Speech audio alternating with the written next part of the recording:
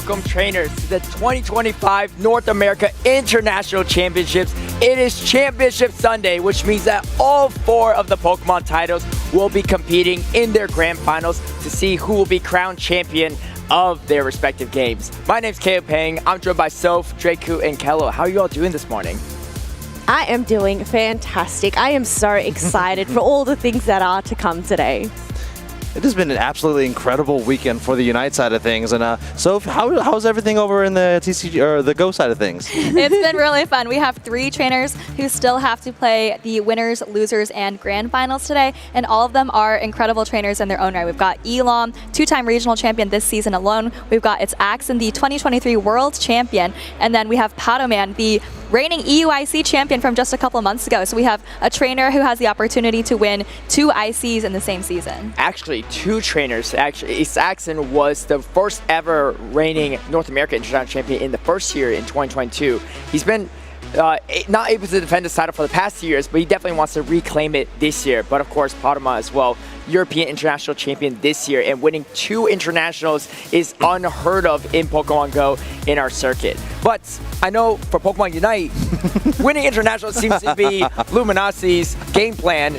Do they do it again? Yeah, it's a little bit different for Unite. We have one team that is trying to collect all of the trophies for these ICs. This is Luminosity Gaming from North America. They've already won LAIC in October, November. They have won EUIC in February, and they're looking to win NAIC as well. Luminosity Gaming, are they the favorites to win? What do you think, Cal? Ooh, that is a really interesting question. I feel like Revelation there is a bit of that dark horse in terms of whether we were expecting for them to get this far. I know I was pleasantly surprised. So going up against LG though, considering their track record so far, Revelation have a tough road ahead, but hey, you've just got to get in the zone in the game plan because really, expect the unexpected. Yeah, Revelation has definitely been turning a lot of heads this weekend. This is a team that has not qualified for the World Championship Series in a couple of months in Anaheim. There are now 5 teams from North America going to the World Championship Series, which is incredible for the region. There's only 4 allocated to us, but the final stretch of the tournament this weekend gave us that 5th slot, Caleb. Yeah, I mean, and you're saying how Luminosity are maybe the favorites to win it because they've won 2 international already, but they also have 2 world championships under their belt out of the 3 from Pokemon Unite so far. So pretty, you know, David versus Goliath situation. Oh, yeah. However, Revelation did upset Orange Juices, right, which were some of the favorites to win this whole event. So maybe they have what it takes. Speaking of potential upsets, so we have Axon, who is also a world champion in that top 3. He's actually coming from the loser side. So what do you think about that Pokemon Go matchup?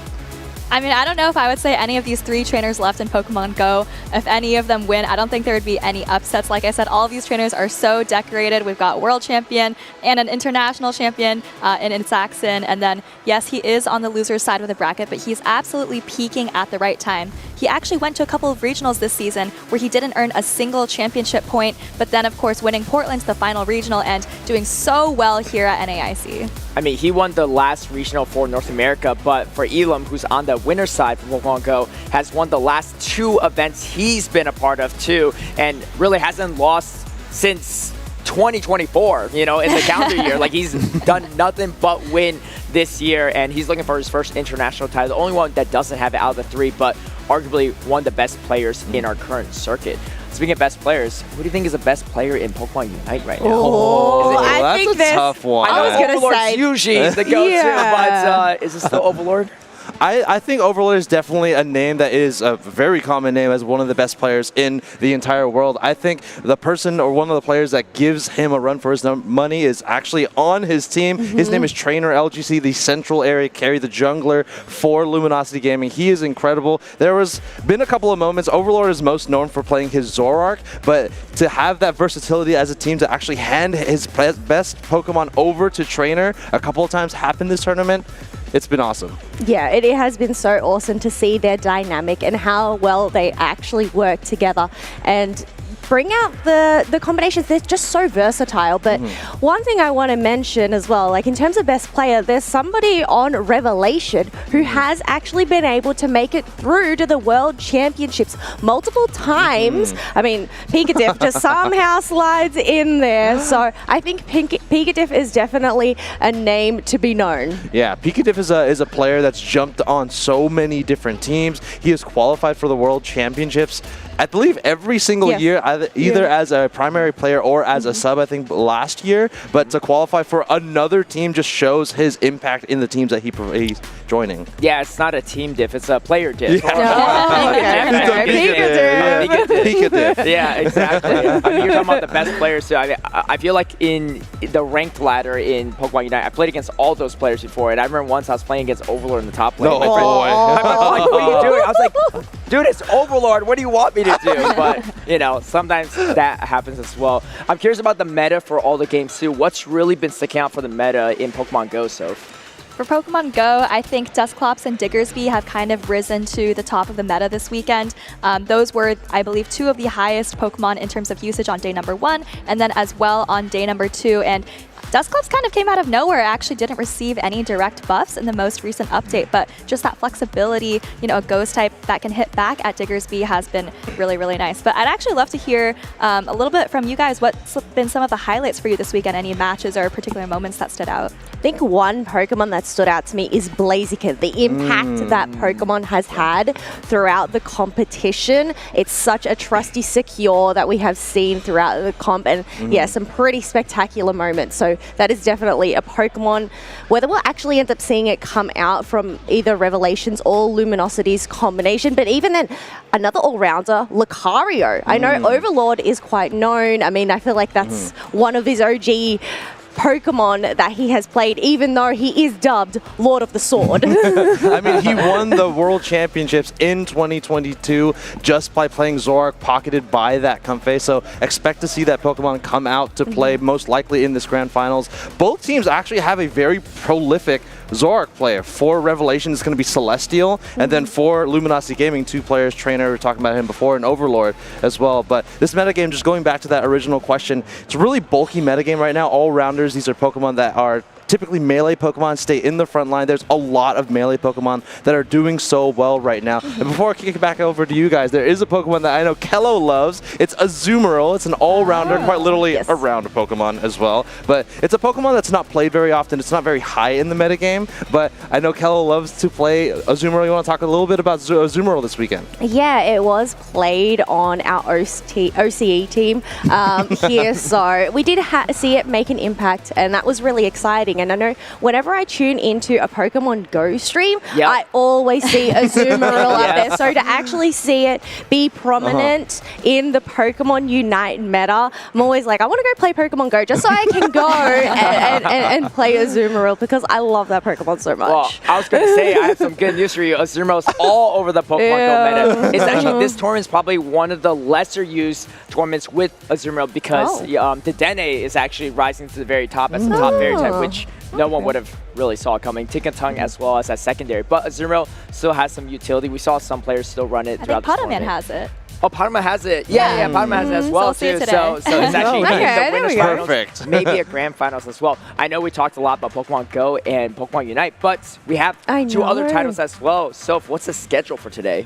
Well, we are going to be kicking things off with Pokemon Unite. That's actually going to happen in just a couple of minutes, so stay tuned for that. Then I believe we're diving right into Pokemon Go, followed by the trading card game, and then ending the day with the video game. Yeah, and then for a trading card game and the video game series, there is that juniors, seniors, and masters division. So a lot of grand finals, a lot of action for you all. I'm very excited too. Championship Sunday is such a great day, to the culmination of the big event, the international, right? And you know, a lot of players and fans are looking forward to cheering on their favorite players and see who takes it all away and who makes history. Yeah, super excited to see who wins Unite this weekend. Again, it's a David and Goliath story like you were talking about, right? Revelation is a team that's, again, been turning so many heads. Luminosity Gaming, one of the most consistent teams in the entire world. They even traveled to the Asia regions, Asia Champions League, I believe, in March, and got 3rd place there. And those are some of the best teams in the world. Yeah, they have been very prominent throughout the season. I mean, throughout our 4 years in Unite. Definitely Luminosity, a name to be heard in pretty much all homes that are tuning on in. So we'll have to see whether they can make Pokemon history with the 3 IC titles for the year. Yeah, I mean, they've already made a lot of history, right? But they're going for the trifecta. 2-time world champions. No big deal. Now it's going for a trifecta on the internationals, too. I want to go back to the discussion on metagame really quickly. And this happens for Unite, but in Pokemon GO, does it happen so much that within the tournament itself, a metagame starts to develop just within this tournament that's not really seen anywhere else? That's a fantastic question. I mean, for our players, they do have to kind of lock in their teams before it starts. So a lot of people, they have an idea what the meta is. But that's a great question, though, because 2 of our European players have really spicy picks. Anyway, before we talk more about that, we have some Pokemon Unite action to head into. Let's take a look.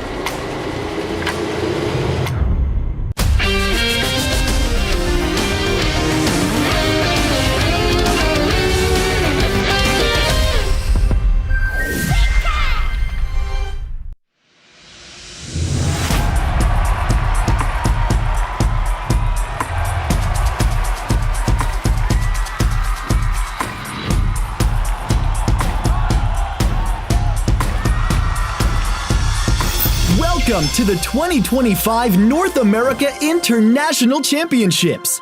This is the crown jewel of the international circuit, and the world's top trainers are here to leave their mark on history. NAIC, are you ready? Last year, Out of Pocket showed exactly why he's a champion, shutting down every challenger who came for his crown. Teamwork made the dream work, and the Orange Juicers crushed the competition to claim their glory. In the TCG, Andrew Hedrick outplayed and outlasted them all, claiming the title of King of New Orleans. And in Pokemon VG, Patrick Connors clinched his first championship with ice-cold decisions and flawless execution. Let's go! Tongue come in next. Ash and Ash. We get the attack boost. This could change everything. Another Fairy Singularity! Hyper Voice and Kilo's low bliss assistance! They're going straight for the score! Both active on the Temple of Sinnoh. Theo Upper Energy on the pit jock. KO with block 3 win. The game, Josh, the honor, the glory, the redemption is his. We've had an insane weekend here at NAIC. Last event of the season. I have never heard the crowd as loud. Welcome to the North America International Championships. We came to win. Let the games begin.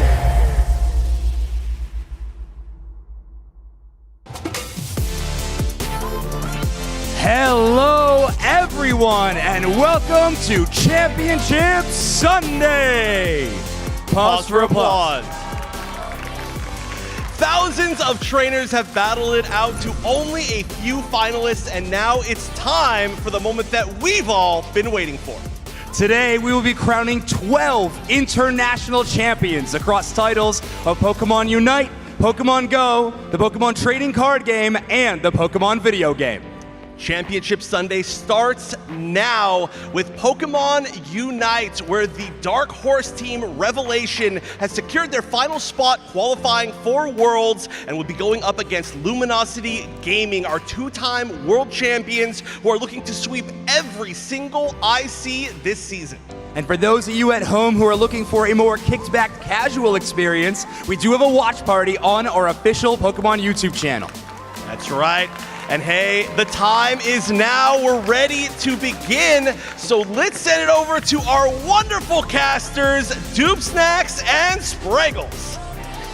We don't know if we're on camera right now because things are banana lands up here in the lounge. everybody.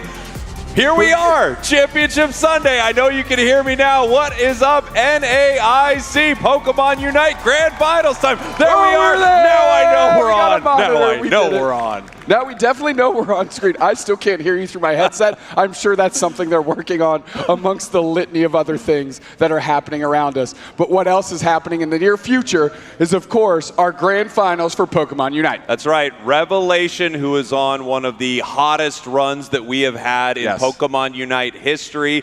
And, of course, we have the undefeated giants, Luminosity Gaming, looking to complete their Infinity Gauntlet of IC trophies here at NAIC. Yeah, great stories both ways. I'm so loud, I feel like I can't even think. When we're looking at Revelation, we've seen hot runs out of teams. Think Tuzi, LAIC. They're on a similar trajectory here. Are they able to maintain that momentum into Championship Sunday? Something that these teams have not been able to do when they're squaring off against Luminosity in the grand finals. Like you said, on the other side, Luminosity Gaming going to be the first competitive Pokemon competitors, that's a thing, going for every single IC win in a single season. It's been done 3 ICs in a row, but split over 2 seasons by Tord Reklev TCG. Learned that last night. But in a single season, that is something that has never been done before, and LG is looking to take that crown for themselves and put themselves not only in the Unite history books, but the Pokemon history books. That's right. We're here on Championship Sunday on the main Pokemon channel. So if you're not familiar with Unite, we are going to hold your hand as we go through some of the best Unite action that you could possibly see. This is the final stretch where one team was able to secure that final world spot, and they are here in our grand finals, Revelation. Facing down the team that you are looking at right now on your screen, the legends, the 2-time world champions, best in North America, possibly best in the world, Luminosity Gaming. Every time they've found themselves in the grand finals this year, they've left with a W. Slash, Kyrios, Trainer, Otter, Overlord, you know those names because we've said them a lot, because they've been on stage a lot, because they just keep winning. On the other side of the board, of course, you have Revelation on the absolute heater run of a century. Celestial, Dispenza, Picadif, Oblivion, and Luniero, who have just absolutely come unglued yesterday, dispatching high-quality teams. Not only we thought they were just going to kind of be playing a match, qualifying for Worlds, and then that might have been the end of their story, but they said, we're not done yet. Work's not done. We're trying to make a stamp and prove that we are just as good as we believe we are. And I have to shout out Picadif, you know, representing for the geriatrics everywhere, has tried to retire, I think, 16 different times, and somehow keeps getting pulled in. And also qualified for Worlds through Pokemon Unite 4 times on 4 different teams, 2 of which has been in kind of like this last chance qualifier type situation. This kid, when he is gaming, is on, and he is helping this team get across the finish line, and now they just have one more step to go. Now we're taking a look at our pricing here for this weekend. Obviously, between all of the Pokemon titles, we have $500,000 up for grabs, but this is what we're looking at here for Pokemon Unite. First place taking home $20,000, $10,000 for second, and all the way down the line. A lot of money on the line, and we're going to see who's going to be our grand finals champion, final stretch champion, Luminosity Gaming Revelation. Luminosity Gaming, 3-0 Peru Unite, a phenomenal team, made them look childish. Luminosity Gaming, 2-0 Stamina, made them look childish. I mean, Luminosity Gaming has just been on one, taking and beating the brakes off of every team they faced. But Revelation with a very exciting run, tell me about it. I mean, take a look at Revelation right here. Somehow taking down the regional champs, Orange Juicers, 3-0. Extremely impressive. And then they went up against Daybreak. The last chance for that group to get their Worlds invite, not able to make it happen. Revelation moving forward through this bracket. And here they are in the grand finals. And you have to wonder, is this momentum something that they can keep up? Can they actually stop LG from getting this next title? I think either way you look at this, it's going to be an exciting finish, and there's like a fun little bit of history between these two teams because 2 of these members were actually on a separate team that went up against Luminosity and beat them in regionals. You have Otter on LG and Celestial on Revelation, so we're going to find out who the best member of TTV is this weekend as well. And now we've got the champion predictions. Grand finals here. We're taking a look. I am confused on this If graphic. I look at this graphic, I believe we are all choosing Zoinks is going to win. I don't know what this graphic is. I'm sorry. I'm assuming there's information here that I'm not dissecting very well. The giant Zoinks is definitely an aura. He's aura farming us right now, I think, is Zoinks. I'm understanding it. I'm hearing that we all voted for Luminosity, and Zoinks, to get his picture even larger and inflate his ego even more, decided that Revelation was going to win it. Now that I understand this graphic, it makes less sense because Zoinks is out of his mind. But I can assure you, if they won, that would be insane. Crazy, one of the craziest upsets I feel like in Unite history. Yeah, literally only topping themselves after they upset Orange Juicers 3-0 to take the next biggest upset we've seen in UCS history. I want to touch a little bit about the history between these two teams. You mentioned Celestial and Otter from that TTV squad that won at NAIC 2 years ago. Fun fact about that, all 5 members of that TTV team have qualified for Worlds on 5 different teams. Yeah. Which is a wild statistic to think about, and a little tip of the cap for their skill level in this game. Yeah, I mean, we have had some players who have been here since the start, right? And they are still, you talked about Pikatif earlier, a player that just seems to make it to Worlds no matter what. Once again, now on a new team, on Revelation, making it to Worlds here. And the big question mark is, can they take down a team like Luminosity? Can they take down what many consider to be the best team in the world right now? If they were able to do that here at NAIC, they would be making the biggest statement in Unite. Absolute shockwaves would be sent specifically through the NA scene, but that is something that NA specifically has, or I guess I should say Revelation has an advantage in right now, because NA historically plays NA incredibly close. So if there's anything they can pin their hopes on is their experience with LG, just because they exist in the same ecosystem. Now, let's take a look at what you get if you're hanging out with us today. That's right. You get a special sticker by entering the gift code NAIC2025 that you can adorn your trainer card with. And, of course, just for watching, you can unlock that Mew Platinum emblem and more rewards for all of our games this weekend. Championship Sunday is going to be amazing. TCG, GO, VGC, and, of course, we're starting off here with Unite. And if you take a look here, I'm sure you can get those cards in a game that I think is TCG Live. Pokemon TCG Live, use nice 25 Destined Rivals, a nice and easy thing to punch in. I'm keyboard deficient, so I'd have a lot of problems getting this done for myself, but I'm sure you at home are not, and you can get that for yourself. Obviously, you can also get Wolfie's Incineroar, and I don't know how Wolfie feels about it. I'm not even sure how this promotion works. I'm excited for Wolfie, but I don't know if this is a slight to him at all. Based on the interactions I see online within the communities, I feel like it's a combination of both. It's like, we respect you, but also a little dig. Yeah, we respect you, but a little dig. I feel like that's how production treats us. They respect us, but a little dig us all the time. I think they do not respect us at all. I honestly wouldn't. We're responsible for opening the show, and we absolutely just kick this thing off with Calamity. But that is kind of Unite's style. And why would we switch up now? It is an action-packed Calamity out there on Thea Sky Ruins. We're just trying to bring that to you at home from the spots that we're in. Yeah, it's going to be an amazing battle between these two squads. And again, I know being on the main channel here for Pokemon, there are going to be a lot of you who have not seen a Unite game before.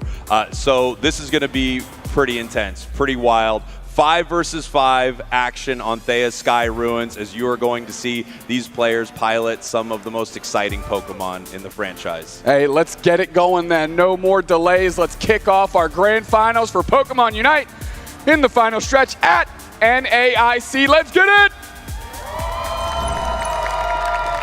All right, what's up, NAIC?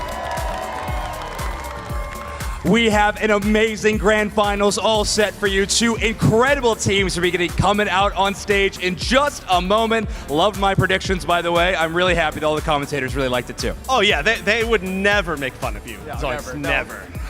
Not once. Exactly. So in a few short moments, these players are going to be coming out on stage and getting set up for what is sure to be an amazing grand finals. We have international champions, we have NAIC champions, we have world champions. So no matter what, this is going to be an amazing grand finals of Pokemon Unite. That's right, we got 2 members of TTV representing their individual teams. We've got a great crowd out here this early in the morning. Yeah. Shout outs to every single one of you.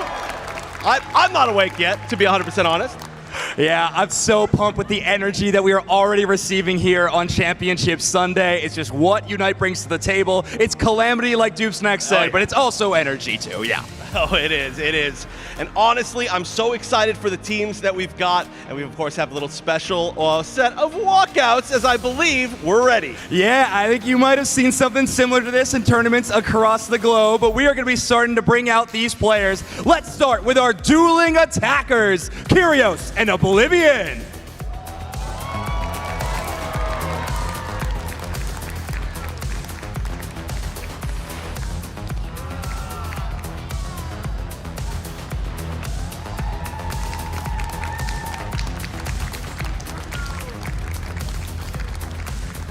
And coming up next, oh, the crowd, you hear that? That's a lot of cheering.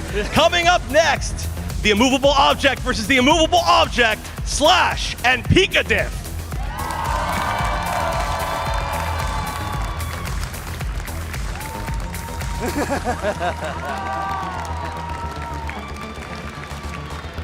And we go to our kings of the central area, Trainer and Celeste.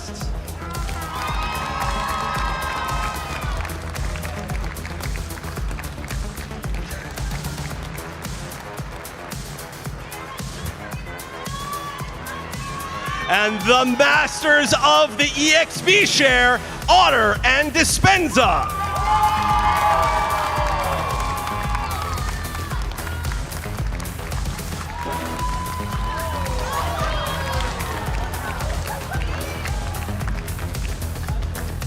And last but certainly not least, our Hyperflexes, Overlord and Lunier.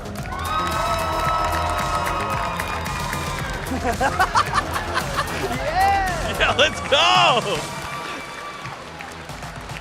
All right, now that we got our teams all set on stage, we are going to invite 2 players up here to have a few words before our match. Let's get Celeste. Let's get Otter. Hello, gentlemen. Welcome to the stage. Well earned that you're here. I believe we're going to be starting off with questions over here to Celeste. Yeah, all right. We've done these a few times, but of course, this is a very fun matchup. Former teammates battling here on stage. Of course, this is going to be an exciting matchup. Your team's done a whole lot of prep. You've had an amazing run so far to make it to the grand finals. A lot of MVP performances from a lot of different players. But who on your team is going to need to clutch up if you're going to be able to take down LG? I think a lot of it rests on Pika and his engages. So as long as Pika does what he's been doing, I believe we'll win. All right. Yeah. I like that a lot. Look alive, Pikadiff. Been looking great all weekend. All right. The last time that we talked in Japan, you said that North America was not helping LG improve because they weren't on the level to help improve. Now we're here, we're in the grand finals of a tournament with tons of, well, a good amount of international competition, and you are up against another North American team. Do you think that has changed at all with Revelation and how good they are currently, or is it the same as it was over at ACL? Well, I'm happy to face Celestial because he's the only player who's won NAIC and never lost NAIC. So they're the only team, he's the only player standing in our way from embarrassing all the Western teams and winning all 3 ICs this season. Okay. That might be the nicest thing you've ever said about another team. So that is pretty great praise. All right, I like this a lot. You were the final roadblock for LG, but I think you and the team thinks you might be a whole lot more than that. What's it going to take down this LG squad? Honestly, I think we have what it takes already. Like, we've had such an amazing tournament. Everyone's been playing amazing, and I complete faith we'll win. All right, a whole lot of confidence coming out of Revelation. All right, and your team has swept every single match that you've played this tournament, no losses. I was going to ask this already. I feel like your intro maybe was a little bit of an answer, but what do you feel the score will be in this set against Revelation? I think it'll be 3-1. I think he's really good at getting Rayquaza, so it's going to happen. I love that. I love that. All right, gentlemen, if we could have just a quick stare down between the two of you set up on stage. We'll start with Celeste. One final word for your opponent in LG. Good luck. You need it. Oh, all right, now it's your turn. Your word for Revelation. I'll say it to him after, but stand proud. You were strong. Oh, okay. Well, farewell letter. All right, you two, go get set up for the game. Let's have a great matchup.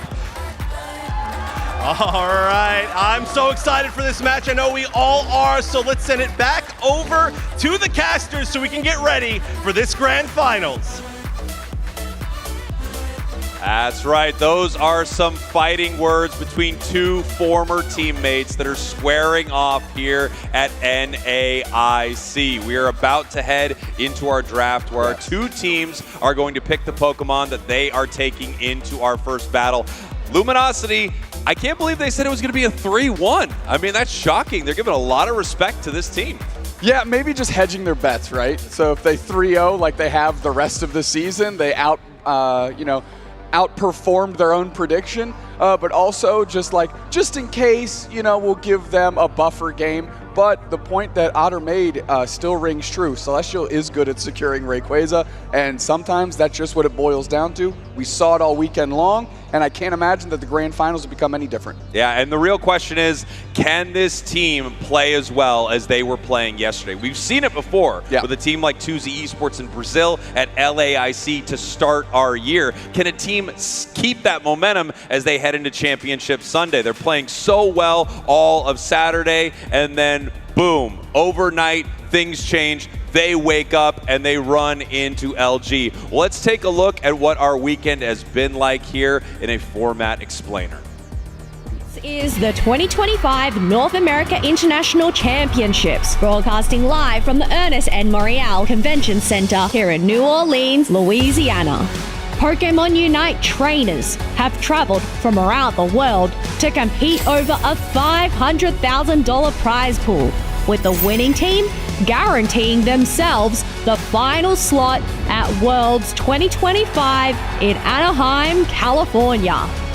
This tournament is a 3-day tug of war that got started with the group stage, where up to 64 teams entered into groups and fought until only the top team survived. Yesterday was the bracket stage, where our trainers were placed in a single elimination bracket until we were left with our two best teams. Today is the finale, Championship Sunday, and our two finalists will go head-to-head to see who claims the NAIC trophy. The match will be a best-of-5, winner takes all. Today's match winner will gain a direct invitation to Worlds 2025. So let's delay this no longer and get right into the action.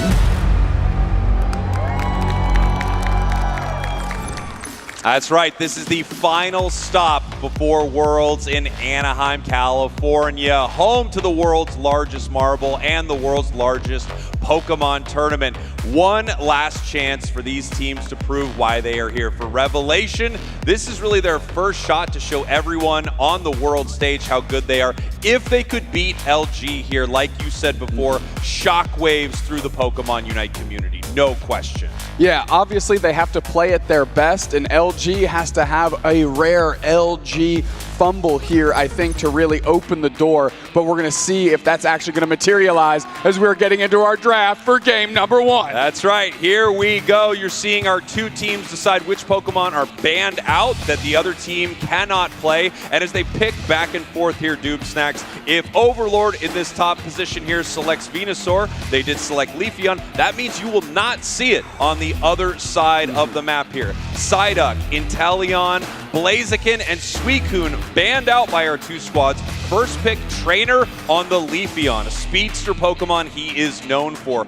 Quick burst damage, and if it gets started early, which it often does, it can really take over a game. Grabbing Snorlax, Garchomp early, really setting the tone here. Snorlax, a phenomenal defender, has been all weekend, and Garchomp, I think, is right where it should be. Finally getting the love it deserves, because that is an incredibly strong top path Pokemon. I want to talk a little bit about Curios' selection here. Armarouge, a Pokemon that I think everyone was sleeping on throughout a majority of this season.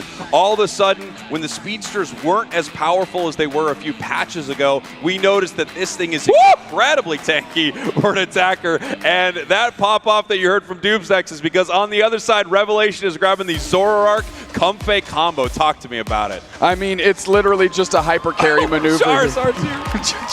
So, okay, a lot of stuff to dissect here. Yeah. So Zoroark Comfey, of course, is essentially like jumping out of a plane with a parachute, just all about energy, adrenaline, and action. On the other side, though, you have an isolating Pokemon in Charizard, which isn't played too often, but its Unite move literally scoops up a player from the other team, suplexes them back to Earth, and you take to the skies to burninate the countryside like Trogdor. What I'm looking at here, they chose Charizard in response to that because as soon as Celestial's going to commit to an engage, Overlord's going to step up, hit that Unite move, isolate the Zoroark, and they're going to collapse and try to get that KO. Because when you're carrying the Comfey, that's a BOGO deal. That's a 2-for-1. That's right. You take a look at Charizard right here. It is running that Curse Bangle. So the idea behind it not only would be to isolate a Pokemon like Zoroark that has the Comfey on it, again, 2-for-1 in that moment, but also reduce the healing that Comfey is able to put out on Zoroark, looking to counter it in a big way. We're going to see if it works. Charizard, not a common meta pick in Pokemon Unite right now. Overlord, one of the best to ever play the game, so you got to trust him. Yeah, absolutely. The pick rate is 2%, and I'm pretty sure that 2% is generated strictly by Overlord specifically because of these situations. But it shows that Luminosity Gaming is thinking of unique strategies, way to combat popular things. Zoroark Comfey is something we've seen before, despite the fact that Charizard is not. Here we go. We are getting ready for our brawl here on Thea Sky Ruins as our players are loading in our first game here of our grand finals at NAIC as you are taking a look at the battlefield right now. Luminosity Gaming, your purple team. Revelation, your orange team. These are your best of 5 grand finals. Going straight into the bottom path is Curios, the bot path attacker here with Slash Can. Mr. Mime, again, another Pokemon that isn't played too much, especially this event with a pick rate at 8%. We'll see how it can battle against Snorlax, something that's been picked almost every single game we've watched. Nice secure there by the side of Luminosity. Whoever gets the last hit on these wild Pokemon get all of the Eos energy and all of the experience for their side, so you want to try to take that away from your opponents. Overlord being chased out by the Gibble right there as they are looking to get Otter away from some of these wild Pokemon as well. Otter going to peel back towards Overlord, and Lunier doing a great job bullying in the 1v2 because Gibble can do that. Despite it being a Stage 2 Pokemon evolution, it actually holds down the fort very well early game. Now we saw Zoroark actually appear in the top path for a moment here, but it looks like they're running through the center, possibly looking to catch Leafeon if they move through this central area here. Now we have a fight that's about to break out in the top and bottom path over these Altaria and Swablu that spawn here in just a few moments. Leafeon moving up for Luminosity, and we have Zoroark for Revelation. Oh, and they sussed out exactly where they are, going straight for the engage. Slow Smoke is down. They're trying to pin some of the players of LG so they can get a knockout. Overlord pivoting up top, and they're easy KO there for the Zoroark, and honestly, Revelation getting the better of that exchange. Beautiful K-opener for Revelation, really taking it to Luminosity right there, but something you have to recognize is when Zoroark has that Comfey collar, it's like you're fighting 2 Pokemon, and when players play Zoroark at this level, it's like they're fighting 3. I mean, this Pokemon is unbelievable in the hands of a skilled player. It really is, and you can see the commitment that Revelation has to getting Celestial online on that Zoroark, going back into that central area, picking up more and more farm.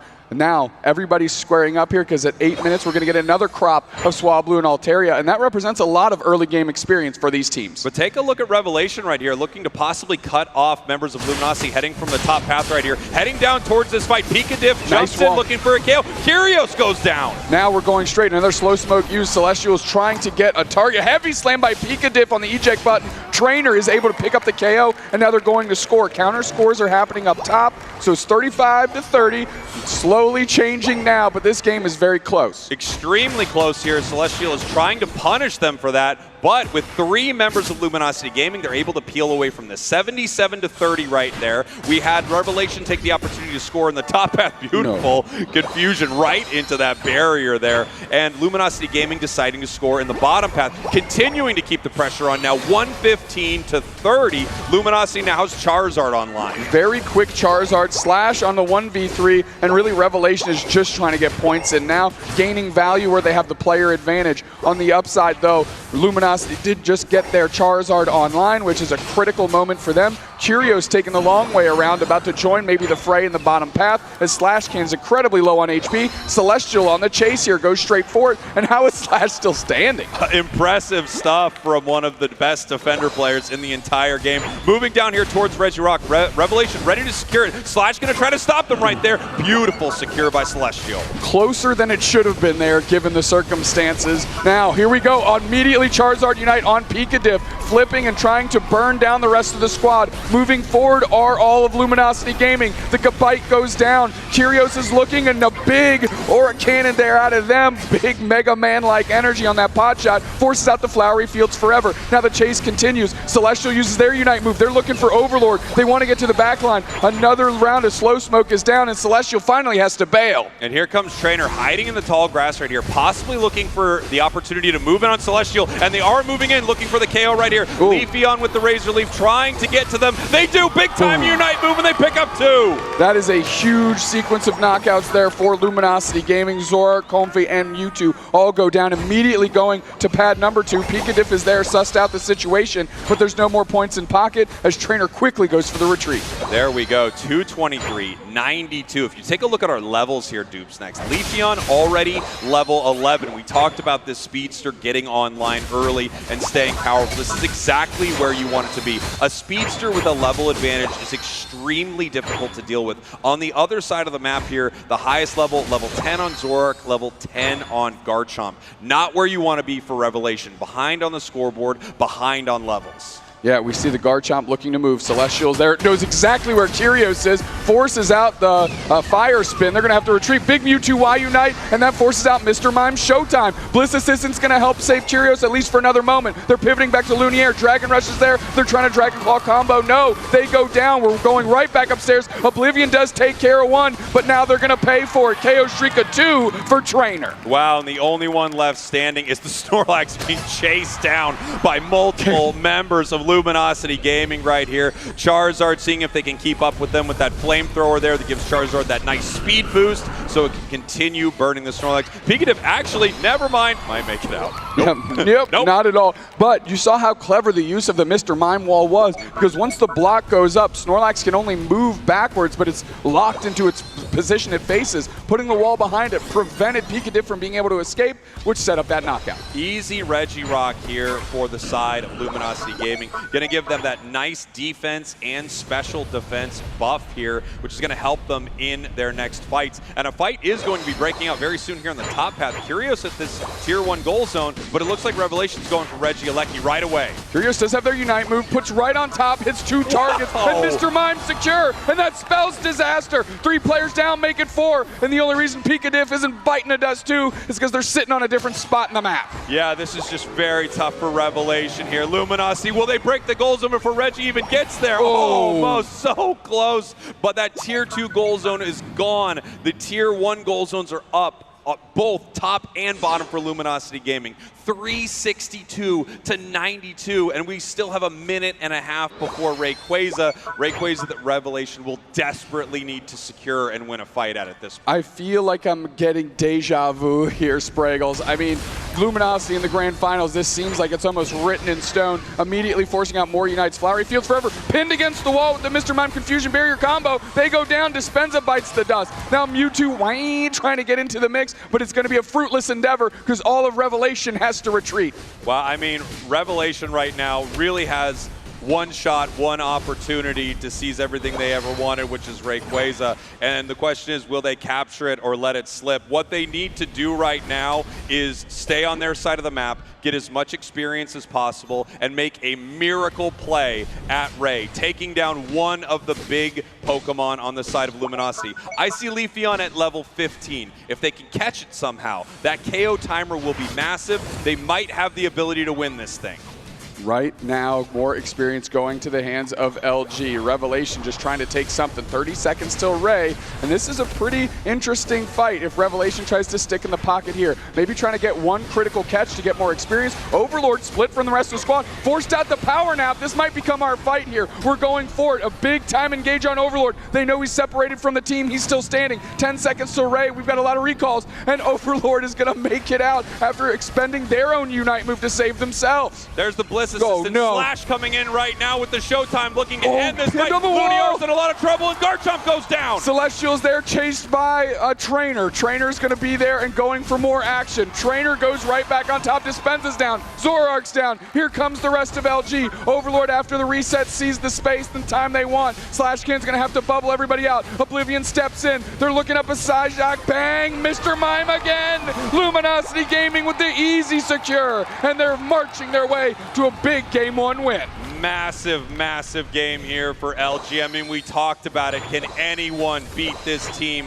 What a decisive victory here. With a minute and 30 seconds left, it's crazy to say, but not even enough time for Revelation. They would need to KO every single member of Luminosity and score full-pocketed goals here of 50 Eos energy each to come back in this game somehow. And Luminosity feels like they're in a perfect position here. They get to run right by, pick up some KOs.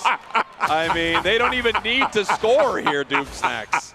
I mean, come on. Trainer knows what the gambit is. He knows what their out is, and immediately, with one press of a button, that beautiful Emerald 2-step sorts out 2 players instantly for Revelation, and that effectively puts the final nail in the coffin of Revelation for Game 1. That's right. If Trainer knows the gambit, I mean, he is making a name for himself out here as one of the best central area players in the game. We talked about this a bit yesterday. I think Trainer is the kind of player who would play that Zoroark without a Comfey Leafy on the same way, and look at him, level 15, just staring in the face of Revelation. And at this point, you have to wonder if Revelation can bounce back after such a difficult Game 1. Many teams cannot. They're going to have to, because if your alarm clock didn't wake you up, Revelation, LG certainly did. Holy smokes, that is a heck of a way to make a statement for LG and putting Revelation back in their place. I mean, you might have said it woke him up, but they might have put him to sleep here in game number 1. Such an impressive victory from a team that, again, is considered possibly the best in the world. They won LAIC, they won EUIC, and now they are looking for that 3rd international title of the season. Also, these are back-to-back world champions in year 1 and 2 of the game. Yeah, they're good. They are good at this game. Good. Yeah, I mean, 80k damage, 13 knockouts. Trainer, unsurprisingly, buffing those numbers at the end of the game where we saw that amazing KO streak of 2, which honestly just felt like child's play. I mean, they just immediately just jumped in. We've got our stats on the side on our other monitor here. Anything that stands out for us? Well, I mean, 85,000 damage from Kyrios here. So we talked about Armarouge being a breakout star Pokemon. One of the things that I think is best about it is it feels like anything that wants to dive it, whether it's a Zoroark, whether it's this Garchomp, whether they have a Talonflame that wants to crash in with Brave Bird, it feels like it can weather the storm as this attacker with Fire Spin, able to give itself these shields, have incredible recovery, and because of that, it's just a constant presence in these matches that is very difficult to deal with. Now we're kind of seeing the trajectory of this game, and it's the purple line going straight up to the roof here, as it really was a one-note tune that LG was playing, and that was to win. That's right. They looked incredible here in game number 1.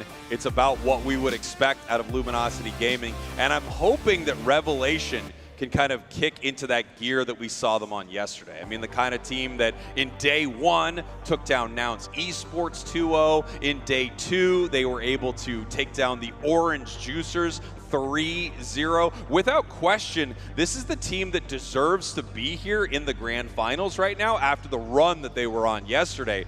But it's a single elimination bracket. With these 2 teams undefeated, they are running into the monsters that are Luminosity Gaming. We need these teams to figure out how to translate a great day 2 run into a championship Sunday performance. I know Revelation, you know, they left a lot to be desired there for themselves. I'm sure they're trying to work through it. But for some reason, Luminosity Gaming, every time they step into these situations, already feel like they've been playing all day and they're walking in to just play another match and continue that run. Whereas every other team we've seen on Championship Sunday so far feels like, again, just completely disjointed, like they're being woken up, like they're having issues getting going, and Revelation needs to figure it out quick because they're running out of time. Look, I don't think there's a scarier squad to run into in the grand finals than LG. They play so incredibly well. They make very few mistakes, and as we saw there in game number 1, they can deliver an absolute dominant performance. Ban right away on the side of Revelation. They're making sure that Leafeon is not coming back into this match on the side of Luminosity. Inteleon banned away. I understand completely. Blissey also going to earn a ban here. A huge ban rate on that support Pokemon. It's incredibly strong. And we have Suicune for the final ban. This is a Pokemon that I really don't think should be making it through any draft, if I'm being honest. Agreed. I think Suicune is unbelievably busted right now in Unite. Just the slows, the stuns, the freezes from this Pokemon is incredible. First pick onto the side of Revelation.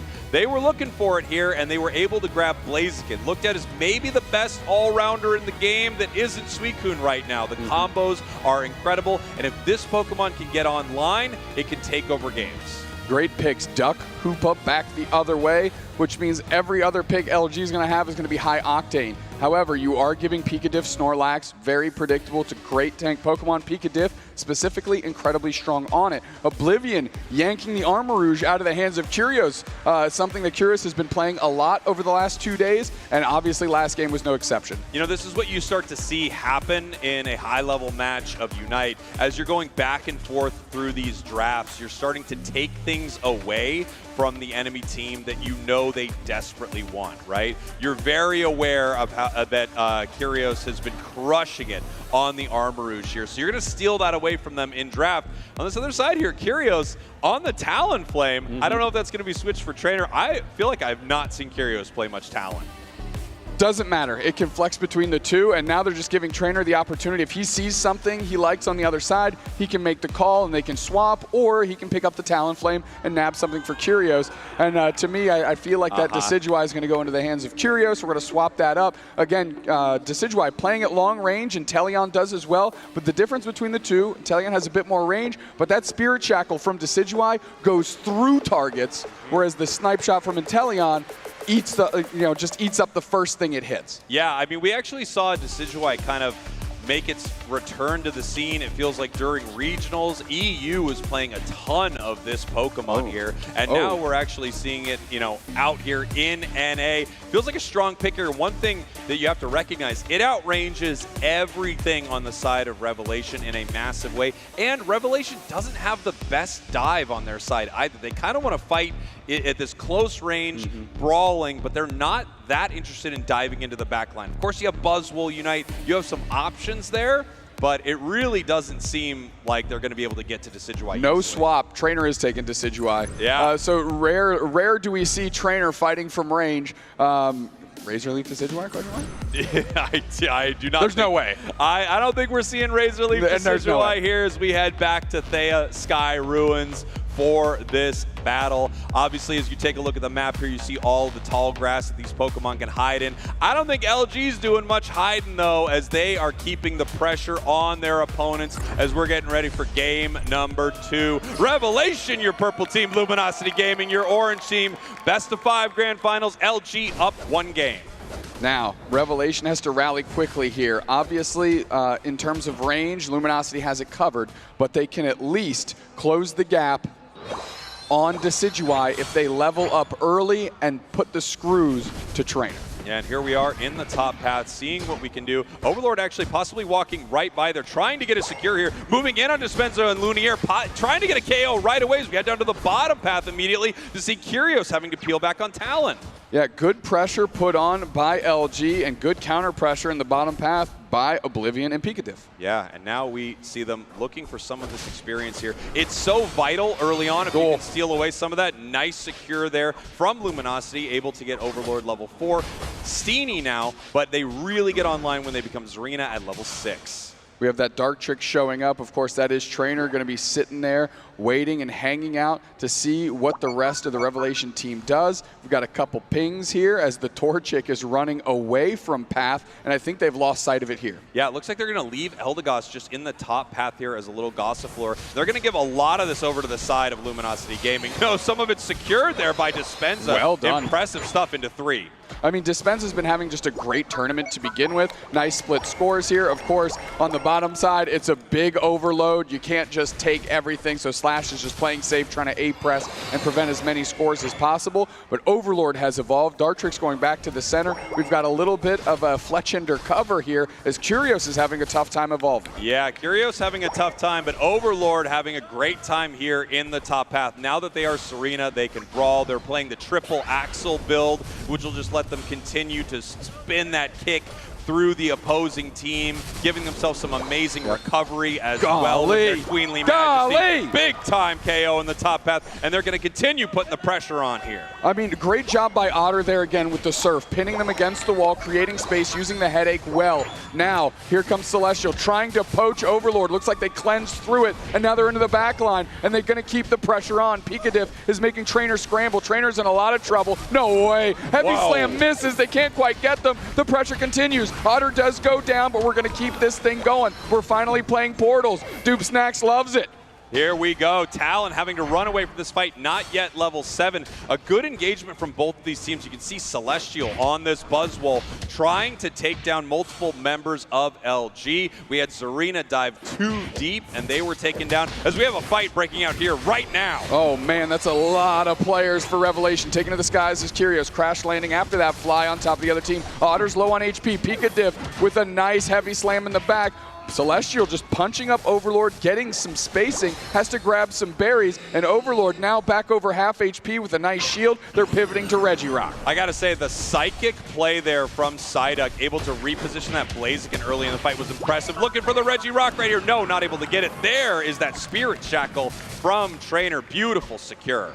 Well done by Luminosity Gaming. Good pressure by Celestial, at least getting a knockout there in that exchange, so not leaving with nothing. And of course, in response, Revelation able to take Regieleki, and we see the knock-knock arrow in tandem with Overlord, gets another knockout, and they're going to be able to rip Regieleki right where it spawned here. Dispenza going to step up, he's hiding in the bushes, big overheat, does hit Overlord, he walks into that one, Portal is down, is Overlord going to make it? No. Now they're below half HP, but nobody can follow up. Yeah, they cannot chase in on that fight because they know they are just going to be peppered with those arrows from Trainer. Decidueye able to play at some pretty incredible range, and I really do think if you look at Revelation's comp, it's going to be very difficult to get back there and stop them, so they are going to be putting out a ton of damage. Otter in a little bit of trouble right here, being blocked into the wall. Curios just watching from the tall grass, deciding whether or not they want to fight here, flying up into the air and peeling back.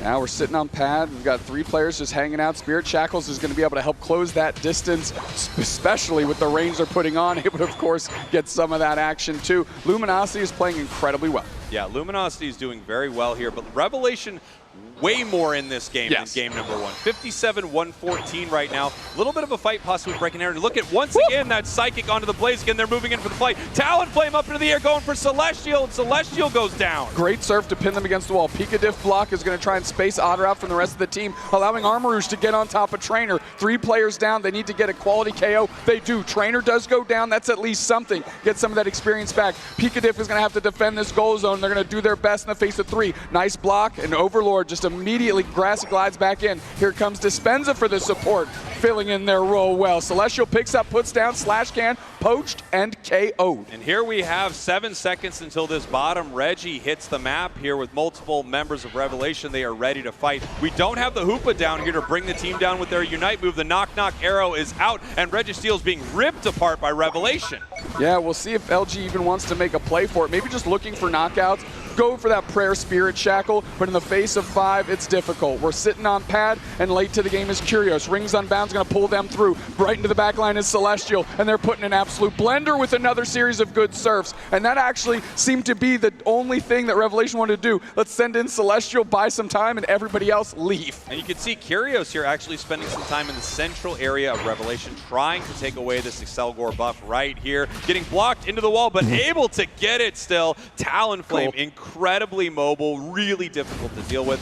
Otter, once again, just pestering them with that Psyduck Psychic. Maybe the most annoying Pokemon to play against in the entire game. Psyduck is unbelievably good and so frustrating for the opposing team. Absolutely, I love Psyduck. Fly to help secure. It was pretty much in the bag anyways, but it will just speed up the clock. And I believe, did they secure that before the 4-minute mark? Because that might be a difference maker. Probably too close. Here we go, the fight rages on. Fly in, Celestials low. Overlord uses their Unite move on them. Single isolation target down. Right into the back line, Overlord continues. They finally get knocked out. I believe that was an overheat. Heavy slam coverage by Pikadiff, not good enough. Portal's going to reset Curios so they can come back through. Yes, knock arrow is out. They're going to get that back in time. Pikadiff is low, can't quite get a knockout. Lunier's going to get crash landed on with a fly. Multiple targets hit. Regieleki hits. Luminosity Gaming is hitting every single vibe they can. Wow, beautiful play there from Curios on the Talonflame. Crashes down, gets a multi-KO, and then scores in that gold zone that was left defenseless from that Regieleki. Beautiful stuff there. 57-95 with a minute until Rayquaza. Now, Doobsnax, obviously Rayquaza could change a lot in a match, but when you're already down by hundreds of points, even if you get it, the opposing team has a lot of opportunities to stay in the match and win. I'm flabbergasted. Revelation needs to find and figure something out right now. This Regirock's the next target here, and we're going straight for the body, son. The fly into the back line. Overlord's dealt with quickly, but the Rings Unbound Hoopa is laying some good stuns. The exchange is a 2-for-1. Now we're trying to stun down Oblivion. They're going to retreat, and now this Regirock becomes easy money for LG. Beautiful stuff from LG, and the Spirit Shackles from Trainer have been on point, catching 2 in that fight in a massive way. The longer range Decidueye is at, the more damage it will actually do with that Spirit Shackle. So it being able to stay out of these engagements is perfect for it right here. Just trying to see who they can find with their Shadow Sneak. And we have Curios hopping in, landing on him with Fly, getting a lot of information for LG. They get to decide how they want this to go.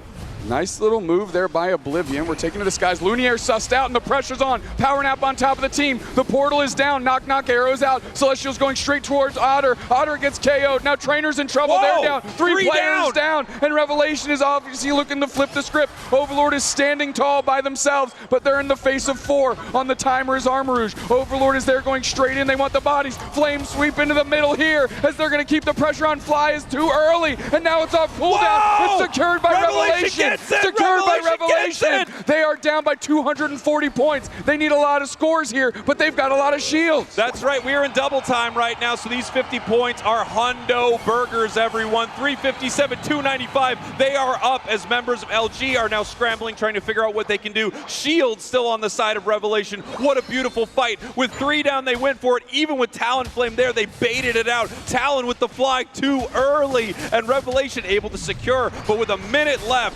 LG is looking to fight. Yeah, they're down by 60 points, and they've got an opportunity here. They need to take some knockouts first. Bang, there goes Celestial. Now they're putting the pressure on, but we've got a hundo going back on the backside. Now it makes the mission a lot tougher for LG. They're backing here. We still have shields. We got to put the pressure on. Pinned against the wall by Pikadiff is Curios. Heavy slam there. Portal is down. Power Nap right on top of it, and perfectly timed fly by Curios to reset.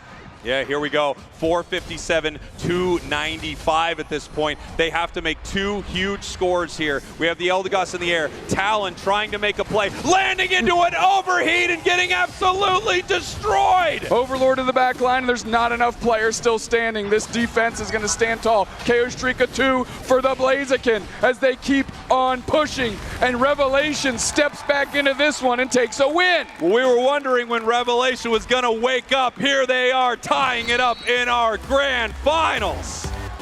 Well, the prediction was 3-1, and we are one step closer for that to materialize. However, we know that Revelation would like to turn that on its head and 3-1 back the other way. What a fight by Revelation. And we talked about it earlier in the match, Doobsnax, keeping it so much closer than game number 1, and they needed that. That Rayquaza fight was very close, but once a couple Pokemon start going down, the dominoes start falling. Luminosity can't stop them. Curios moves in too early with Talonflame. You love to see the Flame Sweep, you love to see the fly, but look at the patience on Revelation in that moment to say, all right, just stop hitting the Rayquaza. let them use all their moves, and then we will secure. Yeah, I mean, well timed, baited that out perfectly.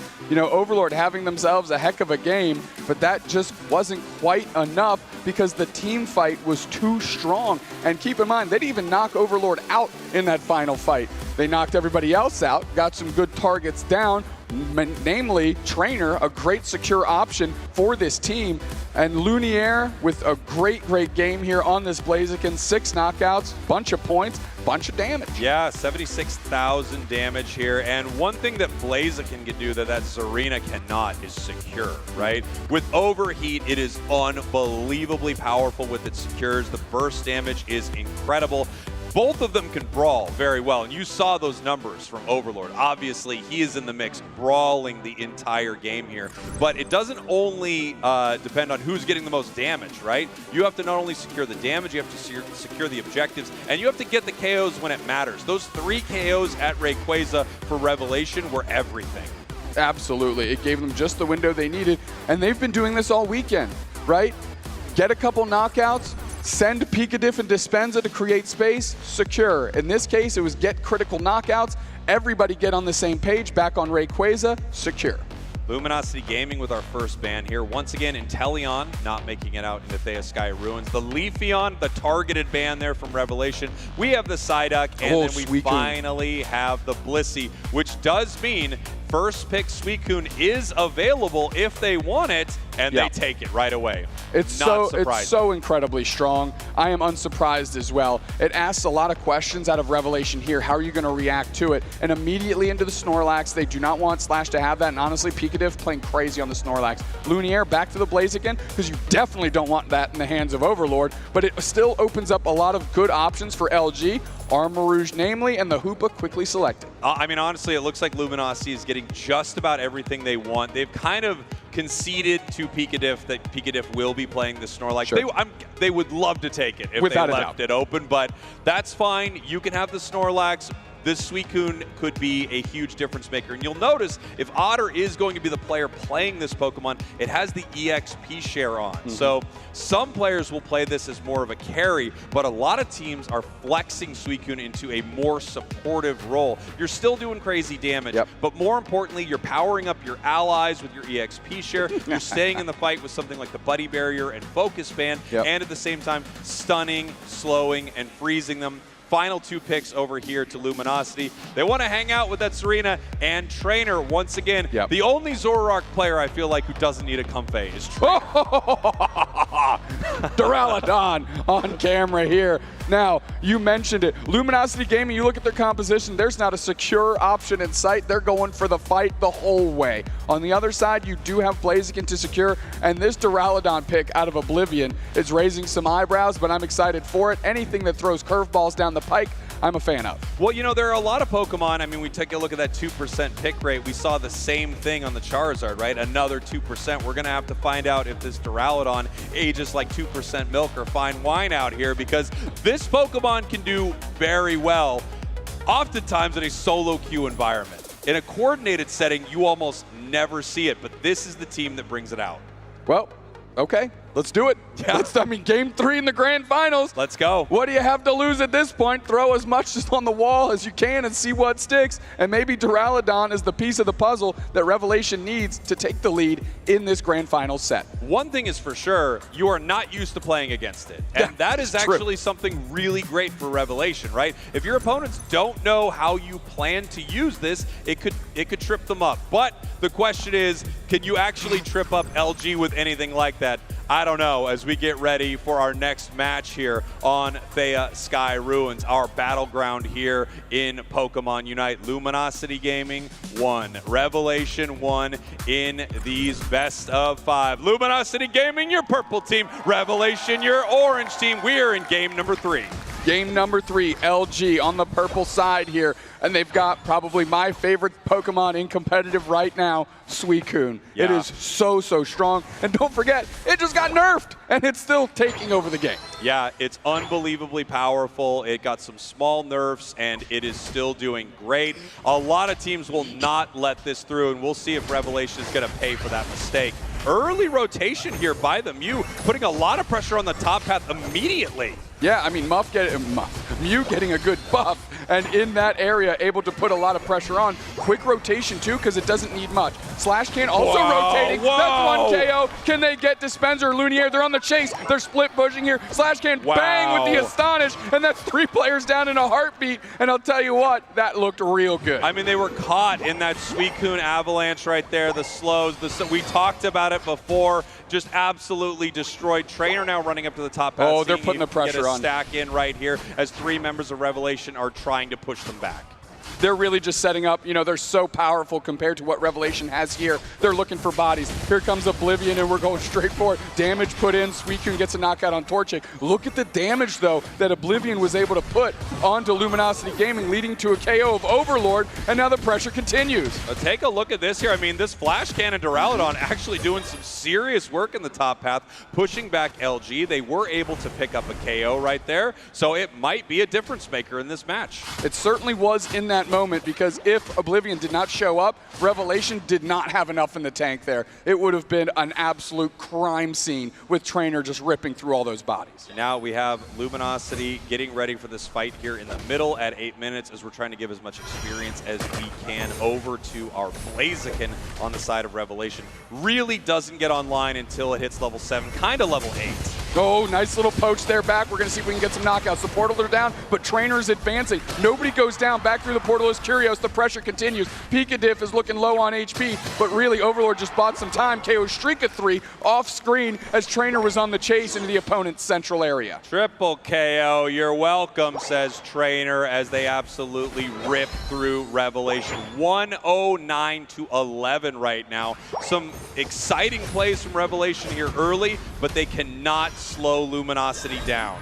Right back through the portal is Overlord, not willing to give up on these knockouts, and they get one. The Flash Cannon Dura, though, putting in a little bit of work, but is it enough work? No, they say take a break, son, maybe for the next 7 minutes, because we're looking to win this one. Here we go. Nice scores in this bottom path. Huge overdunk there. 30 into this goal zone. 184 now, 211.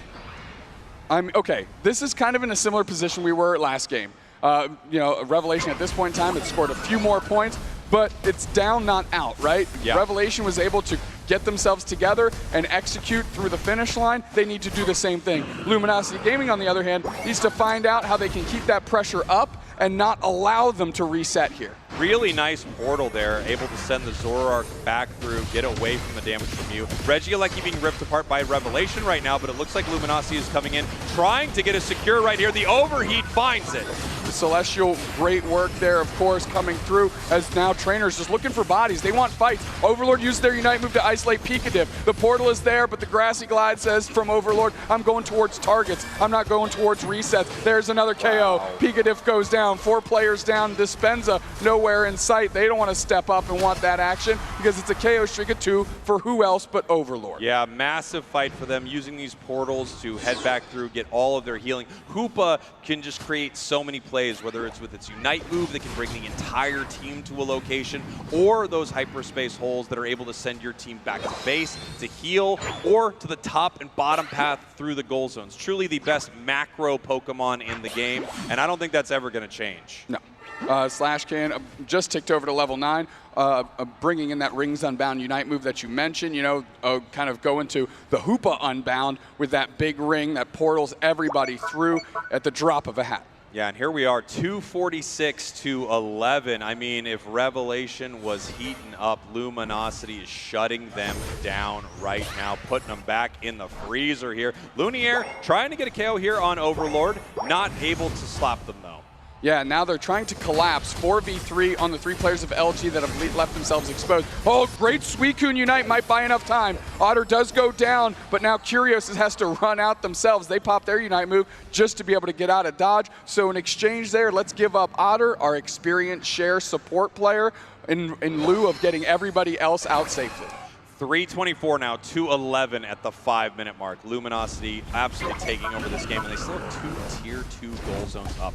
Regirock being ripped apart right here. Revelation coming in, trying to make something happen. Eldegoss up into the air. Oh. There's the revolving ruin, but it's not enough. Isolated again, Lumiere is by Overlord. The chase is on, and that Duraludon is trying to do what it can, but when it puts that big ring, that is a ring that Luminosity wants to fight in. Celestial now goes down. Overlord on this Zarina. Last game, objectively, looked great. They didn't win, but it looked terrific. Now they got to put the pressure on. Overheat is there, Otter half HP, but Overlord easily gets out. The mobility that Zarina has is just too strong. Yeah, Zarina just able to combo so well and dash across the map. Continuing these fights, I mean, the Zarina from Luminosity is relentless here as Trainer is setting up this Regieleki. Overlord now moving up here, and it looks like Revelation is just going to have to defend their Tier 2 goal zone. Something that we want to mention with Hoopa, because it is the Portal Hoopa and that those Tier 1s are still available, they can open what we like to call the hyperspace highway and go up and down between paths very quickly. Because of that, it makes it difficult for Revelation to find value or gain experience through scoring because Luminosity can pivot so quickly. Regieleki on the doorstep, the pressure's being put on just by Overlord, as now we've got Rings Unbound in the bottom path because they're trying to break a different goal zone. Overlord decides to get pulled through. No, they're just still sitting there babysitting, and they close the goal zone out before Revelation can adjust, and that's the strength of Hoopa. Come on, dude, what is going on here? Wow, I mean, unbelievable. 423 to 11. I think Luminosity took that loss personally, and they said, yeah, 3-1, that's all we're going to give them right here, as they are up by over 400 points, which means even if Revelation is able to win at Rayquaza, they would need 5 members to score after that fight. It could happen, but they're behind on levels, way behind on score, and it feels like they're just being dominated here in Game 3. Look how easily they're baiting out that flash cannon from Duraludon. As soon as the Duraludon plants its feet and starts firing, they're able to get out of dodge quickly. And Otter is really the only one that is in harm's way there. Nice Whirlpool, Ice Beam, Freeze, and now all of a sudden this Regirock's back on the table for both squads. Yeah, and here we go. Overlord moving in right there with the Unite move at 230. The Suicune with the Secure. Wow. Duraludon with the big-time Unite, and look at LG just moving through the entire squad of Revelation before Ray. All of them KO'd. The good news is for Revelation, they'll all be back in time for Ray. The bad news is you're looking at absolute monsters on the other. This is like Space Jam Monstars before like Bill Murray came in and saved the day, right? He was the hero of that movie, Bill Murray? I believe he was. Yeah, Michael Jordan was a side character. Nah, he was a main character. Main character energy, at least. Here we go. We got ourselves a Ray fight here. Pikachu with a decent engage. Great follow-up Surf combination. And now Kyrios is in an absolute blender. Are they going to be able to go down? Meanwhile, Duraludon gets KO'd by Slash Can. Kyrios low on HP. Somehow makes it out despite being isolated target. Dispenza's gone. Lunier's on the chopping block. Tons of HP for Pikachu, but that's shrinking quickly. And now it's just the Blaziken that stands. And they are wondering what the heck is going on. But Revelation does have that overheating pocket. What is Otter going to do to sustain that? And they're seeing the option that Revelation has to get out of this one, and they're shutting that door quickly. Rayquaza belongs to Luminosity, and you know what time it is? Burger time. Absolute dominant performance. Before they even score with their Ray Shields, we're at 599 points to 11. One of the most brutal matches I have seen in a grand finals. I really do think that last game was taken personally by LG, and they just had something to prove here in Game 3. Well, you know, credit to LG supporting their teammate Otter and his prediction that he made. They're like, you know what, 3-1, you said it. We wanted you to say 3-0, but you said 3-1. We don't want you to be embarrassed on this big stage, so we'll give up a game, and then we'll just rally back from there. You know, Luminosity is one of these teams that I feel like can beat even a top team in such in such an impressive way, picking up more KOs here. We're at 1,085 to 11. 1,157 points. This might be the most ever. 1,231 points in a grand finals. I don't know if I've ever seen something like this. Stats team, get on it and find out. They're looking for another KO, seeing if they can put some more points into this goal zone. Absolutely unbelievable performance in Game 3. That was tough. That was tough to watch. Yeah, I mean, honestly, I had some fun watching. I mean, it was fun to watch, but like it was tough to watch. Yeah. You know what I mean? It's just like, ooh. Yeah, it was. That was tough. I can't imagine what it was like to play. But you know what? If I ran into Luminosity, I think it'd be a little like that. A lot like that, brother. think it might be a little worse for us. With Zoinks and Teleon on the map, curtains. We're down 2K minimum. Yeah, that was tough. Luminosity Gaming up 2-1. I always do feel like a match like that, the silver lining for Revelation is you can't get any worse than that. Right. It can't be any worse than that. Whatever happened in that, change it all. Don't give them Suicune. Don't play Duraludon. Let's go back to something that worked for us. I don't even think Duraludon was necessarily like the issue. Yeah, but I think it'll be a great scapegoat. You just can't pick it up after that. That's also true. That's also true. But like you said, we've seen teams bounce back very well from these situations because you just go, well, that's, again, as bad as it can possibly go. It's easy to throw that to the side and be like, that's clearly not the team we are. But that is the man that is. And Zarina flashbacks to year one when he was stomping mud holes and walking them dry with this Zarina, this time not using Stomp, but the Grassy Glide triple axle. Yeah, beautiful plays once again from Overlord. We talked about it when that Regieleki push was happening in the top path. Just Overlord up there fighting against 3 members of Revelation. Of course, had a little backing from that Regieleki, but with this Pokemon, with the combos, with the passive Queenly Majesty, able to reset your moves and give you either a large shield or some incredible healing, depending on how you decide to play. It's just really difficult to take this Pokemon down, especially in the hands of such a skilled player. I'm not gonna lie. I want to see Overlord lock in Zarina again. Yeah, yes. It looked terrific in game 2. Like I said, despite them losing, he looked very good on that Pokemon. It's a lot of fun to watch because we don't see it too often, and clearly it's found itself a niche here in this particular matchup. They being Revelation, has not adjusted well to it at all.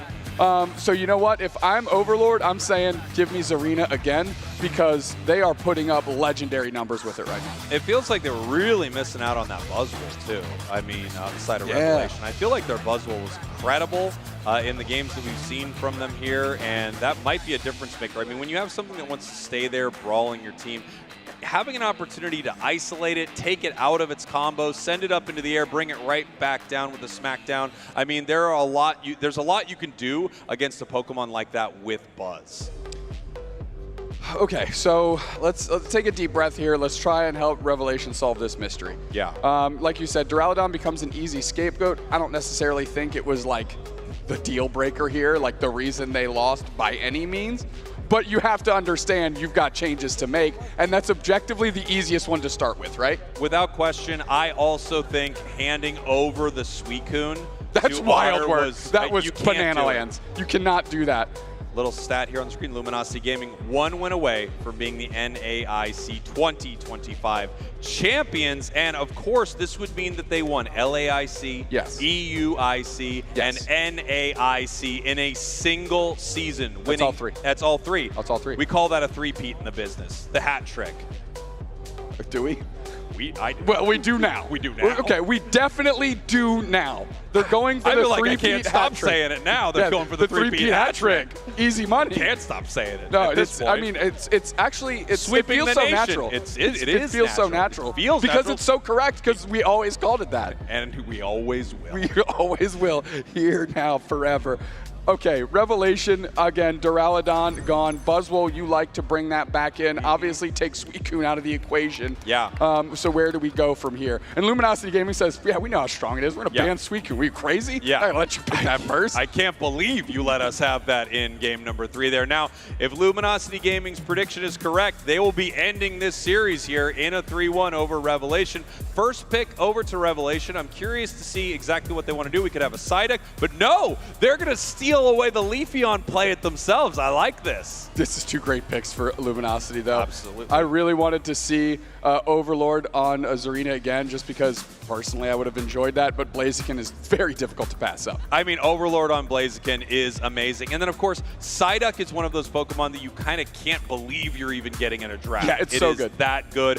Mammo Swine for Picadiff, so switching it up a bit. Okay. Now, talk to me about this sword, because Aegislash from Lumiere yesterday was unbelievable. The secure king, without a doubt. I mean, those coup de grace through Rayquaza every single time, well-timed. Revelation was playing very well, specifically to facilitate that, to give him the opportunity to win then games, and to his credit, delivered over and over and over again. We saw it multiple times against the Juicers. We've seen it kind of all throughout their tournament run, so I'm not surprised here with their back against the wall that they choose the sword and put it on Lumiere's back. I mean, let's go, baby! We've got the Goblin little game. gentleman. We got a Goblin Sableye game. is out here for Revelation. You absolutely love to see it. One of the most disruptive Pokemon, a completely unique play style, able to disappear from the map, find opportunities to score and disrupt the enemy team. I'm so excited to see Revelation bring it out here. And we were just talking about this Aegislash. You're right. The secure, unbelievable on that Unite move, coup de grace. If you are able to land it, it's a narrow path. You know, you really got to thread that needle, but if you do, incredible secure. And Trainer picking up the Mimikyu, probably the only player that I think is legally allowed to play Mimikyu. Everyone else needs to go to prison for 3 months if they play Mimikyu, but not Trainer. Yeah. We call that if you play Mimikyu and you're not Trainer, prison. If you're Zoinks and you play Inteleon, prison. I can't wait to see what he does with this. He is hopefully win, right? That's what he's looking to do. That's what he's looking to do. He is one of those unique players, because I do feel like this Pokemon is in a precarious spot. It's one of those solo queue, take over the game Pokemon, but coordinated teams find lots of ways to shut it down. We're going to see if they can do that. A few other picks here. Slash now finally getting to play with that Snorlax, the Pokemon he's known for. I mean, you can see him holding it in the picture right there. And then Curios on the Mewtwo-Y. Curios is one of those players that is solid on every single Pokemon you put in front of him. Yeah, really, they just say, okay, Curios, we need this from you this game. It kind of becomes a checkbox. All right, I'll do that, while the rest of the team develops their strategy kind of around Overlord and Trainer. Yeah, here we go. Thea Sky Ruins, your battlefield here for game number 4. LG obviously looking to shut this thing down right now. They predicted a 3-1 victory. We're going to see if they can make it happen. And again, if they do, they will have assembled that Trophy Infinity Gauntlet of every single IC in a single season. Well, here we are. Revelation, your purple team. Luminosity Gaming, your orange team in game number 4. Luminosity Gaming up 1 game. Revelation needs this to stay in this tournament and tie it up. Going into the top path is the little gentleman with this Han edge here. They're going to want to get Lumiere online as quickly as possible. Dispenza not going for the invade, just trying to facilitate some good opportunities for the sword, and will be trying to do that for the whole team all game long. Yeah, nice secure there from Luminosity, but you did see the thief there on Dispenza, so they were able to take all of the Eos energy from Luminosity, which means they can't make a play to send Overlord to that goal zone and score right in front of their face. Trying to take some more of that energy, but Dispenza in a lot of trouble right now. Overlord looking for the KO, and they get it with the eject button. That's a good use of that. Just get good experience. They're holding 11 Eos energy, so they can't quite get their stacks in yet, but a quality knockout there really helps them along. And you can see Trainer just hanging out, ready to see which body he's going to catch next. Yeah, it looks like Trainer taking this blue buff right here, so I have to assume that the other buff was handed over to the Mewtwo-Y.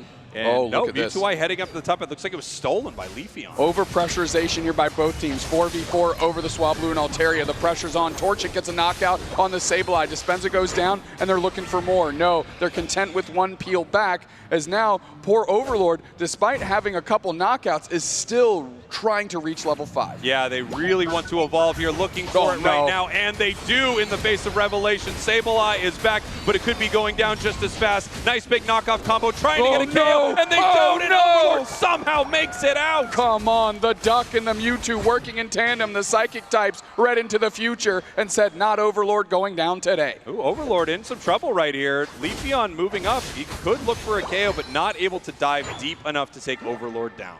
Yeah, I mean, you could kind of see dragging the Bunnelby onto the pad where they're a little bit more safe. Good fear on that boosted auto there by Dispenza, but now they're in a deep waters here. Yeah. Quite literally with that otter surf. I mean, Dispenza just sending a lot of experience over to the side of Luminosity Gaming. But if any Pokemon is going to go down, you want it to either be your defender or supporter with EXP. Share the lowest EXP Pokemon on your team. And you can see how much pressure they are putting on with Sableye. They are not afraid to brawl over and over again. And if you catch them with that massive boosted into knockoff combo in a big fight, you might not even be able to move before your Pokemon is KO'd. Quick fun fact, last game was the most lopsided lopsided victory in Grand Finals history here in the Pokemon Unite Championship Series. Now, we'll see if Revelation can right the ship here with the team they've put together. Good pressure by Dispenza trying to fear away Luminosity so they can't step off pad and keep them from getting all the experience they want. Pushing forward right here, we can see Slash trying to stop them, but nice play here from Revelation, you know, taking the opportunity. They recognize that they lost in the top path a bit, but look at them now, 83-71, and they're going for this Regice. While the Regice is going on, look at Trainer putting pressure on Lunier, that double-blade. They have not let Aegislash evolve. They keep putting the pressure on, and that's clearly part of the strategy. Look at the commitment they have to making sure that this sword is kept down to a low enough level that they can contend with it. And now Lunier in a lot of trouble because, like I said, the priority from LG is there. We've got a Trick Room Mimikyu here, slashing up Pikadiv, pinned against the wall with the Snorlax block as the rest of the team is scoring in the face of Oblivion. You can see Overlord in the top path putting points into this tier 2 goal zone. Slash as well. 142-118 for the first time in forever. Luminosity Gaming actually behind in a match. They are going for this Regieleki. While they are behind on points, they're looking amazing level-wise. That's a level 10 Mimikyu and Blazing. Leafeon keeping pace, though, which is something Revelation definitely needs. They at least need one character that's going to be able to step up. Leafeon particularly good at that.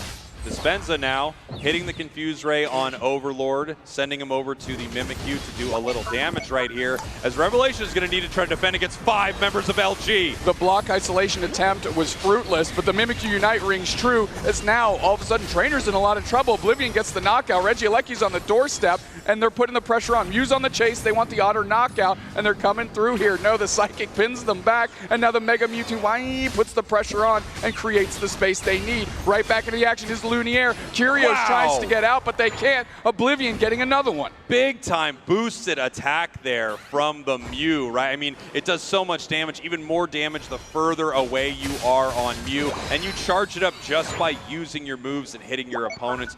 Really difficult to deal with, and you saw how much coordination Revelation had in that push in the top path. They are in this game. It is 100%. Very close. 142-118. We have a Reggie spawning here in the bottom path in 5 seconds, and it actually looks like Luminosity is going to leave it and instead score in the tier 2 goal zone. Yeah, they're going through the scoring route. Look at that. They're leaving everything up to Slashcan downstairs. And how is Revelation going to adjust? Oblivion does land on pad, puts pressure on with the Solar Beam. The Surf is there to create space. Trainer going straight into the back line. The cover there by Celestial using the Emerald 2-step is enough to get a knockout and bully all of LG out of there. I mean, it's unbelievable. Revelation now securing the Reggie Rock. It is unbelievable that this is the same Revelation from just a game ago where they were getting absolutely demolished by LG. Not only are they in this thing, they are winning it here in Game 4. Yeah, I mean, and now that experience lead that LG had is gone, and a Revelation is turning the tides back in their favor with another KO streak of 2. I mean, Celestial and this Leafeon is something to be feared because right now they're taking over the game. Ice Fang reposition, easy knockout on Curios. Slashcan sitting on pad, but the push is coming. Revelation looking for that action. They're trying to make this a difference maker. Overheat is there, gets a couple down, and now all of a sudden LG's swinging the pendulum back the other way. Yeah, LG pushing them back from this goal zone. Obviously, Revelation took a good fight right there, but they overcommitted. LG able to pick up a few KOs, take this Regieleki. This is going to open some really good scoring opportunities for them to either put them at parity or actually above Revelation. Revelation is going to need to split their attention between this tier 1 goal zone and the tier 2 goal zone that Regieleki is pushing towards. We should see LG swing this forward unless Revelation can defend. Oh, Pikadiv out of the bushes, Earthquakes onto the pad, looks for an Ice Fang reposition, can't quite get Otter, but there goes Trainer immediately. Back to back there for Oblivion with this Mew here, and all of LG again sent scrambling by great counter pressure by Rev. Wow, I mean, Revelation able to stop that. They had the Aegislash having to babysit the Regieleki in the top path. It didn't matter. Beautiful defense from them. 1 minute until Rayquaza. Again, they are winning this match right now. Up above LG for the first time in this series. Nice play here from Dispenza, but you could see the teleport there from U2Y, able to stop that from going in. Incredibly close match. You have to wonder how LG wants to play this. Knowing that there is a bottom Reggie that will give Revelation a huge buff, they also have to recognize that being behind on the scoreboard is a terrible position for them for Ray, and this could turn into the Rayquaza fight. Slash Cane immediately goes down. You can't make this Rayquaza fight now if you're LG. You got to get out of there. Quality knockout, though, back the other way. Leafeon will be back in time.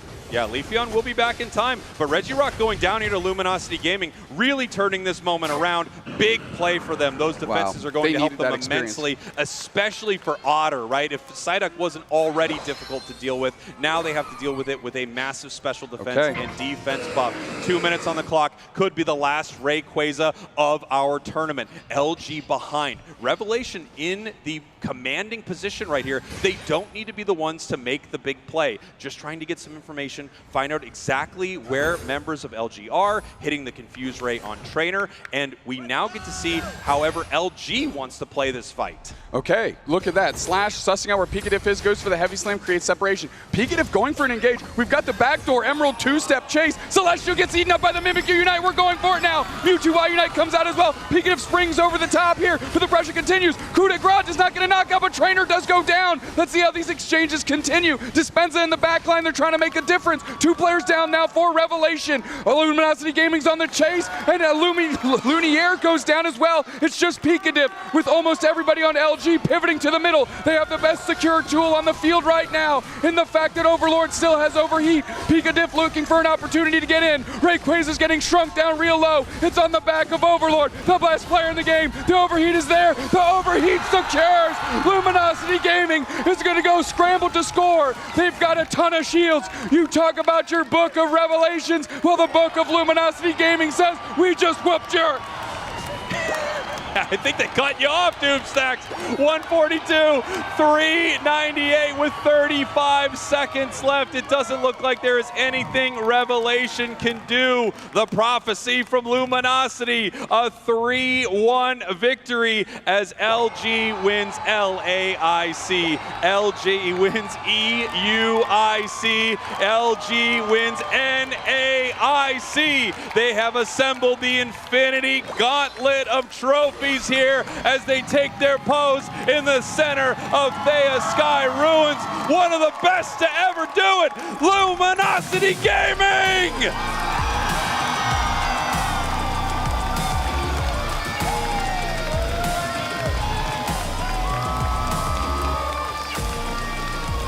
Luminosity Gaming, you said maybe the best to ever do it, one of the best to ever do it.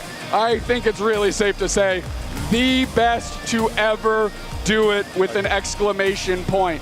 They have won every single IC in a single season. The first time it's been done across every Pokemon title that competes at the Pokemon World Championships. Luminosity Gaming, not only the Titans of Unite, they are in the history books for Pokemon competitive scene. Yeah, this is truly one of the special teams in this game.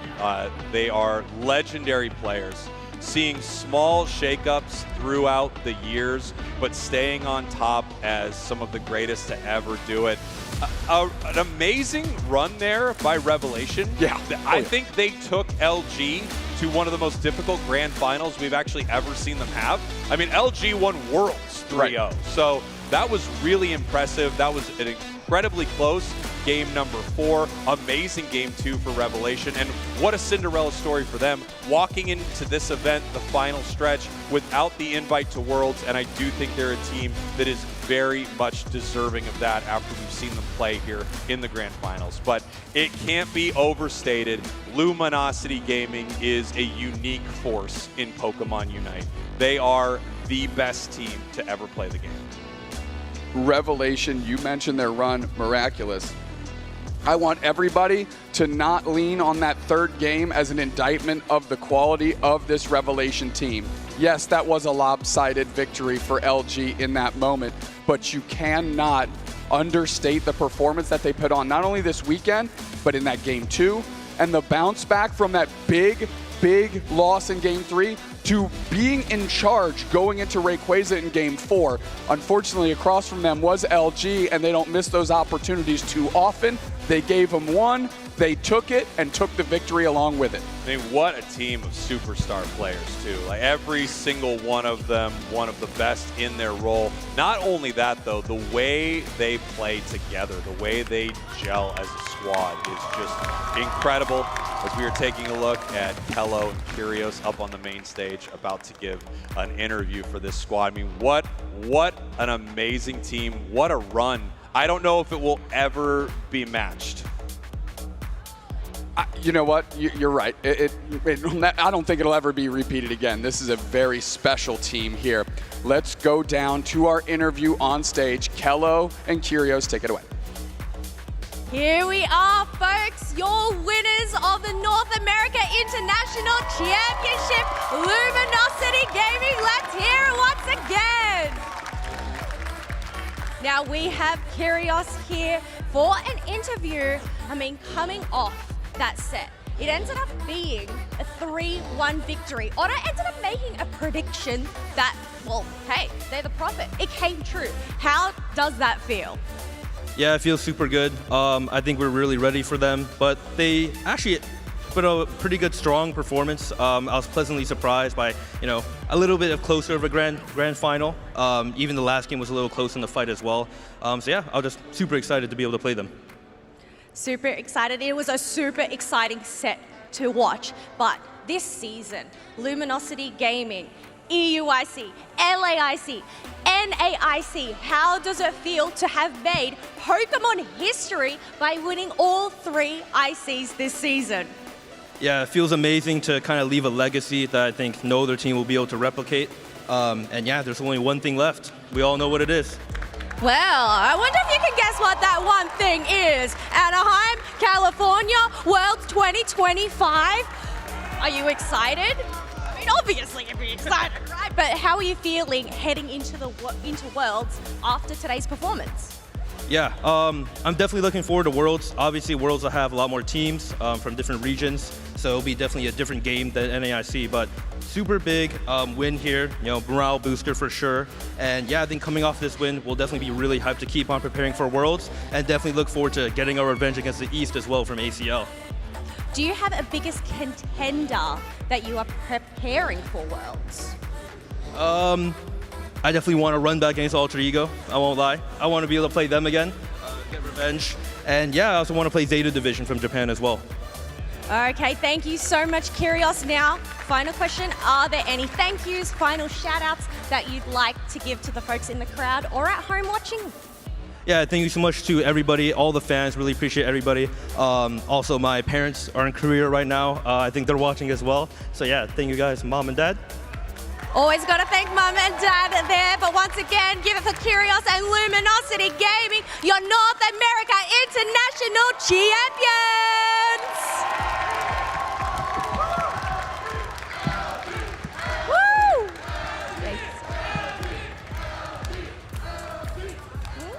All right, we got to send it back to the booth. Let's go! There we go. Thank you very much, Kello. Where's that camera? It's over there. It's over there somewhere. Absolutely. I found it. Sorry. What an amazing grand finals. What a run from Luminosity. This has just been a little slice of heaven, casting alongside you, my friend. Happy Father's Day to you, Dubes. Father's Day to you, I too. mean, what a time to be alive. What a time to be here at NAIC. It feels amazing. I mean, we just watched history be made. Again, I can't state enough. This isn't just a Pokemon Unite thing.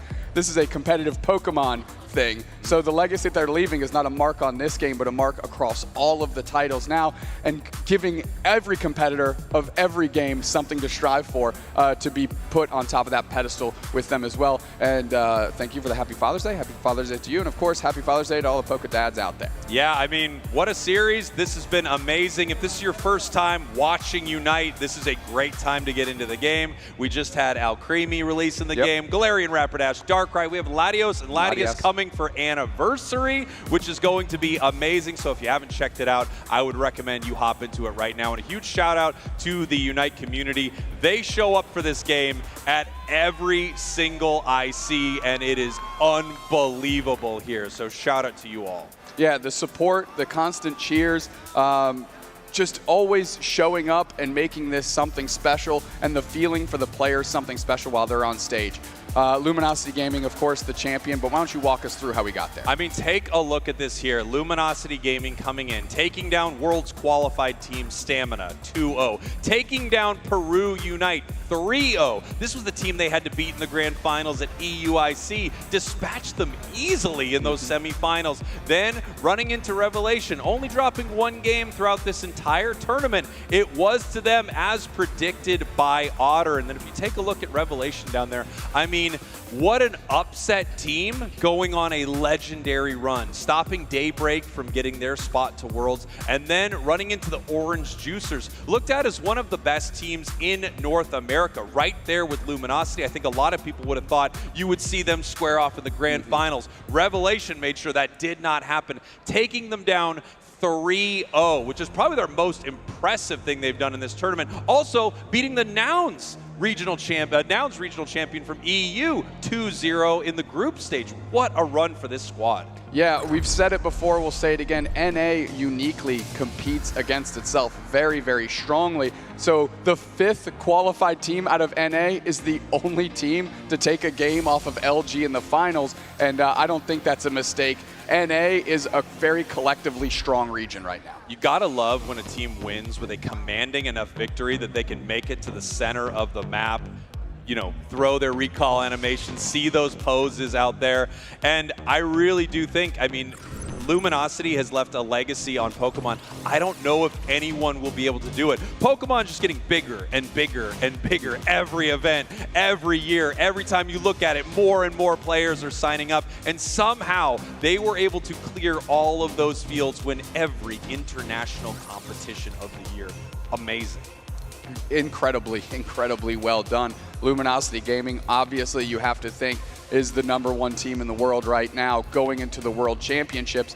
The good thing for all the other teams out there that have qualified, man, there's a lot of footage on LG because they keep playing on stage. So you've got a lot of homework to do, and I recommend showing up, having done that homework, because that test you're about to take at Worlds is going to be a tough one because LG is running that class. Yeah, I think anyone that runs into Luminosity, you're right, is going to have a lot of information about them. But one thing that was always impressive about this squad and continues to impress me, they show up with a different look at every tournament. They're not afraid to bring Charizard out when no other team will play it, right? And they also seem to be on the cutting edge of every meta. As soon as they notice something is good, they're not afraid to hop right into it. I don't know how much Armarouge they were playing before this weekend, but they pivoted into this perfectly. They noticed this thing was playing well, and they are playing it. They're a team that can just instantly pick up a Pokemon and start winning with it. The most skilled players in the game, for sure. Yeah, you definitely have to not leave any Pokemon by the wayside. If this weekend taught us anything, Armarouge, Azumarill, like if you didn't have that on your radar, you better pick it up and start figuring it out because there's clearly something there. You know, OC specifically, we always say OC does OC things. This is the first tournament where OC was doing OC things and you're like, oh, they're on to something. Yes. Like they've hit another gear. They're beginning to transcend and they keep improving on their international performances all year long, and they're looking to make a splash at Worlds, and I'm looking forward to it too. They're showing that they're willing to adapt and grow and adjust just like Luminosity does. So if you are sitting there with your hands in your pockets and your feet not moving, you're going to be left behind. Yeah, I mean, it's such an impressive field out there. Like you said, OC really showing up. As we head towards Worlds, we're going to have representatives from all of our regions. We have Japan, we have Korea, we have players from OC, India will be there, players from mainland China will be there competing. Pokemon Unite is without question an international game, and the competition at Worlds is going to be fierce. I don't know if anything can compete with LG right now, but you're right, everyone is going to be doing their homework for the next 2 months getting ready for them. You have to, right? You can't just rest on your laurels. You know, Revelation can't just be happy getting this last chance qualifier spot at Worlds. They have to see how close they just came against one of the best teams in the world and use that as motivation to keep evolving themselves, keep pushing the limits. And maybe it is Duraludon, maybe it's not, but at least they're willing to go there and try and figure that out. And that's something that every single one of these teams, as we mentioned, is going to have to do. Because Luminosity is clearly proving that they are not letting up on the gas pedal, and they don't want any team to catch up to them. Yeah, well, I mean, I feel like your team has to have an identity, right? You'll see a lot of the great teams, they have an identity. They are the kind of team that will play a Charizard, the kind of team that will go up in the grand finals against LG and play a Duraludon, because they have a strategy that they believe in and they are looking to make it happen. You have to have an identity as a squad, and all of our regions do feel like they have very unique teams with very unique identities they're going to be heading to Worlds in Anaheim, home of the world's largest marble. You mentioned all the different identities and strategies that develop interregionally, right? You know, how India plays is different than how OC plays, NA, obviously LATAM. You know, there's all these adjustments that need to be made. But again, you cannot just take your identity and not be willing to change it based on the information you are given. But let's stop us rambling here. We've filled enough. Please go to the stage, give these kids these trophies. They earned it. All right, thank you everyone. What an incredible championship Sunday so far. It truly never disappoints. We're only through one of our 4 games grand finals. There's a whole lot more to come. But before all that, we got some trophies to give out. That's right. It's time to crown our champion and runner-up here for Pokemon UNITE at the final stretch. So let's start with our runners-up. That's going to be Revelation, starting with their first player, Oblivion.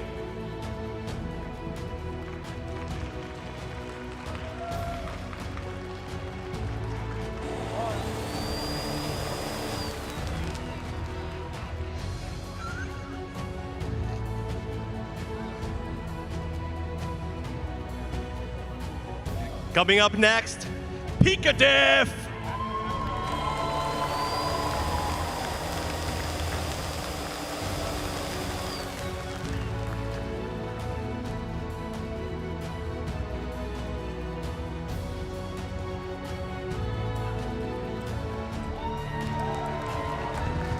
And of course, Celeste.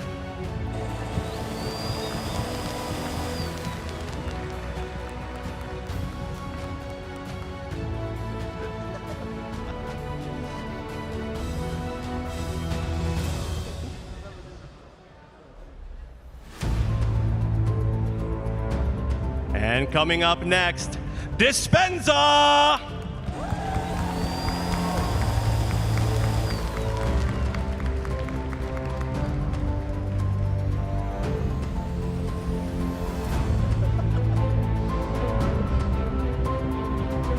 Last but not least, Lunier!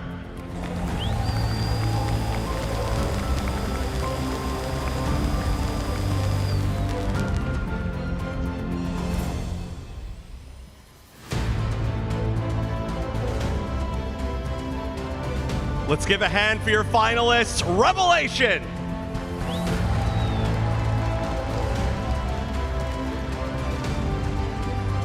And now, a big round of applause for your North America International Champions, Luminosity Gaming. Starting with Kyrios.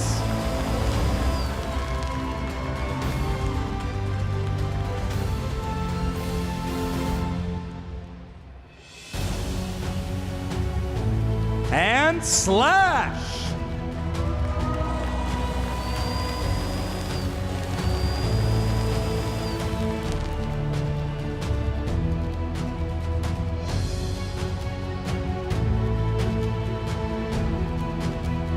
And Trainer.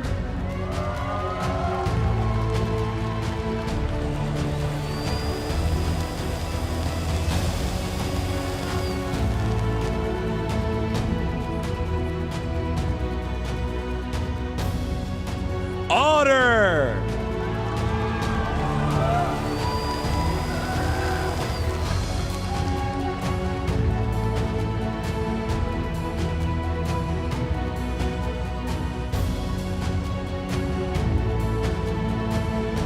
And Overlord.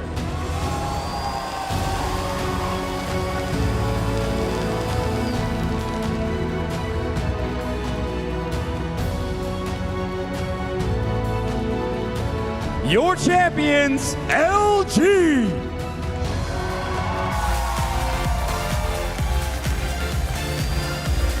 Let's give one last electric round of applause for your top 2 teams here at the Pokémon North America International Championship 2025. Trainers, raise those trophies!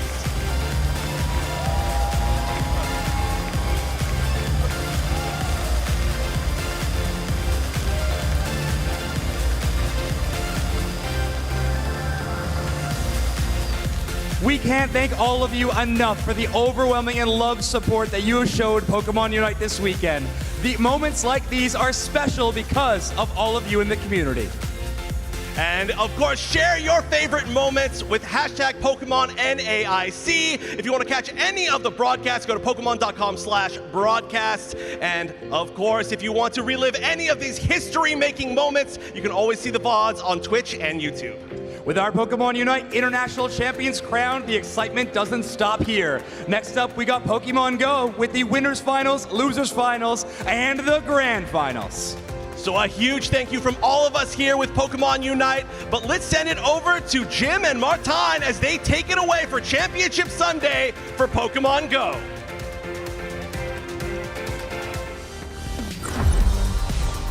Thank you, Evan and Zoyce. Congratulations to LG. What a dominant performance. Jim, before we go into the Go action, your final thoughts on what just happened there at Pokemon Unite? I don't know if we've ever seen domination like this before. Sweeping the IC circuit, LAIC, NAIC, as well as EUIC all in the same season. They have to be the favorite for Worlds, and one of the most lopsided games that I've ever seen as well in the Grand Finals. Complete domination. Congratulations to Luminosity Gaming. If you are here from Unite, make sure to stick around. We are going to write history here in Pokemon GO as well with our finalists. For the first time ever, it is possible that we may see someone rise here at the NAIC to win 2 international championships, or we'll see someone for the first time win 3 tournaments that they've competed in a row. A lot of great storylines here, Martine, no matter who the winner is. But let's get a reminder for our tournament for today. We have 3 different games that will have the Winners Finals, Losers Finals, and Grand Finals. Make sure you stay tuned. This is the 2025 North America International Championships, broadcasting live from the Ernest N. Morial Convention Center here in New Orleans, Louisiana. Pokemon GO trainers have traveled from around the world to compete over a $500,000 prize pool, precious booster packs, and prestigious championship points. Points that will get them one step closer towards qualifying for Worlds 2025 in Anaheim, California. This epic tournament is a 3-day battle with trainers dueling in a double elimination bracket using the Great League format until only 3 remained at the end of day 2. Today, on Championship Sunday, the intensity hits a fever pitch as our remaining trainers face off in the final matches, where only one will emerge victorious as the North America International Champion. The high-stakes Winners Finals, Losers Finals, and Grand Finals will each be a best-of-5 showdown. Every match follows the Bring 6 Pick 3 format, where trainers must craft a team of 6 Pokemon, but can only bring 3 into each game, making every choice a game changer. All trainers playing today have already qualified for Worlds 2025 in Anaheim, but it's all about bragging rights now to see who will be crowned the North America International Champion. Let's cheer on our competitors and get right into the action.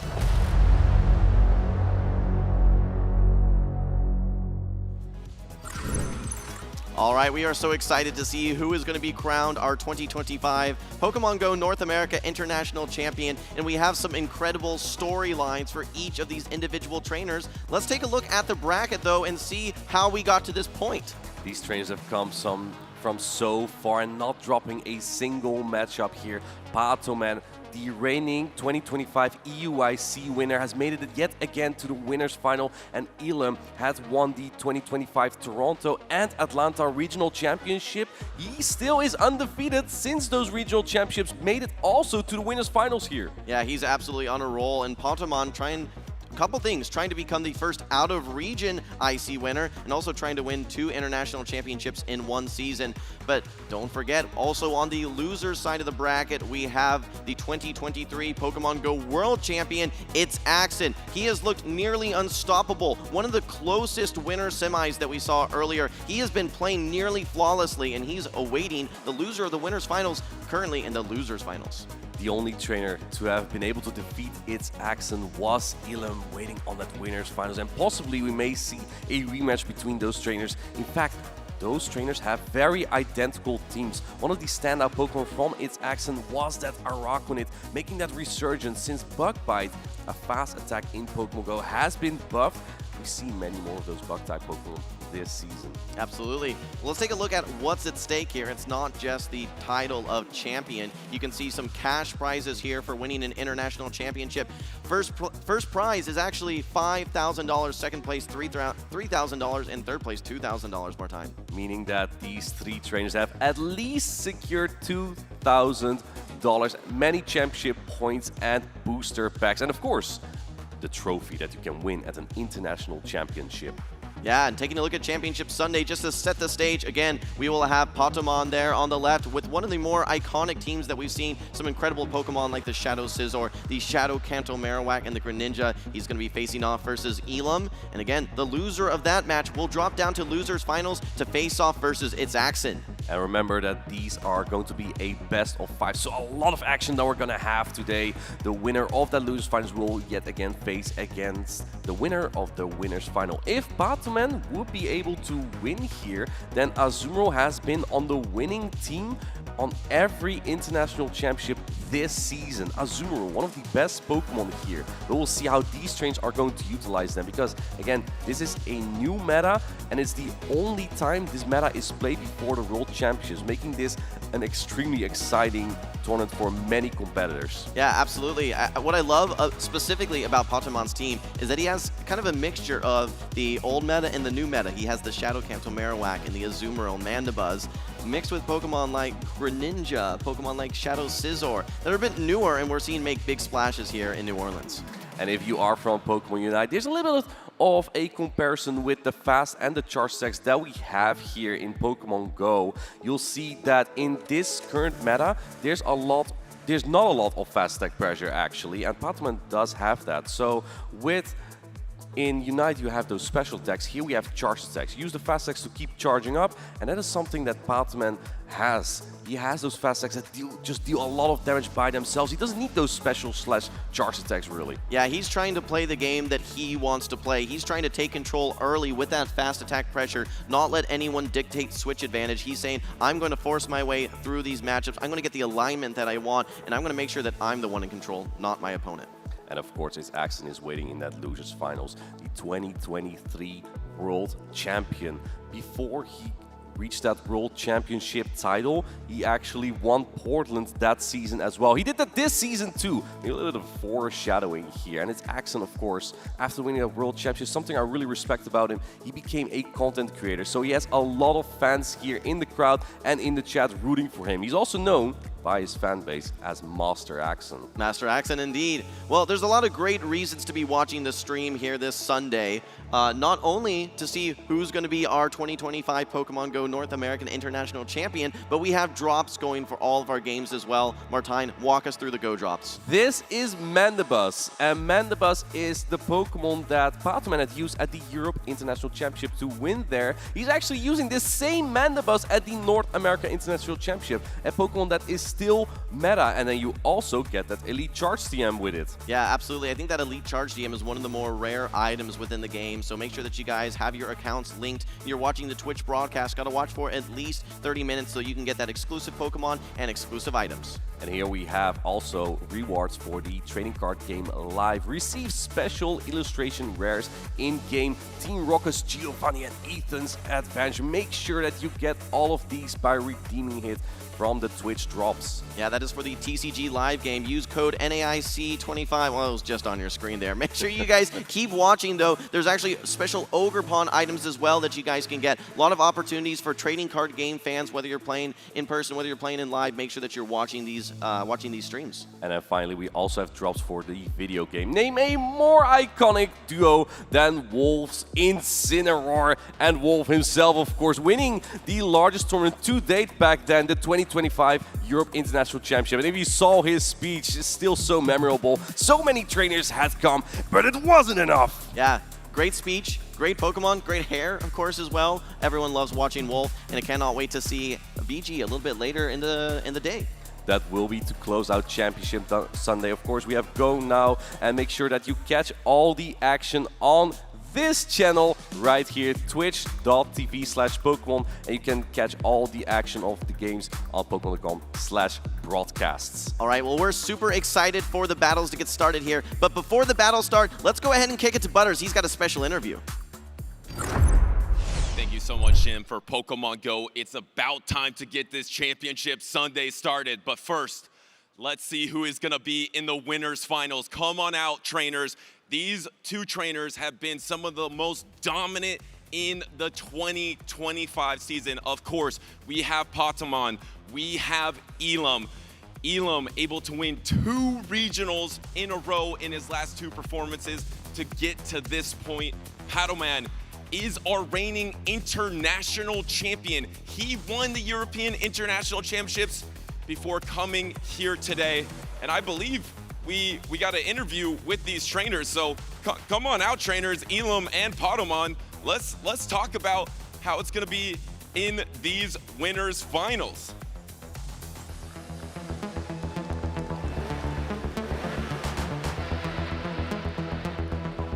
First off, I know you've won so much, both of you, this year, but this is actually your first Championship Sunday in an IC.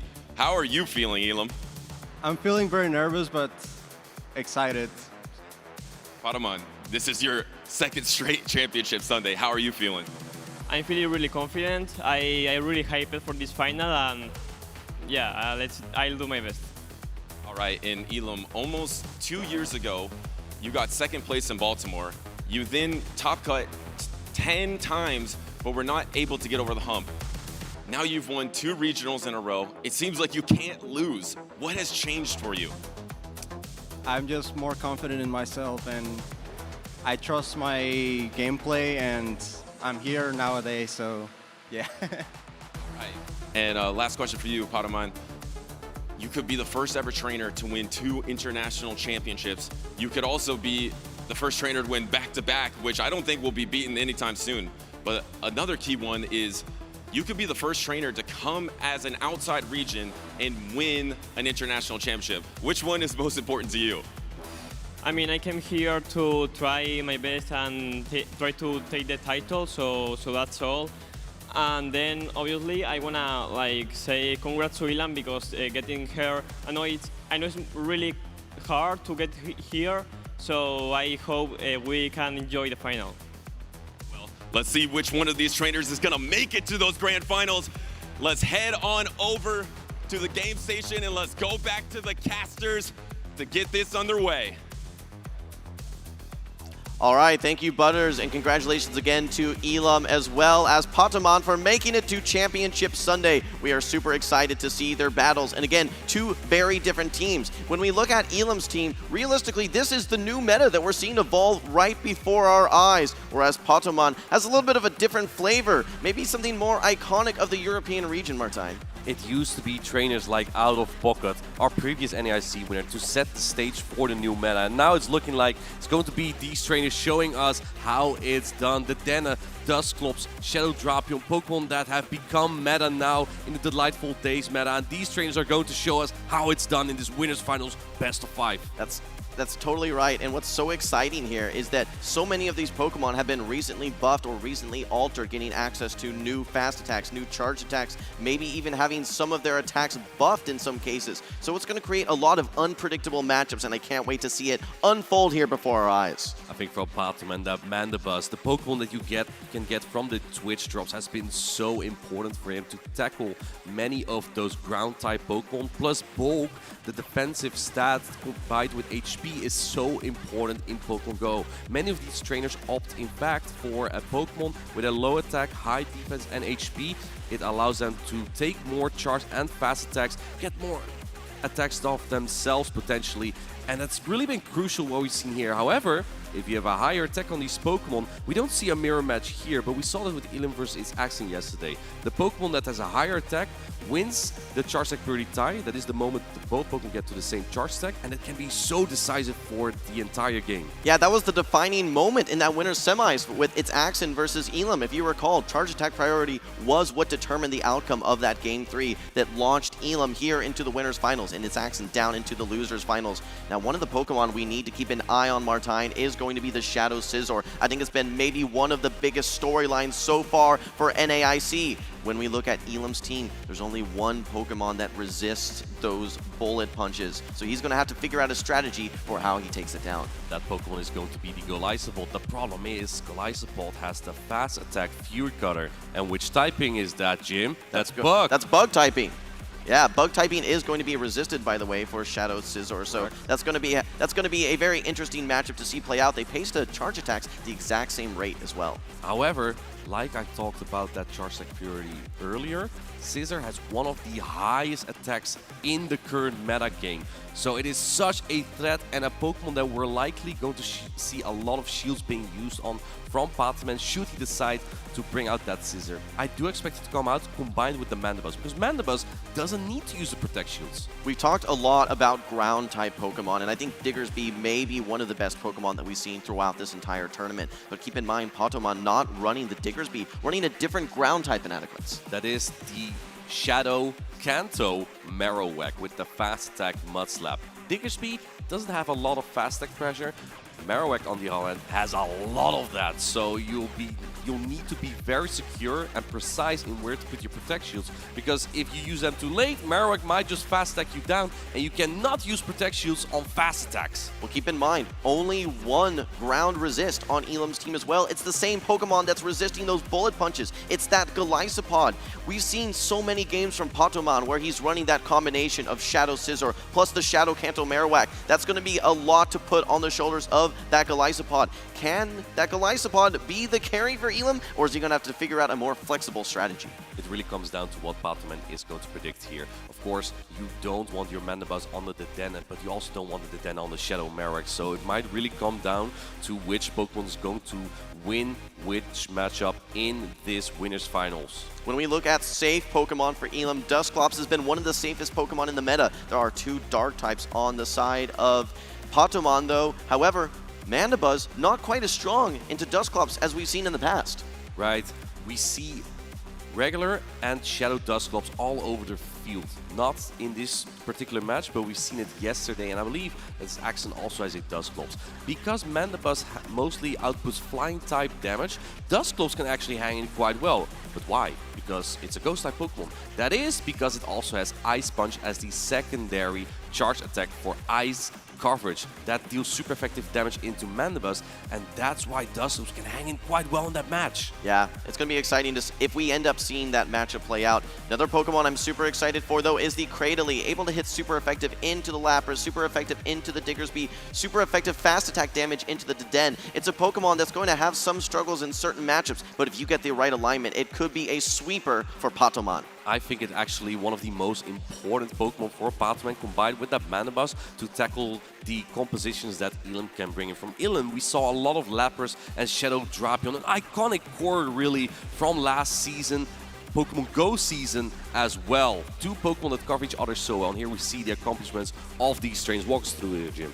You know what, one of the things that I'm so excited about is the possibility of back-to-back IC championships for Patoman. He most recently won the 2025 EUIC. Okay, we're moving right into the battles, guys. Championship Sunday, winners finals, Pokémon versus Elam. Inadequates, take it away. That was a great lead for Pokémon there. The water type Azumarill into the ground type Diggersby pivoted into the Dusclops here, and looks like Pokémon doesn't really have a strong answer. Elam knows that the Mandibuzz is mostly outputting fly type damage, so it's pretty safe to bring the Dusclops at whatever moment, but Azumarill can hang into the damage quite well. It is very bulky. With Dusclops access to Ice Punch, both of Pokemon's remaining backed Pokemon with the Cradily and the Shadow Kanto Marowak will be threatened by super effective damage, so we may see a chip and dip strategy here, but you have to tank some of this energy from Elam. I think that Elam is predicting that Shadow Scissor. Diggersby is one of the counts for that, as it has Fire Punch, double Superfective on Scissor as coverage. However, Batman didn't bring it. He brought the Shadow Marowak and the Cradily in the back, so he's not even remotely weak to this Diggersby. As long as this Azumarill is not on the Lapras, but it looks like we see a switch here from Batman, bringing in the Cradily. It has the Poison type Fast Attack Acid, which is resisted. However, this does allow Batman to build up energy for a future matchup. Yeah, Martine, Cradily hangs on versus two of these Ice Punches, no problem, but all of its acids are going to be resisted. You're not in a great spot to farm down without being threatened by a third Ice Punch, which would threaten to knock out. Is Batman going to put up his first Protect Shield here on the Superfecta Ice Punch? No, not yet. He's putting it all on the Marowak. And I think the reason why Batman switched out here is because he wants to attempt and draw out a Goliath. But look at this counting. Elam is switching between Ice Punch and Shadow Punch, making it extremely difficult to keep track of energy with Batman. He's the EUIC champion for a reason. In comes the Diggersby, but Krasnod's going to be super effective here. It's going to deal a lot of damage. Precision plays from Patamon, and like we said, this Cradily has sweeping potential. You can see the super effective Krasnod getting launched here into the Diggersby. No shielded by Elam. However, Batman's Pokemon is running out of health here, and Elam is forced to go for a Fire Punch here. Batman was about to reach a Krasnod. The Cradily would win Charge Attack priority tie, so that's why we see Elam throw a little bit before the Krasnod from Batman. Looks like Elam is reaching for that switch into the Lapras, probably expecting the Marowak in the back. Remember, there are two shields on both sides. Lapras don't have a bad matchup. Batman predicts the switch, and there comes Elam with the Lapras. Now Batman is ahead in energy. There are still 4 Protect Shields on the field. I think we're going to be shielding everything at this point. Potoman has the option to go for the Bone Club or the super effective Rock Slide. Elam using the first Protect Shield, and it's the bait, the Bone Club. This costs less energy than a Rock Slide. That's why this is a good bait for Potoman, because Rock Slide takes longer to get to. In comes the first Protect Shield from Potoman, be used on this sparkling area. This would secure a knockout. Potamon has his switch clock up. He could go for a catch on his Azumarill. Meanwhile, though, Elam is able to launch off the Sparkling Aria. This will strip away the Protect Shield from the Shadow Kanto Marowak. The HP, that's only been fast attack damage at this point. Still 1 Protect Shield remaining for Elam, though.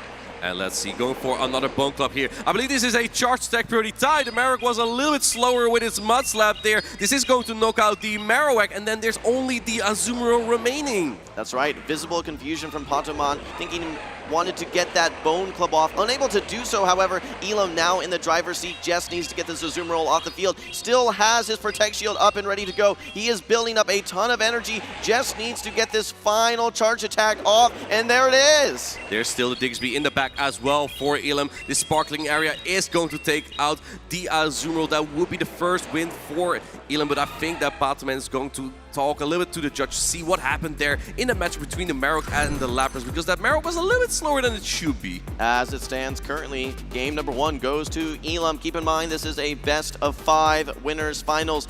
Don't need to just win 2 battles, needs to win 3. These are going to be longer, more extended matchups. A lot more thought goes into these battles, and a lot more availability to reconsider strategies and try something new. And we saw no Shadow Scissor here from Potoman. Jim, Shadow Pokemon in Pokemon GO. What do they actually do? Why is it not a non-Shadow Scissor? Yeah, so the Shadow Pokemon are actually going to be taking 20% additional damage, but by having a little bit less bulk and taking more damage, they also get a benefit as well. They deal 20% additional damage to their opposing Pokemon as well, making them very, very powerful, especially when it comes to fast attacks. And Scissor does have one of those fast attacks that deals a lot of damage. Bullet Punch has been buffed this season, and that's why it's one of the most standout Pokemon that we have here. With that Steel and Bug typing, Scissor has only 1 weakness. That is a double weakness, actually. fire. And we hardly have seen any fire at the North America International Championship. I think the closest that we have is Diggersby, that is actually a normal and ground typing, but has access to Fire Punch. That's right. There's not a lot of fire pressure in general. There's not a ton of ice pressure in general, but where we do see ice is from the Dusclops, and then Elam opting to run Ice Beam on his Lapras as well. Ice Beam gives you much better play into Pokemon like the Mandibuzz, as well as that Cradily. And we also saw actually Skull Bash on Lapras, also a potential fast attack, charge attack to run on Lapras. We actually know that it's Axon has, and here we see that Marowak just being a little bit slower. I believe that it should also win this charge attack priority tie here. It can be a little bit close as both Pokemon are quite defensive. Yeah, Sparkling Arrow would knock out here, but Patman definitely should have gotten this Bone Club off. Perhaps with that energy lead, may have even reached a Rock Slide after those baits as well. As a reminder for the folks at home, the concept of charge attack priority. When you are launching your charge attacks on the same turn, the Pokemon with the higher attack stat will get priority to launch their charge attacks. In a situation like this, Potoman had no Protect Shield, so it was imperative for him to get that Bone Club off, potentially to strip away that final Protect Shield from Elam. And let's talk about the Diggersby from Elam. Patoman just predicted it basically. He brought both Azumo and Cradily, but no Mandibuzz. Kind of a little bit weak to that Goliath support. I think the strategy that Patoman had here was what we call in the community an ABB strategy. That is where you lead strong into particular Pokemon, you try to draw out the counter, that will be the Goliath support in this case, and then your other Pokemon can potentially sweep as a Goliath support, then will be out of the way. Well, I think there was a lot of Pokemon that we didn't see in that game number 1 that we may have expected to see early on. You mentioned the Shadow Scizor. We did not see the Dedenne as well. We did not see the Golisopod. The Mandibuzz. No Mandibuzz as well. So I think a lot of these Pokemon that have been some of the favorites for these trainers as they've navigated the tournament did not show up here in the first game. But this match is still under review. We are waiting on our judges to make a determination here whether we're going to be having a rematch or if we're going to be keeping the original result of Elam ahead 1-0. In Pokemon GO, it really comes down to those calls in alignment and which Pokemon you bring. Some of these matchups are really polarizing. You do not want your Dedenne, an Electric-type Pokemon, on a ground-type that is the Diggersby, for example, or a Shadow Marowak. You do not want your Mandibuzz, a Dark and Flying-type Pokemon, entirely walled by the Dedenne on that Pokemon. So both of these trainers are kind of trying to work around that with more flexible picks that can deal damage all across the board. Well, speaking of flexible, we have some inflexible picks as well. I think one of the most inflexible picks is probably that Greninja, and when you look on paper, it has some great matchups into the Dusclops, into the Drapion, into the Diggersby. It even double resists the Psywaves coming from that Lapras, but we've seen that Lapras matchup play out. It's not that great for Greninja. It is not that bad for the Lapras, not that great for Greninja. The thing is, you have resisted Water Shuriken as the fast attack, and then Night Slash is your neutral charge attack. But you need 3 of those, while Lapras would only need 2 Sparkling Area. And that makes Lapras such an incredible Pokemon to use that even in some of its worst matchups, it can still fight back well. Well, that brings up one of the uncertain dynamics that exists in Pokemon GO. The idea of the Night Slash boots. Yeah. We've seen that actually carry several trainers to championships in the past. Not only do we have the Night Slash potential from Greninja, but also from Shadow Scizor, and don't forget some of the debuff or buff potentials as well from the Shadow Drapion with Crunch, as well as Dedenne with its Parabolic Charge. That is actually a 100% chance, but Diggersby has Scourging Sand, and it is considered as one of the more obnoxious charge attacks across the game, simply because it can output so many of those Scourging Sands, and then there's a 30% chance to drop the attack of the opponent. So if you can get like 4 of those, your opponent's every time crossing their fingers hoping that there won't be an attack drop. So to me, it looked like that we saw Pokemon with his Marowak queuing up the Bone Club in the middle of his fast attack. So at the end of your fast attack, that Bone Club should be launching. Meanwhile, that 1-turn fast attack for Elam, tick, tick, tick, tick, finally clicks on that Sparkling Aria. We need to determine, did that happen in the same moment? Which Pokemon is supposed to have the higher attack? Was there any sort of delay with any of the fast attacks generating energy for Patoman? I don't know how impactful it actually is. However, the Shadow Marowak should be able to get at least all of its Bone Clubs off, as it paces equally fast to a Bone Club as Lapras to a Sparkling Area, at least on the first and the third Bone Club and paces even faster to its second Bone Club. So if you get that bait on the Bone Club, perhaps you will be able to get to a Rock Slide in that scenario. Absolutely, you're right. 12 turns for each of the first charge attacks, the Sparkling Aria and the Bone Club, but then 9 turns for the second Bone Club. When we start to see some of these pacings where it's 4 Mud Slaps, 3 Mud Slaps, 4 Mud Slaps, 3 Mud Slaps, it's imperative for trainers to keep track of which cycle that these Pokemon are on so they can make sure they properly time their charge attacks and don't get caught in a situation where, oh, I thought you were on the 4 cycle, but you only needed 3. Yeah, we don't have the speed stat as they have in the video game, but we do have some pacing in charge attacks here. That has nothing to do with that speed stat. I think that is a little bit combined with the attack stat here in Pokemon GO for some of these Pokemon. However, pacing can be so crucial because if it takes too long to get to your charge attacks and it gets shielded, your damage is basically nullified from that. It looks like we are getting a rematch. The score is back to 0-0. A clean slate for both of these trainers. Maybe able to get some takeaways from that game number 1. Scout maybe for what's to come. As we saw, Patamon did like that Shadow Kanto Marowak quite a bit. I don't think we really saw it anywhere else in the tournament, but he's had great success with it throughout the entire weekend. I'm actually surprised that he brought out the Shadow Marowak, considering Golisopod can be such a threat for especially that Cradley, which Patamon is very likely to bring as it has play into so many Pokemon of the team of Ilum. It can defeat about everything. The worst you can probably face are the Shadow Drapion and the Dusclops, and even those are matchups where Cradley has played because of Rock Tomb. Well, the one thing I'm worried about specifically for the Shadow Kanto Marowak as well is when it gets aligned versus some of those very bulky Pokemon like Diggersby and Dusclops. Not only does Dusclops have access to super effective damage, but in a lot of situations, since it is a Shadow Pokemon, it's just going to get outbulked. All right, a little reset here, guys. Winners Finals game number 1. Looks like it is the same team from Patamon, but Ilum did switch it up. This time, no Diggersby from him. There is double water in the back. Dusclops in the lead can hang quite well with the Azumarill. Should be able to win some of the scenarios where equal amounts of shields are being used. But Shadow Punch not gonna deal that much damage though. Look at these back lines for these two trainers. Patamon has the Cradley and the Shadow Kanto Marowak. Meanwhile, Ilum has that Golisopod able to hit super effective versus both of those backline Pokemon for Patamon. Marowak does have access to Rock Slide, so it's not exactly helpless. The thing is, to land the Rock Slide, you need to strip away some shields here from Ilum, and Dusclops is probably the last Pokemon to use protection. We see the switch here from Patamon, probably an attempt to again bait out this Golisopod, and let's see if Ilum makes the read here, because if he thinks the same team, may not even bring that in. It does bring in the Golisopod. Here it comes. Okay, Golisopod hits the field. You can see these Fury Cutters adding up quickly. Okay, Ilum is actually able to get to his charge attack just before Patamon is able to launch his own Rock Tomb. Don't forget, Rock Tomb has a guaranteed debuff on the attack for Ilum's Golisopod. Patamon using that Protect Shield does not want to lose his Cradley just yet.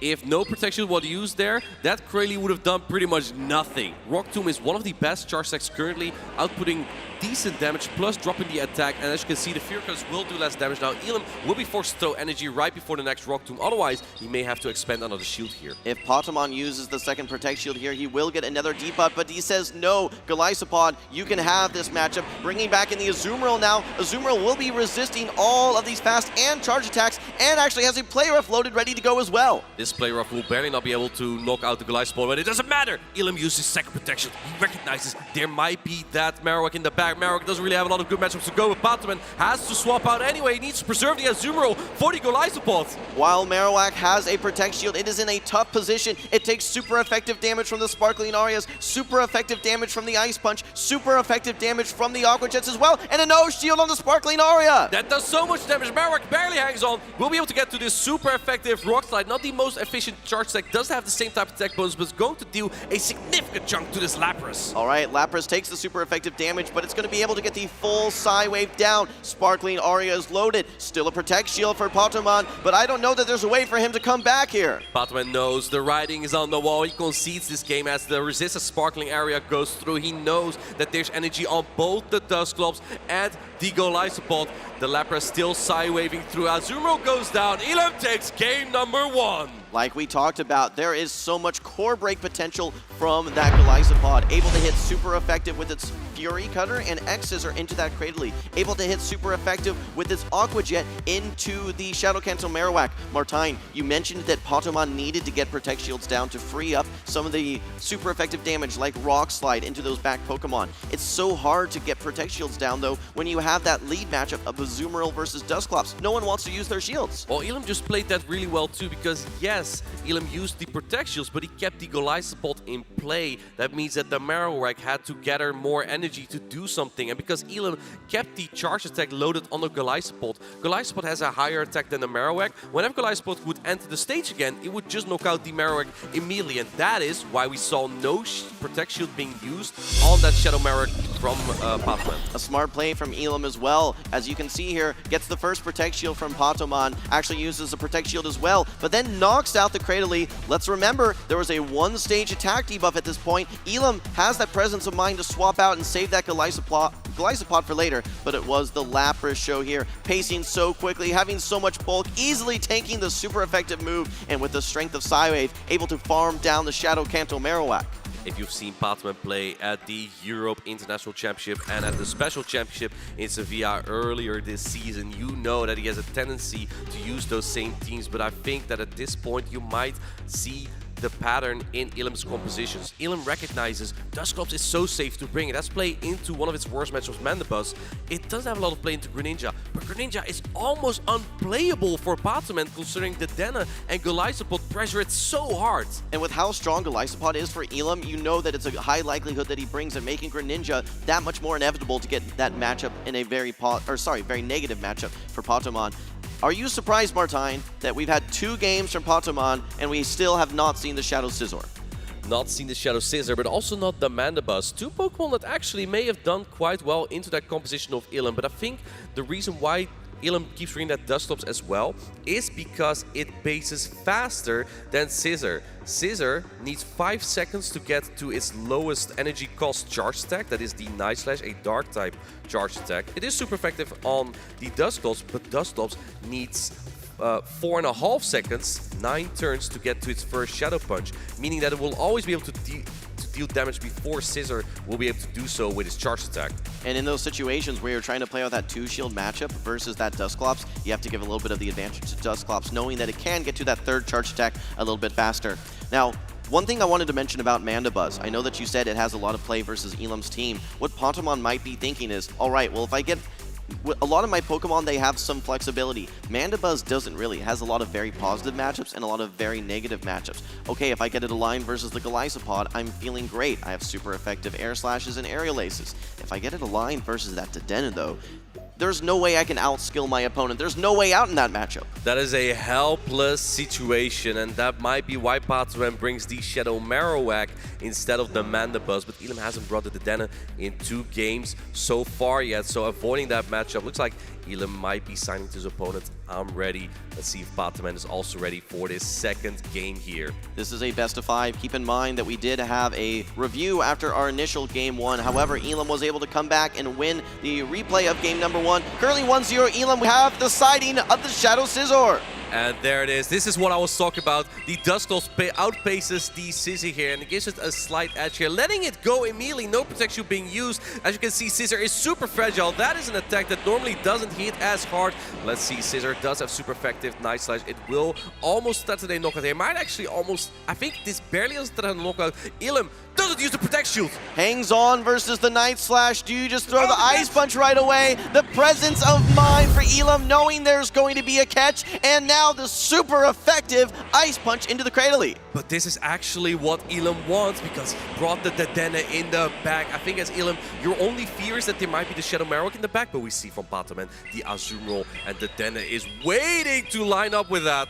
This is so fortunate for Elam. He did not want to have the Dedenne lined up versus the Cradily, one of its hardest counters. But now, like you said, he's going to be able to get the alignment that he wants into that Azumarill. Let's not forget the energy still remaining, though, for Potomon. I believe he has 4 bullet punches, 1 bullet punch away from the next Night Slash. Correct. And after this matchup, it is likely that Potomon is going to try and soak damage on that Azumarill. Not going to take any chance on another Rock Tomb here. Elam goes for the super effective X Scissor, but we see Potomon an attempt to take shields down. There's no switch up. up yet for Elam, so this attack cannot be caught, and he does preserve this Golisopod. Elam does not know what's in the back. He needs to keep this Golisopod healthy just in case that Shadow Kanto Marowak is hanging around in the back. He has 3 Pokemon that he would love to see, the Mandibuzz, the Azumarill, or the Greninja, and now he sees it. It's the Azumarill. You can see Elam feeling strong. Can you get to the Trailblaze? They have a charge attack priority. No charge security here. It looks like Elam knows that he would lose that, but this is going to deal a lot of damage. Trailblaze comes through from the Shadow Scizor. Is this enough to knock out? Not quite. We have a full farm down, and yes, Elam does have the Parabolic Charge locked and ready to go. This is going to be super effective, but Azumarill is a bulky Pokemon. It can hang on. And speaking of bulk, this Parabolic Charge is going to enhance the defense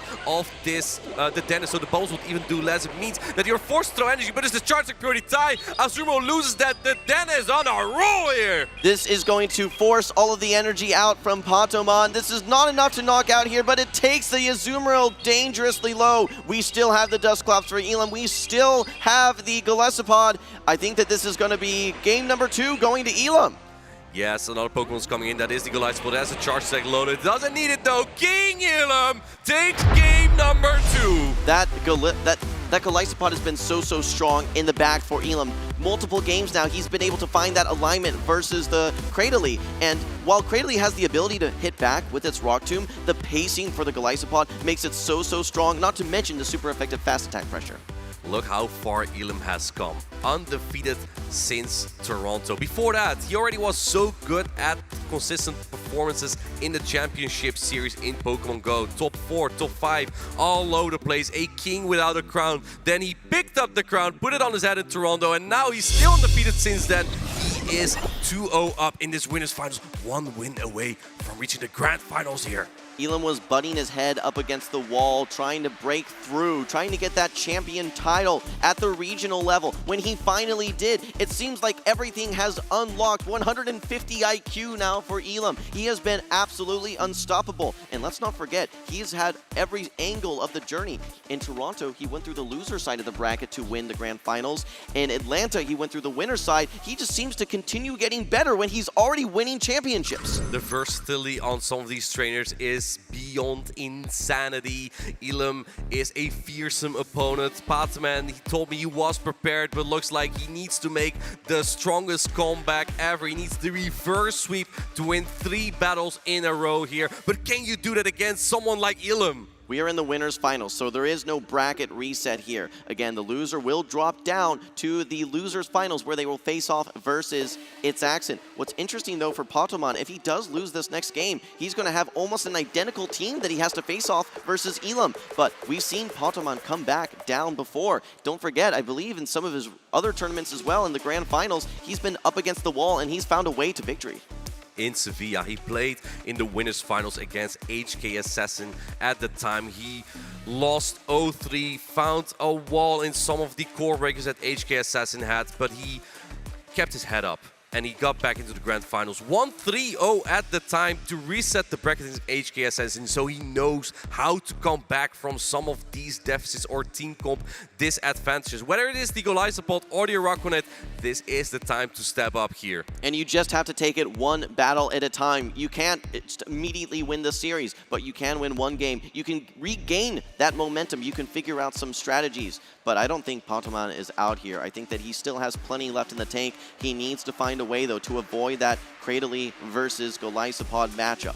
He's using the Cradily every time to try and bait out the Golisopod, which is kind of a successful strategy because Elam does have the Golisopod every time in the back. However, the Cradily prefers to be into better matchups such as the Diggersby. I believe both trainers are ready here. We're getting into game number 3. There's the Cradily. It is lined up into the Dusclops. Inadequates. Of course, Dusclops has access to super effective Ice Punch here, but meanwhile, Patomon is able to get debuffing attacks as well. How does this matchup play out? Look at this.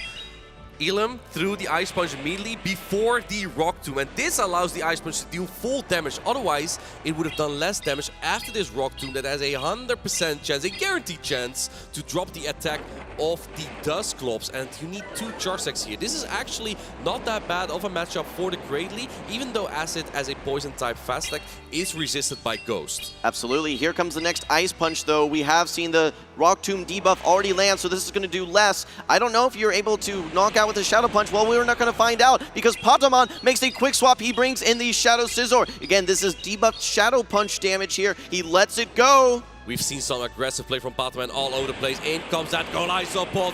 This is where Ilum needs it because he has the Dedenne in the back. Again, Ilum is hoping that there is no Marowak in the back. Do we see this Night Slash land? Ilum is putting out a Protect Shield. And do we see the attack boost here? There's a 12% chance we see no attack boost there. All right, well, Patamon actually just going to be throwing both of these Night Slashes. Ilum shakes his head here. Maybe a miscount or maybe he wants to just let this one go. There is no boost. Uses both Protect Shields. Can he farm down in 10 turns, or will the Scissor get to the next Night Slash? Ilum doesn't want to find out. He throws the Aqua Jet. But not charging the bubbles, meaning that this Aqua Jet won't deal full damage even remotely. Scissor is fragile though, so it's still going to knock out. In comes the Azumarill, which is going to resist everything. Ilum shaking his head because he knows, because his timer is not up, this Azumarill is only going to build up more energy. Is the timer up after this charge deck? Yes, it is. Do we see the switch? No, not just yet.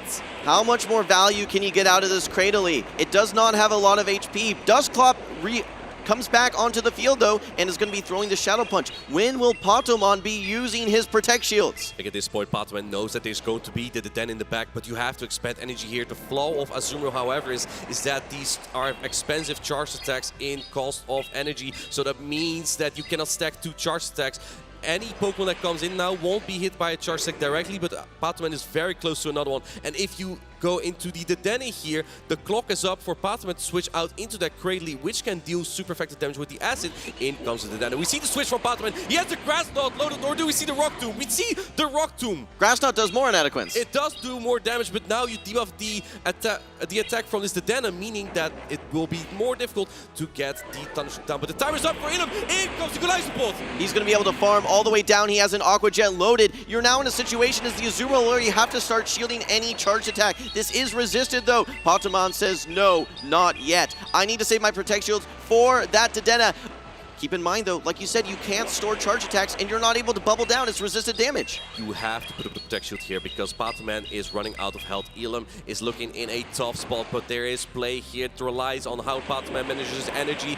Patamon needs to get to 2 charge attacks here. Go for the Player of an Ice Beam. May be close to knocking out, even though resistant, but this definitely secures the knockout. And now Patamon needs to get to another charge on the Dedenne. The Dedenne already has a parabolic charge that would buff the defense here. And going for the play rough, this is going to secure the knockout. Patamon is going to take 1 game back here against Ilum. Ilum unable to farm down, unable to reach 2 charge attack. Shields are down. Patamon is able to make the recovery, and he is going to take game number 3. Currently, 1 game for Patamon, 2 games for Ilum.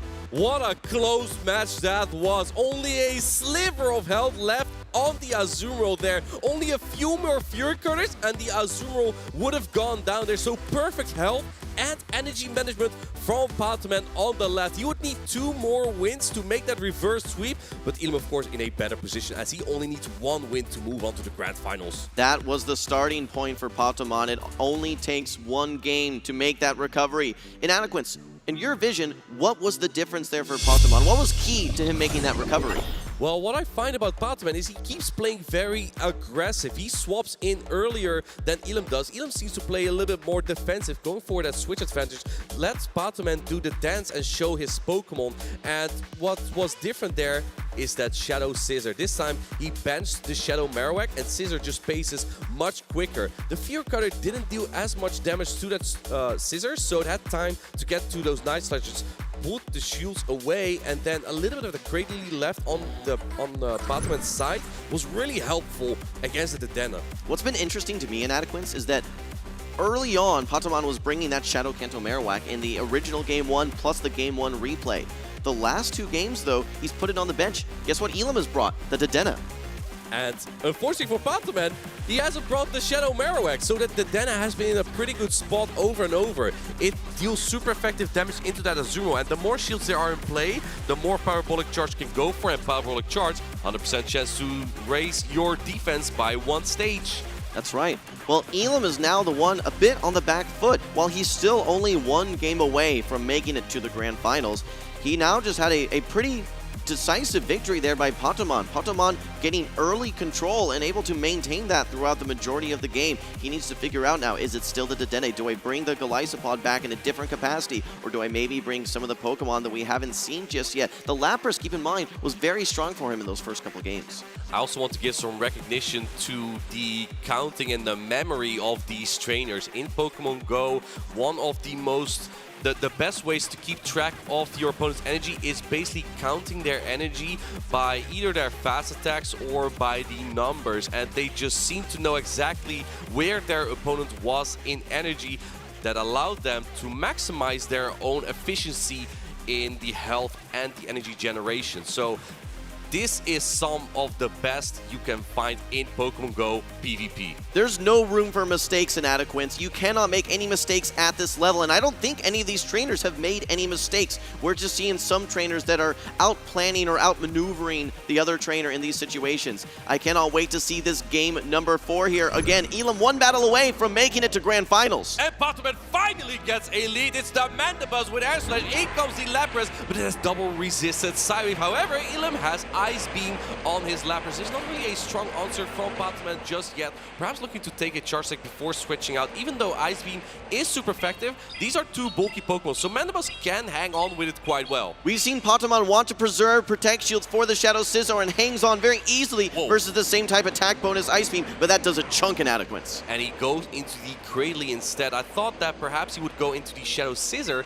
because Bullet Punch just outputs damage so quickly. However, let's see if this is being shielded. No, that's the bait, the Sparkling Area bait. That could have been a hard-hitting, super effective Ice Beam. What a great call for Pokémon there. A huge no shield for Pokémon. Could have been super effective damage, just the Sparkling Aria instead. And now, with this Rock Tomb debuff, I do not think that this Cradley is in Sparkling Aria range. You need to throw the Ice Beam. If it doesn't work once, you go for it twice. Again, the Sparkling Area does Pokémon put up a Protect Shield. I believe Elam is one side away from another. And yes, we see the Protect Shield come up here. I believe the timer is up. We see the switch from Elam. And there's the catch on the Rock Tomb on the Dusclops. Elam pulling out all the stops here. What a huge catch here. This will lock in an attack debuff for the next 50 seconds at least on this Dusclops. Here we go, though. We see the Shadow Scissor take the field. It's going to be a little bit bulkier knowing that these attacks have been debuffed by the Dusclops. We've seen this matchup earlier, but as you said, the Shadow Punch will do less damage. That's why we see Pokémon bringing this Scissor, because now it can hang on a little bit better.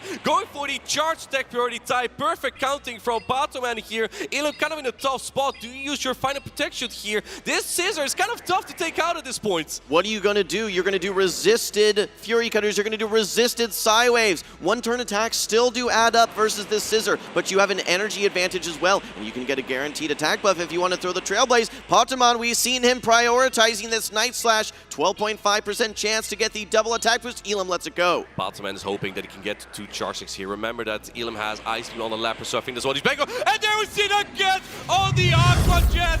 Muy bien. What a play from Pokémon. You're going to catch against me. You know what? I'm going to flip the script and catch against you. Now Mandibuzz looks like it's in a great spot. It is a great answer to this Golisopod, and it double resists the Psywaves from the Lapras, plus it has some energy. I think that the most... Oh, we see another catch! These trainers are just dancing around. Even though both Aerial Ace and Foul Play are neutral, this is a less efficient charge set, keeping Elam's Lapras a little bit healthier, and it has already an Ice Beam going for another Sparkling Area. Is Pokémon going to call this as well? He puts up a protection on this final protection on this Mandibuzz. He knows how important the Mandibuzz is. It's going to be the key to victory for him. Needs to preserve this HP, but needs to take out this Lapras as well. In comes the Aerial Ace. I don't think that Lapras will be able to hang on, and Elam uses his final Protect Shield as well. The timer's up. Scissor comes in. It gets to the Night Slash. This is a crucial play. Going for an undercharge though. Pokémon doesn't want to give the Golisopod any energy to allow the Golisopod to knock out.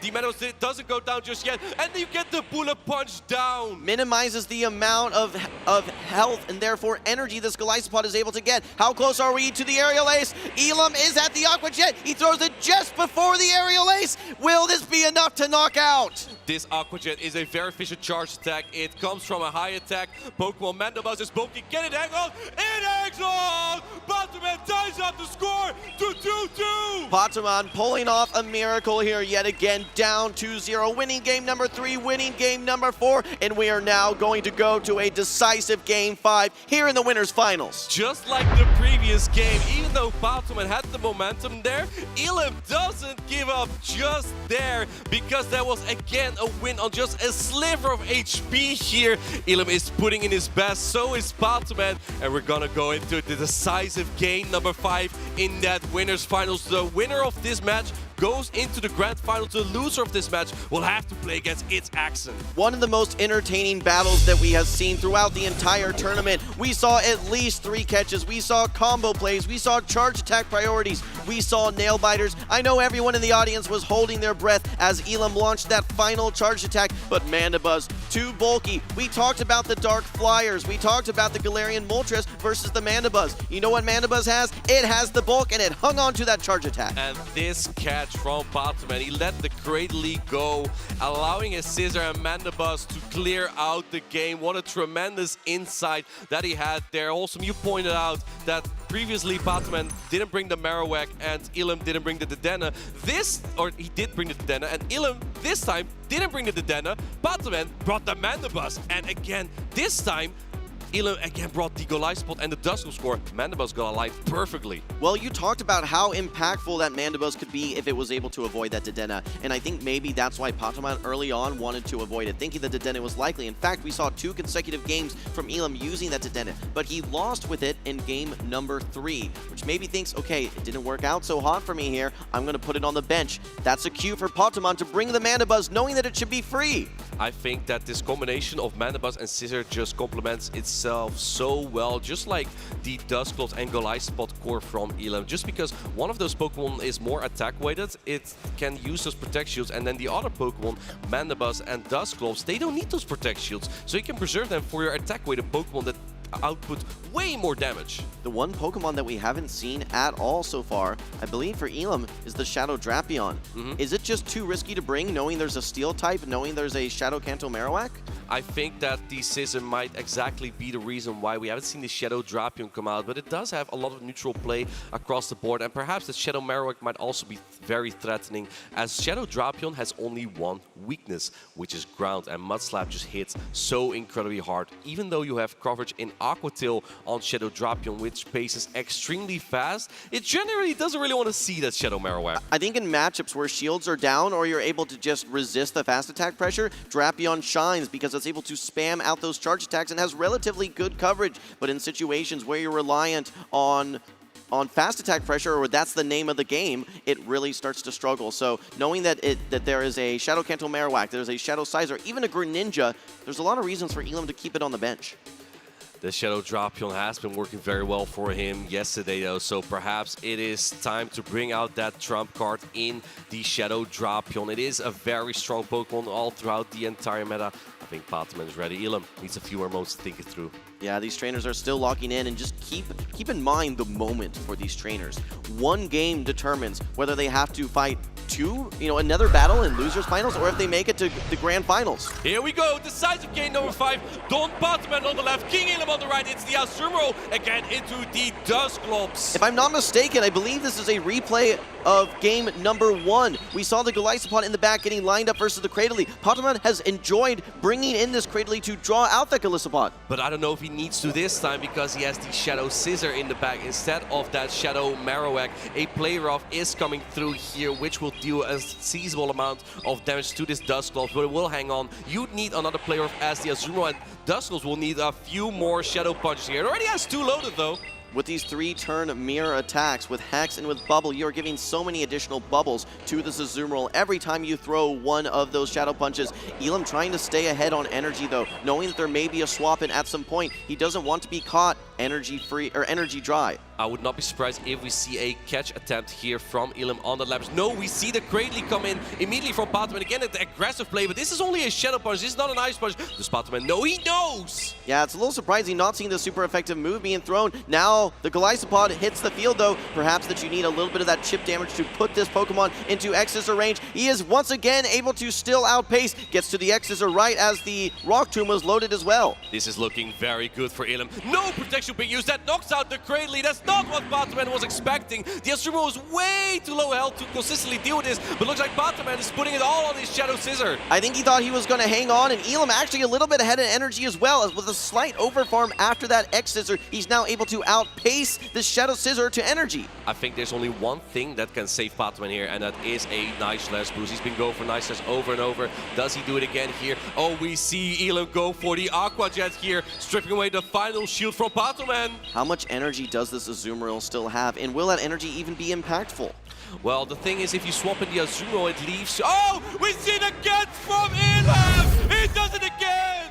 Elam able to make an incredible catch on his Dusclops, leading to an undercharge by Patamon. Wants to get a couple additional bullet punches. Look at this Hex damage adding up. 2 more bullet punches from Patamon, though, able to get a little bit of that energy back, but there's still a full Lapras to get through, and 2 Protect Shields. Shadow Scissor waving at the avatar from Elam there. What do you bring in now? It is the Scissor. It has no energy. It does have 2 Protect Shields here. Night Slash is coming in. Remember, a 12% chance to double boost the attack here. In that case, you could get a bullet punch down here as Golisopod is attempting to get to another charge deck. It is 1 Fury Cutter away. Do we see the catch attempt from Patoman here? You have to make a catch if you're Patoman. It's all on the back of this Scissor at this point. You have no Protect Shields remaining. Aqua Jet gets locked in, and this is going to knock out the Scissor. Unstoppable. Elam is doing it again. Elam is about to defend the North America region. Azumarill has energy, but there's the Lapras, and Lapras is bulky. It's going to hang on to these play-offs. Looks like both trainers are discussed, but for now it's looking like Elam is going to take this game number 5. No need for the Skull Bash. 1 more Sparkling Aria locks it in, and this is going to knock out the Azumarill. But Martine, you mentioned it. These trainers seem to be having some dialogue here with the judges. They want to make sure that that game number 5 will stand. I believe we may have seen a slight deficit on that Scissor there. That could have been crucial, and because of that, Patoman perhaps lost track of the energy there. Again, keeping track of the energy is so important in Pokemon Go, because if you can maximize your energy, perhaps you could make that catch, and the Scissor could potentially land the Trailblaze. But the thing is, Lapras is so bulky. I don't think a single Trailblaze would knock out there. No, I don't think so either. It's just any super effect. I don't know that any super effective damage can one-hit knock out a Lapras. So you're in such a tough situation. Now the judges need to be thinking, okay, what was the, not only what happened, but what was the impact of that moment? Was there a 1-turn deficit that we saw in that? How did that impact Patamon's plays? Even if there was not that 1-turn deficit, would that still have been an Elam match win? Remember, as it stands right now, Elam did on paper win that game number 5. That would catapult him to the grand finals, moving Patamon down to the losers finals where he would face off versus It's Axon. But you can see these trainers still having discussions with our judges. It's Axon actually has almost the same team as Elam, so this is kind of a warmer for Patoman if it would get to that. However, It's Axon has the Araquanid instead of the Golisopod, a water and bug type Pokemon, the same typing as well. However, it's much bulkier, and we saw yesterday that bug bite damage almost seems not resisted by the Scissor. It deals so much damage now. It is the same kind of attack as Dragon Breath is. Yeah, Bug Breath we can call it sometimes. Well, Inadequance, I wanted to ask you, let's say that Patamon does move down to the losers finals. Does It's Axon have an edge against Patamon, knowing that he's been able to see so many of Elam's plays with his team so reminiscent of his own? I think that It's Axon might be thinking and learning from how Patoman is playing, but Patoman also knows this. He's no stranger to the scene, has played into many of these kind of top traders. Even though it is out of region, Patoman has played at both the 2023 and 2024 World Championships, so he does have that experience with international competition, and I do think that Patoman won't be really distracted by it and has to come up with new strategies though. Perhaps he just brings the same strategy and It's Axon's like, well, there's no way he's going to do that, and then you still bring out the Shadow Marowak. Well, you mentioned this earlier, Inadequance, but Patoman's been playing a bit more offensive. Some very early switches that we've been seeing, trying to force Elam to be on the back foot. Like you said, though, Elam being a bit more defensive.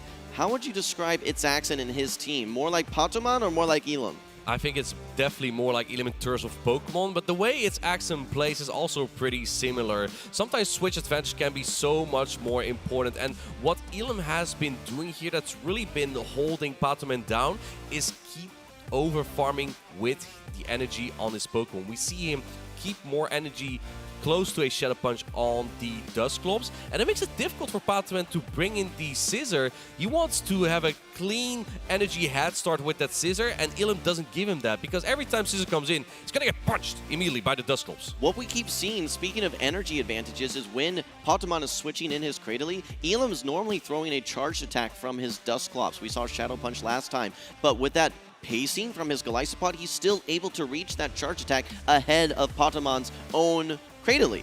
Correct. And even though you have that Ice Punch coverage, it's really sometimes not needed as long as that Mandibuzz or the Cradily is not there. Cradily has been a crucial component there for Patoman. Rock Tomb is one of the best charge attacks in the game. If you have a Pokemon with Rock Tomb, it's probably pretty good. Absolutely. Rock Tomb has been one of the more efficient charged attacks in general, but let's not discount its utility as well, with access to that one-stage attack debuff guaranteed against your opponent. In the video game, I know it drops the speed stat of the opposing Pokemon. Like I said earlier, speed is a little bit combined with attack here, so there are some similarities there, except that Rock Tomb is very strong. Yeah, absolutely. I think one of the Pokemon for Elam that I've been most impressed by is the Lapras. I know we didn't see it necessarily featured there in game number 3, but what Lapras is so great at doing is that when you face an opponent that does not have a lot of HP left, they maybe have a lot of energy, just like we saw there, it is able to easily tank charge attacks from Pokemon, and with one turn sideways, you're guaranteeing that you're doing at least 1 damage per turn. So in situations where you have something like a Scizor that doesn't have a huge HP stat in general, you're still going to be doing damage even though it's resisted sideways. Correct. But still, when you have the opportunity to even resist something, I think that is where Scissor usually shines. Even though that is resisted Psywave, still adding up every half second, as Psywave is a 1-turn fast attack, and a fast, 1 turn in Pokemon Go is half a second. They still add up quite strong on the Scissor. Imagine that you have a timer of 200 versus a timer of 100, and the fast attack does 1 damage every time. Which Pokemon goes down earlier? Obviously the one that's going to be doing 200 damage, yes? It is the Pokemon that has 100 HP that will go down quicker. Yes, because it has fewer total HP in Correct. Yes, absolutely. Well, speaking of Psywave, I know it's a very good attack on Lapras, a relatively defense and HP weighted Pokemon, but a clone of Psywave now is what? Fury Cutter. Fury Cutter on that Golisopod. And that is a strong addition here. Now, it used to have Shadow Claw. Shadow Claw, a ghost type fast attack, actually would have been pretty good in this meta. Yesterday and today on the team of Elam, we see so many Dusclops, and Shadow Claw Golisopod actually fares much better there, since then 2 charge attacks paired with it would knock out. And now Fury Cutter resisted, even though it is better on Golisopod, that actually won't knock out a Dusclops. Yeah, absolutely. Thankfully, no Dusclops on the side of Patoman for Elam to have to face, so he's certainly benefiting from that Fury Cutter. It's going to be hitting super effective into several of those Pokemon, including the Cradily as well as the Greninja. We haven't seen that Greninja. That's been the one left on the bench, and for Elam, he's been keeping that Drapion on the bench. And what do you learn from? Technically, that was the 6th game, as the first battle also had a similar situation here. So these trainers have been battling over and over now. How do you deal with so many of these matches? I think it definitely comes down to, again, do you bring the Mandibuzz? And for Elam, do you bring that Dedenne? Well, I think we have to talk about the mental here for a second in Adequance. You have to not let your emotions get the best of you. Obviously, there can be some frustrations from the perspective of Elam. Hey, I felt like I just won that game, and now I might have a replay. On the same side for Patoman, feeling like, hey, I should have been able to have some additional turns than I was able to have. I'm frustrated here. So you really have to make sure that you remain calm and collected here. And it looks like these trainers are taking off their headsets. This is going to be a match win going to Elam. Elam will be moving on to the grand finals. It looks like that turn deficit wasn't decisive enough for that game. Elam is still undefeated. Going into the grand finals, he'll be taking it on either against Patoman again or against Master Axon. All right, well, that means that Patoman will be moving down to the losers finals. He's going to be facing off versus It's Axon. And like we said, It's Axon has such a similar team composition to Elam. So I think that what was very, very close series, the one wild card that Pokémon may have to adapt to is the Araquanid. And Araquanid with Bug Bite and a lot more bulk is such a nuisance to deal with for Pokemon like the Scissor that Pokémon really has been relying on. But those two trainers haven't faced off just yet. I believe this is the first Araquanid that Pokémon is even facing, as Doonbug also was on the side of the bracket of Elam. So Elam already had that practice into Araquanid, then defeated its Axon, and now it's Pokémon's turn to go into that team. Almost the same as that of Elam, but Araquanid instead of Golisopod. Well, let's talk a little bit about how these Pokemon differ, though, because their typings are the same. Their charged attacks and fast attacks are still doing the same types of damage, but they operate very differently. Walk us through the differences, Nadequins. Right. If we take a look again at those replays, though, we can actually take a look at how it even went with those Pokemon. Take a look at this Lapras here. One of the bulkier Pokemon landing the sparkling area on the Marowak, dealing so much damage. Yeah, early on, Pokémon trying to use that Shadow Kanto Marowak. Not to a lot of success, though. It worked great for him in day number 1 and day 2. Struggling, though, in the first couple games of the Championship Sunday. Right, because the Golisopod has that typing that makes it so difficult for Pokémon to bring the Marowak. The only Pokemon that really walls that then, and we see the catch here on the Aqua Jet. Pokémon recognizing that's the Pokemon I don't need anymore to create lead. Mandibus closing out that game to tie up the score and make it a decisive game number 5. That's right. As Pokémon put the Shadow Kanto Marowak on the bench, he started bringing that Shadow Scizor and had some good success there in games 3 and game 4. We even saw the Mandibus sighting. However, Elam able to prevail, able to persevere. And in that game number 5, I think Elam had everything that he needed, just enough juice to get to the grand finals. Now Pokémon, he's not out. This double elimination, he could still go on to win the grand finals, but he needs to recollect himself in what's going to be a very similar game versus its Axon. Let's take a look at how far these players have come another time. And here we see Pokémon versus Elam. Well, we just had in that winners finals, Elam moving on to the grand finals, and then we're going into the losers bracket very shortly, where we're going to have Pokémon versus the 2023 world champion, it's Axon. Well, I just want to call out just how close in skill all 3 of these trainers are. As you can see, Elam versus its Axon, 2-1, came down to a charge attack priority. Elam versus Pokémon came down to the wire as well in a 5-game series, went all the way to 5 games. So I still think that it's anyone's tournament at this point. You have to give the advantage to Elam, knowing that he's going into the grand finals on the winner's side of the bracket. Even if he loses the grand final first set, he still has an opportunity for a bracket reset to still win the championship. Correct, and we're going to see that very shortly. I'm super excited for what these trainers are going to bring here. I wonder if it's Axon had taken notes from how Elam played that, because what's really stood out in Elam's gameplay to me was how he managed his energy. He was just making sure, perhaps he even studied Pokémon's play yesterday. Pokémon's playing aggressive, so he swaps in at some point. I need to make sure that I have energy and outpace that Scissor. And Scissor is very likely to use Protect Shield. Scissor is difficult to deal with, but when you have like a Lapras that is up a shield, you still have some good play there. Well, what I'm interested to see is how that Cradily is going to be playing against its Axon's team. We saw him using it as a safe switch to bring out the Golisopod over and over, but where it started to struggle is that it got outpaced by that Golisopod. You could even bring in that Cradily, it would tank a charged attack, but then you could bring in as Elam that Pokemon and still outpace. And here we see how the sequence is going currently on Championship Sunday for Pokemon GO. We're going to have Pokémon again versus its Axon. Araquanid, one of the difference that it has versus especially that Cradily, you don't have a bug type charge attack, and that means you cannot threaten the Cradily as much with your charge attacks. You have Bubble Beam, doesn't deal a lot of damage, drops the attack of the opponent, and you have Water Pulse, which is not as strong as an attack like X-Scissor, but will deal good neutral damage.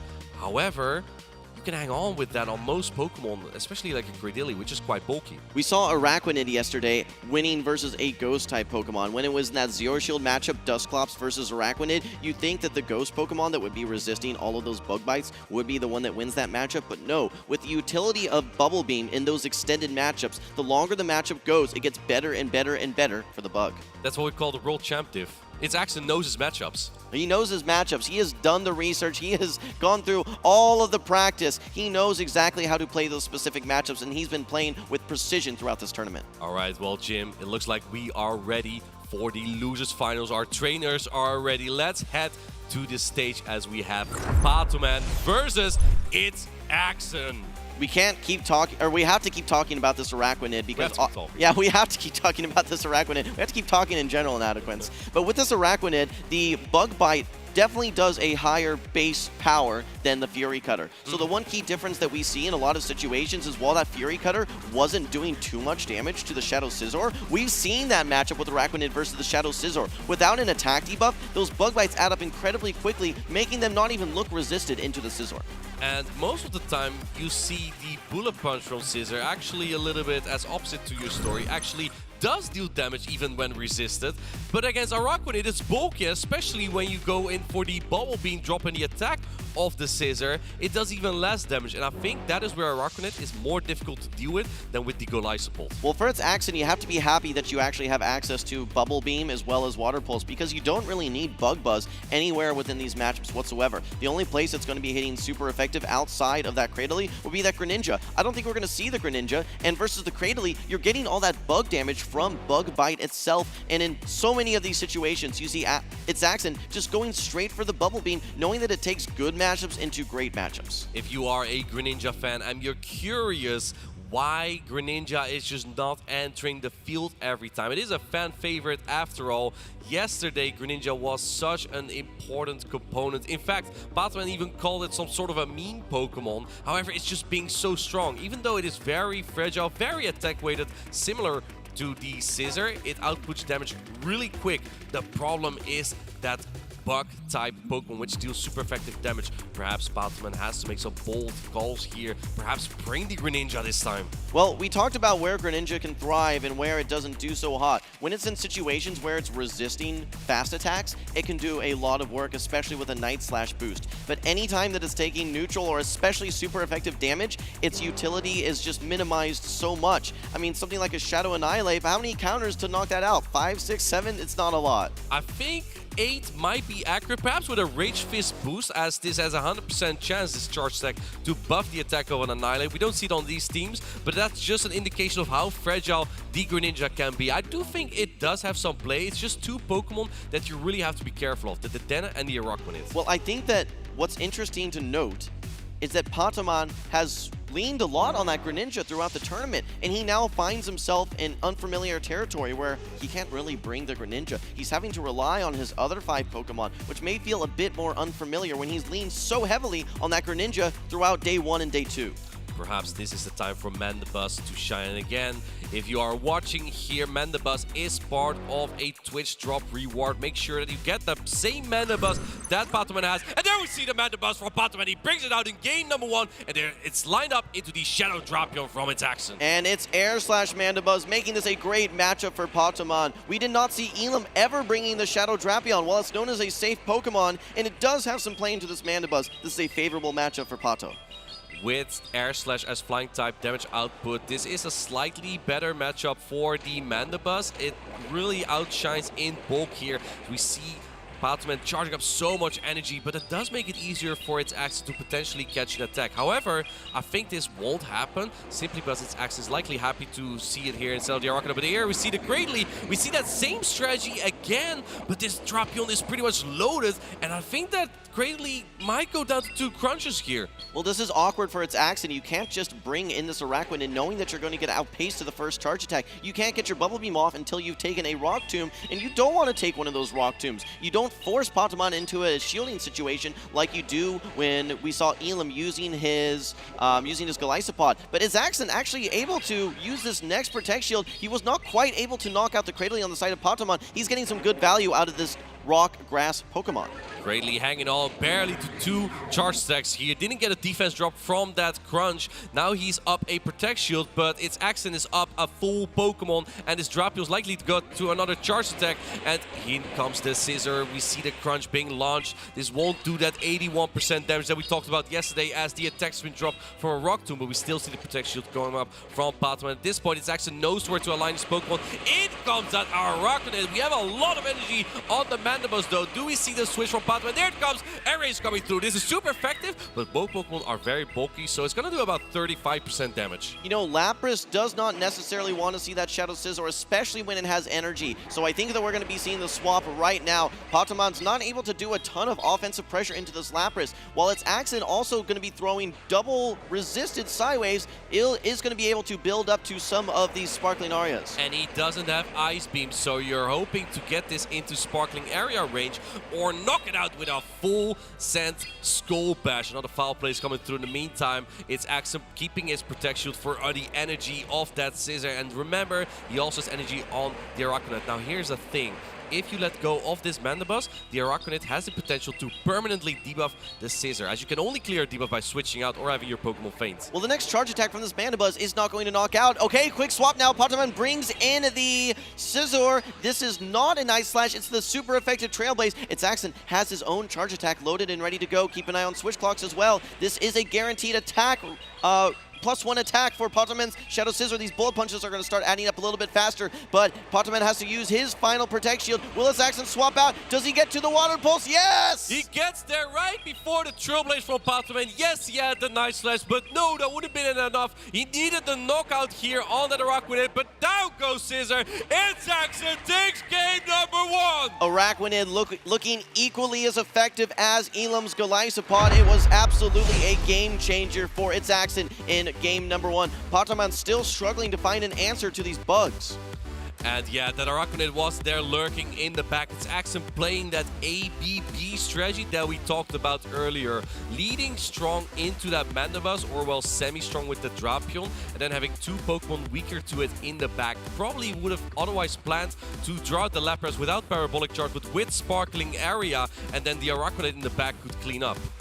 You can see Patoman is trying to adapt to all these bug types that he's seeing here. In game number 1, he still brought in this Cradily, trying to maybe bait out that Araquanid, and its Accent, he didn't take the bait. He knows that he got outpaced. He saved it in the back to get a line versus that Shadow Scizor, which he did not want to have his Lapras up against. Again, the aggressive play from Patoman there with switching out into the Scizor there, but its Accent had learned. He knows that if he keeps energy, he can strip away his shield quite comfortably and quickly from that Scizor, and then he's in a pretty good spot.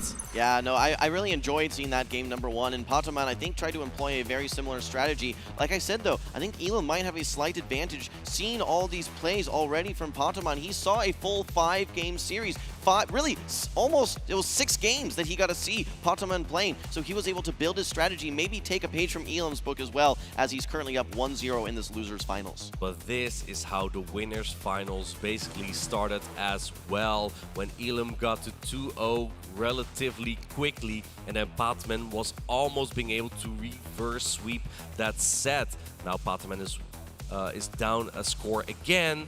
But like you said earlier, this is where you need to keep your emotions under control and not let the pressure get to you. Yeah, keep in mind what's at stake here. There's so many storylines we talked about. Patoman, our EUC 2025 champion, he wants to be that back-to-back IC winner. He wants to be the first out-of-region winner. He wants to be the first Pokemon GO trainer to win 2 ICs. For its Accent, after a brief period of no regional wins, he most recently won his last tournament at Portland. He's our 2023 World Champion. He's our 2022 NAIC champion. He also wants to defend home territory and be the first double IC winner. We're moving in to game number 2. Go ahead and Adequence. We see the same leads here. The Mandibus into the Shadow Drapion, but no Scizor this time to be found from Patoman. I'm curious to see if he's going to make that aggressive play again very shortly, or this time play for that switch advantage. Looks like the Air Slash were not going through there. Going for the Air Slash now before the first charge attack from this Shadow Drapion. You can see some frustration from these trainers. They're thinking that, okay, the turns are not adding up in the way that I'm expecting them to add up.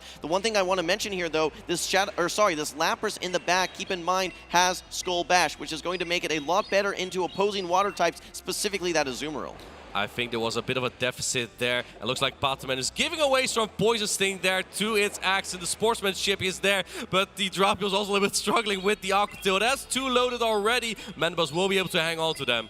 Yeah, I think they're trying to signal that maybe this is one that they want to replay here. So they are going to exit back out of this match. They're going to try this one again here. I imagine they're probably going to just give it a full reset here and play the same teams, but that is going to be a determination for both of these trainers. It was the same leads that we saw in game number 1, but let's talk about some of the potential for those backline matchups. Lapras and Araquanid were brought again by Araquanid, or sorry, by Saxon, but on the other side, the Azumarill hanging out in the back. Is that an answer to Araquanid? It is not an answer to Araquanid, even though you do resist all the charge attacks from the Araquanid. Once it starts debuffing the Azumarill, it will absolutely annihilate it, because the play rough and the bubble damage just won't deal up that much anymore into the Azumarill. And that makes Araquanid a formidable player in the back there. I would think that if that match played out, Batman may have tried to bait it out again with either the Azumarill and the Krayley and tried to sweep with the other Pokemon. The thing is that Lapras doesn't have Ice Beam, it has Skull Bash, making it a formidable Azumarill counter. So Azumarill was going to have a hard time in the back regardless. That's right. There's 2 water Pokemon that are going to be resisting its bubbles, resisting its ice beams. Yes, Play Rough is going to be hitting for neutral, but both of those Pokemon easily tank 2 Play Roughs. And let's not forget the utility from that Araquanid. We see Axon time and time again using that Bubble Beam to make his positive matchups even more positive and come out of matchups with energy to unleash as well. And he trusts in his strategies. That's why he brought that same team again. I'm not sure if we are going to see the same teams here, or perhaps different teams there. This is all information that you can take into that next game. And I'm curious to see if at some point Batman would prefer to play a little bit more defensive and play for switch advantage rather than swapping the Krayley over and over, and then the switch advantage doesn't really go his way. Martijn, I have a question for you. Tell me. Shadow Drapion was not brought in any of the 6 games that we saw with Elam versus Potamon. Why is its Axon bringing it here in both of these first 2 games? I think its Axon had perhaps learned from those previous matches that Potamon played against Elam that Potamon is never bringing the Scissor in the lead. And if you can lead the Drapion, it avoids the Scissor, then Drapion might just have a great matchup here, because the only other Pokemon you have to look out for is the Shadow Marowak. The Shadow Marowak was brought in the first 2 games versus Elam, and then it was put on the bench for the remainder. We haven't seen it in, I think, 5 or 6 games now at this point. Has he given up on it? It would make sense that it's less likely to see Shadow Marowak here. And the reason why is because Araquanid is way more of a threat to it than the Golisopod is, because the Rock Slide deal less damage to the Araquanid. Mud Slap damage plus a Rock Slide super effective on Golisopod puts it straight under 20% health. But Araquanid won't go near the red. It probably gets to like 40% health. Plus, it can just debuff your Rock Slide before that with a super effective Bubble Beam. Absolutely. I think in metas where there's a lot of fragile Pokemon, resisted, neutral, super effective, Shadow Kanto Marowak is going to feast. Look at the Shadow Feraligatr matchup, for instance, where it can just Mud Slap all the way through in the 2-shield. These are not fragile Pokemon. Diggersby, Dusclops, Araquanid, Lapras. Yes, of course, if you're hitting for super effective versus one of those 2 targets, you're in a good spot. But any of the 4 remaining Pokemon, they're going to be tough matchups for that Shadow Kanto Marowak. We're going to find out. We have the same teams here for both trainers. Game number 2, Mandibuzz again with Air Slash into Shadow Drapion. You can see these trainers building up their charge attacks. First to throw is going to be its Axon, launching the Aqua Tail into the Mandibuzz. Again, a positive matchup for the Mandibuzz, but last time we saw Potamon swap in the Cradily. And let's see if he will do that again at some point or just play out this match here. I think you know that if there's a Araquanid in the back, it will definitely be brought into the Cradily and not that Lapras without Ice Beam. Another Aqua Tail is coming through. This Shadow Drapion is just so quick to its charge attacks, but they don't threaten as much. And another Aqua Tail. This Mandibuzz hasn't even thrown 1 charge attack yet. Yeah, you have to throw an awkward timing sometimes when you're against these very spammy Pokemon like this Shadow Drapion, bringing this Mandibuzz dangerously low. Now out of energy, we see Potamon finally launching one of these charge attacks. He should be able to throw on good timing and consecutive charge attack attempts. But will its Axon try to swap out, or will Potamon maybe try and save some of this energy? Going for another air race right before the Aqua Tail from the Shadow Drapion. His Axon not fighting for switch advantage. He knows as long as this Pokemon is out of the way, my Araquanid in the back is looking pretty good, and he comes in with the next Pokemon here that's going to likely take a charge stack here, and that's not going to be the Araquanid because it would take super effective from an air ace. Do we see Potamon preserve this Pokemon or keep farming? No, he goes for the foul play here. Its Axon could have thrown his energy if he wanted, but Potamon knows that he's going for that farm down, and therefore he wants to over farm as well. Throws the foul play, Does a nice chunk into this Lapras. A couple more air slashes will add up. Will he be able to get the farm down? No. In fact, Mandibuzz throws this energy. It's Axon content with this, though. He knows that he's going to have an opportunity where he can maybe land one of these Skull Bashes and start boosting his defense. But there are still 2 Pokemon hanging out in the back. Look how much work this Mandibuzz has done. Bottomman has alignment, but also look how much energy this Lapras has. It's capped out. You have the alignment now, but that means your Azumarill will be lined up into the Araquanid in the back. And no access to Ice Beam for its Axon. One of the key differences versus Elam's team, you now have to rely on these Sparkling Arias versus these Cradily matchup, and these are going to be just neutral damage. You're so far ahead in energy, though, that you're still going to get a lot of impact, but we're now in a situation where its Axon may actually just get farmed down. I don't know. I think that you kind of have to switch out as its Axon at some point, because if you lose this Lapras, your Araquanid in the back will get permanently debuffed by the Rock Tomb that this Cradily has. So naturally, let's see what this Axon is going to do. I expect it to switch out at some point. No, we're going to see the energy expand on the Cradily there, because looks like Bottomman might fear for another Sparkling Area or a Psywave down. Now the Araquanid is up as shield. Can you get to another Rock Tomb here? In comes the Azumarill. Bottomman, I think, knows this is going to be a tough job for Azumarill. This is really tough because its Axon can now apply these debuffs. These bubble beams are going to come through and drop the attack. So now these bubbles that are already resisted are going to do even less damage. And these play roughs now, they're going to seem almost meaningless now with this single stage attack debuff. We need to remember Potamon does still have that Cradily. He can swap out the attack debuff. Here's this Protect Shield. This would have done about no damage. It actually shields it. I guess that is the only win you can get out of this matchup at this point for Potamon, but it's looking pretty dire. To keep in mind, there maybe is a sliver of hope if you can clear the debuff at some point for Potamon.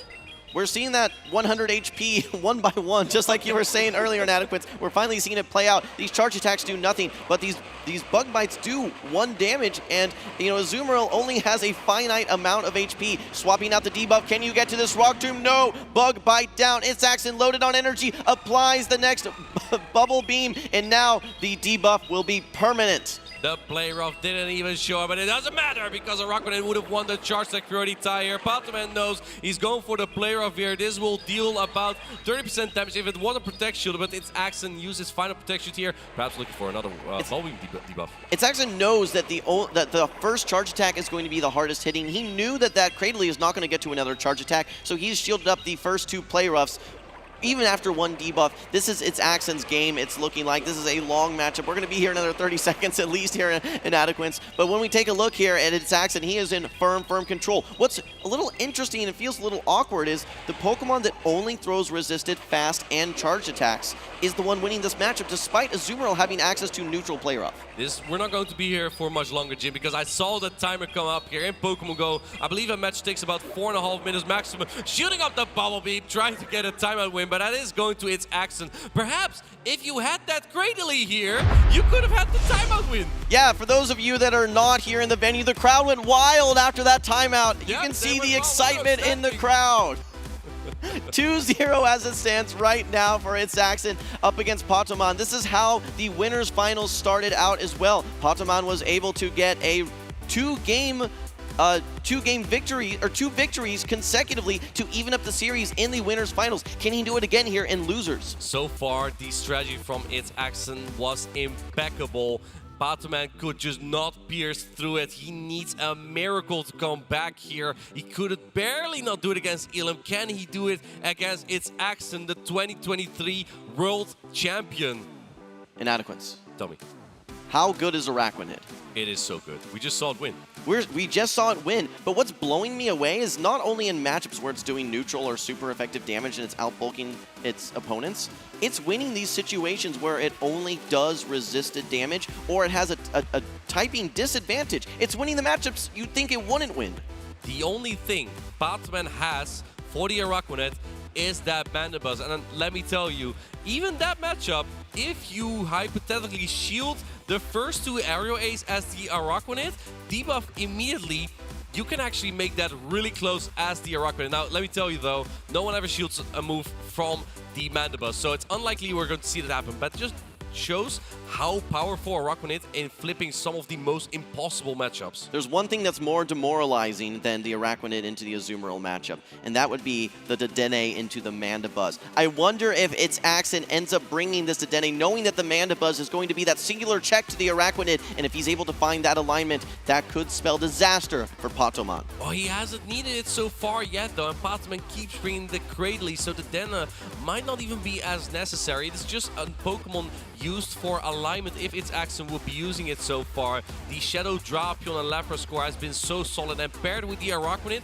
makes for a formidable team of 3. This is the kind of team you could just throw in the Go Battle League, to be honest. Absolutely. I think it's one of those teams where even in blind 3 situations, you just have a lot of flexibility, so I absolutely agree with you. Now, when we look at these teams here again, the Shadow Scizor has been that one Pokemon that we've seen Patomon rely on time and time again. I don't think he brought it there. Hey, we're moving into game number 3, Inadequates. We're going to be seeing the Cradley lined up versus the Araquanid. And this is not that great of a matchup for the Cradley. We've seen this yesterday. Cradley should win the scenario where both trainers are using no Protect Shields. His Axen has usually used a Protect Shield here, and he does it again in the lead. He wants to preserve this, perhaps for the potential Shadow Scizor that he's trying to bait out here. In comes the Drapion. Patomon not switching out just yet, trying to catch an attack on the Mandibuzz, and Mandibuzz can soak up all this damage here. But you kind of wanted this Mandibuzz for that Araquanid. Well, you've got 2 decent answers to that Araquanid. You do have the Cradley, which, while it does take super effective fast attack damage,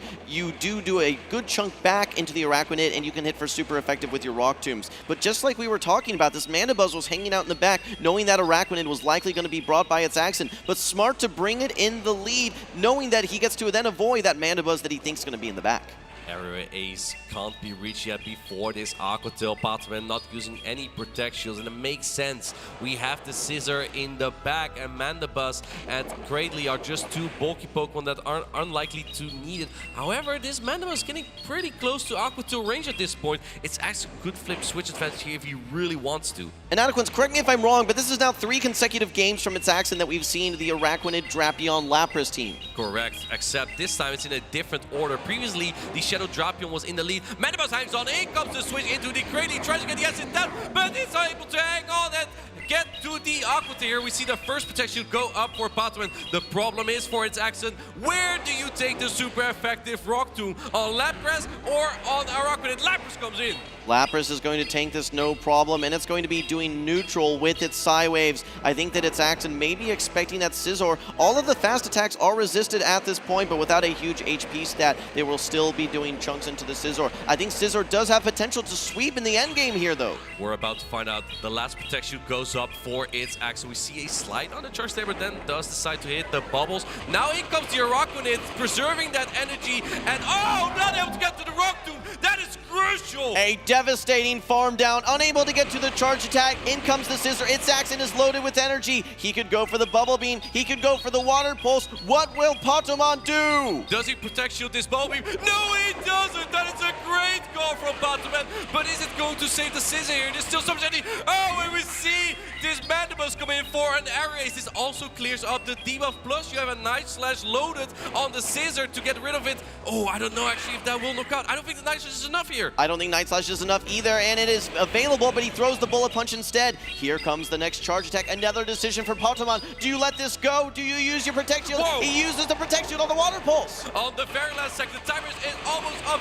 Can you get to double Night Slash here? We see the switch, and it doesn't go through. In comes the Night Slash, but I think that this Lapras is not in Night Slash range. You need the attack boost here. There's a 1 in 8 chance. Here we go, Night Slash. We haven't seen a single boost, but we see it this time. Charge attack priority. Can this knock out? This is not super effective, but it's double boosted Night Slash. In comes the Night Slash. Will it knock out? Yes! It does! Shadow Scizor saves Patomon. He keeps him in the NAIC. The crowd goes wild. This is what Patomon needed to get back into the series. He needed a miracle, and he pulled that rabbit out of the hat. He got the 1 in 8 boost chance. He had just what he needed, and he was able to execute.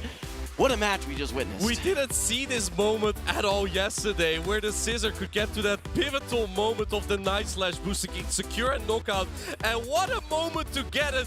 I think if you saw the reaction of the crowd there, I think no one saw that one coming. The intestinal fortitude to call the bubble beam, then to correctly shield the water pulse, to perfectly farm to 2 Night Slashes, to get the boost, to get the knockout.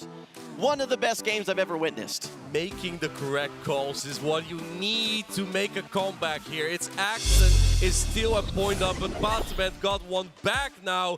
And can you make the reverse sweep this time? He couldn't do it against Ilum. And look at this play from its Axen. Masterful, you could say, keeping the energy on the Lapras, forcing Batman to get that energy as soon as possible. But Mandibuzz was so impactful because it did what it needed to do to get the Drapion off the field, but he also stored the Aerial Ace, which was pivotal in getting that damage into the Araquanid. That did just enough damage to put the Lapras into range, where one boosted, might I add, double boosted Night Slash was able to knock out. And his Axen knows he had Batman there until Lady Luck came around the corner and gave Scissor that Night Slash boost it needed so much. We saw this last season, especially at the 2024 World Championships when Annihilate had Night Slash. How many times was that used by trainers like Doombug all over the seasons to make decisive victories? And this time, Batman and Night Slash hand in hand got 1 point here, but can they do it again? Inadequance, if you're its Axen and you just lost to, we'll say, RNG in that situation,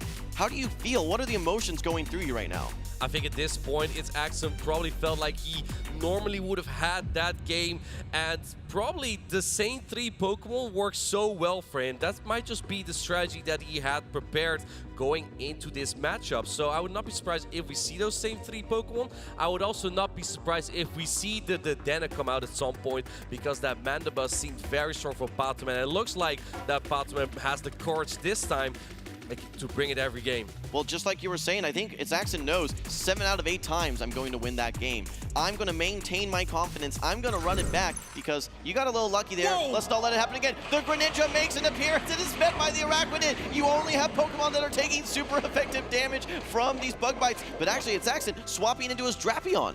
This is not that bad of a matchup for the Cradily as long as you keep Protect Shields for the first attacks. And it looks like Batman puts up a protection immediately. Do you see a 20% chance to get the defense drop? No, not this time. Rock Tomb is coming through and drops the attack of Drapion. Its Axen does not want to lose switch advantage here. He probably knows what's in the back. Batman knows that its Axen doesn't want to bring the Dedenne. He's seen this team of 3 now 4 consecutive games, making the Greninja a little bit safer if he's able to get it lined up versus the Lapras or especially that Shadow Drapion. I think he was trying to call that lead. The thing is, even if you would have your Greninja there, shields down Lapras, we know it doesn't do that bad there. That Skull Bash as well will likely take out the Greninja in 1 charge stack. Now letting the Rock Tomb go, its Axen perhaps going for that shield advantage instead. Shields are down for Batman, and I think that you likely will get the asset down here. Go with a charge stack into the next game, and we saw this before. None of these Pokemon want to take the super effective Rock Tomb, but you can. Look at how little damage that did though. There's not a lot of closing power on its Axen's team in the form of charge attacks. You only have Bubble Beam, Water Pulse, Sparkling Aria, and Skull Bash. None of those are going to be hitting super effective here. Meanwhile, Patamon has the super effective Rock Tomb landing into the Araquanid. That's a significant chunk of damage. Can you get to 1 more Rock Tomb? Oh, yes! That is huge! Do you put the protection here? Do you put it all on the Lapras? Its Axen has to make a decision. He puts up his final Protect Shield. He is now double debuffed. Look how much work that Cradily did. A significant chunk and 2 debuffs into the Araquanid. We now see the Mandibuzz come back in. Its Axen swaps into the Lapras. Shields are down at this point. You don't have Ice Beam. Its Axen has the Skull Bash. Can he get there in time? I think you need to. Let's see if this Lapras can outpace to the first Skull Bash over the Night Slash. Do we see that? Can we get to the next Night Slash? Yes, we get there! He gets there just in time. This is a double boosted attack again. Patamon, all of the luck on his side. In comes the Night Slash. It's not enough to knock out. The Skull Bash is loaded, but there's a fully healthy Mandibuzz still hanging out on Patamon's back team. Unbelievable. Its Axen cannot believe it. He's maximizing the energy, hoping that there is a world where you can land that sparkling area. Heavy damage there to knock out the Greninja. Can he get to the sparkling area? He does. Can he even get to the Skull Bash? No, that may have been his only win condition because his Araquanid I don't think it will hang on to this Mandibus. Patoman pulling out all the stops here. He's getting all the boost that he needs. The hero of game number 4 was the Greninja, getting the boost, doing the damage into the Lapras, and now Mandibuzz will clean up, tying up our series 2-2. You know what the real hero was here? It was Night Slash,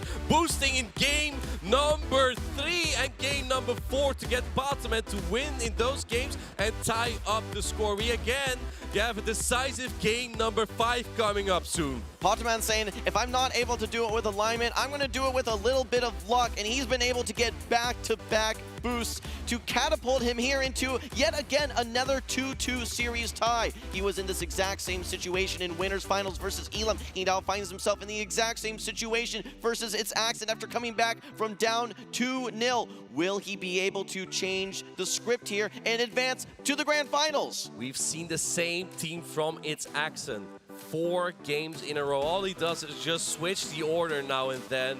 Do we see a trump card come out from its Accent this time, as he has 3 more Pokemon on his line of 6, but do you use them? These 3 Pokemon have been so successful into Patoman's team so far, and this time he benched the Scissor. He actually brought out the Greninja. Martine should have its Accent stayed in with his Araquanid versus that Cradily and thrown that Bubble Beam before exiting the matchup. Perhaps that would have been a safer play. The thing is, then that Cradily might be able to get to multiple charge attacks on that Drapion earlier on. So I'm not sure if that would have secured the switch advantage that its Accent needed. But obviously, if you can keep your Araquanid on the Greninja, that is a great matchup for these spider-like Pokemon. Well, for the folks at home, they are getting their money's worth here. A 5-game winners finals, a 5-game losers finals as well. I think this may be, of our top 3, some of the most evenly matched trainers that we've ever seen. But it's definitely not the most evenly battles across this weekend. These are some of the best Pokemon GO has to offer, not just in trainers, but the content that we have right here. I'm having a great time watching these trainers try the very best to get to that grand finals against Elam. This is such a big moment. This is not the winners finals where you get another chance. This is it. This is going to determine, is your tournament run over, or will you still have an opportunity to make it to the grand finals and become the 2025 Pokemon GO North American International Champion? We're about to find out decisive game number 5. We have the Cradily into the Shadow Drapion. This is a decent lead for its Accent, but we've seen that Cradily has decent play here. Take a look at what's in the back in Adequance. It's the Greninja again. It's the Greninja again. We see the Araquanid again from his Accent too. So we see the shield come up, but it's only an Aqua Tail. That's not the charge tech you were hoping to shield, but I think Patoman is only invested on making sure he gets alignment. Smart recognition by its Accent, knowing that Patoman is very motivated to use Protect Shields. He's very motivated to keep switch because he knows he has that Greninja, which is going to be feast or famine. If it gets aligned versus the Araquanid, the game is over. But if he gets his Mandibuzz aligned versus the Araquanid, he'll be able to feast. Charge Tech priority tie. Shadow Drapion has a higher attack. We see no Protect Shield this time. The next crunch will definitely knock out. No defense drop there on the Cradily. Rock Tomb's coming through. It's not going to knock out, but we've seen before that Cradily might be able to get the acid down here. Not before this Drapion will get to at least one more Charge Tech though. Do you need to use this Protect Shield to ensure that you win switch advantage? I think you do. This crunch will get really close to knockout. Oh, we see no Protect Shield. Cradily hangs off. Can it get the acid down here before the poison thing down? I think it will be really close. One more poison thing. Oh, it's a simultaneous knockout! It's going to come down to which Pokemon these trainers bring in. This may be the moment that determines who wins and who loses. This is a 50-50. Here we go. Patoman brings in the Greninja. It goes the Araquanid.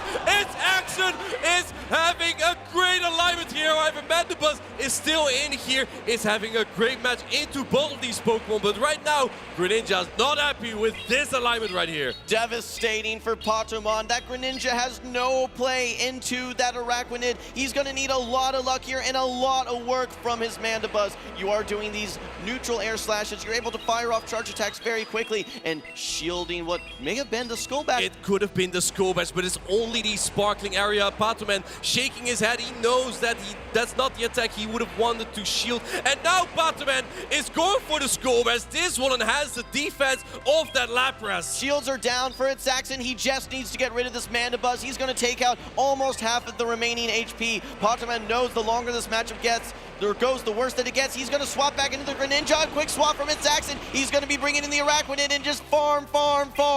It's Axon, saw this coming. He still has the protection.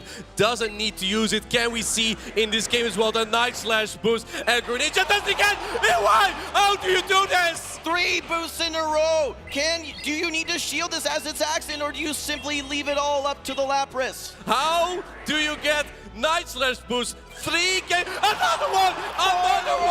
What?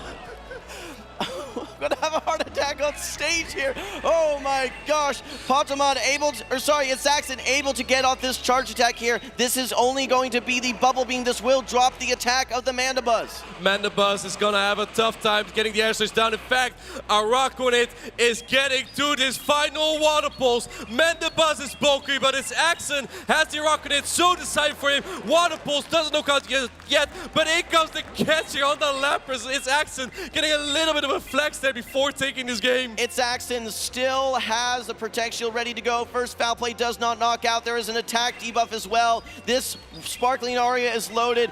One of the most electric losers finals we have ever seen. It's Axon takes the win. Game 5, he'll move on to grand finals to face off versus Elam. No luck can stop the 2023 world champion.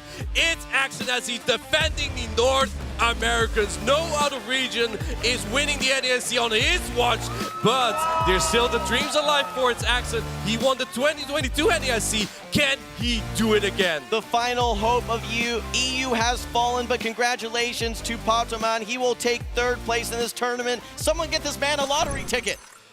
Whew, those were some intense battles. The Night Slash boost to get Pokémon 2 consecutive victories, and then 2 Night Slash boosts just for style points in that final best game, the final game for the decisive game 5. That was insane. We need to page Alpha Phoebe here. We need some math here. 4 consecutive 1 in 8 chance Night Slash boosts. I don't know that we've ever seen that in a final scenario. Alpha Phoebe, our fellow co-caster, would have loved to have done those bats. But yeah, how many Night Slash boosts do you need to win here? Pokémon almost had all of them to get there. I think it was a little bit too late in some of those matches.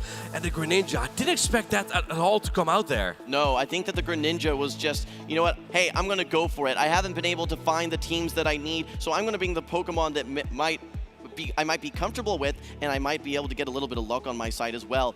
What the defining moment in that game was, though, in Adequance, was both Pokemon in the lead matchup fainted at the same time. If the Greninja ends up getting a line versus the Lapras, that may have been a totally different story. And not to forget the Mandibuzz on the Araquanid, because that was pretty much the only counter that Pokémon had for that Araquanid from its Axon. A 50-50 chance, and looking at those Night Slash boosts, a strange kind of that Pokémon lost at 50-50. He got all the 1 in 8 chances, but not the 1 in 2. I nearly fell over after that final Night Slash boost. It's just one of the most exciting matchups that I've ever seen in any tournament, in any situation. Let's take a look back at our replays. We see here in game number 1 that Araquanid putting in so much work, shutting down the Shadow Scissor from Pokémon. Even the Mandibuzz couldn't hang on there. And in game number 2, the Azumarill was stuck there trying to clear that Bubble Beam debuff, but it just meant that Araquanid had more of them, shields up this Bubble Beam, but it didn't matter. The player was only going to do like 10% damage at that point. Yeah, no, we saw that timeout in game number 2, like we said, but then the Night Slash boost, they start coming out. Game number 3 goes to Pokémon. Game number 4, while the Skull Bash took out that Greninja, don't forget that it had already boosted and taken out almost all the HP from the Lapras. Without that Night Slash boost in the previous game, Pokémon would not have win that game. And here we see Axon having a chuckle. You get all those Night Slash boosts, man. What is going on? I've never seen anything like it before. My headset nearly fell off here in the lounge. I could not believe what I was seeing. Let's take a breath and let's recalibrate. Where are we at now? Grand finals inadequate. We still have the grand finals to go for, so I hope your voice is still fine. Hanging in there. It's hanging in there.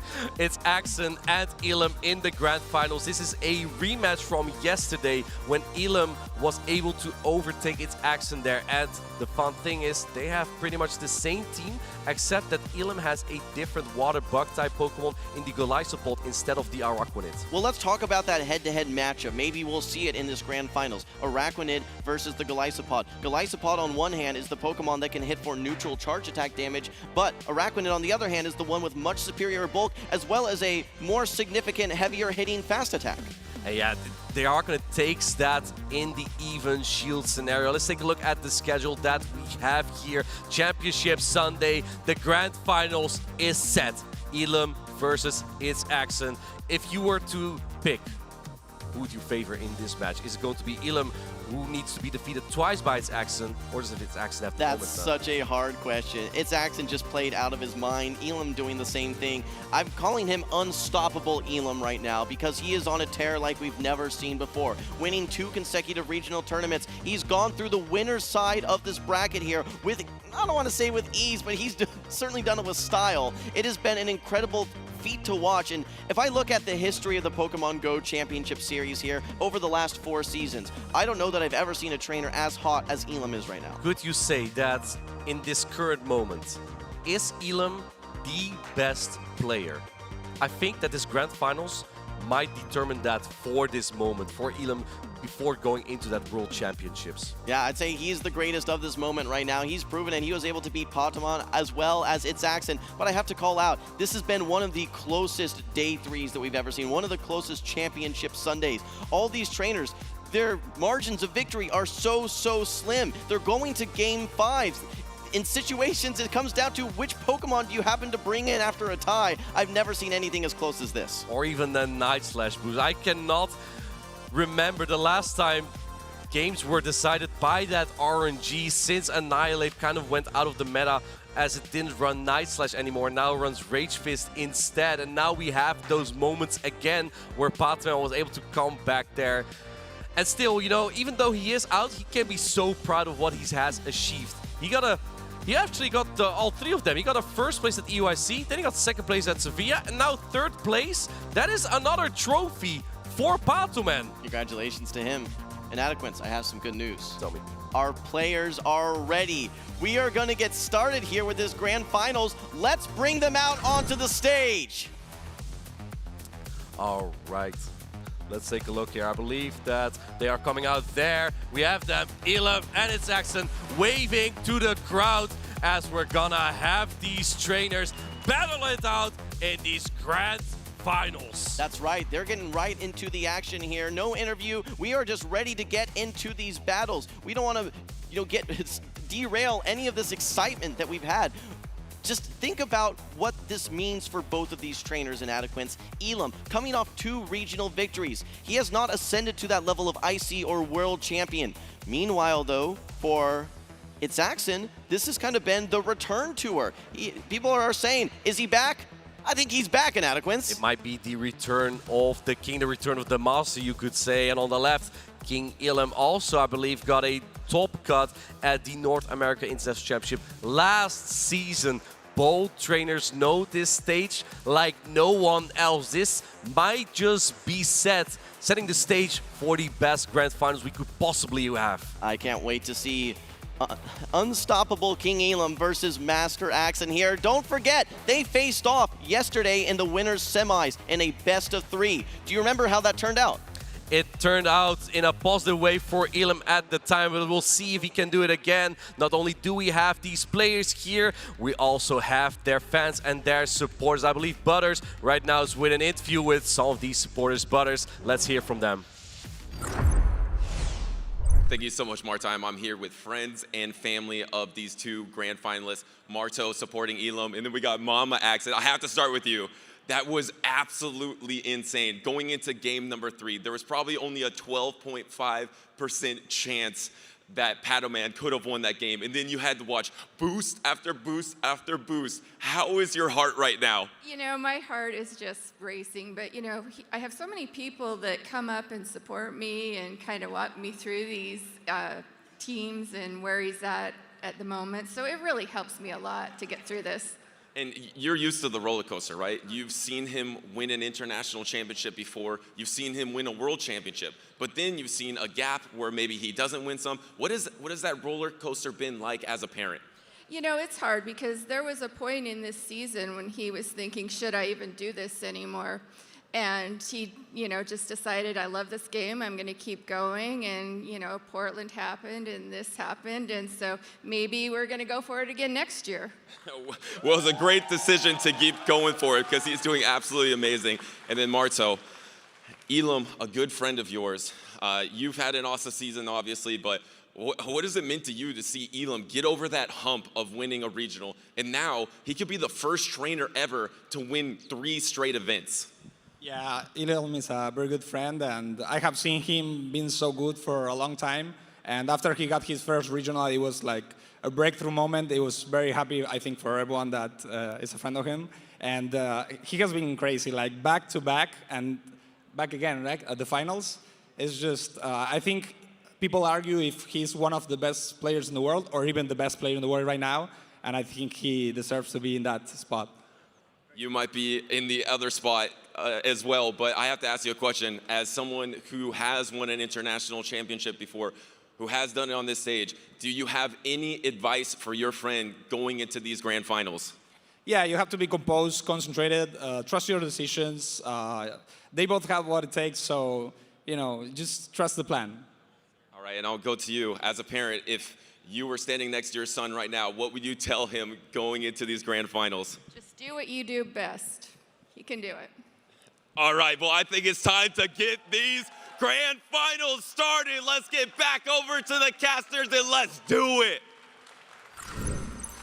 Setting the stage there. Thank you, Butters, Marto, and it's Axon's mom. When the trainer that has won 4 championships this season calls you one of the best, you better believe it. Yeah, absolutely. And we really have to look at just this role that Elam is on right now, winning 2 consecutive championships at the regional stage and now making it through on the winner's side to the grand finals as well. He's taken down Axon once before in a very close 2-1 best of 3.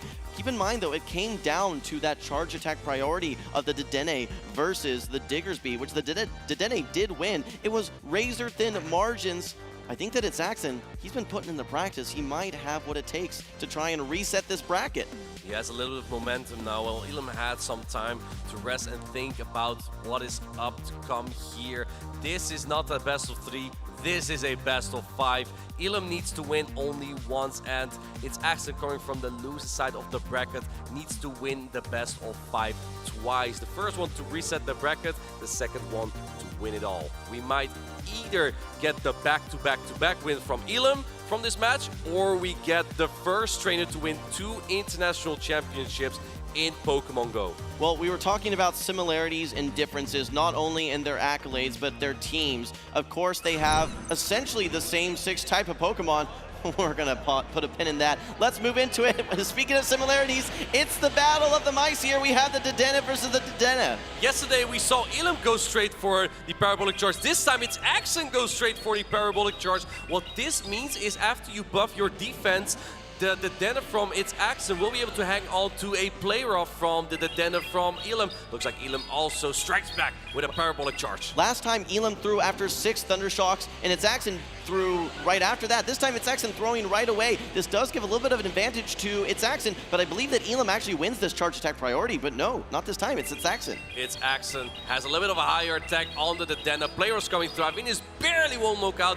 Elam knows his matchups as the Dedenne hangs on by 1 HP. Last time that they were in this situation, we actually saw the simultaneous swap, both Drapions. Let's see if they do it again here. And there we go, we have to switch, but it's the Golisopod into the Araquanid. This is almost the same as yesterday. Then it was the Drapion coming in. Remember, this is a match that Araquanid would win head-to-head, but it might come down to which charge attack is being thrown in. I think after letting these axes go, it might be tempting to go for the Water Pulse. No, goes for the Ball Beam immediately. Well, this is the matchup that we wanted to see, the battle of the bugs in the Bayou. Like you said earlier in Adequance, we typically expect to see the Golisopod losing the even shielding scenarios to this Araquanid. Araquanid, but right now you can see just how impactful this Bug Bite is compared to Fury Cutter. And X-Scissor is also a strong bug-type attack. This time a charge stack, though. It's gonna deal a significant chunk still. This is Araquanid, but Araquanid's bulky. It's gonna hang on. Look at that. You win this straight Bubble Beam as the Araquanid hardly deals any charge attack pressure, but the Bug Bite hits so hard. The thing is, this sets up Ilum for an energy lead on the Drapion. Now he's ahead on its Axon. Elam is one turn ahead of its Axon with his Shadow Drapion. Typically that gives him an advantage with how quickly that these Pokemon generate energy. They're going to be able to probably stall out the switch clock. There could be Kenshiteps towards the end of this game. I think that might be the win condition for this point as its Axon. Elam needs to be careful that his charge stack won't be caught on any of the Pokemon in the back from its Axon. Now do keep in mind that Elam also still has 2 Pokemon in the back, so for Elam there are also catch potentials if needed. All right, well, here comes the next charge attack. It's Axon opting to use both of his Protect Shields, has none remaining. Elam still has 1 Protect Shield. We're going to see a charge attack priority here, which its Axon actually wins with his Drapion. He knows this from yesterday, and this is a very important moment. The last protection from Elam goes up here. No more Protect Shields in play. Are we going to see a catch as another Aqua Tail is loaded? I think switch clocks are up for both of these trainers at this point. It's Axon lands the Aqua Tail. Elam lands the Aqua Tail. It's Axon now has 2, tries to get a catch. Will you get to the Aqua Tail? It's caught! The catch on your Aquanid! What a play by its Axon. He knew that that switch was coming. He was able to predict it and get his own switch, able to catch the full Aqua Jet. His Drapion is loaded on energy, gets the farm down, is close to 100 energy, just needs to unleash Aqua Tail, Aqua Tail, Aqua Tail. And it's Axon waiting a turn, making sure that he's not firing any energy into that Dedenne. Elam's timer is not up yet, so he can launch another Aqua Tail as he wins charge attack priority. The charge attack priority is so significant here. We saw how meaningful it was earlier in the previous series. It's meaningful here in the grand finals as well. The Aqua Tail knocks out the opposing Drapion and now farms down. Game number 1 goes to its Axon. Master Axon, a master of the Araquanid. His friend Doombug showed in this Pokemon, and Axon was like, yeah, this is my type of style. Winning games in style with this Pokemon. He takes game number 1 in this grand finals. 2 more to go for him. Elam can still make a return though. We saw everything we wanted to see. We saw the mirror matchups. We saw the simultaneous swaps. We saw the 50-second switch clock come up. Elam trying to make a play, but it's Axon 1 step ahead, trying to put Elam on the back foot, and in fact he did. He's currently up 1-0. It was actually Elam making that attempt for a catch, even though Elam was the trainer who was up in energy. So kind of interesting there, and I just want to call the precision of its Axon there, and the brain that he has to still keep track of this energy right here of the Golisopod, and remembering that making the catch on the Araquanid was pivotal. If you end up taking that Aqua Jet on your Drapion, that's probably game over. He had to make that play. Like you said, Elam was ahead in energy, and he was in a situation where 1 charge attack was likely going to be knocking out the Drapion. Saxon had to make the play, and he pulled it out just when he needed it most. If you don't make that catch, the Araquanid Bug bites down the Golisopod, and then the Drapion from Elam would have been able to get more energy and outpace the Drapion from its Axon. In that case, Elam would have won that battle, and that is exactly why that catch from its Axon was so important for him to win this battle. We saw a very similar game of what we had yesterday. We had the Dedenne at the time, and at the very end of that matchup, both trainers swapped into Drapion.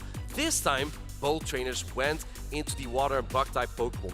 Normally you don't swap that into a Dedenne. That would be a crazy move, but this time the Dedenne had nothing left, only a sliver of HP, so you could get ahead with that Pokemon on your side, because its Axon knows Araquanid not that bad into Dusclops if it would be in the back, and so it goes for Elam as well with the Golisopod. Well, one of the Pokemon that we saw as a counter to this Dedennes was the Diggersby. We did see it featured in the best of 3 yesterday in winners semis. My question for you, Inadequence, how does the Golisopod and the Araquanid do into those Diggersby? Is one better than the other? They both dominate that matchup. I would say that the Araquanid does better because it takes the charge stack and fast stack damage just better, and then can even debuff the attack of the Diggersby, which already isn't high in the first place, but you take even less damage and then you can manage your energy much better as the Araquanid. Of course, the Golisopod doesn't run Shadow Claw now, which would be double resistant on the normal typing of the Diggersby. It is Fury Cutter. And let's see, we have the Dusclops from Elam into the Araquanid from its Axon. You think it's a bad matchup. It looks like its Axon also thinks that, swaps into the Shadow Drapion, answered by Lapras. This is not exactly an answer to Shadow Drapion, but Lapras has the bulk to hang in here. Well, we actually saw the Araquanid winning the Zero Shield versus the Dusclops, but I think that its Axon wants to use that Araquanid in a different capacity, so he swaps it out, brings in this Drapion, lands the Crunch.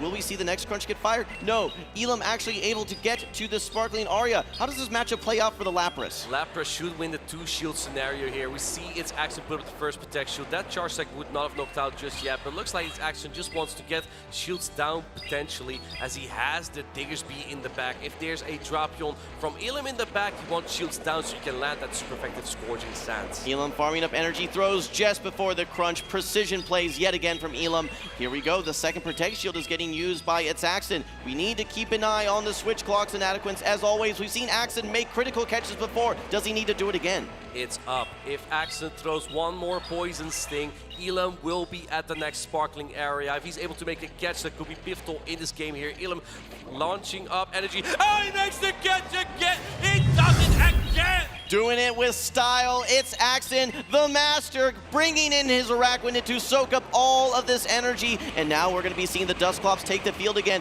Remember, this is resisted bug bite damage, but we've seen Araquanid in the Zero Shield situation, which is exactly what we have here. Sometimes take this. And the reason why this match is not that bad for Araquanid is because Dusclops has an immense defense stat, but pretty low HP. Remember when I told you about the clock ticking down on 100 or 200?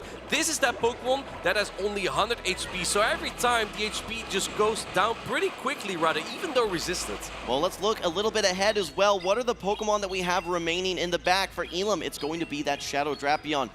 It has an opportunity to get met by that Diggersby, and there are no Protect Shields to hide behind. No Protect Shields to hide behind, attempting to make a catch on the Diggersby, but it's going to be met with this Ice Punch. Elam being patient, not letting Master Axon make another catch here. Ice Punch is going to be super effective, but Diggersby's bulky, and in comes the Shadow Drapion. Elam is shaking his head because he's going to get hit by the super effective Scorching Sands now. Are you surprised to see the swap in? There was so much energy on that Dusclops, it was out of range of a Scorching Sands. Could have thrown several more Ice Punches. What's the strategy here in Adequate? I don't think it would have mattered because its Axon would have farmed up more energy, especially if he expects that Shadow Drapion in the back. Scorching Sands gonna land. This Diggersby's bulky. Drapion's not heavy damage, and you get the quick attack down, but not before not Aqua Tail. Okay, you get to one more Aqua Tail here. This is not going to quite knock out, but don't forget all the energy still on the Dusclops for Elam, not to mention the Lapras that he still has on his side as well. There's also still a little bit left on that Drapion. I believe that its Axon has about a few Poison Stings on that Pokemon.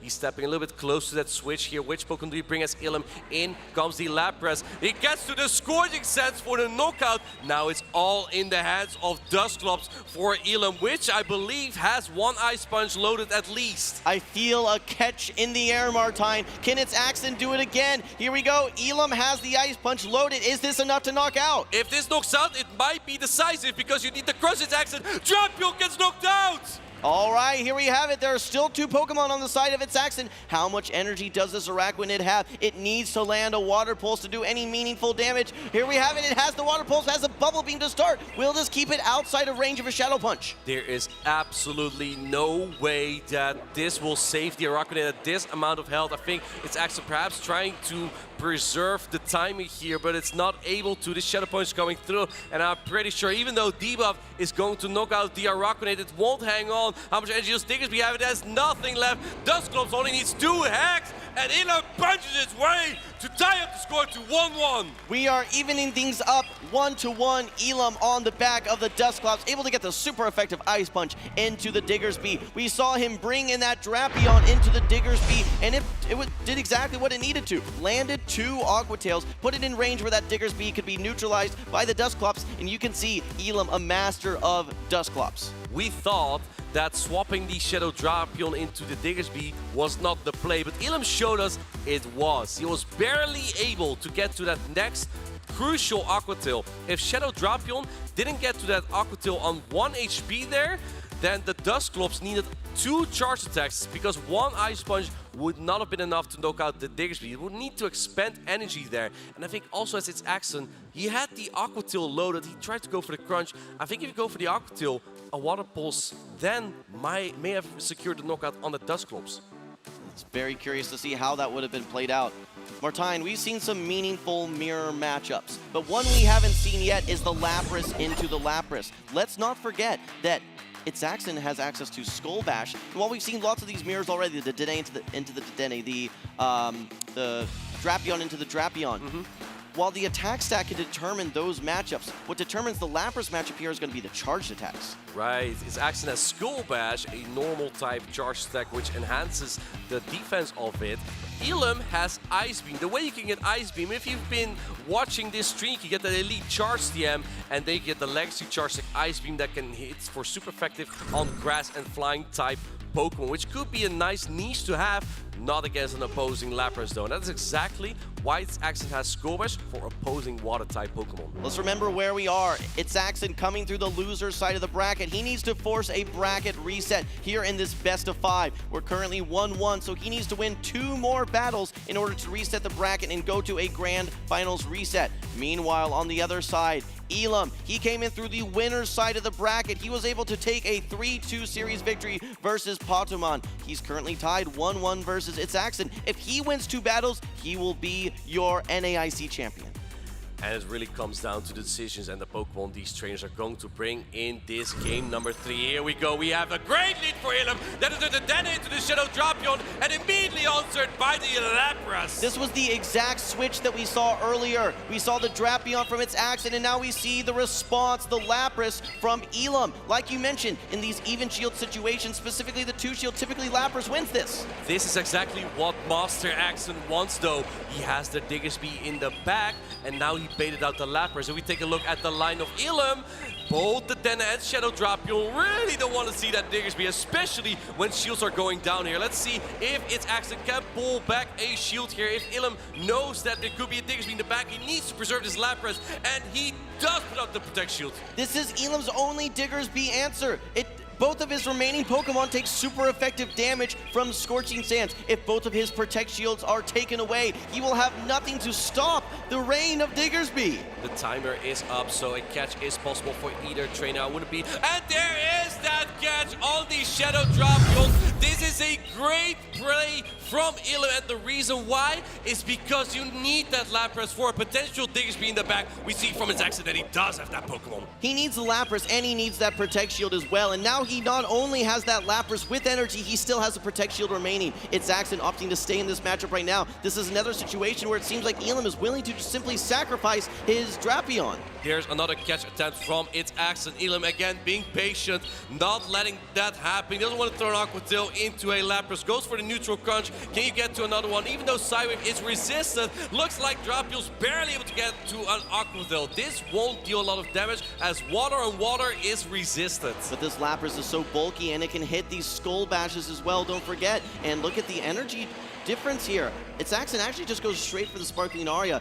Elam probably expecting the Diggersby at this point, I'm not sure. That's why he swapped out of that Lapras, and even though he had to go for the Sparkling Area here right before the Parabolic Charge, perfect counting from Elam there, not taking any chances to get to another one, even though there's still a Protect Shield on his side. And I think that Elam still has some energy on his Lapras as well. He's looking to be in a pretty good spot. In comes that Sparkling Area, no catch this time from Itzaxen, and I think that with a few more Sideways, another Sparkling Area will secure the knockout, so Itzaxen's only hope here may just be another catch. He's done it before, can he do it again? Here comes the Fire Punch. This would be threatening to knock out Elam's Lapras.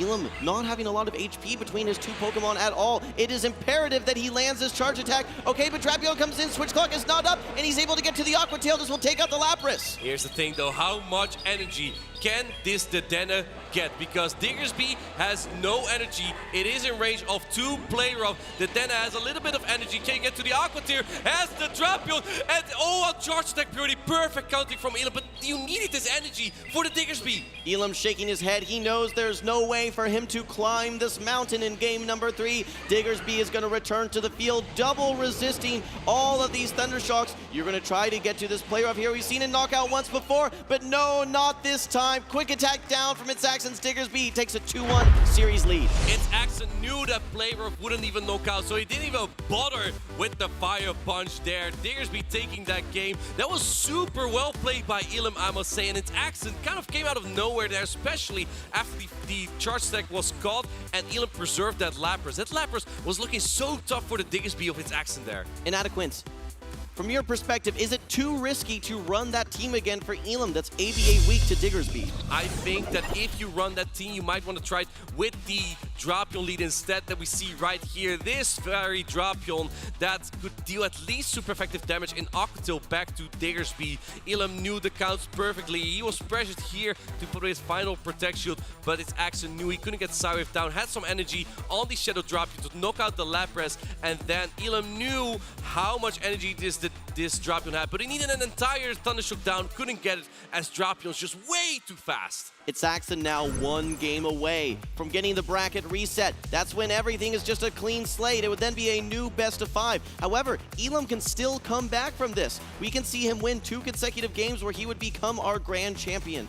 As it stands now, though, 1-2, and Elam is on the back foot. He needs to figure out a team that's going to combat that Diggersby we saw from its Axen.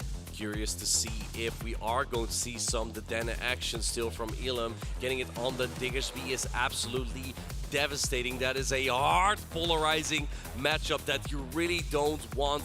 And I believe that we didn't see any water and bug-type Pokemon that were so important in those previous matches here. So curious to see if either trainer is going to adapt to that. All right, these trainers are still finalizing their strategies, finalizing their team of 3. So many small details make big impacts in these grand finals, and with how evenly matched these trainers are and with how similar their teams are, one decision can have huge impacts. We're about to find out very soon as we are about to head into game number 4 between these absolute masterclasses of talent in Pokemon Go PvP. These are veterans, trainers that have been around for so long, have hit Legend almost every season in the Go Battle League, and it all translated as soon as Pokemon Go got included in the Championship Series to these kind of trainers making it to the Grand Finals at the biggest stage that you can have. And what I love to highlight is just here in the Grand Finals, you can see how every small decision can have these huge impacts, and it can happen in a fraction of a second. And here we go, the fraction of a second is near. This is a great lead for its Axen. He gets a Lapras into Diggersby. We see the switch into the Drapion, but there's no answer from its Axen. The Drapion is going to be able to get to this crunch prior to its Axen getting to his Sparkling Aria. He does not shield this one up. It's going to do close to half the remaining HP of this Lapras, but its Axen seems content to stay in it and at least throw his Sparkling Aria before exiting the match. We see the defense drop, a 20% chance to get that, but I wouldn't think that his Axen is going to stay into this matchup. The Lapras pulls a shield. This is a great time to go into your Shadow Drapion after the chip and dip. However, this has stalled the clock by approximately 30 seconds, so at some point we may see Elam swap out of this matchup to preserve this Drapion. Okay, well, its Axen is ahead on Protect Shields. He's behind on energy, and you still need 2 of these Aqua Tails to knock out Elam's Shadow Drapion here. Elam, meanwhile, has 2 Aqua Tails loaded. It's going to be curious to see the timing for when they're going to be throwing these charge attacks. Do you even want to switch out here? The problem is, if you were to try and catch on the Diggersby, that would probably be on a super effective Aqua Tail. Its Axen wants to preserve switch advantage. Puts up the protection there, even though that the dust was not bad there either. In comes Golisopod. It's going to take a lot of damage from this crunch that's coming in from the Drapion right now. Chop, chop, chop. It lands and deals about 50% damage. Yeah, over half the HP on that Golisopod, and look what's hanging out in the back. It's going to be the Dusclops. You mentioned that this used to be a good matchup for the Golisopod when it had Shadow Claw, but it's now running Resisted Fury Cutter. While it can still unleash these Aqua Jets, this is a much more favorable matchup now for the Dusclops. Aqua Jet is a pretty efficient charge stack here in Pokemon Go, going for the Shadow Punch. I know that in the video game, Dusclops doesn't have a lot of speed, but in Pokemon Go, only 4.5 seconds to your charge stack. And this Dusclops also has a decent matchup into the Diggersby because you have coverage in ice with Ice Punch that's coming through right now on the Diggersby. The Diggersby is going to have to do a ton of work here. I think you need 2 Scorching Sands for the Dusclops. I think you need a Fire Punch for the Drapion. And then I think you need a Fire Punch and a Scorching Sands for the Lapras. That's 5 charge attacks, and I believe there's still a Protect Shield. And in comes that first Scorching Sands. It's Axon not putting up his final Protect Shield still. This might drop the attack. There's a 30% chance, but no attack drop this time. It's Axon already used up that, or didn't already have that luck against him in the previous match. This time the luck is with him. Another Ice Punch lands, but it still does less than a Sparkling Area. That's why we still see no Protect Shield on the side from Elam. But if you use no Protect Shield here, you might get Psywave down by the Lapras. There's no threat of a Poison Sting down, but there is the threat of the Psywave down, having to use this Protect Shield. It's Axon still has his own Protect Shield. How much can you overfarm as Elam? He only needs the Fire Punch at this point. There are 2 Fire Punches loaded though. It's Axon does not want to shield this.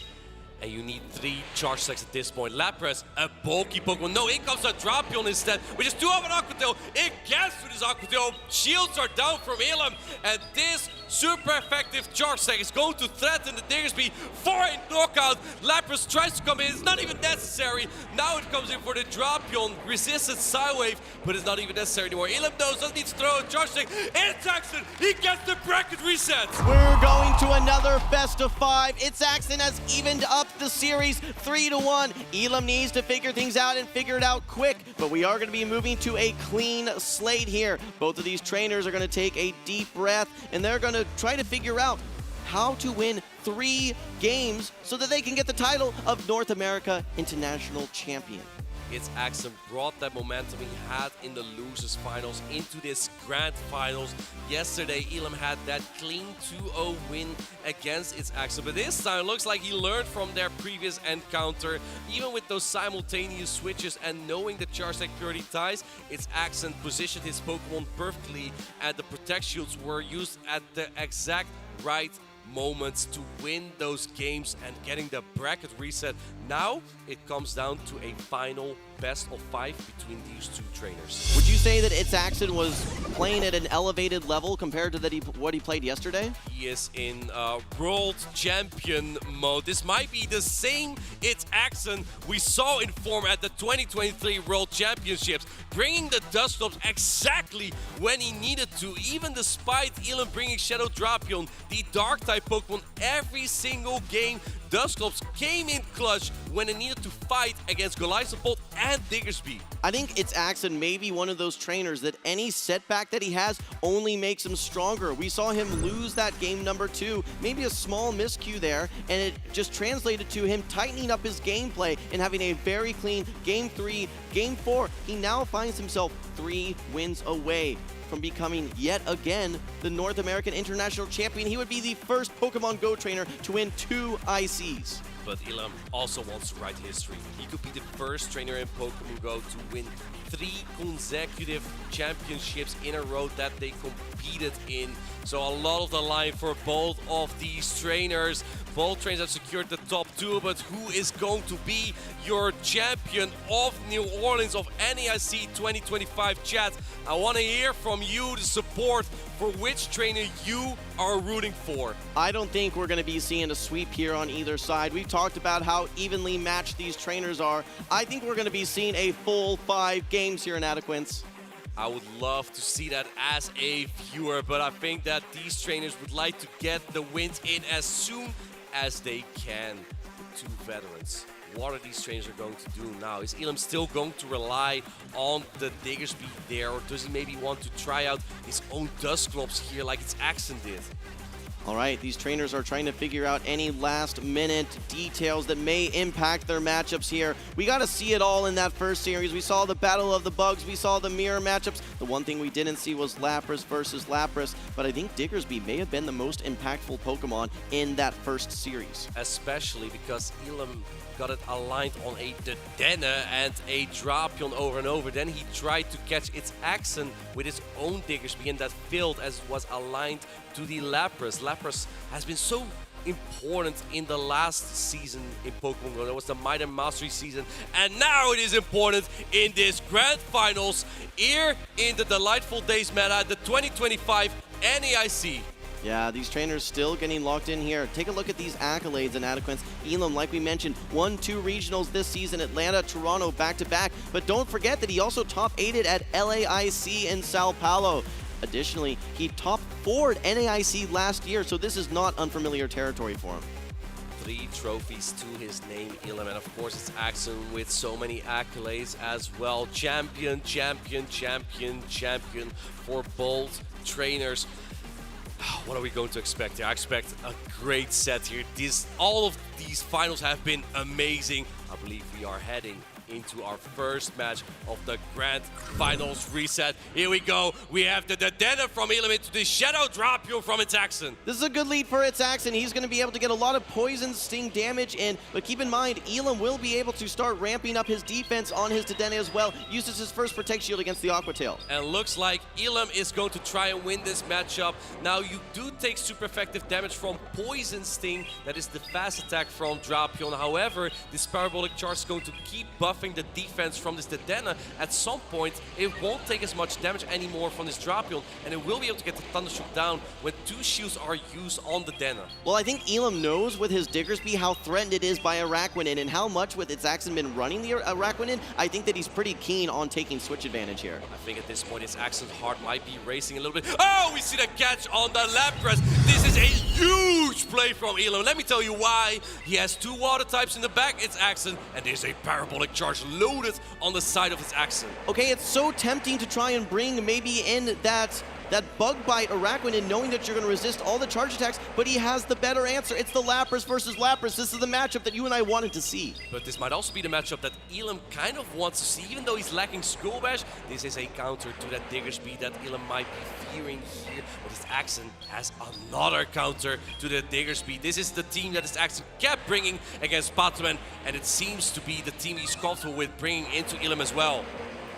Elam is going to have to figure out how do you remove these water types from the field. You're only throwing resisted charge attacks with your Lapras. It's not a water Pokemon answer. That's why he opted to swap out of his Dedenne, and now the combo play here, throwing the Parabolic Charge. This is going to strip away a Protect Shield from Itzaxen. 2 shields have been used by Elam already on the Shadow Drapion, Aqua Tail, and then the Skull Bash from Itzaxen's Lapras. Does Itzaxen put up 2 protection? Yes, he does. He wants to get that Psy Wave down. Realizes that if you look at the team of Itzaxen, the energy will be useful everywhere. Even though the Lapras from Elam is still healthy, you are slowly getting to Sparking Area range here as the Lapras from Itzaxen. However, you have another Pokemon to catch water and ice type damage on as Itzaxen. It's the Araquanid. Yeah, Martine, how do you manage this Araquanid at all? You have to bring in your Lapras here. You don't want to take any of these Sparkling Arios. You take a full Skull Bash here, which is going to minimize any Psy Wave damage that you're doing. We're going to see the back matchup play out, but it's Diggersby into Araquanid. Is there any hope here for Elam?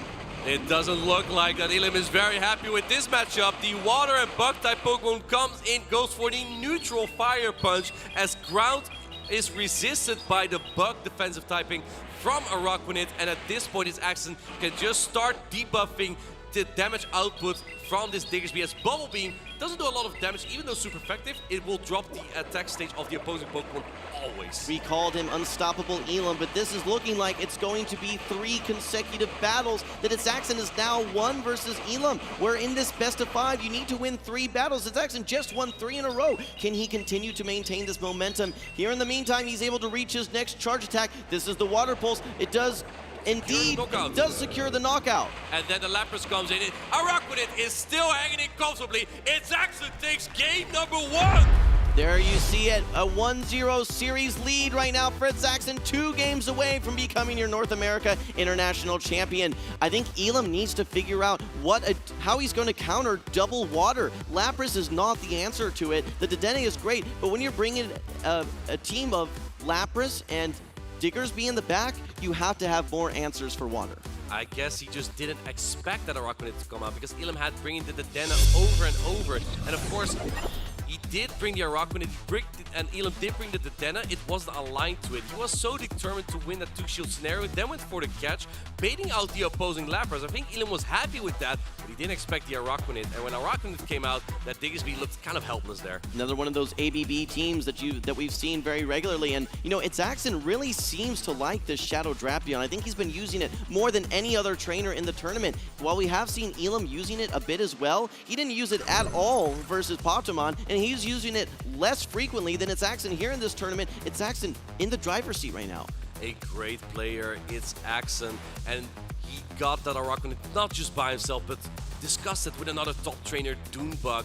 It is so good to have for teammates and friends in the community to have by your side. Elam, of course, also has players like SJ by his side supporting him.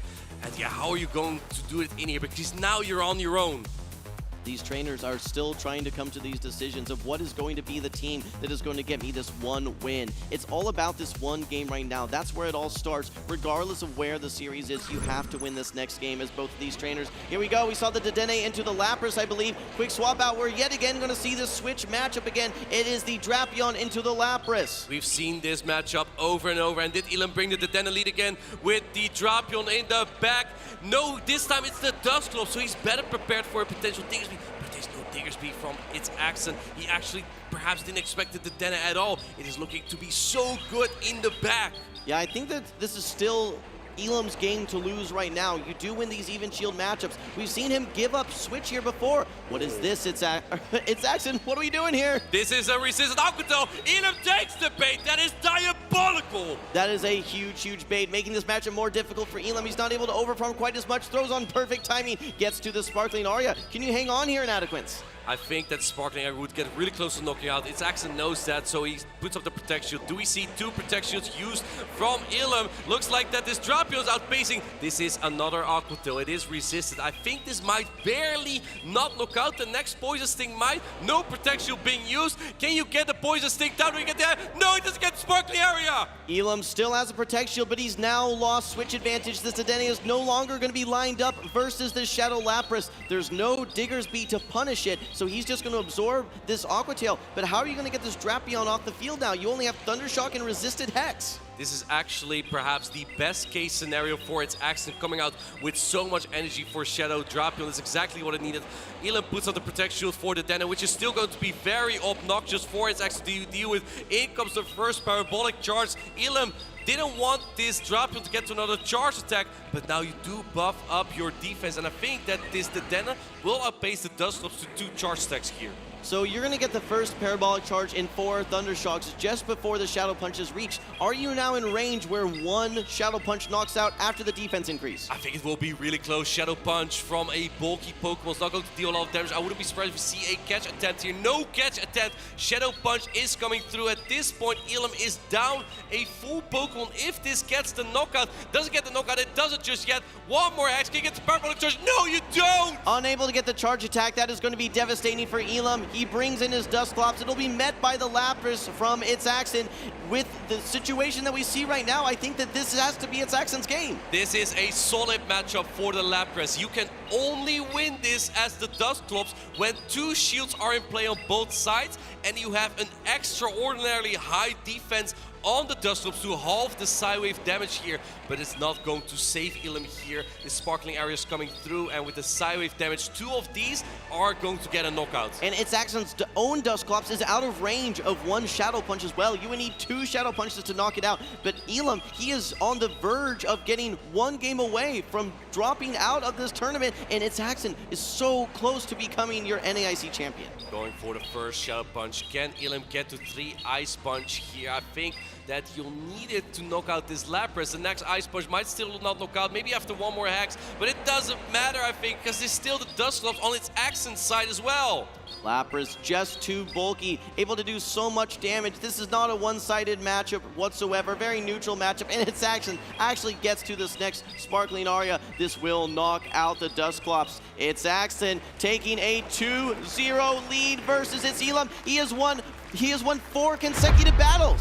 4 consecutive wins for Itzaxon in the Grand Finals in New Orleans. He lost to Elam yesterday. He took notes, he studied his opponent, and he's now 2-0 up. This time, it is Elam's turn to get an attempt at the reverse sweep. We saw Bataman get really close twice against both Elam and his Axon, barely failed doing so despite all the boosts and luck that he could get.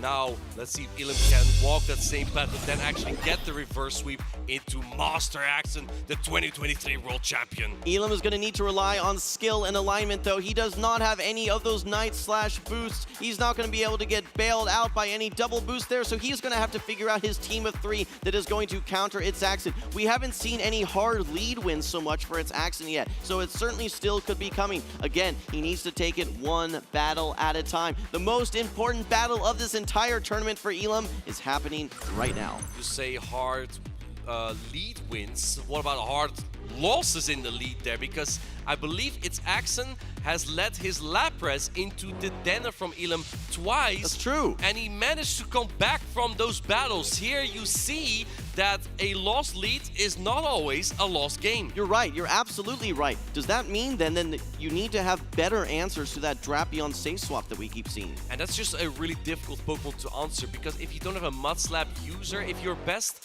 answer to the Drapion is Diggersby, you still take super effective damage. You don't have fast attack pressure because your fast attack is quick attack.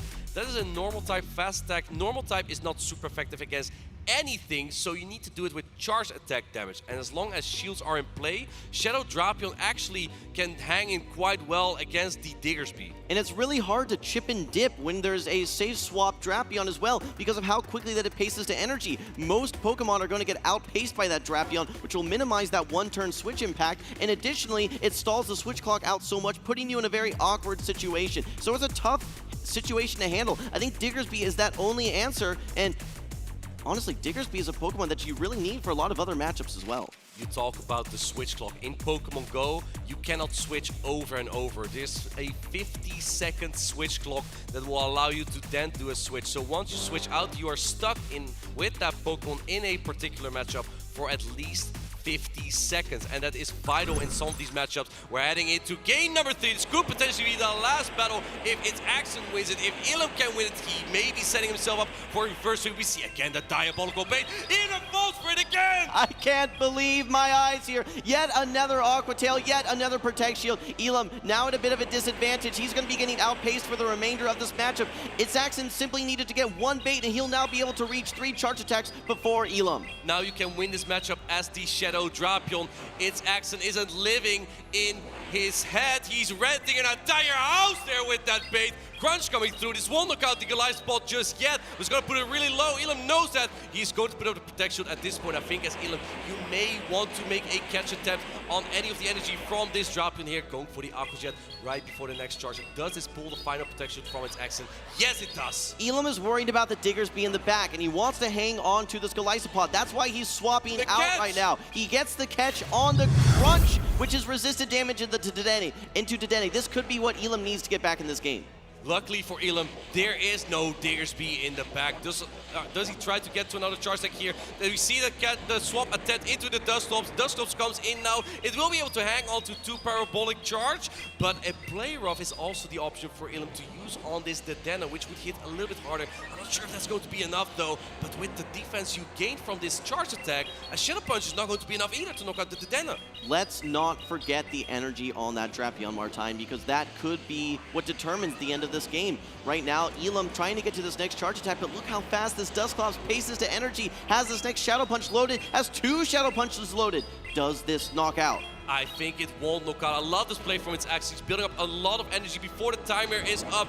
Elam has a parabolic charge loaded that might be crucial for the end game, as its Axon has the Lapras in the back. How do you now get through this Lapras? Yes, you have a little bit of energy on your Golisopod, but you're going to need at least 2 Exorcers for that. In comes the Lapras now, trying to go for an Aqua Tail catch. Now the Crunch is loaded though. Will you be able to hang on versus this Sparkling Aria? This might be crucial for the game. If you get the Crunch debuff here, the next Crunch might be knocking out, but no, Crunch, debuff Lapras will be able to hang on here and go for the sparkling area right before the drop. If we get to another Crunch, this will secure the knockout. You have a parabolic charge load, but can you hang on to one side wave that might have priority? We might find out now. No, the Goliath Spot comes in with the neutral axis that might secure the knockout. Let's see, go for the perfect farming. No, letting the sparkling area go. Elam unable to reach the charge attack. It's Axon does get the sparkling aria. This is resisted damage. Is it enough to knock out?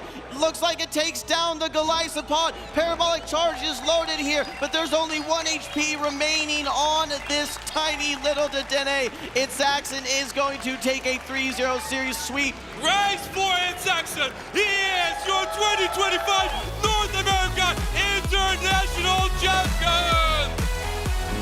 What a series that we just saw on stage here. That is 5 consecutive battles that It's Axon was able to take off Elam. Elam just didn't have the answers. He tried to get creative. He tried to mix it up, but he was just unable to stop our former world champ, It's Axon. And also the former NAIC champion of the 2022 season, the first trainer to win 2 international championships.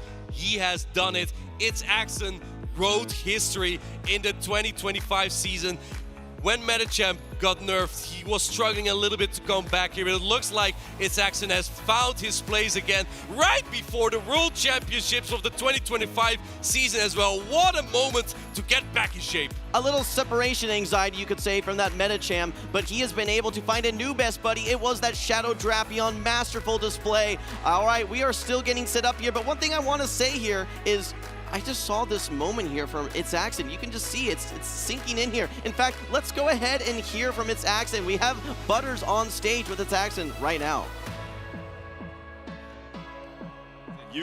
Axon, you are the 2025 North American International Champion. What is going through your head right now? This season has been a legitimate roller coaster. I got 4th place in my first tournament at Louisville, but man, I struggled for my next 3 tournaments at EUIC, Sacramento, and some other one I really sucked at. But ending off the season with a win at Portland and then reclaiming my NAIC title as well, dude, I don't think I could have ever imagined this. Speaking of that, it was 3 years ago. We were on this stage together when you got your first trophy as the 2022 North American International Champion. Since then, you've become a world champion. You've become a multiple-time regional champion. And now you're the first trainer in Pokemon GO Championship Series history to win 2 international championships. What does that mean to you? You know, when I won Portland the first time, I said, I've won a regional, I've won an international. Worlds is last thing on my list. Well, now I've won 2 regionals, I've won 2 internationals. Winning 2 worlds is the next thing on my list. And it must be such a roller coaster ride, right? I mean, you have so much success early on, then you become the world champion, then you have a little dip where you don't see as much winning, and then now you're back on top. Talk about that roller coaster, and please talk about your support system to get to this point. Yeah, I mean, midway through the season, after I started like not even getting points from the regionals, when I was really just kind of floundering around in the meta, I was, for a bit there, kind of considering, maybe hanging up the coat here when I'm doing competing. But I'm glad I didn't. I had people around me. My mom obviously supports me at every competition. I had Dunebug who, talked me through that EUIC after I didn't do too great. He was there with me the whole time, and he made it so, I still wanted to keep on going. And I'm glad for all the people around me, my teammates at Legend United as well, that very good people who, are also very good at the game, and all the support around us, the community here, everyone in the audience, all the fans, everyone here makes it worth it. I think you made a really smart choice to keep competing. I have to go back a little bit because there was a moment, we didn't get to talk to you since then, where you were up 2-0 versus Patamon, and you maybe had a win condition in that game number 3, and I think he probably only had a 12.5% chance of winning that game, and then it's just boost after boost after boost. What was going through your head then? Well, the first time I knew it was my fault. I could have gone for a combo play with my Lapras. So honestly, I deserved the loss in game 3. But the next couple of boosts, honestly, that was just ridiculous. There must be someone behind the scenes just flipping some levers or something to make this happen. Luckily, I got my Rockman into the Greninja game 5, so it didn't matter. But that could have been pretty bad. I mean, when I saw that double Greninja boost, I was like, oh, there's no way it boosts again, and then it did. And then going into this grand finals, of course, it's a rematch versus Elam, a very similar team. How were you able to get such a stranglehold on that series? Yeah, I mean, I played Elam yesterday. It was honestly, I felt like I had win conditions in all the games that I lost against him because Elam did take me down to the losers bracket yesterday. But as you said, we have mirror teams, and I know my team, I know what my weaknesses are, so I know basically what his weaknesses are. My Shadow Drapion, I'm basically free against the whole team. I know Diggersby is supposed to be a counter to it, but honestly, it's not at all. And just leveraging energy advantage on Lapras. I knew my Lapras had an advantage, so just using Drapion Lapras and just kind of neutral gaming through the whole thing, I think was what was the big swing for me today. Well, congratulations to It's Axon, once again, your 2025 North American International Champion.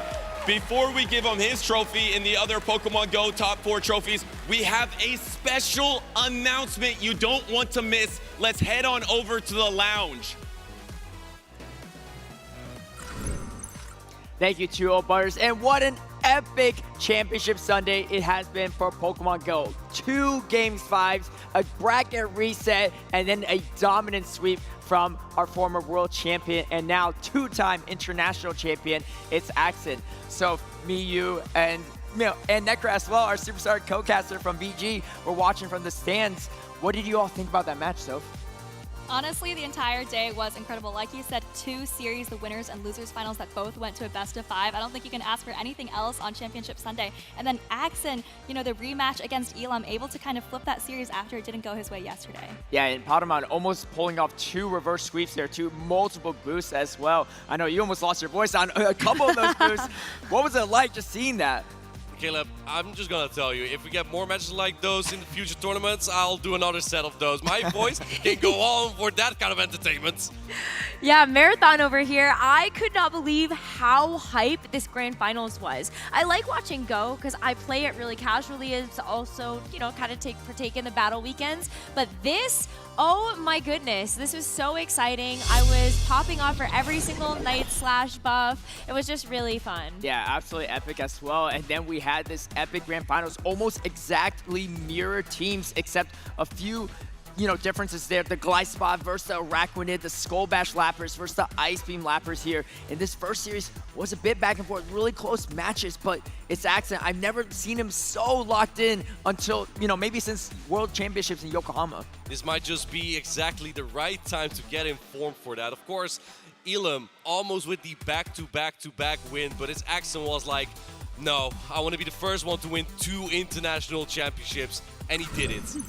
What a series from all our competitors too. Padma as well, right? Our reigning European international champion got 3rd place at another international as well. Incredible. And then of course we had that second set there too. Necri said you're watching from the back there too. I mean, what was going on through your mind watching these battles back and forth? Oh my gosh. One of the things that actually really stood out to me was watching It's Axon's expression. So that losers finals versus Potamon, you could kind of tell, oh, It's Axon to get a little unlucky there with some of those buffs, but then kind of continuing to just press on. You had that really big smile on your face still, just rolling with the punches. But then getting to this grand finals, you could really see in this player camp, It's Axon's locking in so much, knowing I've got to make sure that especially in this mirror match, I cannot make any mistakes. That's going to be the make or break between actually winning or losing.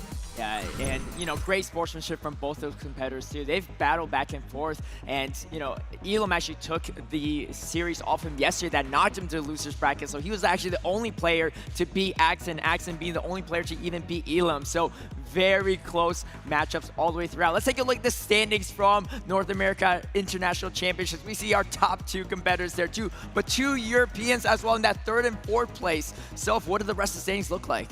We've got Richie from Mexico in 5th place. Tio Westel, again, breakout performance from him in 6th place. Septile Ice and Teddy Bear rounding out our top 8. But if you look at that top 4, all of those trainers are actually earning their 2nd International Championships trophy. So it's been just an incredibly stacked tournament with talented trainers from all over the world. Yeah, we're seeing, some of the meta shape out, but a lot of those Europeans really taking another step further and bringing some anti-meta as well. There's a lot of great PvP action here, but we also have a special surprise for y'all, so tune in.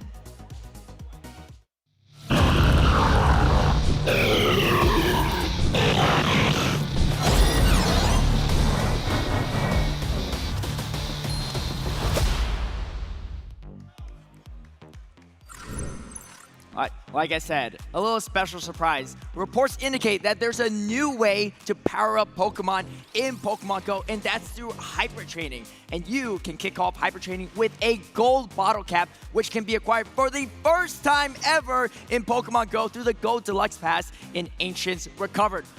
Let me hear your thoughts here, because this is a pretty epic change to the game.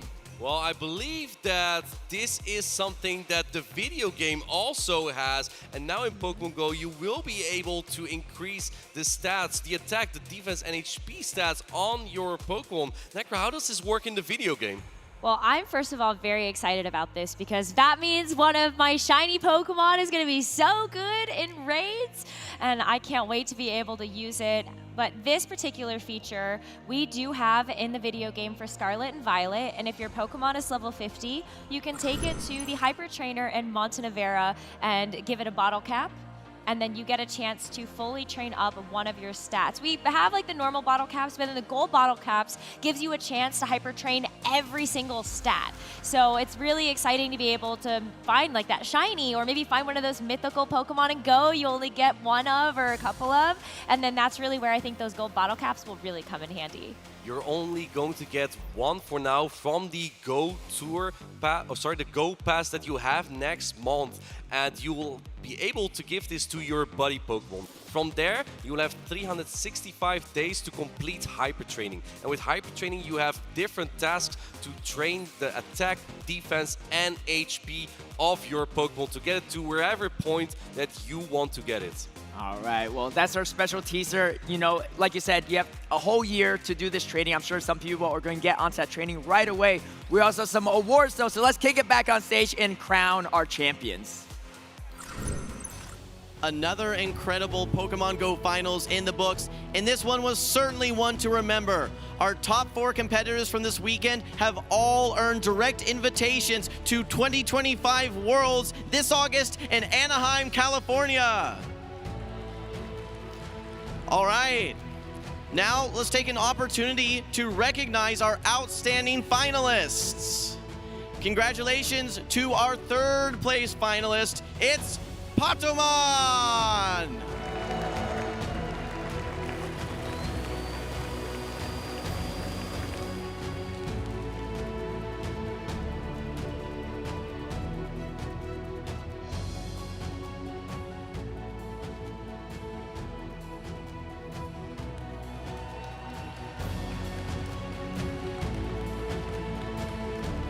And congratulations to our 2nd place finalist, Elam!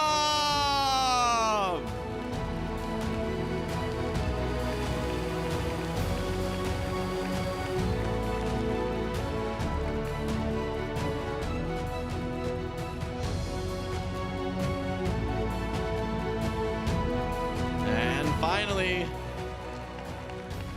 a huge round of applause for our 2025 Pokemon Go North America International Champion. He's back, it's Axon!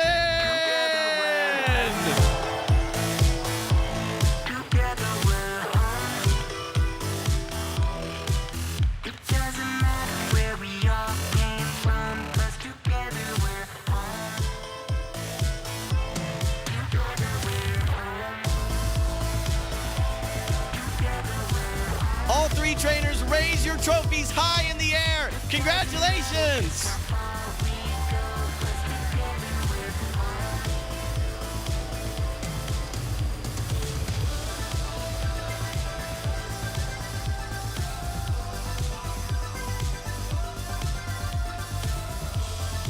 All right, everyone.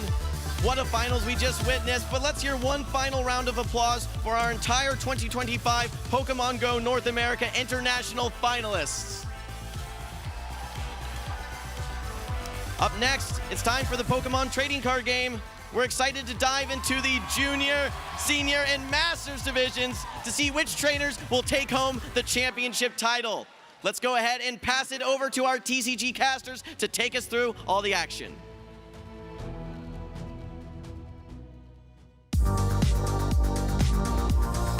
Thank you so much. We have been awarding trophies, crowning champions all day long here, but now we're over on the trading card game side of things. Shelby Boo here with Kyle Puka Sukovic, and we're going to be taking you through the junior division of the trading card game very soon here. Kyle, how are you feeling? Excited. We just saw an awesome match there. We've gotten through 2 of our games on Championship Sunday. We have TCG and the video game left to go. I'm pumped. We have some awesome stories for the TCG, and it's just so cool that so many fans are out here supporting competitors and cheering on our players. And, you know, once you see Pikachu up on the stage, you know it's the big time. Yeah, we saw Pikachu walking out, and I was like, oh, Pikachu! I love the little jumps. It's so great. Yeah, but this is really, truly a celebratory day here, our Championship Sunday. This is what it's all about here at these international championships. Of course, we are on the trading card game side of things. Let's check out the format that our players are going to be playing in. This is the 2025 North America International Championships, broadcasting live from the Ernest M. Morial Convention Center here in New Orleans, Louisiana. Pokémon TCG trainers have traveled from around the world to compete over a $500,000 prize pool, precious booster packs, and prestigious championship points. Points that will get them one step closer towards qualifying for Worlds 2025 in Anaheim, California. This tournament is a 3-day event that kicked off with Swiss rounds, where every match is a best-of-3 battle. Trainers who earned total match points to exceed the threshold for their division advanced to Day 2. On Day 2, trainers continued to face off in more Swiss rounds to determine who advanced to top cut. After all Swiss rounds were completed, the top 8 competitors, plus all competitors with the same number of match points as 8th place, advanced into an asymmetrical top cut single elimination bracket until the final 2 players remain.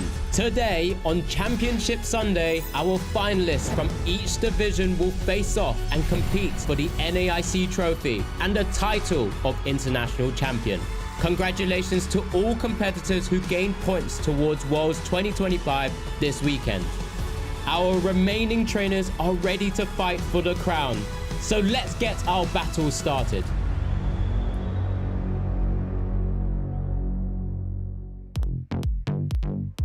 Oh, I am ready for some TCG battles, and look at this star-studded roster here that we're gonna see. First up, our junior finals into our senior finals, and then of course to end it all off for the TCG, the Masters finals. But oh my goodness, look at these photos here, Kyle.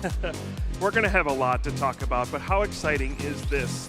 Annabelle Ono, Kenji Ono, brother and sister, meeting in the finals of the North America International Championship. This is a story you couldn't even make up, right? It's just, it's a storybook finish. It's going to be awesome. We're going to talk about these 2 players a lot, but I mean, that's just awesome to see.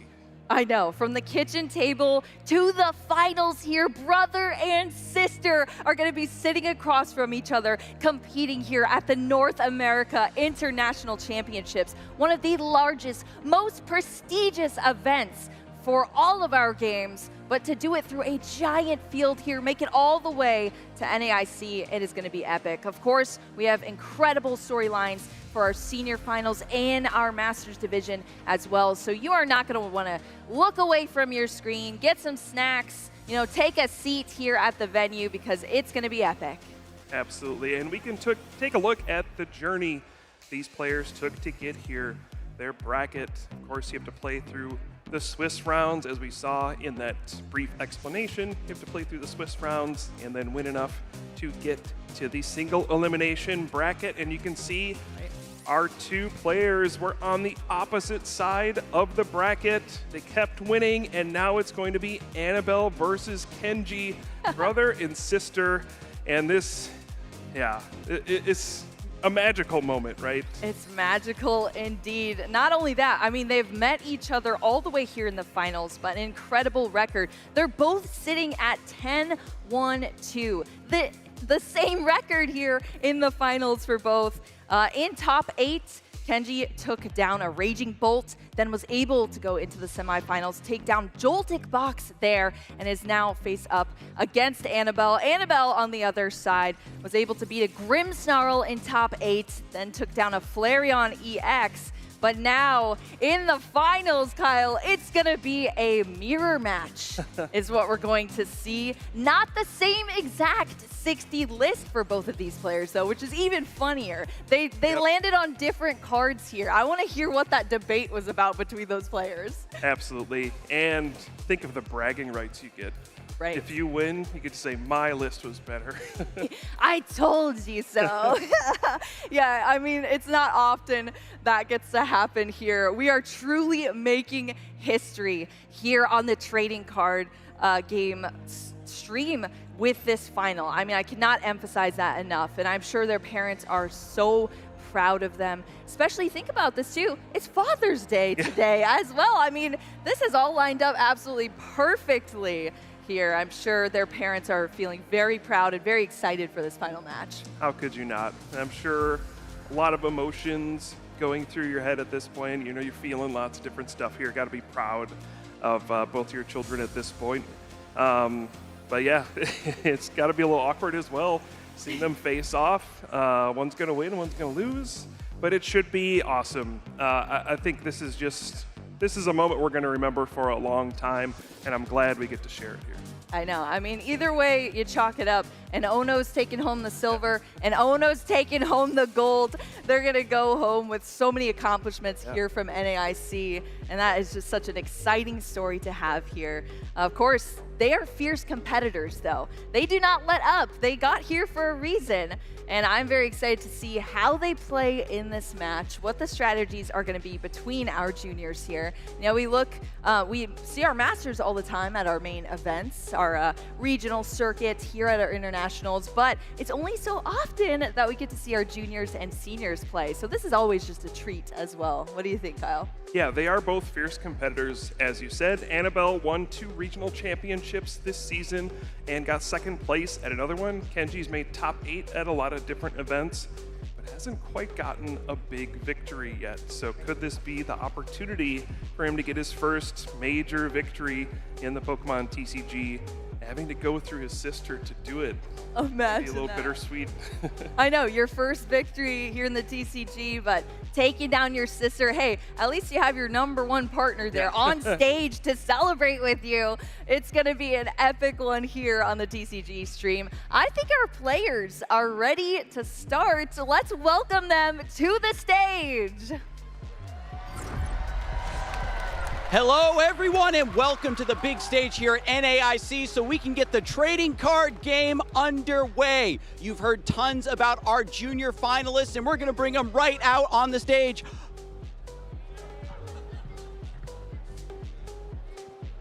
Check, check. Mic check. Nothing? Check, check. Check, check. All right. They're telling me to keep going, folks. I'm going to speak up, because we gotta bring out the juniors. Oh no. Yeah, bring them on out, the sibling junior finalists. They are here to put on a show for us and see which one of them is the best. I'm really excited to see it. But how's everybody in the audience doing?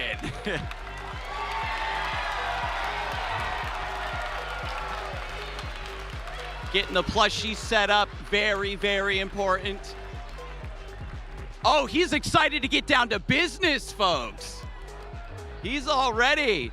How you doing, Kenji? Doing good. I'm very nervous, though. Oh, me too, brother. There's a lot of people out here in the audience, but you're playing against your sister. And Annabelle's here too, folks. How you feeling, Annabelle? Exciting and speechless. A lot of pressure here up on stage, but you're playing against your brother. Is this going to be a fun match, or are you ready to stomp and get down to business? it's going to be a fun match. She's here to have fun, but are you here to win? Yeah! All right, let's get him sat down to play some Pokemon TCG, folks.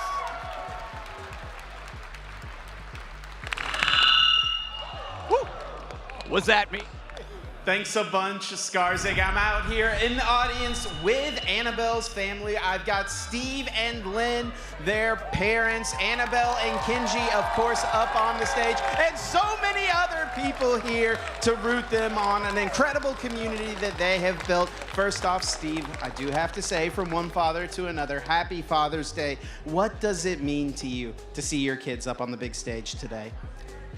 This was the dream, really. We didn't think it would happen at an IC. We were hoping just for a regional. Obviously, the likelihood of this happening here was very slim, but we're just super thankful. I couldn't be happier. The margins are super thin, super unlikely to be in this situation, but we do find ourselves here. Lynn, I want to ask you, what was the mood like last night after these kids both won in top 4? Did we have a little smack talking going on? Was there cheering each other on, a little of both? They were so excited. Like, I think Kenji finished and then was like shouting, please say that Annabelle made finals. And they were hugging each other. And I think we remind them that when you sit down at the table, you guys compete against each other, but otherwise you guys are on the same team. And so they were ecstatic that they were in the finals together. And here they are up on the big stage, regardless of what happens. And the Onos are going to be bringing home both the gold and the silver. What an incredible community that you guys have out here. What does it mean to you traveling to all these events, having so many people to cheer your kids on? Thank you, everybody, for being here. This is awesome, really. Well, let's give it up for the Ono family. Kenji and Annabelle up on the stage. We'll get back to the casters, get us into this game.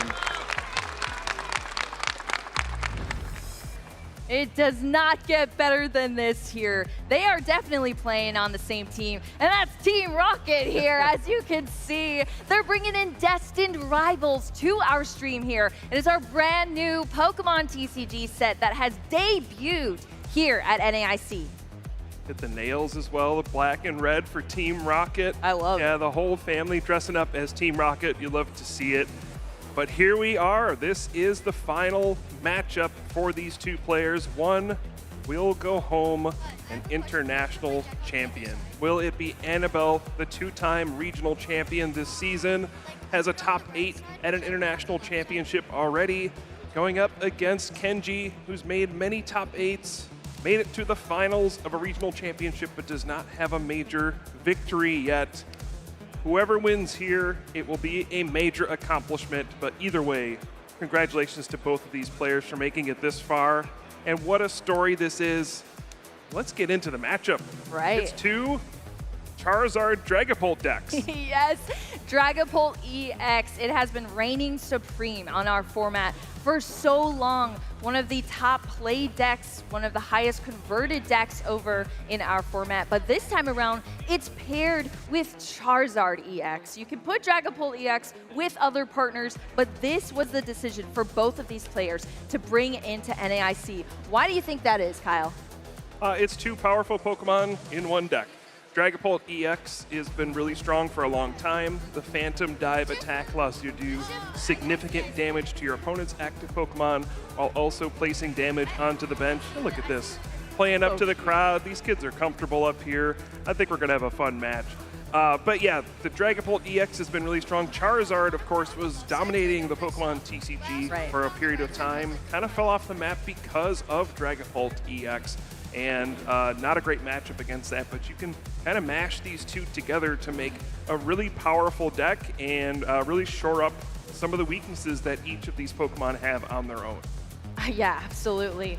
I think they're gonna make those connections here in this matchup. You know, I was looking through their rounds between both these players. They've gone through a variety of decks here. They have techs here and there throughout their decks to get through this giant NAIC field, but I don't believe I saw either of them having to go up against the mirror match.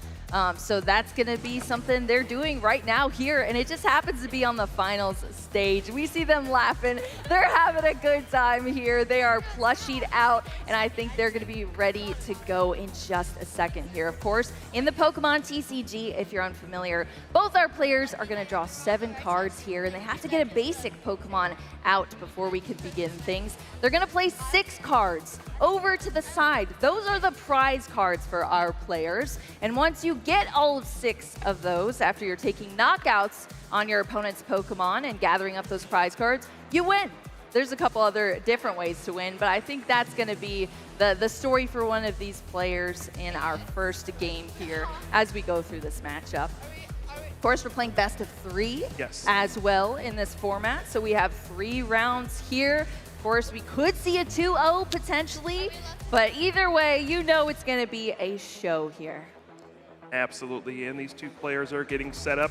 It did look like Kenji won the coin flip and chose to go second, which is very important in these matchups. When you go second, you're allowed to play a supporter card, and you're also allowed to attack. The player going first cannot do either of those. You can still play item cards, play down basic Pokemon, and attach an energy card. Oh, a mulligan for both players. Have a mulligan. There was not a basic Pokemon found for either side here, which means they're both going to shuffle up and draw once again. So getting into these lists, though, there is one list here that does have a couple of extra Pokemon. This is where a few differences lie between these players. It seems that Kenji is playing a higher line of the Charizard EX that we see. I think there's an extra Charmander and an extra Charmeleon. Do you think that's going to come into play potentially here for this matchup, Kyle? It certainly could. You know, a thicker evolution line means you're more likely to draw into it early on and get that Charizard into play quickly. I do think we're going to see a lot of Dragapult EX attacking in this matchup. It's pretty powerful early on in the game. Charizard EX builds up his damage later in the game after your opponent has taken some prize cards. But we're going to see which list is going to come out on top. I think Kenji has the thicker Charizard line. Annabelle has a few more trainer cards instead. See which one is more important in this mirror match between the 2 siblings. Yeah, I'm excited to see it. And, you know, we've spoken to this family before, too. And one thing that I remember vividly from the interview with the parents was that they said their #1 motto for their kids. Oh, it's just on one side this time, though. Yeah, it's going to be Kenji shuffling up again here. But as I was saying, the #1 motto here that they tell their kids before, you know, they compete at these competitions is that no matter what the matchup is, no matter how tight it gets, no matter how close you are to the finish line, it all starts with believing that you can do it in the first place, Kyle. You have to believe in yourself. You have to believe that moments like this can happen to you in the TCG, in any hobby that you're doing here. And both of these players have obviously believed. They have summoned up this incredible match for us, 2 siblings in the finals, and we're about to get kicked off here, Kyle. Both players do have a basic Pokemon, and now we can begin this match. And let's not forget the other message. It's about having fun as well. Absolutely. And I think both of these players are soaking in this moment, enjoying it. You see them waving out to the crowd, smiling, laughing. This is the build up to the match, though. We'll see if that game face changes once it gets going. Oh yeah, I'm excited to see it. We know we're gonna see some high-level play from both of these players as they're gonna put out their prize cards. This is where things can make or break here for these players. As you see, they're not allowed to take these prize cards. Oh my gosh, what is happening? So much energy. Wow, there's so much energy on both sides here. That luminous energy, 2 copies for both players stuck in the prize cards until they can take them off of these Pokemon knockouts. There's only 4 in total in both of these decks. 9 energy total because there's 5 fire for both of our players as well. So we're gonna be lacking some energy here, Kyle. That's gonna throw these players for a loop a little bit. Anything else in the prize cards that can also be a little damaging? There are a couple Arven for Annabelle as well, but I don't know how impactful that will be. Yeah, the energy cards are the most important thing.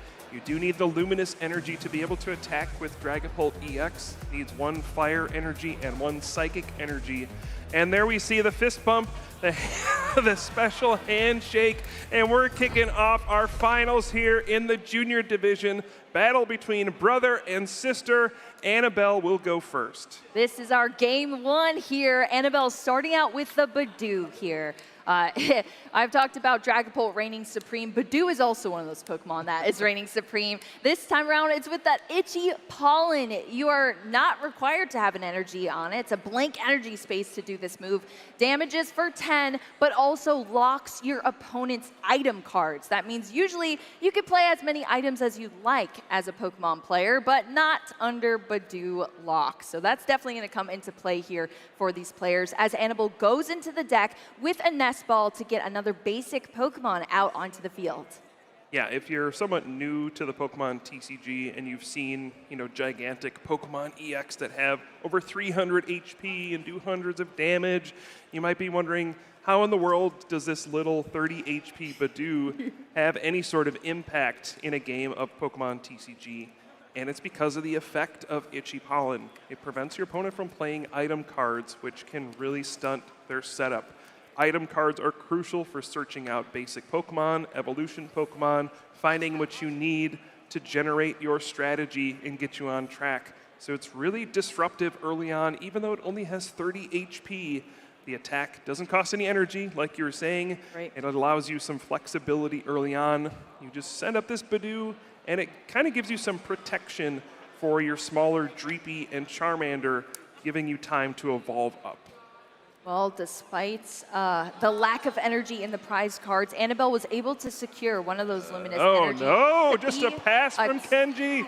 To that Dreepy. That is not good for Kenji here. Just passing it back over to Annabelle. We see all smiles here as we get into the deck. Wow, there's 2 Arvin as well in the prize cards, but Annabelle is still finding ways around this. We already had the attachment onto that Dreepy for that luminous energy. We just need to see some other key pieces here from Annabelle to continue on with this turn. Of course, Arvin is a big help with finding those key pieces. You get an item card out as well as a tool card from your deck.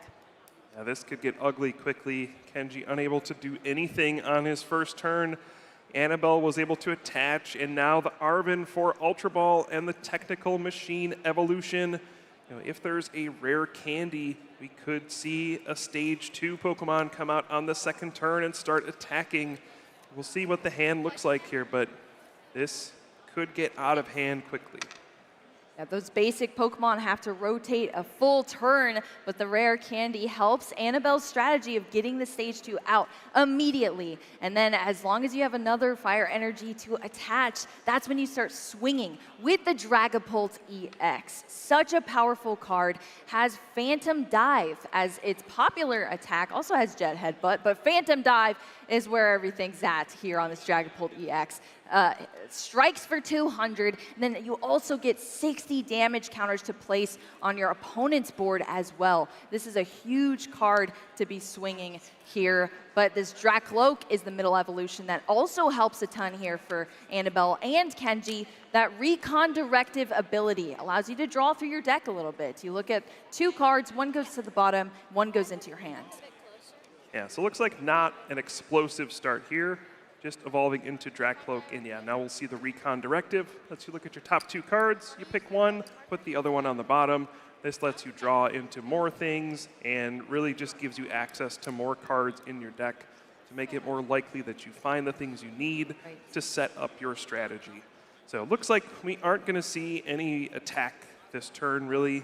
And now the question becomes, well, question answered. Did not see the Itchy Pollen, and yes, the TM Evolution will be the choice for the turn. We see Itchy Pollen a lot early on, but Annabelle deciding this is a great opportunity to go ahead and use this evolution, evolve 2 Pokemon on your bench. You get to search your deck for Pokemon that evolve from them and just play them right on top of those Pokemon. So now look at this, 2 Dracloak and a Charmeleon. Things are getting scary.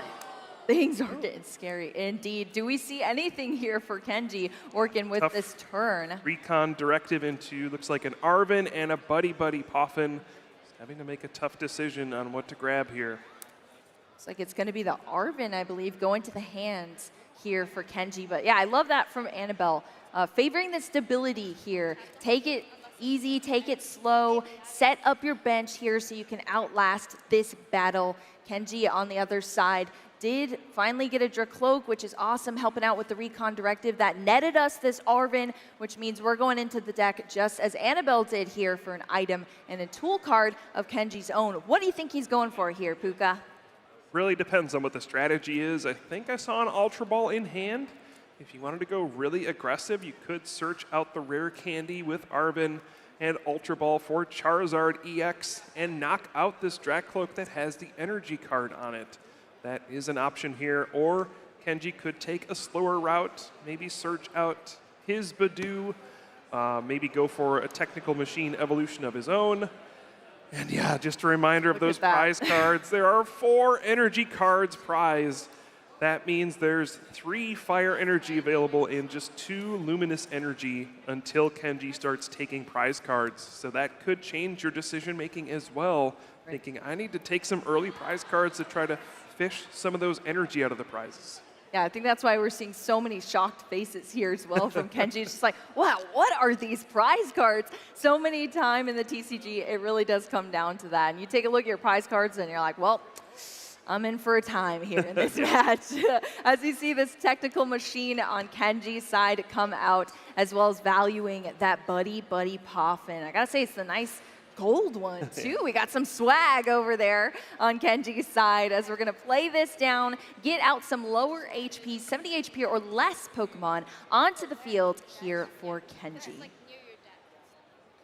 Yeah, so probably wants to establish a few more Dreepy.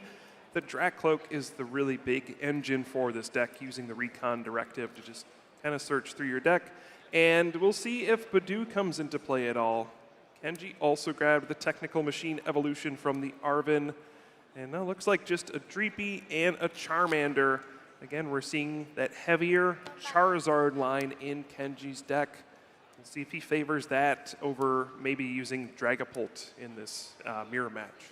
Well, one of those Dragapult EX is going down to the Ultra Ball, discard 2, and search out any Pokemon, as well as the Professor's Research as for Kenji here for the discard.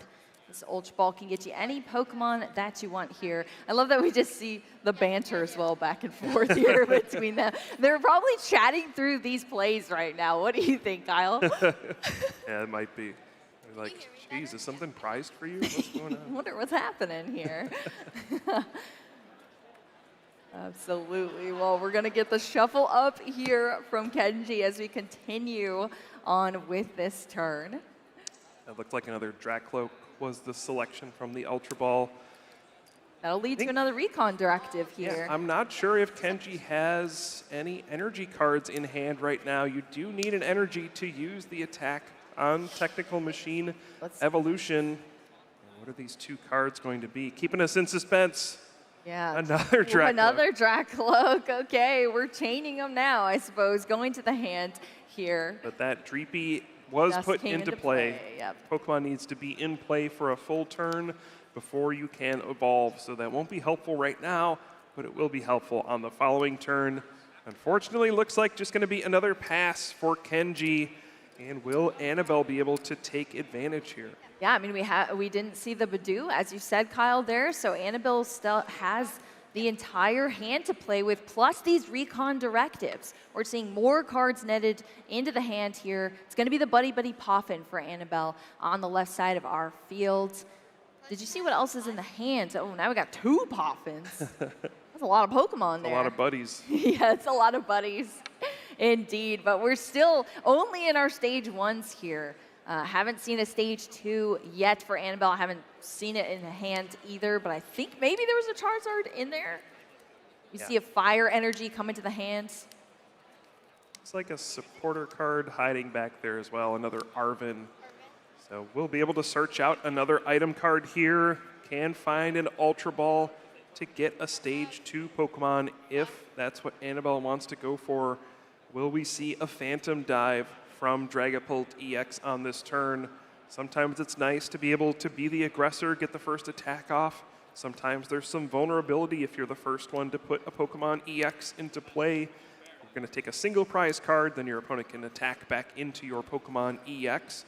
Either way, these Pokemon have a lot of HP once they evolve. You know, we're talking over 300. And so they don't go down easily. It's going to be multiple attacks going back and forth, and it's really becoming kind of a tactical battle at this point once you get Dragapult EX up and running, figuring out where to place these damage counters.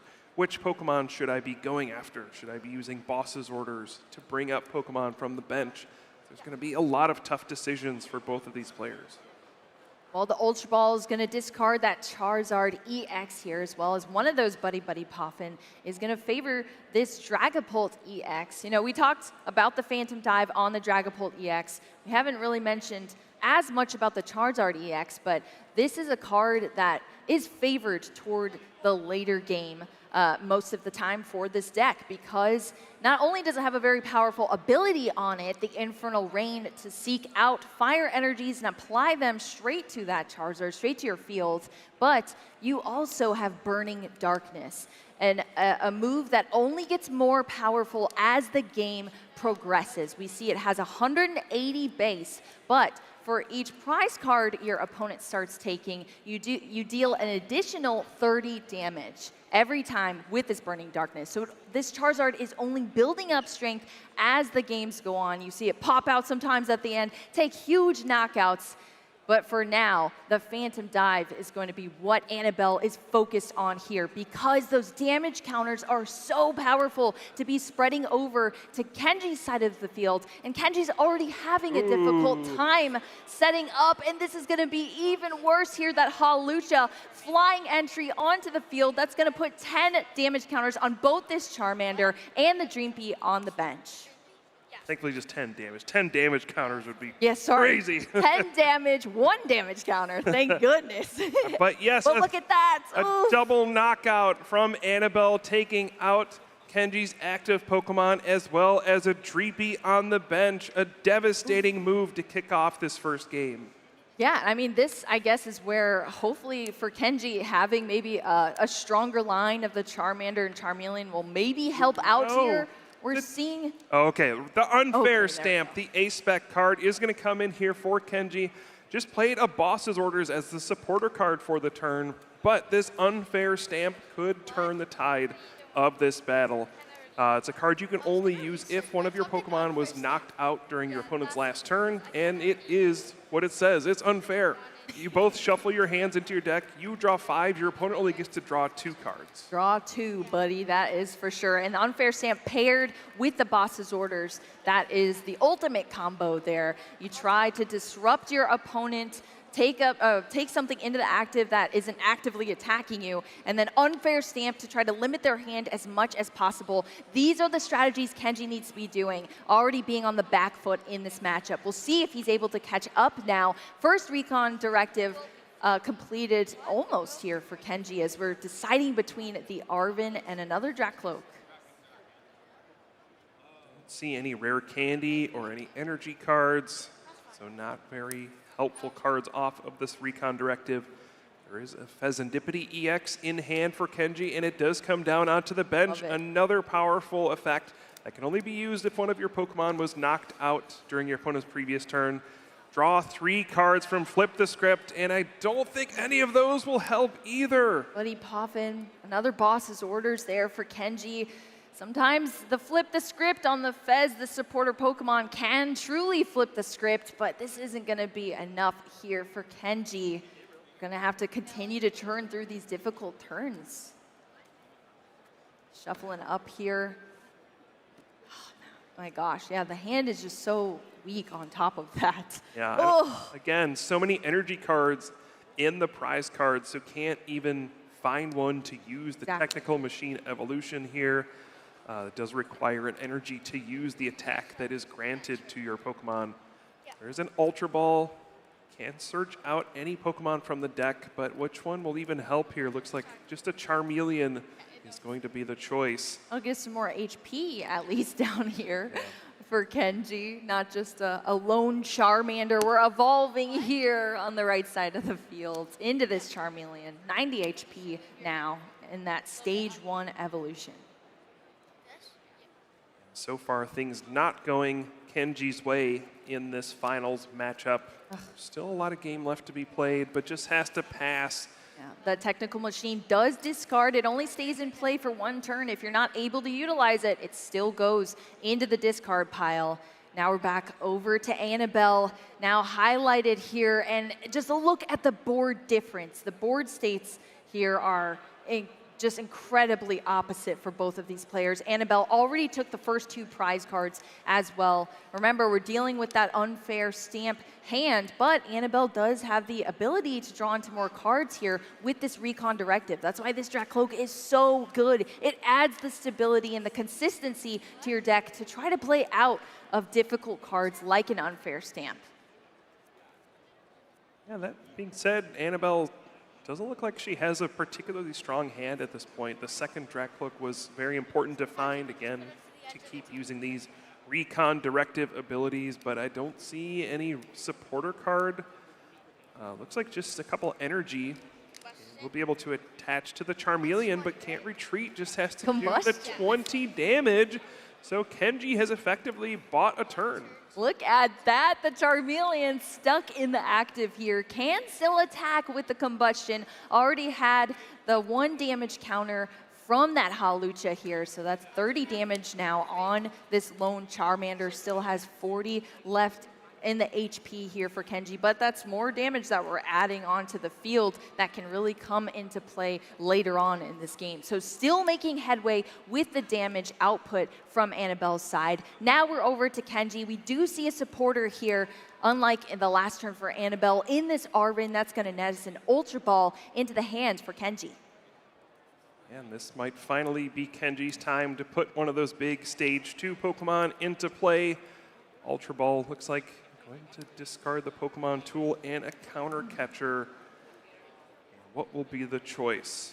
Is it time for Charizard EX to come into play?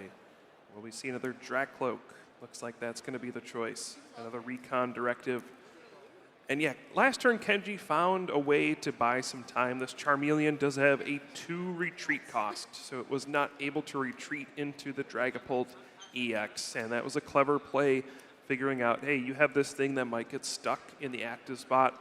It might not work out for me. You could just evolve into Charizard EX, and this is gonna, not gonna buy me any time, but sometimes you just have to take those chances, and Annabelle was unable to get off any relevant attack on the previous turn, so Kenji is fighting, scrapping to stay in this game. Fighting tooth and nail here, as we see from Kenji. And as these turns progress too, resources are going down. You have to use these cards like Ultra Ball to get out these Pokemon to continue with your game plan. But that's the single counter catcher from Kenji in the list. So that's no longer a resource that's available to him. And when you're down in prize cards, that can be an awesome card to really swing the momentum of games here.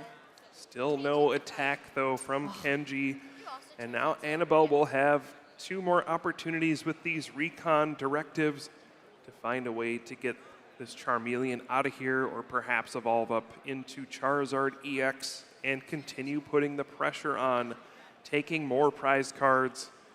As you mentioned earlier, the way to win in the Pokemon TCG is to take all 6 of your prize cards. Currently, Annabelle has taken 2 out of 6. Each Pokemon that you knock out earns you prize cards, and yeah, you want to take that lead when you can. Yeah, these smaller Pokemon, 1 prize card, these big EXs worth 2 prize cards, but so often Dragapult EX has turns where it can take multiple prize cards on 1 single turn as they really put all of this damage out. Oh, we have the rescue board here. That's going to aid in this retreat, only having to discard 1 fire energy off of this Charmeleon thanks to the rescue board, minusing 1 from the retreat cost there. That means this Dragapult EX, it's deadly, it's back up in the active position, and it's ready to start swinging once again after a few missed turns here from Annabelle, but now the pressure is back on the field. Yeah, Annabelle asking to take a look at Kenji's discard pile to see how many resources he's gone through. And there we see another big Phantom Dive. Charmander goes down. 1 damage counter will be placed on the Pheasantipity EX so that later it can be targeted down by a boss's orders. And a Phantom Dive to collect 2 more prize cards in a future turn. Yeah, you get to spread out the 6 damage counters however you want. So we see 3 on the Dracloak, 2 on another one, and then the 1 on the Pheasantipity EX. Really just trying to set yourself up for knockouts on a future turn. Look at that, netting the Arb into the hand as well as another prize card goes down. Annabelle, only 3 left to take here to Kenji's 6 as we choose a Pokemon to promote into the active position now for Kenji. But that Charmander, it's gone now. We still have a lot of evolutions on the board here, though, for Kenji, but now the damage is starting to stack up here. You know, the 6 damage counters that Dragapult EX is allowed to spread onto the field as we see these heavily damaged Pokemon now. Pheasantipity EX, huge liability out there on the field. As you said, Kyle, we're seeing the first Recon Directive here does get the Luminous Energy into the hand here for Kenji. Yeah, we finally see an attack from Kenji. Is it too little, too late? Pretty far behind at this point. I think the one saving grace is that Annabelle has not been able to find any more Luminous Energy. She had 2 in the prize cards as well, so another Dragapult EX is not up and running at this point. So if Kenji can take down Here we go. this one that's in the active spot, could be an opening, and the Iono as well.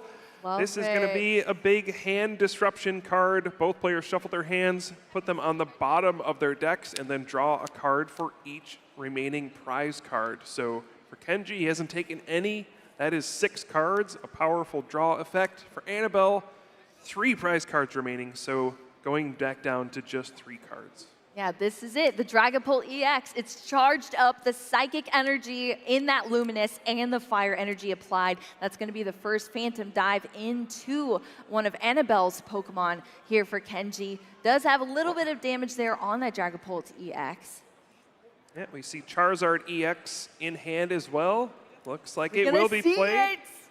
The Infernal Rain here now for Kenji, able to take these Fire Energy out of the deck immediately from this ability on the Charizard EX, apply it to this Charizard on the bench. What do you think this means here for Kenji, Kyle?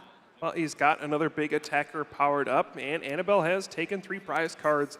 The Burning Darkness is doing a significant chunk of damage at this stage, but it's still not enough to knock out a Dragapult EX in one attack. So Dragapult's still the preferred attacker at this stage.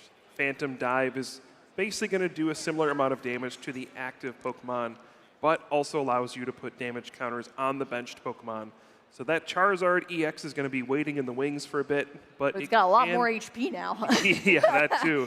But it can swoop in the late game and start taking some big knockouts, especially if you can soften up some of these Pokemon with this Phantom Dive. Oh, well, here we're seeing it. Some swing of the momentum in this matchup from Kenji. Phantom Dive of his own, 200 to the active Pokemon. 6 damage counters being spread out onto Annabelle's field. We saw the Badoo is down to only 10 HP left remaining. Kenji does have a Hawlucha in his deck as well. Well, that's a boss's orders, and that is going to be it. A Phantom Dive knocking out Pheasantipity EX and the Dracloak. Annabelle takes game number 1 in convincing fashion. The sibling match has been concluded, at least the game 1 here between both of these players on our final stage. Annabelle up a game, but Kenji has all the possibility to swing things around going into this game 2. Now that you've kind of seen how this mirror match functions, it really does come down to, you know, who can get that early Badoo, who can help limit their opponents a little bit in the early game. Hopefully we see a little better, easier prize cards here this time around though, Kyle. Annabelle waving to all her fans after that win. The dub. I mean, that was just a rough one for Kenji. Right. Just a really, really poor start. Was not able to piece anything together. And for Annabelle, the opposite. She got off to a quick start, used the technical machine evolution to get set up, got some Phantom Dive attacks early on, and you know, if your opponent doesn't do much to stop you, yeah, you do win the game pretty quickly by just using Phantom Dive. Dragapult EX. What a fantastic card, and you're seeing it on full showcase here in our junior finals. Let's take a quick look back at this matchup in our game 1 between our players. What an incredible move here. The Hawlucha coming in, spreading out those damage here that helped Annabelle take these first couple of prize cards and just kept on going. Kenji, of course, did fight back a little bit here after being behind, was able to get an unfair stamp, a boss's orders play on Annabelle that helped kind of hinder a little bit here, but this was the game. The 10 damage lined up on the Pheasantipity. That's perfect math there for that Dragapult EX. That's 2 prize cards down, 1 left to go, and Annabelle was able to take multiple prize cards, take that win in our game 1. But I'm excited for this game 2 because it really can go either way between these siblings. Absolutely. I do have to say, the only thing throwing me off is, we're all decked out in Team Rocket gear. It's Team Rocket everything. Then the boss's orders played as a Cyrus. Come on, where's Giovanni? Oh, yeah, we need some Giovanni in here. Come on. Hey, we got some Cyrus lovers in here too, all right? All right, Kyle, I'm not trying to make any enemies on this cast right now. But yeah, that would be absolutely epic here. It's always interesting seeing what arts of cards our players pick for their decks too, especially in our younger divisions. Sometimes they just have logic that it really only makes sense to them. It's like whatever card they like, whatever art they like, whatever colors and Pokemon they like. It's just super cute to talk to our TCG players because they're very opinionated sometimes. Yeah, lots of room for customization, especially for trainer cards, right? There's so many different times trainer cards have been reprinted over the years. Right. There's who knows how many different arts of Ultra Ball you can pick for at this stage. And yeah, boss's orders, I've seen lots of different bosses on the card as well, so you can kind of pick the one you want. So yeah, different artworks and of course different rarities of the cards as well. So yeah, it's always interesting to see what players decide to choose to play in their deck, and also like how many foil cards you play versus non-foil cards, things like that. Yeah. All right, well, it looks like these players are set up here. Oh no! Have things turned around here? Was that just a Hawlucha in the active position, not even able to use its flying entry and a pass? Is that it? Believe so. That's not a good start.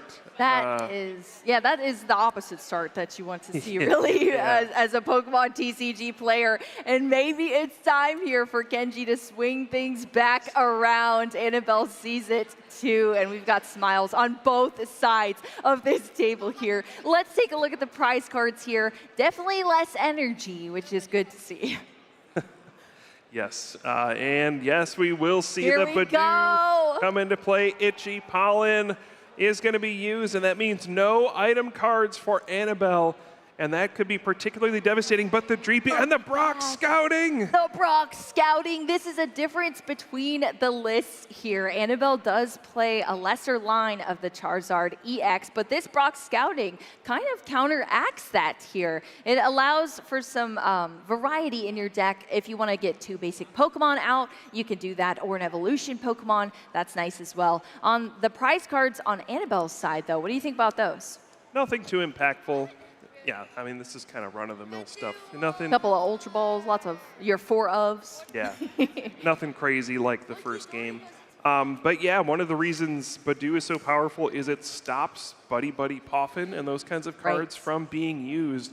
So in a situation like this, typically you end up in a really, really tough spot where you're not able to play cards that allow you to search for basic Pokemon. The Brock Scouting is played specifically because of Badoo's Itchy Pollen.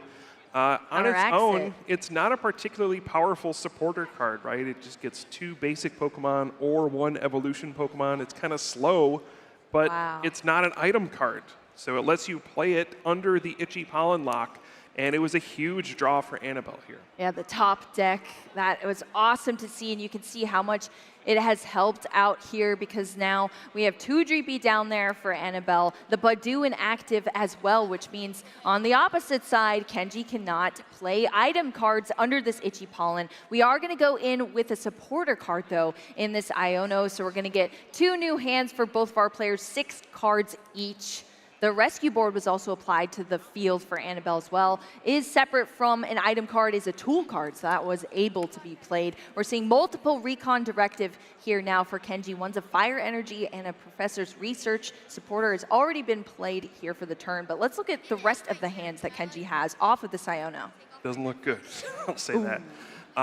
Yeah, currently choosing between a Professor's Research and a Fire Energy. Like you said, already a supporter card being played for the turn, so you can't play the Professor's Research. But looking at this hand, it may be a choice for the next turn. One big card that came down for Kenji is the Monkey Dory, a card we see a lot of in the standard format, has the Adrenabrain ability and can be really important in these Badoo situations. Lets you move up to 3 damage counters from one of your Pokemon over to your opponent's Pokemon. And Annabelle stopping Kenji from using an item card. Close, close. Oof, that was close. That absolutely was close. Yeah, both players have used Itchy Pollen at this point, so for the duration of that turn, you cannot use item cards. So good catch there by Annabelle, preventing her brother from doing that. Yeah, love to see that.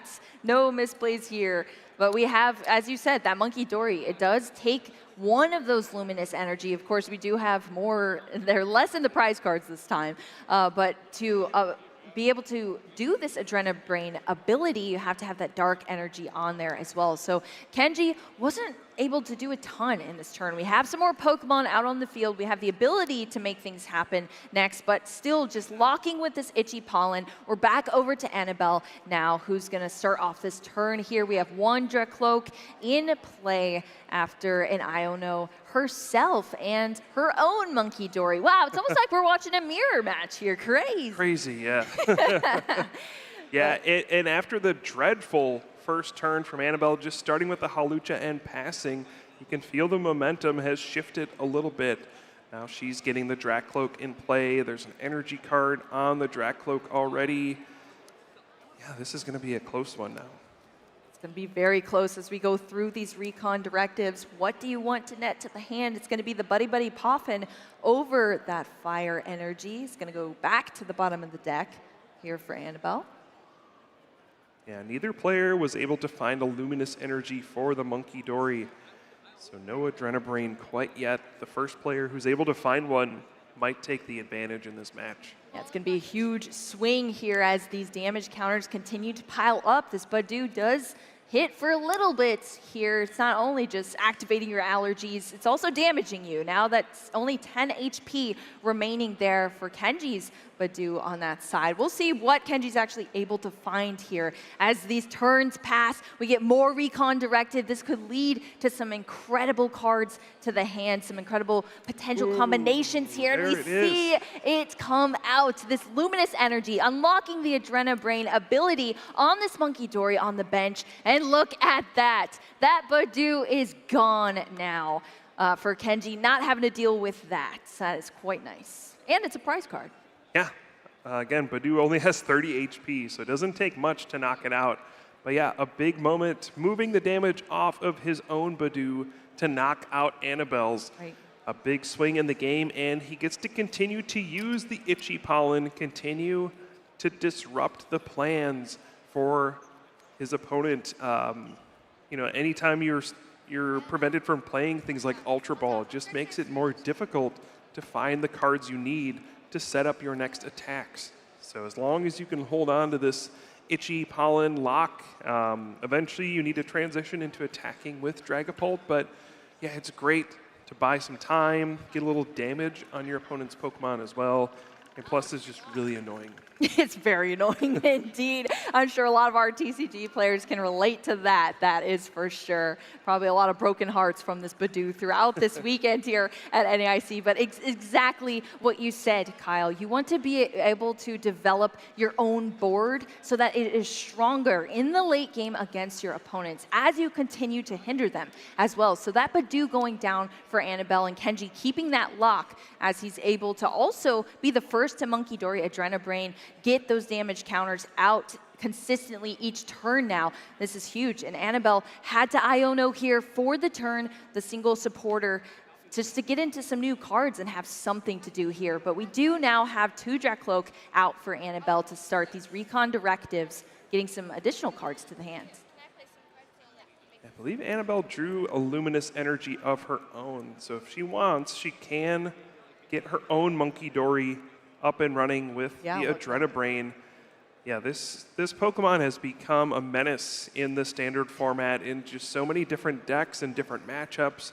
A lot of the decks these days are doing attacks that are spreading damage, setting up multiple knockouts at once, and the Adrenabrain being able to move damage from your own Pokemon, kind of healing your Pokemon and moving the damage to your opponent's Pokemon is such a powerful effect.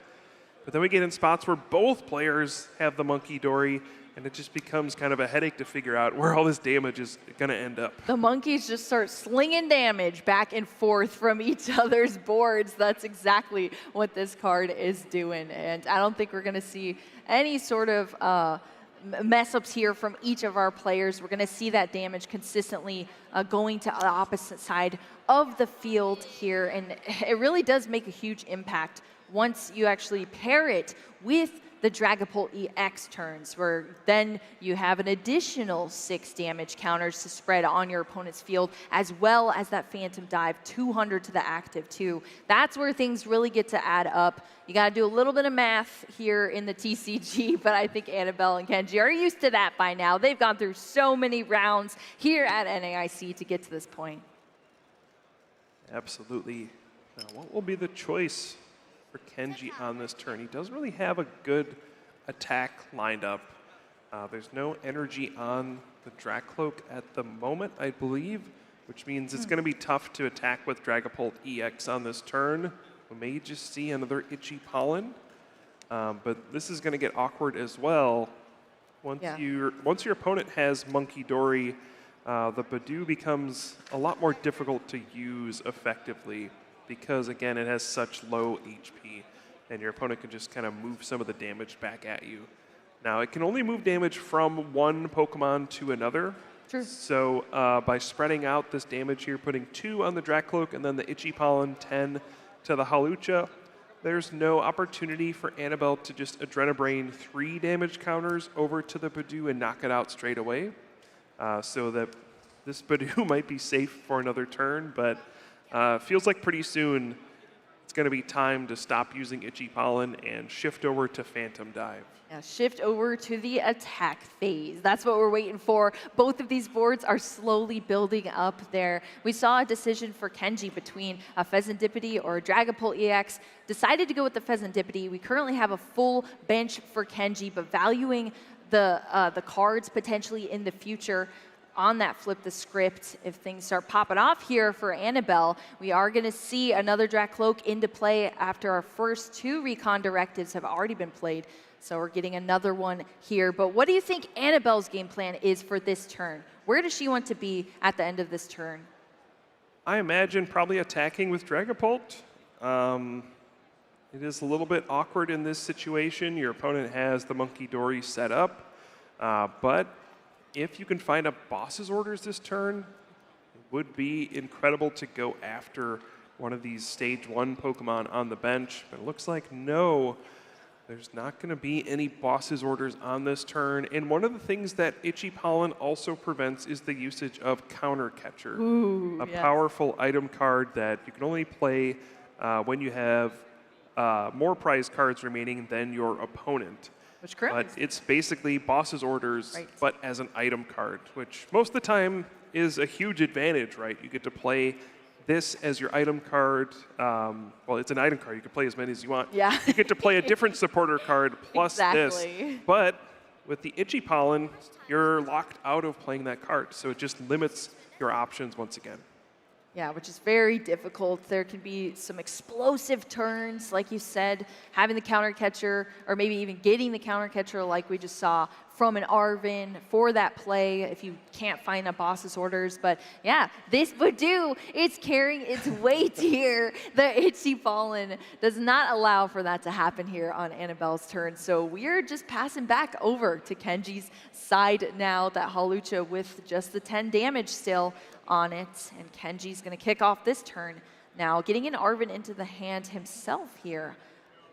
As we churn through these recon directives and Iono all the supporters into the hand here for Kenji. We already have a full bench here for Kenji, so that Charmander is not going to help out too much here. Does have another Luminous energy. That's going to apply that Psychic there for the required energy attachment for the Dragapult EX. So that's going to come down. Then this Iono is going to happen. So all those cards that Kenji was netting to his hand are going to the bottom now. So he can't draw into those cards. This is another strategy we see from these players. You want to put something in your hand if you know you're going to Iono that you don't want to draw into off of your new set of cards. So now we have a fresh 5 for Kenji, 6 on Annabelle's side, representing those prize cards for both our players. Yeah, and you may be wondering, why didn't Annabelle just go in and attack with Phantom Dive on the last turn? Enlighten us. The reason is it's a little tricky because your opponent has Monkey Dory. You know, you are forced to put 6 damage counters on your opponent's benched Pokemon, and the Monkey Dory would allow Kenji to move some of those damage counters over to one of Annabelle's benched Pokemon and potentially set up a knockout on a benched Pokemon with his own Phantom Dive. So it's a little tricky to just attack. It doesn't feel like it's worth going out just to attack a Badoo for a knockout. You kind of want to sit back and wait and see if you can line up a Boss's Orders play and just buy some time and set up more Dragapult EX. So both these players are kind of happy to sit back, build up their boards, and soon enough, you know, we will see some big attacks launched back and forth. Oh, it's coming. For now, it's kind of a waiting game. Yeah. It is a waiting game because, I mean, think about it. Both these players are trying to set up a checkmate scenario on their boards. There was a jamming tower in play, Oh, preventing the Hawlucha from retreating. That part's important too. Yes, that's true. Both of these cards look very similar because they are both different types of towers. We have the Jamming Tower and the Watch Tower. That Jamming Tower is now gone to the discard pile here for that Team Rocket's Watch Tower in play. So being able to bump that stadium, the rescue board is available now on the Hawlucha. As we're going into the deck with this Arven here, get us another item card and a tool card thinned out of the deck for Annabelle. Of course, we were working off an Iono, so those were in the hand before, but then they were back in the deck. Now they're back in the hand. A lot of shuffling of the cards. And again, we'll not be able to play the counter catcher on this turn, but preparing for the next turn. And this time we will see the Dragapult EX come into the active spot. Annabelle deciding it's been long enough, time to put on some aggression. And will we see a Phantom Dive here, spreading out some damage to the bench Pokemon? Again, it is a little bit tricky, but yeah, with the Monkey Dory of her own, she can just move some damage onto a Charmander and then put all the damage counters onto it to knock it out and not leave Kenji with any damage counters to move back. Right, that is a huge play here from Annabelle. We're sweeping 2 prize cards, 2 Pokemon off of Kenji's field in that Badoo, in the Charmander now. That's 2 prize cards down. And yeah, Kenji has no damage counters, as you said, Kyle, to play with. This is what you want to set up. You don't want to be able to have your opponent be able to sling that damage back at you. So these are the plays that you're searching for. Annabelle has found that here as Kenji is going to kick us off with this Dracloak in the active position. Already has that Luminous attached here. We're just going to need a Fire and a Dragapult EX for Kenji to be able to swing back into Annabelle for this turn. Between a Fire and that Charizard EX off this first Recon directive. Yeah, why not both? You can evolve to Charizard and it just gets the fire energy. Infernal Rain. Here we go. Fire energy coming out of the deck here from this Charizard EX. Such a powerful card. Not only does it get these fire energy out, now you have a whole Charizard on your bench that is so threatening there on Kenji's board now. We have this fire energy, of course, placed onto this Dracloak as well. So now Dragapult EX is ready to start attacking if we get there here for Kenji. Yeah, and I wonder if we'll see a similar move from Kenji going after the Hawlucha that has damage. You kind of want to clear damage off of your opponent's board when they have the Monkey Dory with Adrenabrain. Otherwise, it's threatening to you. It can set up plays where it knocks out some of your benched Pokemon. So let's see what the choice is going to be for Kenji. Counter Catcher is actually unlocked for him because Annabelle took 2 prize cards on the previous turn. So we'll see what the plan of action is. Do you just attack into the Dragapult EX, try to get a 2-hit knockout? And we see the A-Spec card coming in once again, the unfair stamp. This could be a huge moment in this game as well. Yeah, look at this. The technical machine thinned out of the deck. The Arven netting us this unfair stamp. That could add to the disruption that we need here from Kenji. And you also saw the benching of that Pheasantipity EX as well. Knockouts happened last turn for Kenji, which is what unlocked this unfair stamp. Also unlocks the flip the script ability here for Kenji. So valuing that his hands can be stronger throughout the rest of this game, trying to disrupt Annabelle as much as possible here, as we still had our second recon directive as well. And that's it. Annabelle's just going to have 2 cards to work with in this upcoming turn on the other side. Yeah, and we'll see if Kenji decides to take a knockout on this Hawlucha on the bench. If he does, that could unlock Annabelle's own unfair stamp. And guess what, Kyle? Apparently she drew an unfair stamp off of the unfair stamp. That's really unfair. You shouldn't be allowed to do that. The pink cards are all around here. Yeah, it is super unfair here, but hey, all is fair here between these siblings, as we have almost identical decks here, so the cards are coming out, but that's so funny that happened here. Kenji's still going through this this turn here, but we are going to see that flying entry, the Hawlucha, coming down onto the field. That's going to add up these damage counters here. We see that Dracloak gets 1. The Hawlucha on the other side gets the other one. So 40 HP remaining left on this Hawlucha. That Dracloak only has, what, also 40? No, sorry, 80. Yeah. Yeah, it looks like all the damage just going to go onto, or the 4 damage counters onto the Hawlucha and 2 onto the Dracloak. This is a situation where you can overload your opponent with damage counters. You can only move 3 with the Monkey Dory, so you have to make a tough decision on where to move them from. But yes, Annabelle does have the unfair stamp. Incredible. So anything you can do, I can do better. Unfair stamp me, I'll just unfair stamp you right back. Exactly. The knockouts have happened here. Kenji took another and prize the card boss's here. orders. Wow, the wombo combo you always want to see. The boss's orders bringing up that Monkey Dory into the active position, into the unfair stamp here. You see Kenji just shaking his head like, come on, can I catch a break here in this match? But hey, that is how it happens sometimes in the Pokemon TCG. Just rude. Just rude here. Yeah, I feel like after this match, there's going to be a lot of trash talking between these siblings for a very long time, I think. Seems like they're both still having a good time. Absolutely. But Annabelle is in a great position to take advantage of this situation. Draws 5 cards from the unfair stamp. Now it's Kenji who just gets 2 cards.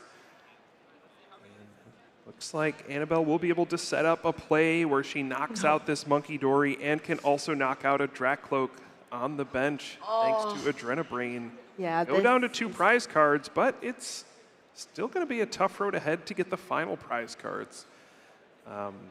There's still only 1 Dragapult EX set up at this stage. I don't know, it's still going to be a close game. Yeah, there is 1 Dragapult EX. It has been heavily damaged from Kenji's side. We do have this flip the script here now for Annabelle. 3 additional cards to the hands, but yeah, as you said, I mean, eliminating those Pokemon from your opponent's side, taking out that Dracloak, that's going to be huge, but Kenji's already been able to set up these other attackers on the board, and they're fully healthy at the moment right now, so it really could go either way for both of these players. Kenji did draw into just a couple Pokemon from that unfair stamp, so that could be difficult to work with potentially, but we do have the Pheasantipity EX, at least for now, protecting that draw support just a little bit there, as Annabelle is going to use this Ultra Ball, discard these cards for a Dragapult EX. This is a second one now. It only has 1 single energy, but not for long, as we see that second Luminous Energy fully charging up. This Dragapult EX on the bench does have a little bit of damage on it, but still another attacker now for Annabelle. Yeah, I think just figuring out, has an energy card been played this turn already? Don't think so. And there we see the Adrenabrain moving those 3 damage counters onto Kenji's Dracloak on the bench. This is perfect math here. 60. Phantom Dive can knock out the Monkey Dory, which will take away Kenji's Adrenabrain and knock out this Dracloak on the bench. Annabelle with a huge play to go down to just 2 prize cards. That's all that remains between her and becoming the champion. Yeah, becoming our junior champion. So close here for Annabelle, but Kenji's gonna stay fighting here in this matchup, promoting this Dragapult EX. What do you think needs to happen here for Kenji to just try to remain in this game here, Puka? Is there a way we can swing things back here for Kenji? It's gonna be tough. Just got unfair stamped. Only has 2 cards to start the turn. It'll start with a flip the script. Feels like you need to be taking a big knockout here. I do think Kenji has a reasonable line to win the game. You knock out the active Dragapult EX on this turn, and then on the following turn, you can try to boss's orders your opponent's Pheasantipity EX. The scary thing here is if you use Phantom Dive, you're going to be putting damage on your opponent's board, and they could just do the same to you. They can boss's orders your Pheasantipity EX, move damage over, and simply Phantom Dive to win the game. So you have to wonder, is this a spot where you would actually prefer to just attack with Charizard EX?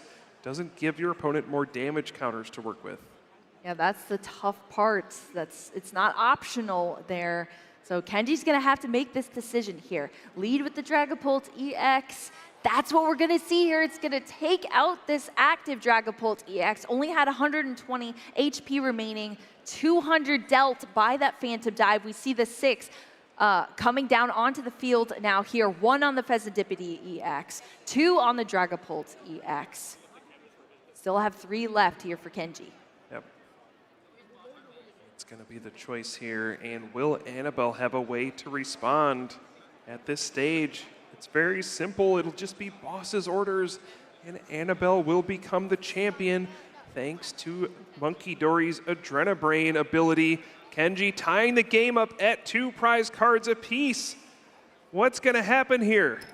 Let's see what the top deck is here. It's the boss's orders. Here comes the Pheasantipity EX, Adrenabrain, and Annabelle Ono is your North America International Champion. Our junior champion here, Annabelle Ono, takes this win against her brother in the finals. Annabelle able to take it here. And look at that. The handshake wasn't just to start. They have the secret handshake to end things off here between these siblings. What an incredible match here. But Annabelle Ono is your junior champion here at NAIC. That was an awesome one to watch here, Kyle. How are you feeling after that match? Yeah, what an awesome display, and you love to see it. The hug between our 2 competitors. They're happy for each other, and how could you not be? So cute.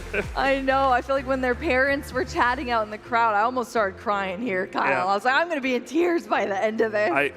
I felt the same way. I thought if I could get through this whole thing without crying, it would be a huge accomplishment. Exactly. I mean, it is just a story we have never seen before here in the trading card game. Absolutely incredible play from both of these players. I want to hear how they're feeling after competing against each other in the finals here at NAIC. Let's hear it straight from them. Skarzik, over to you. Hey, what's up, everybody? Welcome back to the main stage. I'm here with our first pair of siblings in the junior finals. Give it up, give it up. Now, both of these kids said that no matter who wins, they were going to have a lot of fun here. And did you have fun, Annabelle? Yes. And Kenji, how are you feeling right now? What's next for your Pokemon career? I'm feeling really happy for Annabelle. And Annabelle, I'm sure you've got a lot of fans out in the audience. You've got a lot of friends and family as well. Any special words for them while I've got you here, while everyone can hear you? Thank you for everybody. She's very grateful. Let's give one more big round of applause. Annabelle and Kenji Ono, go ahead and celebrate.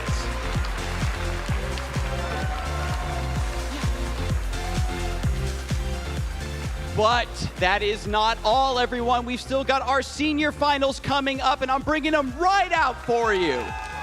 Omar Cortez, come on out.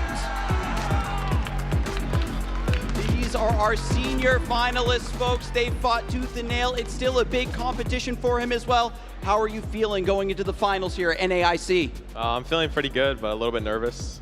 He's nervous, but let's hear from his competitor, Gabriel Fernandez. How you feeling, my friend? Feeling good, feeling good. Nice and chill, confident. Do you like the matchup? What's going through your mind?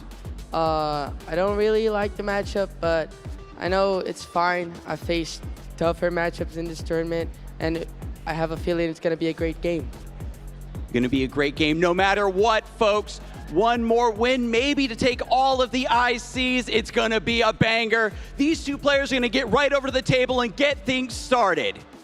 But I do have one more question for you. What would it mean to win a tournament of this size? You have all the trophies, all the accolades, but you need something for your trophy shelf. What would be the first thing that you do if you win? Probably go out to a nice dinner or lunch and celebrate with my friends. Good food. New Orleans is the place to do it. And can I get any special shout outs from you? Somebody who helped you prepare, maybe people who are here supporting you? Everyone in my testing group and my parents especially. I love it, love it. A lot of testing, a lot of blood, sweat, and tears goes into making it here. And Mr. Fernandez, I know that you've got a lot of people in your corner as well. Can I get any special shout outs from you maybe? Yeah, if I win, I'm going to play a little basketball with my friends, so hopefully I'll win. And I want to shout out everyone who helped me build this deck and prepare for this event, especially my family as well for bringing me here. That is monumental. Give one more big round of applause, folks. NAIC, biggest tournament we've ever had so far for this region. It's going to be amazing. These two players, I can't even hype them up enough, folks. Seriously. I think that it's only a matter of time before they can get over to the table and get sat down and ready for this big match. We finally got our casters in position, and they are going to walk you through this game. So let's kick it over there and crown our senior champion. Yeah, thank you very much for that, Adam. This is it, the senior final at the North American International Championships. Two incredible players remain, but only one place left in the history books. Gabriel has been absolutely unstoppable this year, winning all his home regionals as well as LAIC and EUIC. Now only one match away from the perfect season, winning NAIC as well. But standing in his way is a formidable opponent, Omar, who desperately wants to win, spent all night testing with 10 of his friends. One last challenger, one final test. The pressure is immense, the prizing is immense. Let's get started. Let's hear some noise for both our senior finalists here at the North American International Championships. Omar on the left-hand side, Gabriel on the right here.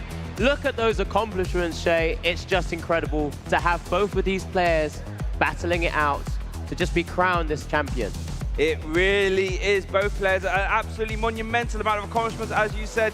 Gabriel, EUIC champion, LAIC champion, EUIC champion again, and a previous world champion back in 2023. But Omar, an incredible list of accomplishments as well. EUIC top 8 Charlotte regional finalist, top 4 at Worlds, and Atlanta regional top 4.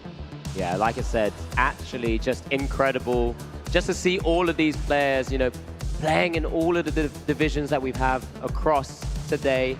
And this seniors finals is definitely one for the history books here. So much can be written, so much could be undone. And that's where we're going to see both our players really vying for that championship. It really is, you know, for Gabriel, if he wins this, he would have done the trifecta, winning all ICs in the same season, winning all his home region regionals as well. Ridiculous stats. And for Omar, him and his testing group, they really want to try and stop Gabriel and keep the NAIC championship for a North American.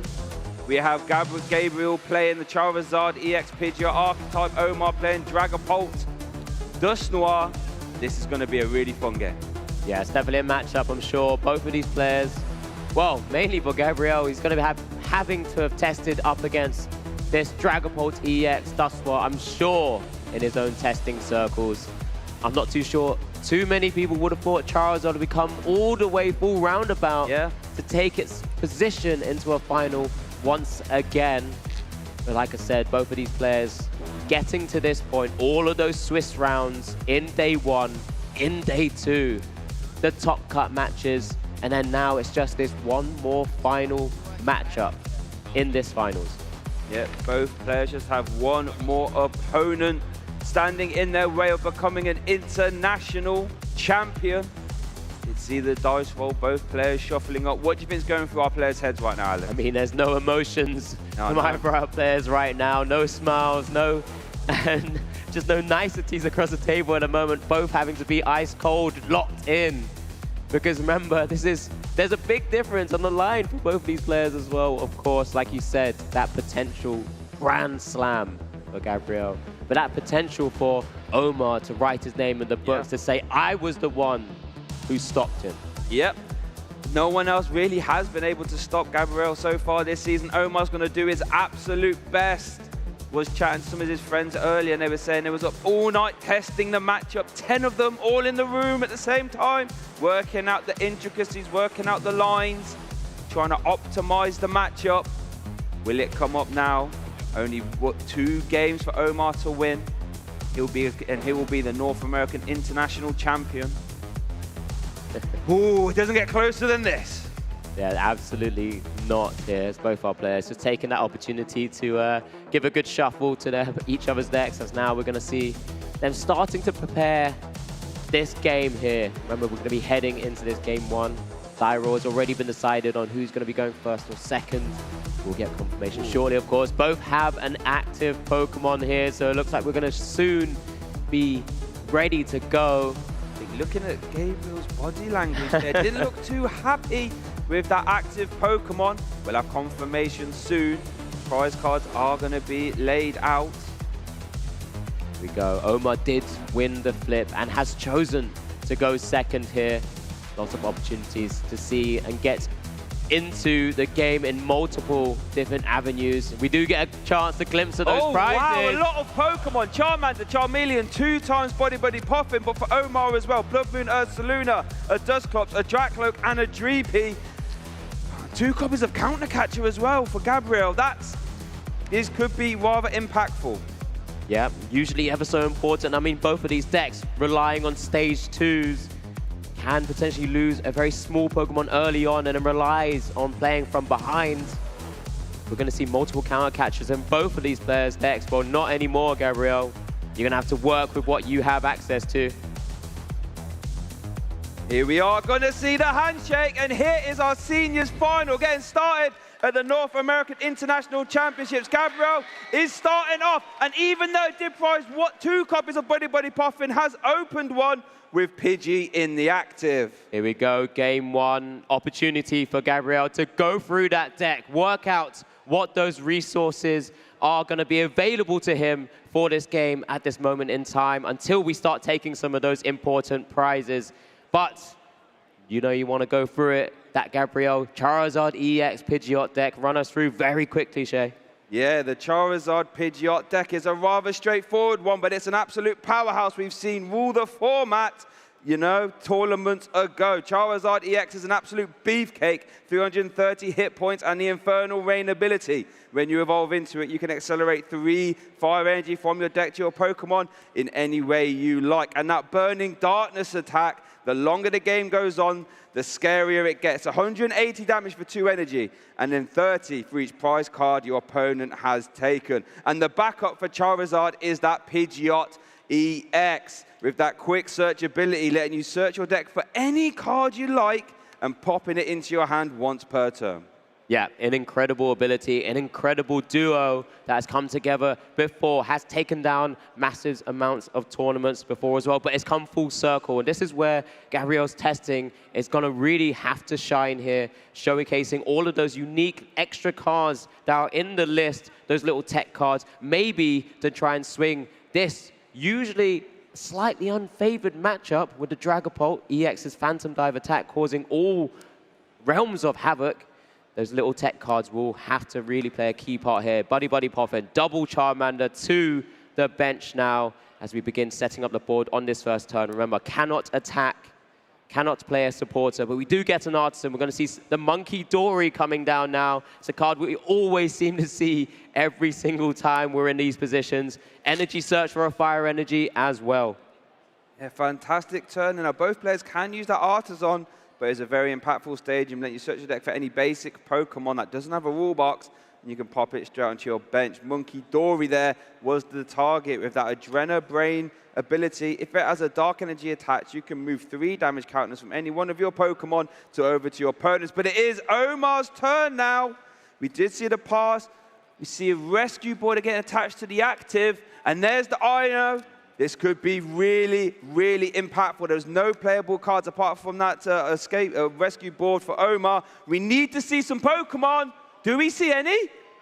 It looks like there was one maybe just grabbed off there. Does have access to Artisan there. This is going to be Omar's first deck search as well. And we're going to be exactly the same scenario. It's going to be working out those prizes, working out those resources. Remember, in the same vein, this Dragapult Dusknoir deck, it relies heavily on the Dragapult EX to really carry its way through. Phantom Dive, arguably the best attack in the game. 200 damage to the active Pokemon, but 6 damage counters to your opponent's bench in any way you like. You supplement that with its pre-built draw engine, Recon Directive, Dracloaks there. Once during your turn, you may look at the top 2 cards of your deck, put one into your hand and the other to the bottom. And that's why it's such a powerful archetype. But you combo that with the Dusknoirs, the Dusclopses, where they have that Curse Blast ability where once during your turn you can put 5 damage counters or 13 on your opponent's Pokemon. It does cause a knockout from your side of the field, so your opponent does go ahead in prizes, but then you start activating all those key components, those counter catchers, and you start targeting down and whittling away your opponent's board when you combine those things with things like the Iono. Yeah, it's a really interesting archetype. The Phantom Dive damage getting bolstered with the Curse Blast means no Pokemon is truly safe. We do see a Budu and another Dreepy hit the bench. We do see the free retreat thanks to the rescue board. And it looks like we are going to see a turn attachment first. And then we're going to see an Itchy Pollen, 10 damage. And Gabriel can't play any item cards. Now it's Gabriel's turn too. Pretty strong turn, despite just an instant Iono being played. Drew into the cards that he required, like the rescue board, like the fire engine. Remember, those energy attachments are ever so important in the deck, but has Artisan as well to just continue going through the deck and getting another Dreepy down. So nothing to really complain too much of. Can't really evolve on your first turn, of course, but you're getting the item lock going. You are slowing the game down so that you can build up your board. We do see the Artisan being used. Now, this is actually going to shuffle the deck for Gabriel. So whatever cards were put to the bottom via Ino are going to get shuffled in back into the mix. Gabriel will be able to grab another bench another basic Pokemon, I should say. But with that item lock, won't be able to catapult into a Charizard EX via Rare Candy or Pidgeot.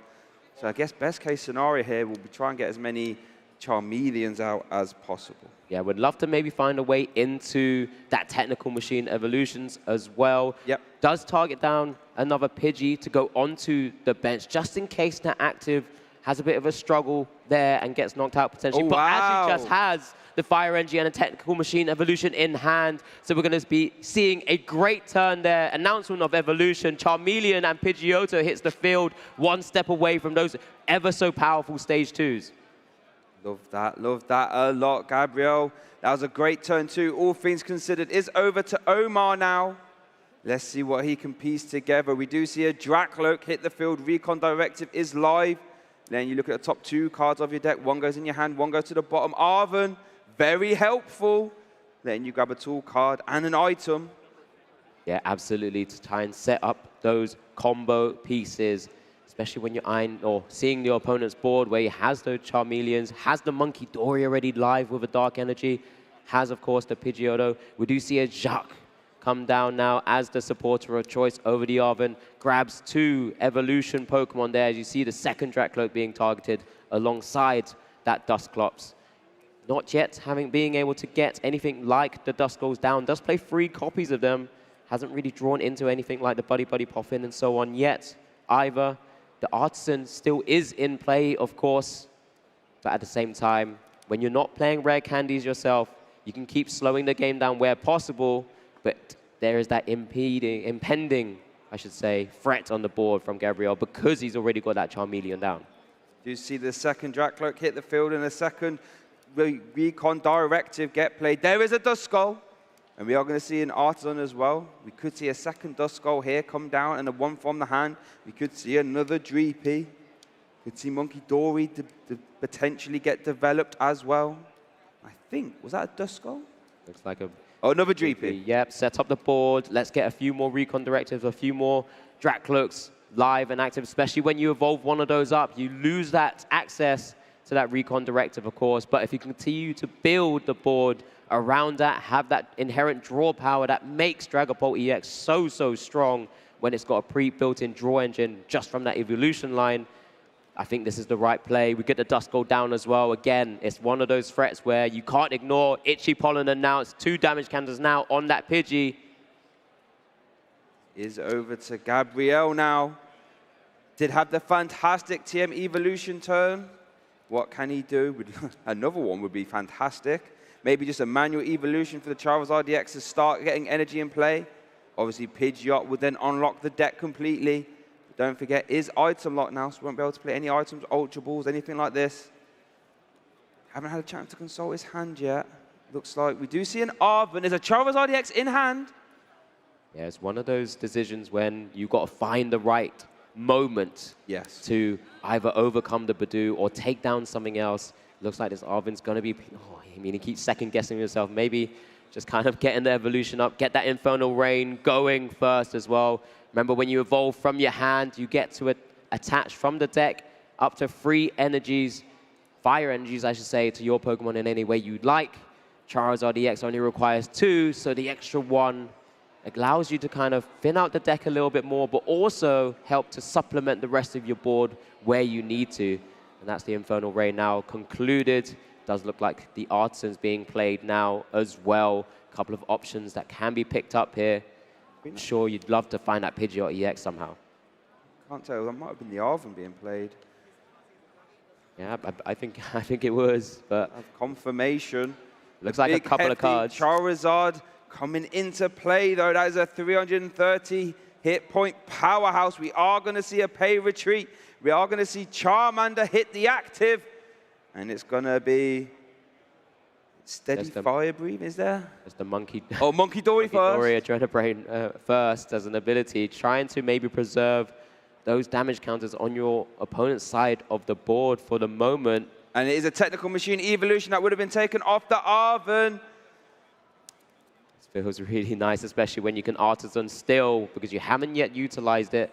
Using that Arven to grab that technical machine evolution, kind of again, just build up the board. You might be under item lock, but when you have access to energy, when you have access to that technical machine evolution, you can have a board like this. You don't have to worry about this Pidgeot EX potentially going down because you just have a Pidgeotto ready to go as well that can once again just evolve up into that fantastic ability Quick Search. Remember, you can only use Quick Search once per turn, so it doesn't allow you to use it twice even if you get 2 Pidgeot EX, but just having the Pidgeotto there kind of sets up the board to say, well, I'm always going to have access to this Quick Search where possible. Do you see the Artisan being used for Omar as it is his turn? Going to grab the second Duskull, popping it into play. This is a very scary board state to deal with. You know, when you have multiple Cursed Blast options, the damage can start to get out of hand. But an interesting wrinkle, for every Cursed Blast used, that does make that Burning Darkness hit for more damage. Could be an interesting X factor to keep an eye on for the rest of this game.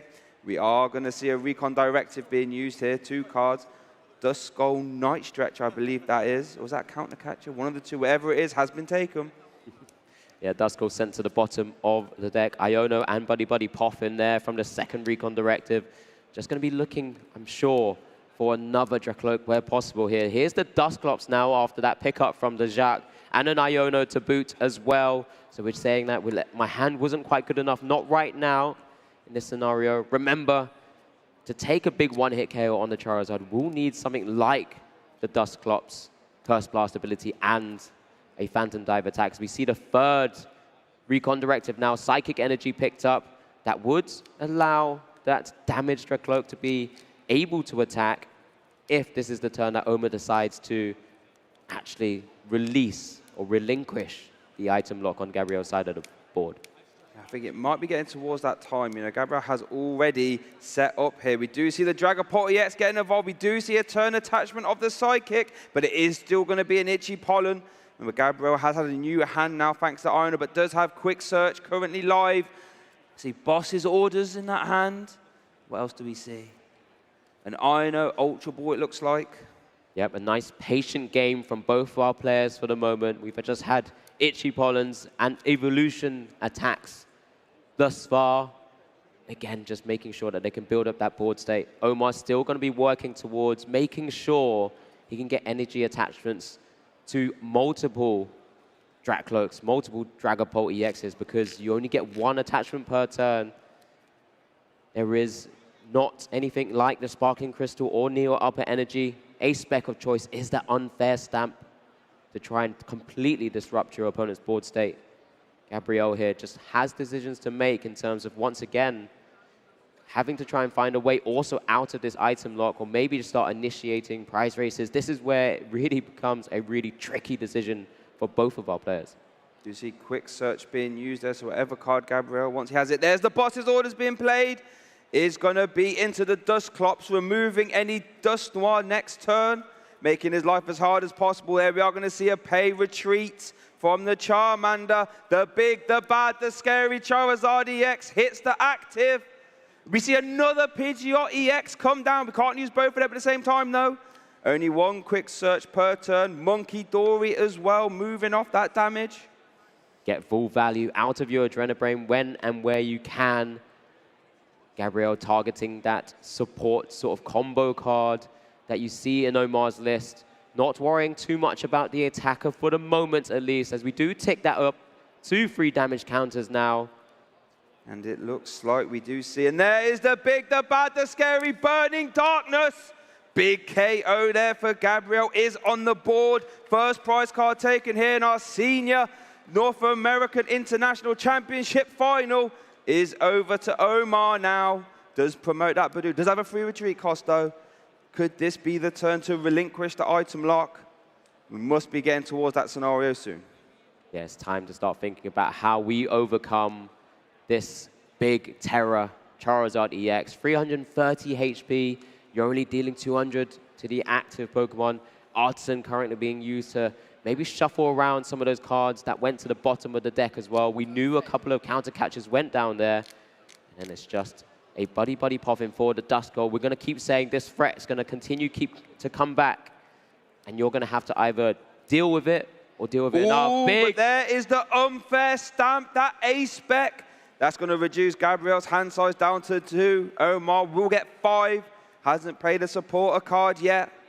But worth noting, Alex, unfair stamp, is it as useful when your opponent has Quick Search available? Yeah, absolutely. And this is where Gabriel's got to be thinking, well, this isn't too bad at all. I have access to any card in my deck that I would like through that fantastic Quick Search ability. But when you're Omar, when this is your way of kind of drawing a fresh new 5 cards after shuffling away, maybe looking for some important pieces here, didn't look too strong, but can still play a supporter here. Supporter Boss's Orders live. Professor's Research has been played, though.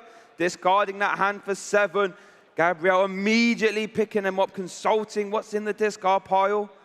And now we've got 2 further Recon Directives as well. Luminous Energy could have been useful if we had our own Monkey Dory down, but doesn't quite right now. The board is full. Rescue Stretcher, key piece to try and maybe get the Dusclops back. As an example, second Recon Directive now.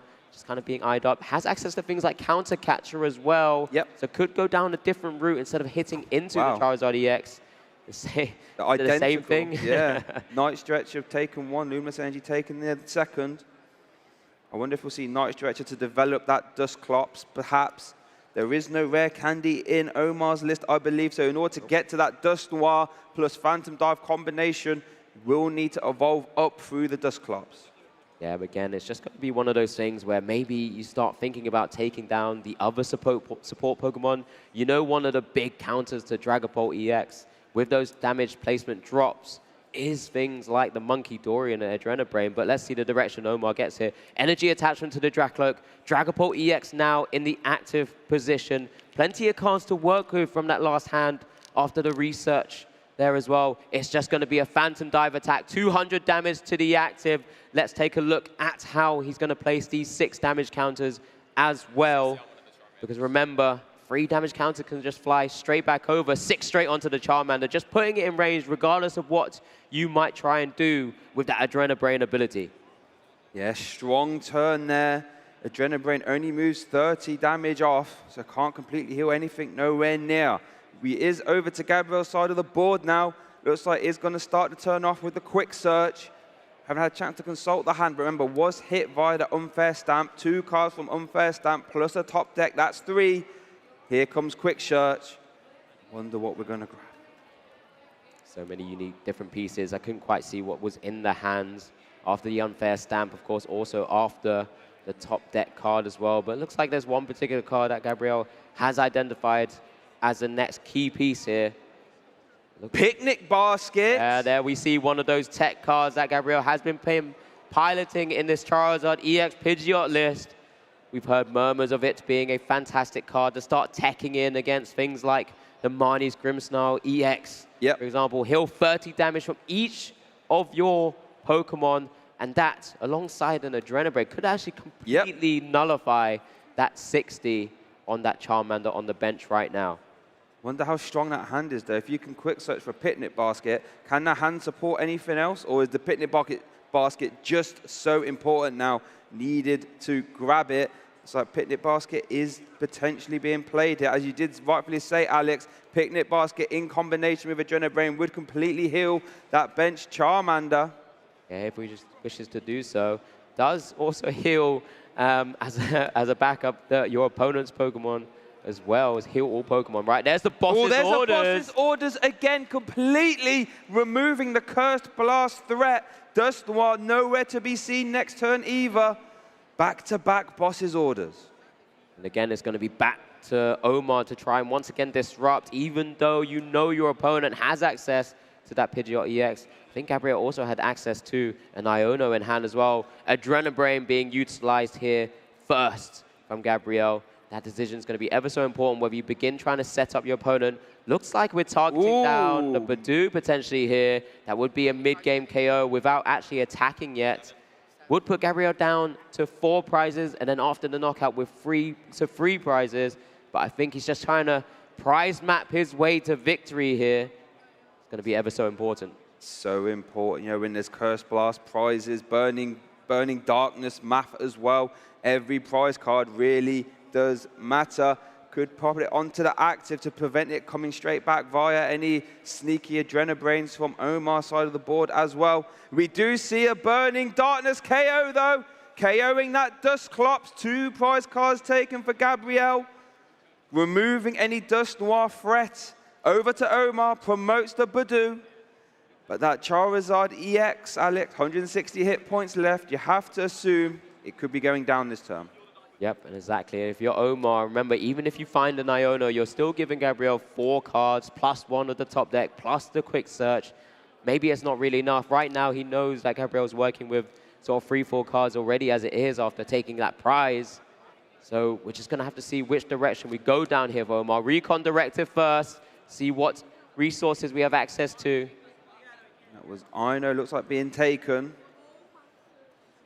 And we know the knockout's going to happen this turn, or it has to happen this turn. You can't just keep leaving unchecked. Another Iono put to the palm of deck for now, knowing technically it's a little bit closer if you play the other one in hand back to the top of the deck, I should say. And Night Stretcher once again being eyed up. Looks like that's going to be probably the second of the free count in the list right now, just to keep trying to recover things like the Dust Gold, like the Dusclops, after 2 have already gone down. There it is, as you do rightfully say. Night Stretcher, I imagine, is going to be that Dusclops. Now, it could be a devastating turn if you can line up a Dust Noir, Curse Blast, plus Phantom Dive into a fresh Charizard EX. That would completely remove it from play in one fell turn. I wonder how much Omar knows of Gabriel's list, knowing that he's the one who's going to continue being sort of either in the same prizes at 4, if he takes the knockout here on this Charizard EX, not activating anything like Counter Catcher, because there's 2 bosses orders already used from Gabriel's side of the field, and there's only 2 in the list. Of course, he doesn't know the information like we do that Counter Catchers are at the top of the prizes. And we do see the retreat now. Dragapult EX in the active position, ready to fire away a Phantom Dive. Is there anything else more we can do? He's got to make that decision about playing that Iono or not. Just decides to attack. Big knockout here on the Charizard EX. Gabriel just double checking that no supporter was been played. 2 prizes taken here. Now it's the 6 damage counters onto, oh, it looks like spread out across the 2 Charmanders and the Monkey Dory, reducing the value that Gabriel could potentially get here. Did take a Blood Moon Ursaluna and a Basic Energy out of the prize cards, but that we are now at a tie game. 2 prize cards taken for each of our players. Omar has no damage in play, so no easy prize cards. As you do say, both boss orders have been used. Counter Catchers are in the prize cards. Is over to Gabriel now. Does have a Charizard EX currently in the hand. And the Pheasantipity that is just deliberating, placing onto the field. Remember, we know that it sometimes can be a bit of a liability with 210 HP. But when you're trying to turn the story in your favor, you flipped that script. Draw 3 cards when your opponent has taken a knockout during the last turn, finds an Iono or has the Iono to play as well, reducing both players down to 4 cards here. Quick Search still live. Ooh, Max Belt, Rare Candy, Ultra Ball. It's a great set of cards there. We did need Rare Candy or Charizard combination to get into another attacker. Wonder if we just have those energies as well. Has to have had that Super Rod maybe, because we've already seen some discards of some of those fire energies. And of course, the 2 that went away with that Charizard EX, which went down because he was holding that Charizard EX. A quick search for a Rare Candy wouldn't have been enough to get those energies live with Infernal Rain to be able to have another attacker. Now there's the Rare Candy. Here's the Charizard EX. We're back again for Infernal Rain. 3 energies from the deck, up to 3 energy and 3 fire energies, I should say, from the deck. 2 will have to go on this Charizard to swing away with Burning Darkness. Absolute fantastic turn there. Found all the pieces needed. Super Rod, Rare Candy, Charizard, Pidgeot showing this immense value here. And you have to wonder, where's the energy going to go? We are going to see 3 on the Pheasantipity. Cruel Arrow. Then you do 100 damage to one of your opponent's Pokemon. I wonder if are we going to see the Cruel Arrow into the Dusclops? Gabriel immediately trying to keep that Dust Noir away. Is that what we're going to see? It's a big threat, and I think that's why Gabriel's been taking it out every single time. Monkey Dory, Adrenaline Brain, 2 energies. Cruel Arrow, 100 damage onto the Dusclops, taking out any big combo threats on Omar's side of the board. Down to 3 prizes. Omar, how can you answer this? Wow, Cruel Arrow. Dusclops has come into play 3 times here in this game, and 3 times it has immediately been sent back to the discard pile from Gabriel. Gabriel wants nothing to do with that Dust Noir. Is over to Omar now, though. Right now, Omar's basically working with just a straight Dragapult EX deck. Yep. These Dusclops aren't hanging around long enough because he always wants to utilize it for Dusclops' ability, Dust Noir's ability, because the 13 damage counters are always so much more important when you're giving up a prize.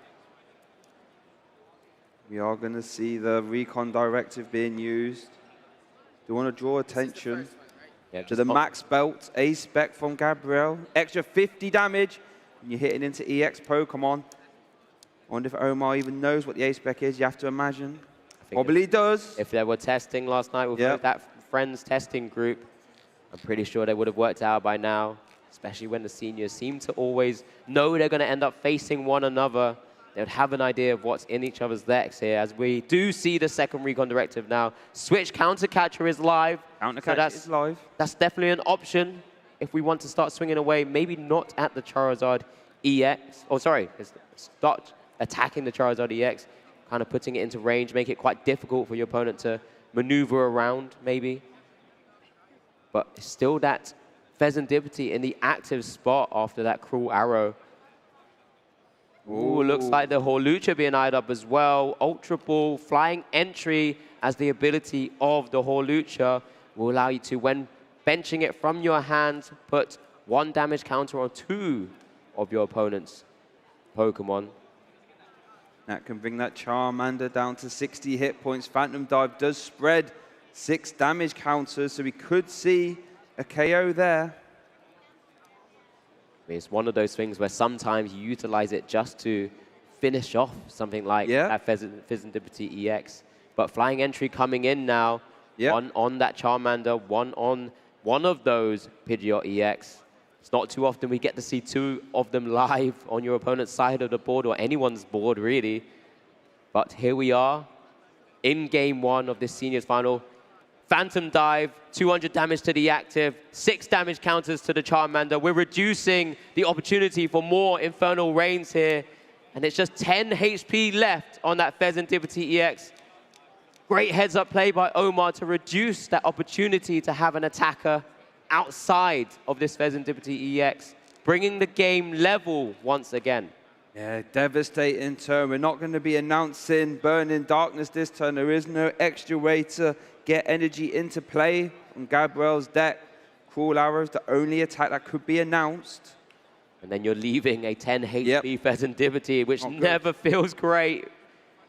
We are going to use the flip the script ability now, though. Draw 3. That's what it's usually there for. Can we turn this story around? Artisan being utilized now. It's just eyeing up that Professor Churro scenario, I think, from the quick search, just kind of saying, well, this is the direction we've got to go down. I don't want to give up something like my Pheasantipity EX right now. Charmander first from the Artisan. We'll need to try and get that and weave in an attacker here. But at this point, which route do you take on this turn? If you use Professor Churro scenario, you do negate all that damage on that Pheasantipity EX. But it does mean the energies would go to the discard pile as well, as you do pick up the Pheasantipity to the hand. And then without any real attackers, what do you move into? You can, of course, still go into the Pidgeot EX as a free retreater for the moment as well, giving yourself a chance to pivot around. But here we go. Looks like the Luminous Energy attached to the Charizard EX for the moment. Adrenabrain knockout. Mid-turn KO with the Adrenabrain. Still those double counter catchers sitting pretty at the top. Professor Churro scenario nullifying that 200 damage or 170 that remained on that Pheasantipity EX, of course. Pidgeot EX in the active. And it looks like we are going to see the pass now. I was going to say Gabriel's locking in by shuffling his chair forward. He knows we're walking a tightrope for both of these players now. We're getting to that mid to late game scenario points. 3 prizes remaining for Omar, 2 left for Gabriel. So Buddy Buddy Poffin has been played. It might have been failed, though. We are going to see an Ultra Ball being played here as well. That's going to be for a Charizard EX. Now, that Charmander did come into play this turn, so we can't see any shenanigans with that. We'll have to wait a turn. But wow. Gabriel doing everything he can to hold on. Just going to leave the Pidgeot EX in the act. Oh, no, we're going to see a retreat, I should say. Or not, always thinking about it. It's making you guess. Making me guess. Max Belt has been attached to that Charizard EX. Remember, that has got an energy card attached to it, Luminous. So we could see that attack next turn. Remember, extra 50 damage to your opponent's active Pokemon EX. You're already ramping up with your opponent taking prizes, but let's ramp it up to maximum with this belt here as well. But, I mean, in this scenario, it looks like it's going to be a pass. That Pidgeot has to tank a hit. We'll go into the fresh one, that extra 1 damage counter just potentially could play a pivotal point, perhaps. Pidgeot EX in the active spot now. 280 HP, so not easy for a Dragon Ball EX to knock out, of course. And it's going to be a pass. Worth noting, with that max belt, Burning Darkness does actually reach into a Dragon Ball EX for a big, crisp, clean one-hit KO. And that would wrap up this game. What can Omar do to stop this? 3 prize cards left. Don't see a way to take all 3 of them this turn. That would be monstrous. But what can Omar do? This is a nail-biter here, folks. Omar's going to have to figure out about taking, perhaps once again, somehow, that Charmander down. So you don't want to give him access to more big Charizard EXs. You want to try and figure out what these 3 prizes are going to be to win this game 1, right? So we do see the Recon Directive now. Some key pickups. How helpful will they be? Ultra Ball and a Switch. Looks like Switch going straight back to the bottom again. Not needed for this turn or necessarily even matchup for the moment. Working with quite a few pieces as well. Has a second Recon Directive live. Ultra Ball again. Professor's Research. Is that the turn that you want to use it as well? There's a Boss's Orders, Counter Catchers. All manner of ways to play musical chairs with Gabriel's Pokemon currently in the hand. Professor's Research is very costly to use, though. But I guess you could Counter Catcher plus Professor's Research, essentially play 2 supporters in a turn. Is there a way to protect the board here? As it looks like an Ultra Ball, oh no, the Professor's Research is going into hand with the Ultra Ball going to the bottom of the deck. Decision making at the highest point here. Serendipity hitting the field and a flip the script. That is a very easy 2 prize cards for Gabriel to take. I think what was key is making sure we do get another attacker. Hasn't found another non-luminous energy, so that second Dracloak there just kind of waiting in the wings with that luminous energy. Cannot have a second one attached. Otherwise it nullifies that effect of the special energy, of course, providing every type. Does need to find a Psychic or a Fire to attach to it. Don't think I saw one in the hand right now. It does have the Dragon Ball EX to evolve up, just to make sure we can swing away afterwards as well. This is the decision. So we're going to see a retreat. We have to leave a 1 prizer in the active. Oh, this is so close. Dracloak currently in the active spot now.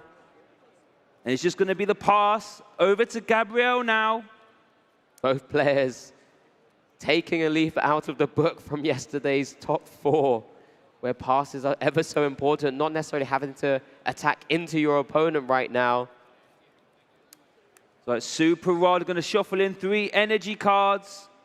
We're going to need them. There's a rare candy, Charizard, Infernal Rain. Burning Darkness is live now. Ooh, boy. But with the free retreat, that does mean the Charizard will be able to take a knockout, of course, on this Dracloak. Yep. Omar knows Gabriel doesn't have access to the Boss's Orders or those Counter Catchers. Wow, and the INO as well. It's going to reset Omar's hand down to 3. Gabriel will get 2. Does have Quick Search to get out of it. We are going to see the Adrenabrain as well. Keep making sure some of that value is moved off your board. It's just a heal 20 effectively from this Adrenabrain. Charizard EX promoted to the active spot. The Adrenabrain moved to 20 to the active Dracloak there, down to 70 HP. Burning Darkness to take Gabriel down to 1 prize remaining. 1 more attack away from taking game 1 of this Seniors North America International Championships final. What do we see there in the hand for Omar? Night Stretcher, Ultra Ball. Is it INO perhaps? Does that flip the script available though? Draw 3, 1, 2, and a 3rd. There's an energy. Double Arven. This is going to be one of those tricky spots because you've got to be thinking, what happens next? Even if I play an Iono, what if my opponent could find some other way to just swing into any of my Pokemon? That Charizard EX is dealing a lot of damage right now. Yeah, it's doing enough to one-shot a Dragapult EX thanks to that maximum belt A-spec. So that means, well, can't leave Dragapult EX in the active, can't leave a one-prizer in the active, can't try and boss his order, counter catch a stall Pidgeot, free retreat cost. Monkey Dory has an energy attached as well. This is looking like a tough situation. That is a concession from Omar. Gabriel does win game 1 here at the North American International Championships. 1 game away from being the champion. Out of answers there in this game 1. Unable to find an opportunity, a chance to try and take this back and claw it back from game 1. But congratulations to Gabriel for that first game. I mean, played it perfectly, targeted down those dust clocks, which were always going to be so important in this matchup, because that Curse Blast ability is one way that usually Omar is able to overcome such a deck. We do have a chance to kind of just recap exactly how this all went down now as well. Yeah, this was a super awkward game for Gabriel. And if I'm Omar, I'm thinking, I reckon I can win a game 2 and a game 3 here, because Gabriel really had to jump over some hurdles. Was off to the races first, a clutch picnic basket, but Gabriel was able to just keep away this Dust Noir, Dust Clops I should say, kept sending it back to the discard pile. We saw Cruel Arrow of all things KOing it. And then this is where we did see the big bad Charizard EX get KO, but here was the Cruel Arrow catching us all by surprise, but it was definitely the heads-up play that kept Gabriel in the game. Yeah, absolutely. I mean, despite this big Phantom Dive, after more Adrenabrain shenanigans, that Professor Churro scenario, just basically saying that turn was nothing, and I'm happy to kind of pass here whilst I'll build up my board state once again. But eventually, we did have the big, the bad, the Charizard EX ready to go. Burning Darkness, taking the second to last prize. With just 1 prize remaining, there was just no more outs for Omar. All of those Pokemon easily knocked out because of that Maximum Belt. Maximum Belt, a Q's clutch edition there. So that is game 1, that set the tone. Gabriel's 1 game away. But if I'm Omar, I'm thinking, we already heard Gabriel say he's not too confident in this matchup. Sure, you can give away 1.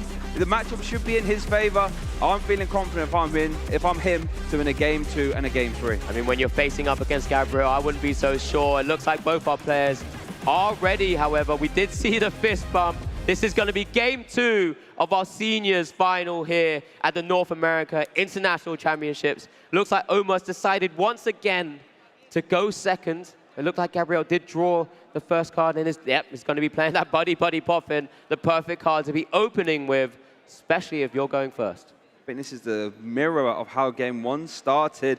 Buddy Poffin has been played. Immediately going to grab 2 Charmander. And this is Gabriel's first time to consult the deck. That Picnic Basket, which we saw be super impactful in game 1, currently at the prize cards. The Charmeleon that is immune to being damaged while it's on the bench, currently in the prize cards as well as 1 copy of Boss Orders, Arven, Energy Search, and Buddy Poffin. I think we can work with that. The Picnic Basket is useful, especially when your opponent is sending lots of damage counters over, but you still got ways to combat that for now. You have the Monkey Dory, Adrenabrain, which you saw utilized to full effect, getting full value, getting those healing options, and just kind of making sure that those damage counters are reduced as much as possible.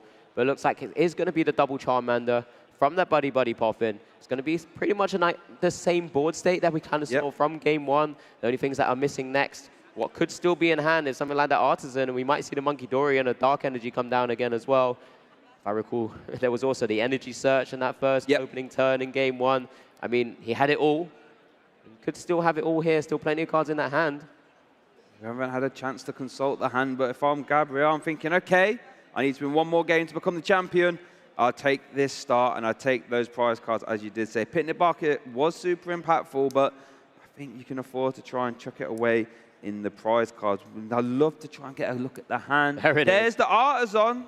Yeah, we're just playing exactly the same turn that we had in game 1. This time, it's facing up against the Badoo, knowing an Itchy Pollen is likely to just come away here on this turn, as this, I'm sure, is probably going to grab, if you can, that Monkey Dory. If you have the energy to support it, that would be fantastic. We did see second Pidgey last game. We do see second Pidgey now.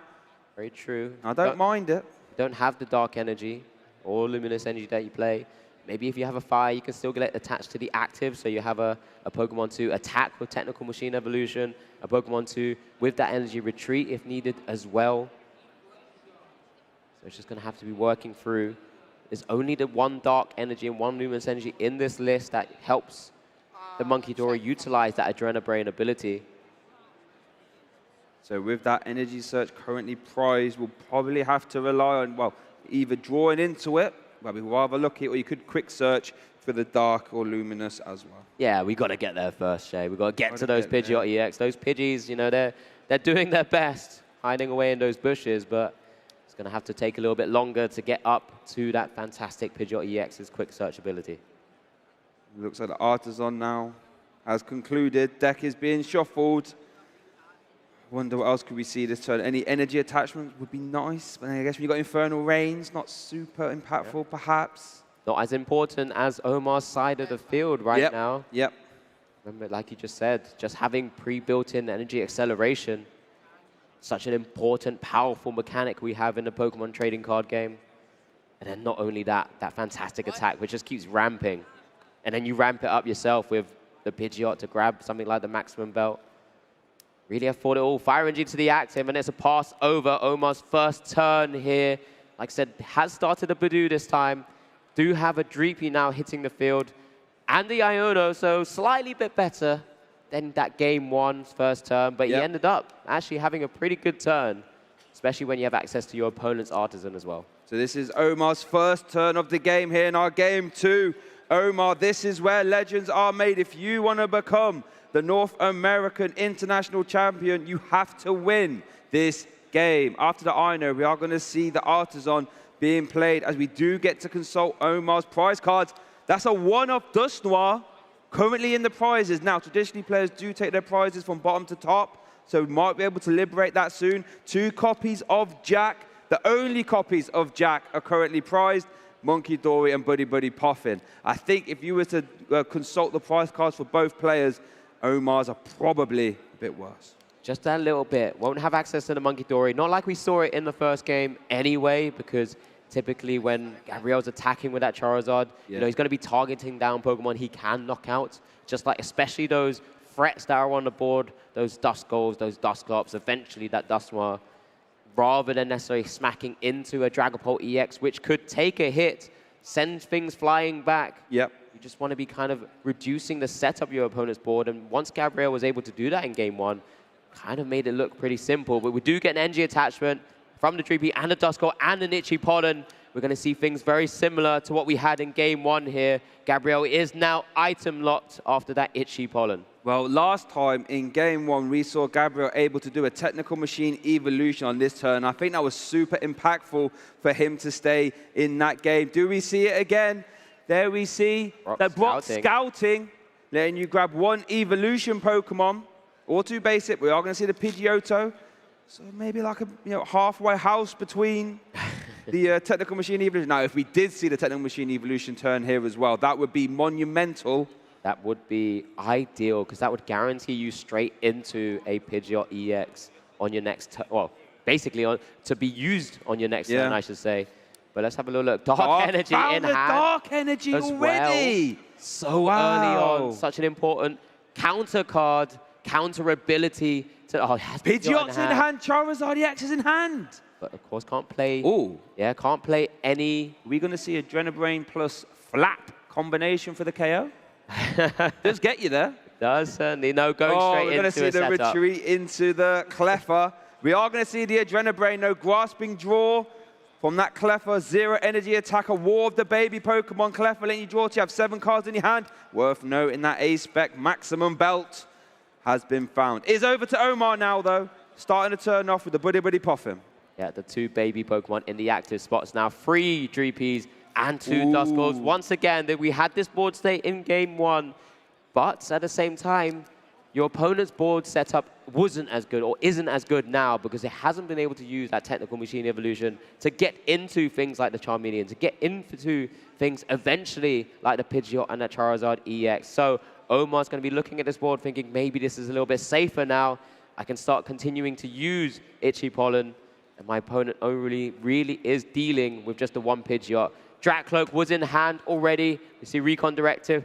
Unfair Stamp being picked up. Buddy Buddy Puffin, not a useful card for the moment. Looks like Iron Up and Arvin as well. Try and get some more important resources going at the same time. Big Dracloak there hitting the field. Didn't see any turn attachments yet so far. I'm going to find Ultra Ball and that rescue board, I believe. Ultra Ball could go find another Dracloak to get multiple uses there of Recon Directive. One more, I should say. Just consulting Gabriel's hand there. Yeah, it's looking pretty good. Quick search, next turn. We are going to see the Ultra Ball conclude for the Dracloak. And this is what we need for Omar. Get multiple Dracloak in play. And I wonder if he's approaching this game differently, knowing that his Dusknoir is prized. I wonder if he potentially holds off evolving the Dusclops, perhaps. I'm sure. We do see the evolution now into the Dracloak. Recon Directive being used. Buddy popping and the fire energy there. So again, making sure we have the right energies to keep attaching. Gets it attached to the Dracloak there. Kind of setting up. Another Itchy Pollen announced here. 10 damage on that Cleffa. Not going to be dealing too much for the moment, but we now have our Pidgeot EX live.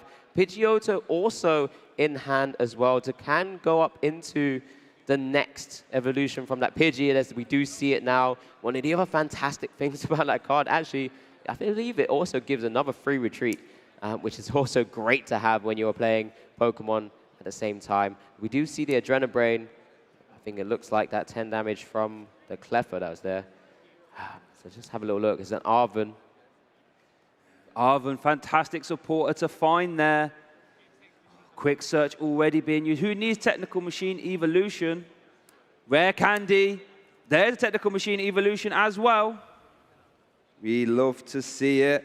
Gabriel, even though under the Itchy Pollen lock, has able to set up Quick Search as well being used. I wonder what that card was. He picked it rather quickly, slammed it straight down. Yeah, it's going to be such an important turn here, of course. That Pidgeot EX does still have the fire energy on it now. It's not going to be something that's easy to get off it without utilizing something like Professor Churro's scenario, because it has that free retreat, so it doesn't really disappear. But maybe you can go into any of these three Pokemon that have energy attached to it. But it looks like just deciding, grasping draw for one card, back over to Omar. Initiative over to you right now. Hasn't been able to find the Dusclops, so can't go into anything further right now. Of course, we remember the Dusknoir is currently sat in the prizes. We are going to start the turn off there for Omar with the Recon Directive. Iono being taken. Wonder what else we have. Turn attachment to the Dracloak, and there's the Iono. Yep, get the attachment. Ever so important, as we've always mentioned. Iono there, putting the cards back to the bottom of the deck and drawing the number of prizes that you have remaining. Does mean Gabriel's gone from 7 down to 6. Omar does work with another fresh 6 cards as well. Gets another Recon Directive. Now has a number of cards in hand to kind of try and piece together maybe eventually that turn where we turn off that Itchy Pollen item lock. That one turn to try and turn the game on its head, to try and swing this series back into your favor. That's where we've got to try and figure it out right now, where we have the Dusclops being identified from this Ultra Ball here. Remember, it's not something for Gabriel to know that the Dusknoir is currently prized, but we're going to have to work with all these pieces. We do see the Ultra Ball concluding there. Dusclops being taken. Night Stretcher. Love to see the Night Stretcher. What is this currently in the discard pile? The big, bad, scary Dragapult EX. There's the Dusclops as well. Oh, but we're still Itchy Pollening. Wonder if Gabriel taking his antihistamines. Pollen is flying all around the venue here in New Orleans. Gabriel, we know, has the Charizard EX in hand, though. Maybe looking a little bit frustrated just by looking at that hand. Oh, no, we've got Iono away. I apologize. Yeah. Quick Search could go find it, though. What are we going to see? Who is going to break this baby Pokemon lock first? Is it going to be Gabriel? Is it going to be Omar? It looks like the way I'm seeing those fire energy lined up, that could be the big, bad, scary Charizard EX, and it is. Burning Darkness has been activated. Infernal Rain, I should say. Energy getting attached. Remember, Cleffa does have a free retreat. Won't be struggling to get that Charizard into the active. Now, I wonder, does Gabriel have any way of swapping Omar's active? We'd love to try and see that Burning Darkness into something other than that Budu.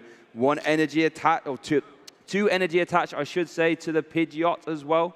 Blustery Wind could be an option. 120 damage. Would discard a stadium as well, if you like. There's the boss's orders, though, into the Dusclops. And it is Pidgeot into the active. Blustery Wind. We're seeing it all here from Gabriel. We saw Cruel Arrow last game, I should say. Blustery Wind this game. Adrenabrain also being used here as well.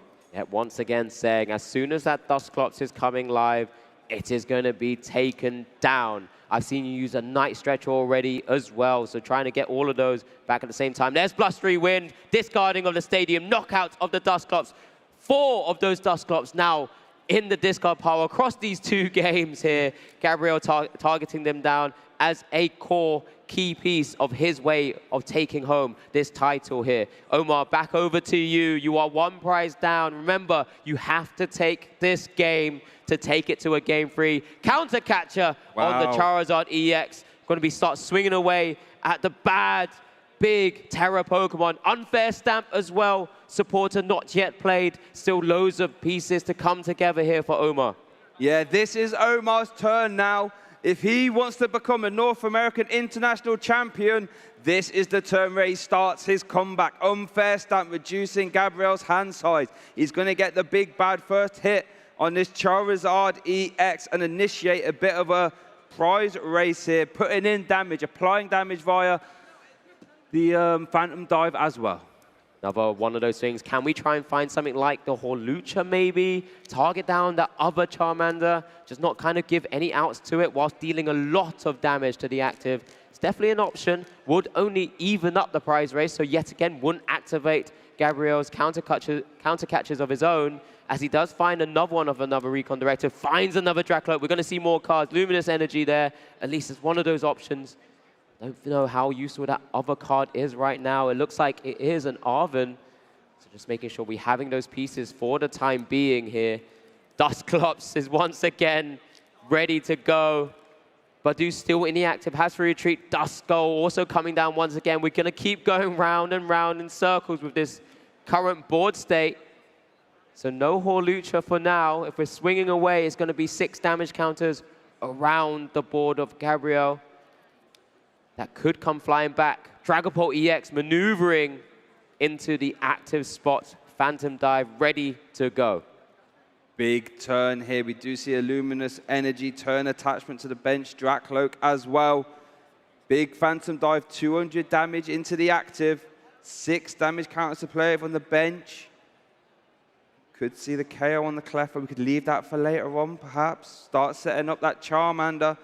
Remember, Gabriel does have access to Adrenabrain, so 3 damage will get bounced back. We are going to see the Arven. We've only seen Unfair Stamp be used here, so Luxurious Cape is the tool card. It's an interesting one. I wonder if we're going to see Luxurious Cape into the Dusclops. I think it's so scary when your opponent has access to a quick search ability and other boss's orders can bring it up, and it's just, I mean, it's got 90 HP, right? With the Luxurious Cape, it gets stocked to 190. I think it might be weak to dark, actually, so Luxurious Cape isn't going to be doing anything helpful, no. But, you know, at least get it out of the deck. Phantom Dive announced 200 to the active Charizard EX. It's going to be a battle of the Terra Pokemon now. 6 damage counters to place on your opponent's side of the board. Let's see the angle Omar's going to take here. He's tried putting 6 on the Charmander before. He's tried spreading those damage counters out before. Each of them hasn't come to fruition yet. Maybe looking at that Cleffa going, that's an easy prize. But if you do take the prizes, that Burning Darkness starts to knock on your door a little bit faster. But as you did say, we've tried both approaches before. It didn't quite work. I wonder if that's going to impact Omar's decision-making here.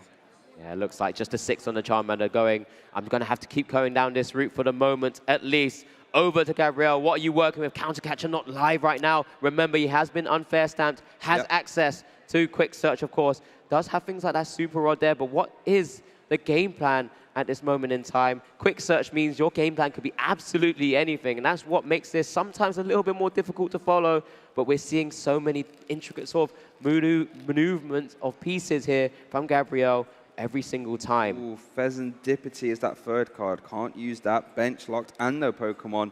was KO'd. Worth noting, remember, that Charmeleon, that second copy of Charmeleon is in the prize card. So if we want to see another big, bad, scary Terra Charizard, it's going to have to be used in combination with Rare Candy.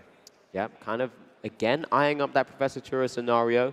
It's one of those key components. I'm not too sure if that exactly was taken. That's one way to maybe pick up the Pidgeot EX, get the energies off it, and maybe evolve up the other one. Okay. Or could be a way to nullify this turn, heal up that Charizard EX, has Super Rod in hand right now. And again, unless Omar can find Dusknoir, and Gabriel doesn't notice that is prized, that Pidgeot can actually start stretching and kind of dealing a little bit of damage.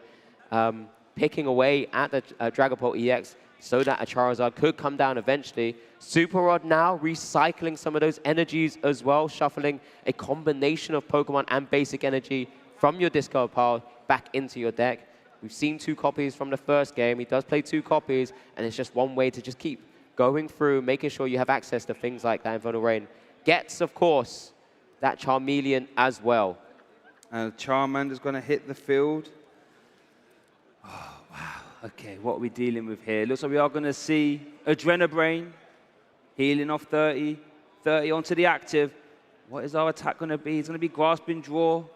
It is going to be, oh, no, it's not. It's going to be a Blustery Wind, both of which could be helpful here. It is going to be a retreat into, oh, no, it's not. Musical chairs. Here we go. Second guessing and stuff. I think it's one of those things where, like I already said, the attack will help to actually start putting that Dragapult EX into range without your opponent really taking any prizes. There's that free retreat now into the Pidgeot EX. Not something we see too often. Blustery Wind, 120 damage, 180 on total of that Dragapult now, down to 140. So well within range of a Charizard on a future turn here. And knowing as well that Pidgeot EX can't go down too easily. No. It really can't. The weather has been really blusterous here in New Orleans, and Gabriel's continuing that theme with Blustery Wind being used. Again, Recon Directive has been used. Iono and Luminous Energy are the 2 there. I wonder if we're going to see that counter catcher that he did pick up from a previous Recon Directive. There's only a Charmeleon and a Charmander there. That Charmeleon did take 30 damage. Oh, it had 60, but 30 left because of that Adrenabrain ability. So 2 70 HP Pokemon are still on the bench, basically, and there's no real space. But if you pop the Dusclops, there's an option there. There goes the Ultra Ball. Let's have a little look at the direction Omar's going to take this, because this is going to be ever so important. Is there a way? Maybe you can just try and find a way to take out both the 2 Charmander lines there on Gabriel's side of the board, because you have access to that counter catcher, because you have access just to the Dusclops for the time being. Is that enough? You know going into Dusknoir often makes your game plan so much easier, but is this one way to try and slow the game down enough that you can just knock out 2 of those Pokemon? Would be really strong if you can, you know, get there. I mean, it's definitely possible. Curse Blast. Looks like activation is being used here. Remember that KOs yourself and you get to put 5 damage counters on one of your opponent's Pokemon. It is going to be on the Charmeleon. There you go. So first Curse Blast of this Seniors Finals here in the North American International Championships. If you have just joined us, Gabriel did take game 1. Rescue, nice stretcher, I should say, for the Dusclops back to evolve. The Duskull once again still has bench space to keep going at the same time. Right now, 20 HP remains on that Charmeleon. Dragapult EX, a second one into the active spot. Are we going to see it? This could be monumental here. Here we go. There's the counter catch. You're going to bring Charmander into the active. This is an absolutely devastating Phantom Dive that would KO the Charmander. You could KO the Charmeleon. And we have some other damage counters to play with. You could then take the Clefairy if you want to, but is that the game plan here? Yeah, you could. Just needs 2. That would be 3 prize cards the old-fashioned way, 3 separate KOs. Let's have a little look how this damage counter then flies over. Remember, if whatever he puts, there's 4 remaining. That Monkey Dory is there to try and send it straight back, but it only leaves the Pidgeot EX as a potential attacker in this scenario. Well, actually, could attack with a Monkey Dory as well with the Luminous Energy. But whether that's something we can go down or not. Oh, but it is going to be on the Clefairy by the looks of it. Ooh, yeah, it is going to be on the Clefairy. 3 prize card turn, everybody.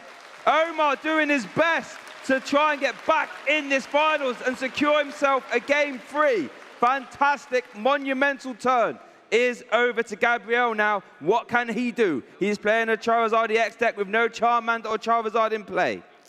Yep, you saw how impactful just one Dusclops could have been. Imagine when and if Omar could get hold of those Dusknoirs as well. We do see the quick search right now. Worth noting, he did take the Dusknoir out the prizes, so that means Phantom Dive plus Cursed Blast into the active Pidgeot. Well, if it hits the active, would be a KO.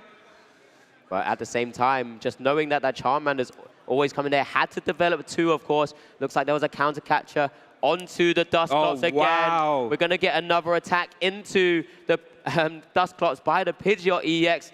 Once again, because that counter catcher is now activated, Iono to boot as well to send Omar to 3 cards. And there's only 1 Recon Directive live now because he has evolved up into a second Dragon Ball EX. Did find the other Pidgeot. We are going to see the Blustery Wind KO again. Gabriel down to 3 prize cards as well. This is a tie game, everybody. What has Omar got, though? There's an Ultra Ball Recon Directive. Ultra Ball Boss would have been incredible. That would have been amazing if you found that there. But at the same time, doesn't quite have it for the moment. Looks like it was a Fire Energy. Just kind of deciding which direction we go down here. Is that Professor's research in hand as well, so could just end up being a bit of a discard of some of those less useful cards, start reaching into others. Both players now down to 3 prizes remaining, just to keep an eye on the clock as well. 13.5 minutes remaining of this seniors final. Looks like that Ultra Ball being debated when being played there. Going to consult that discard pile. Just goes to show you how impactful those Curse Blasts really are. We only saw it get used once, and it catapulted Omar into a big 3 prize card turn. What can Omar do here? They get hit by the Iono. We have seen the Recon Directive being used. Something's being eyed up. It is an Ultra Ball. What could this find? Could find the Halucha. Has that been used yet? Don't think so. Not that I've seen as of yet. There's the Fire Energy discarded away. Is that a Blood Moon or Saluna as well? I can't quite tell. But there is the Halucha. Flying entry. Remember, when Halucha hits the field, if it's played from your hand, you can put 1 damage counter on 2 of your opponent's benched Pokemon. Both of those Charmander have 70 hit points. You could tag them both, and they would then be in range of the Phantom Dive. And then at least you're taking 1 of them out. Yep. Give out opportunity for 2 to be developed at this stage of the game. Does mean you'd end up taking 4 prizes, but yep, there's the flying entry. Both Charmanders now with 1 damage each on them. Iono back to try and slow down what Gabriel has access to as well. Omar here just trying to match exactly what Gabriel is able to do here. Dragapult in the active spot. Luxurious Cape on the Badoo. It's actually quite impactful. Means that we aren't going to see the Mind Bend, Adrenaline, I should say, but there is the Phantom Dive, KO on the bench Charmander, and 200 damage into the active. Omar with 2 prize cards away from forcing a game 3. Gabriel 3 prize cards remaining. Did get hit by the Iono. 3 cards after that, 4 after the top deck. Does have quick search available. There's an Arven. There's so many pieces that still need to come together here. This would get so many great pieces.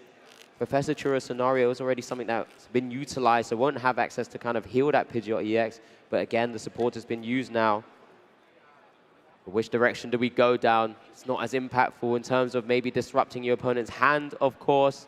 But is there a way to just kind of build a board where there's no way for Omar to take 2 prizes on that next turn, and then you can maybe perhaps sweep on this turn and the final turn that you might have to get those last 3 prizes? Rare candies, the item pickup of choice here from this Arven. Oh boy, is it going to be send Charizard EX in the active? Big attack. If I'm maximum belt, that would also be a big KO as well. Second guessing once again, always leaving us trying to deliberate with him. Just kind of getting a tidy up from Omar's side of the board. Make sure it's as clarified as possible for both our players to make sure they can follow the game. Remember, all these small decisions can help you towards becoming an international champion. Rare Candy once again placed down there. And it is the maximum belt. The A-Spec there, maximum belt. You can see Shay's getting super excited because we don't see it too often. Oh, no, he keeps going back. Technical Machine Evolution. Maximum belt is back. It's concluded. Surely this is going to the discard pile. Going to the hand here. Wow, it's just kind of making sure. I mean, like you said, that ramp-up damage of the Charizard EX. There is the Charizard. Do we have enough energy? We've seen quite a few. We've seen Super being played already. Yep. 2 would be the dream, and has 2. Yeah, we had after the Professor Churro scenario on that Charizard EX, we had the energy super rodded back into the deck there. Infernal Rain powering it back up. Burning Darkness now doing a base 180. 4 prizes taken means it's dealing an extra 120 damage to your opponent's EX Pokemon. Well, not even EX Pokemon, just to your opponent's Pokemon. That's 300 total. Usually not quite enough, but that maximum belt would mean you're stretching over the monstrous HP of that Dragapult EX. Or we could use Adrenabrain as well to reach there as well. Yeah, I guess that's why he was deliberating, not necessarily taking the maximum belt. So multiple avenues, multiple lines for Gabriel to take this knockout here, leaving the big Charizard EX in the active spot. Now is utilizing that Adrenabrain onto the Badoo there. Just kind of double checking, what do we have access to? There is a jamming tower in the list as well. Here we go. This is a big turn. Burning Darkness. That is a KO. Gabriel Fernandez is 1 prize card away from winning the North American International Championships. Is over to Omar here. What can he cook up? Do we have access to any more counter catchers? Not in the hand yet. Professor's research was there. Yep, there's a Recon Directive being utilized, right? I think the boss was taken. Boss's orders gets there. Omar Cortez forces a game 3 here at the North American International Championship. Goodness gracious me. Incredible scenes to bring it back. It looks like after that Dusclops went down again in this game 2, we were going down the same path, but we found a way. We took a massive free prize turn, and it was just a great display of exactly how usual Dragapult Dusknoir decks go into this Charizard. Gabriel wasn't able to piece together and sort of protect that board as well as he could, but at the same time, it is now 1-1. Not much time left remaining, and we get a chance to just watch that back. Let's see how it all went down. Yeah, that game 2 was one for the ages. Gabriel Fernandez again, using cards like Blustery Wind to discard stadiums and KO those Dusclops. However, this game, Gabriel wasn't able to keep it away perfectly, because there we did see the Cursed Blast. That resulted in a big hefty 3 prize card turn. And that's how Omar was able to catapult himself into the lead here. And to make no mistake about it, Gabriel was, jumping through the hoops, able to remove that Dusclops once again and have a big, bad one-shot on that Dragapult EX. But off the clutch, Recon Directive, Boss's orders, Phantom Dive, and now we're forcing a game 3. Yeah, incredible scenes here for both our senior players in this finals here at the North America International Championships. Remember, if you are just joining us, I have no idea what you've been doing so far during this day. Both our players are setting up for a game 3. I can't wait to get this started. Handshake going, drawn card here. Game 3 of the seniors finals has kicked off, and it looks like Omar for the first time is going first.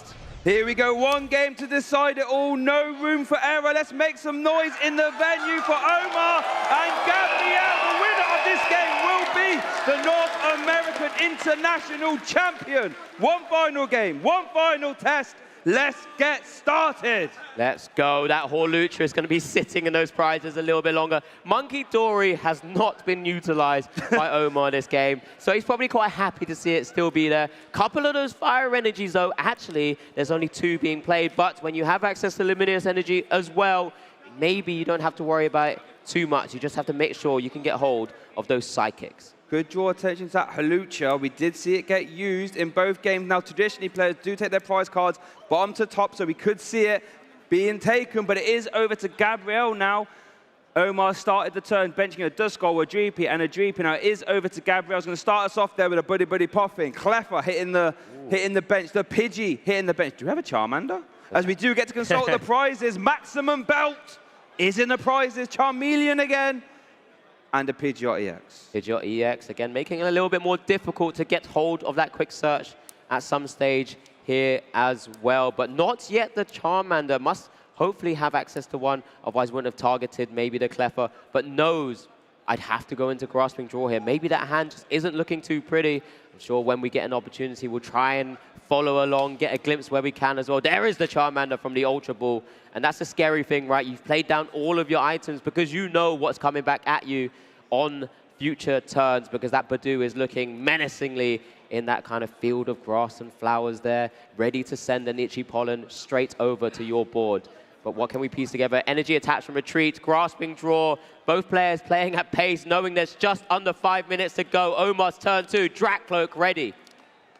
You are going to see the Recon Directive being used, Ultra Ball taken. What else can Omar do to piece together on this turn? As that Ultra Ball is being eyed up, discarding Luxurious Cape and a Night Stretcher. Is this going to be for Dusclops? It's going to be for another Dracloak. Getting out all the reconnaissance there, drawing cards, filtering them into your hand. And remember, Omar can end the turn here with that Itchy Pollen, denying any rare candy shenanigans to mean there will be no turn 2 Burning Darkness if he so wishes. And we are going to see the Dracloak hitting the field, Recon Directive being used here. Yep, 2 big cards. Rescue Board, always a useful card to have at some point, especially if you lose a Badoo at some stage, wanting to give yourself a pivot there. Pheasantipity, Itchy Pollen announced here onto the baby Cleffa in the active spot. No item cards for Gabriel to use now. Does have the double stage ones in hand. Easy evolutions up to 2 of the and stage the box ones. Scout in as well. Oh, wow, look at the now board that's setup. a board state. Itchy Pollen. Gabriel must have his antihistamines here.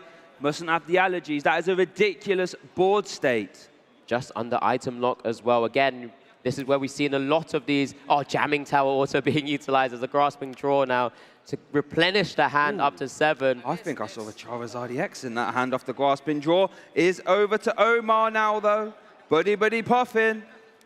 Dreepy Duskull, I think that is. Yep, keep putting the threats on the board, making sure you let Gabriel know that these are going to keep coming at you here. We are slowly and very surely approaching time. There's now 2 minutes, 45 seconds. There's going to be real sort of back and forth swings, I'm sure, at this point, because we're going to start seeing some prizes taken as soon as possible. Remember, if we do go to time, it's whoever is on prizes at the end of the 3 additional turns. If there is no one, it's until someone has gained an advantage. But let's get to that stage first, of course. Second Recon Directive now. Double Ultra Ball, easy choice. Yep, easy one. That's the easiest decision Omar's made all game. There we do see the Jack being used. Grab any 2 evolution Pokemon. Dusclops. Dusclops and another Dracloak there, getting that board ready for the next turn. Kind of making sure. Still needs to try and find some more energies, of course. Yep. Has found one of those 2 psychic energies. Yeah. We'll need to find a luminous energy to actually be able to get an attacker off here. But of course, we did just bench that Dreepy, so can't necessarily place that at the moment. Itchy Pollen announced again. Cleffa down to 10 HP remaining. Pidgeot in hand and the Charizard EX as well. Gabriel, are you kidding me here? Infernal Rain activation. Fire energies slamming from the deck onto the Charizard. Whatever Gabriel wants to do this turn, he can. Let me guess. We've seen it. Yep. We've seen this happen in Game 1. We've seen it happen in Game 2. Will we get boss's orders on that Dusclops? Let's have a little look. Is there an argument for just boss's orders removing the Dracloak with the energy, denying any future Phantom dives, at least in the near future, especially considering how the time is going? Yeah, absolutely. I'm sure both our players well seasoned in being in this position, fighting out for titles here as we do get the final attachment there. There's a quick search. And boss's it is orders. a boss's orders into the Dracloak. There will be no Phantom dive next turn for Omar. Massive pickup here by just having the virtue of those stage 2s in hand. Grasping Draw, the MVP right now in this Game 3. Really Time is ticking, but we have our stage 2s. We have our attackers set. Charizard EX in the active spot. We're going to be taking the first prize of this Game 3. Big, bad, burning darkness for the KO. 30 seconds left. Crowd making some noise here. Omar going to bench that Pheasantipity, flip the script, draw 3. There's another recon directive, and here we see one of the downsides to these Dragapult decks. If you're not playing any way to accelerate energy, if you're stuck in this scenario where you haven't got energy in play, Phantom Dive is not live. 8 seconds on the clock. Maybe those 2 fire energies being prized right now is really going to come back and bite Omar here. Dragapult EX being evolved up. Timer has been called. Omar will be turn 0 here in this final game in the seniors finals. As we do see Arvin being played, rescue board plus unfair stamp combination. Is the unfair stamp enough? We do see a counter catcher into Monkey Dory, and there is the unfair stamp. Is this unfair stamp enough for Omar to try his best and get back into this game 3? Currently, 1 prize card down. Advantage definitely with Gabriel. Can the unfair stamp be enough to hurdle Omar back into the lead? Always so scary with Quick Search Live. Remember, Omar is turn 0. Gabriel will then be turn 1. Omar will be turn 2 of his final turn of this series here, and Gabriel will have that final turn 3 of time. Iono picked up from the last recon directive available. Just kind of double checking. There is an Itchy Pollen on the Monkey Dory. Turn 1 of time now for Gabriel, who already is 1 prize card ahead in this series. Here we do see Quick Search being used. Grabbing any card he likes. Any direction he wants to go down, he has access to. Card cherry-picked already from the deck will be going straight into that hand. What else are we working with to try and maintain this lead? Kind of just double-checking how many cards Omar has access to right now in that hand. Again, we're making sure we're running through our minds every single one of these options, every single one of these plays, but that's why these players are in the position that they are. Oh boy, this is, we're walking a tightrope here. What was it? Professor's Churro scenario. That would remove Monkey Dory from play, perhaps. Remove the Cleffer, remove any easy prize cards. Absolutely. Adrenabrain is live. Here we go. Looks like just kind of ticking off potential damage away from the board. Make it as difficult as possible for Omar. I mean, there's not even an energy attached, right, to the Dragapult EX? No, no energy was found. We are going to see the pay retreat. Charizard EX hits the active spot again. Professor's Choice scenario, removing that Cleffer. No easy prize cards for Omar. Pidgeot, and then we are going to see the Burning Darkness. Gabriel takes the 2nd prize card here. Looks like it's going to be the Arvin. Turn 2 for Omar here. What can you do? No energy in play, no Phantom Dive. Worth noting, we do see 2 Dusclops, but you can't really use that in a time scenario because you give up prize cards using it. Yeah, having to try and overstretch the amount of HP remaining or just on your opponent's side of the board. Gabriel, have you found your way here? We do have a chance. Maybe just try and find any sliver of a percentage on this final turn for Omar. He's weighing it through in his mind, I'm sure. Looks like recon directive. No, flip the script, I should say. No, flip. What was it? It was a flip the script. It was flip the script. I apologize. There you go. You've got the die there. What can we do, Alex? What's the most ideal thing Omar can try and piece together here? It's so difficult when you've missed those energies. Those Dusclops are waiting in the wings. In terms of a board state, aside from those energies, that's all you really have been missing throughout these turns. Ultra Ball here being played from Omar. Looks like that Dusknoir being eyed up. But again, is this too little, too late? It's a shake of the head. He's looking at those resources going, where have those energies been when I've needed you? The prize cards, right? Unfortunately. He doesn't, well, he knows that, but he needed to find them, Shay. Yeah. He needed them every single turn. It's not just about setting up the board of your Dusclops and Dusknoirs and your Dragapults. You need those energies to even think of attacking. It's a cruel mistress sometimes, isn't it? Had the energy in games 1 and 2, didn't have the Curse Blast, now has the Dusknoir Curse Blast, but hasn't got the energy. We do see the Dust Noir evolution now. Curse Blast, 13 damage counters on one of your opponent's Pokemon. You would knock yourself out, though. And in a time scenario, that's definitely not what you want to be doing. Just pushes your opponent closer to winning. Yep. Is there any options remaining here? Buddy Poffin, he's going to look through that deck once again. Gabriel's there, just kind of waiting to see how Oma plays this turn. If prizes aren't equaled at the end of Omar's turn, the game essentially will be won by Gabriel because he could just pass that final turn of time. I mean, it's getting intense. Iono being played now. Oh, here we go. Is this Iono going to be enough? He's finally found the energies, but not the right moment. Counter catcher as well. Counter-catcher. But without any energies to attack. Shay, this could be really problematic for Omar. I think it is. I think it is. What can we do? We're going to see a switch. Who's going to hit the active spot then? Dragapult EX. Hardest Pokemon for Gabriel to knock out. Not currently possible. No, not possible. Jet Headbutt 70. Just the colorless energy required to use that Jet Headbutt. Counter catcher. Gonna KO a Charmander. Does reach into that. Jet Headbutt for the KO. Is over to Gabriel now, though. This is turn 3 of time. Gabriel's ahead on prizes. Quick search being used. What do you think we're going to grab? Boss's orders. Boss's orders for Serendipity. There we're going to see the big burning darkness. There's the KO. Undefeated, unstoppable, undeniable. Ice in the veins. Gabriel, you are a North American international champion. Keep making noise for your champion, Gabriel Fernandez.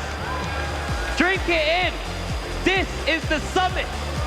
The boy from Brazil has conquered it all.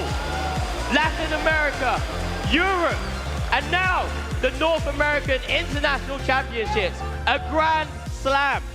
Already before you, a world champion has now delivered the most perfect season the game has ever known. He's beaten every challenger, every region, every format. He has outgrown the seniors division here, outgrown the record books. And now one last time, he leaves this international stage, not just a player, not just a champion, but a phenomenon. Masters, be afraid. He's coming. He's coming, and he's coming real soon. He's done the impossible, the perfect season. But Alex, I've had enough of us. Let's kick it down to the stage. To Gabriel, Adam, over to you.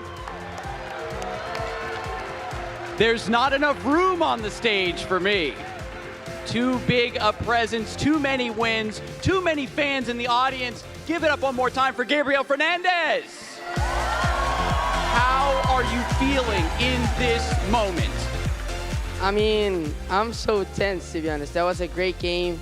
It ended up being on the rules after time, but I feel like I played a great game. I was 1 card short of winning game 2. So yeah, I'm feeling amazing. I mean, UIC, LAIC, and NAIC, now we're going to Worlds. Unbelievable, folks. Remind the audience exactly how much prep and how much work went into this tournament and for this matchup specifically. I mean, I don't try just to play like standard decks. I really like to go play test a lot, find out a different deck that is a meta call for the event. I did it in UIC with my Poot Monkey, and now I did it with Zard Monkey. So I put a lot of time into this tournament, and happily it always pays off. Well said. This Charizard Pidgeot, definitely an oldie but a goodie, blast from the past, and you added the Monkey Dory in. Were you the initial brain behind coming up with this list? Who helped you settle on this deck because it was so successful for the largest tournament so far? I have to give credit to my teammates on MFT. They always help me. Like the day before the event, I was on Discord, 3 a.m. on webcam playing against them. And I also got to give credit to Tord, who initially had the base list, but I changed the field cards off.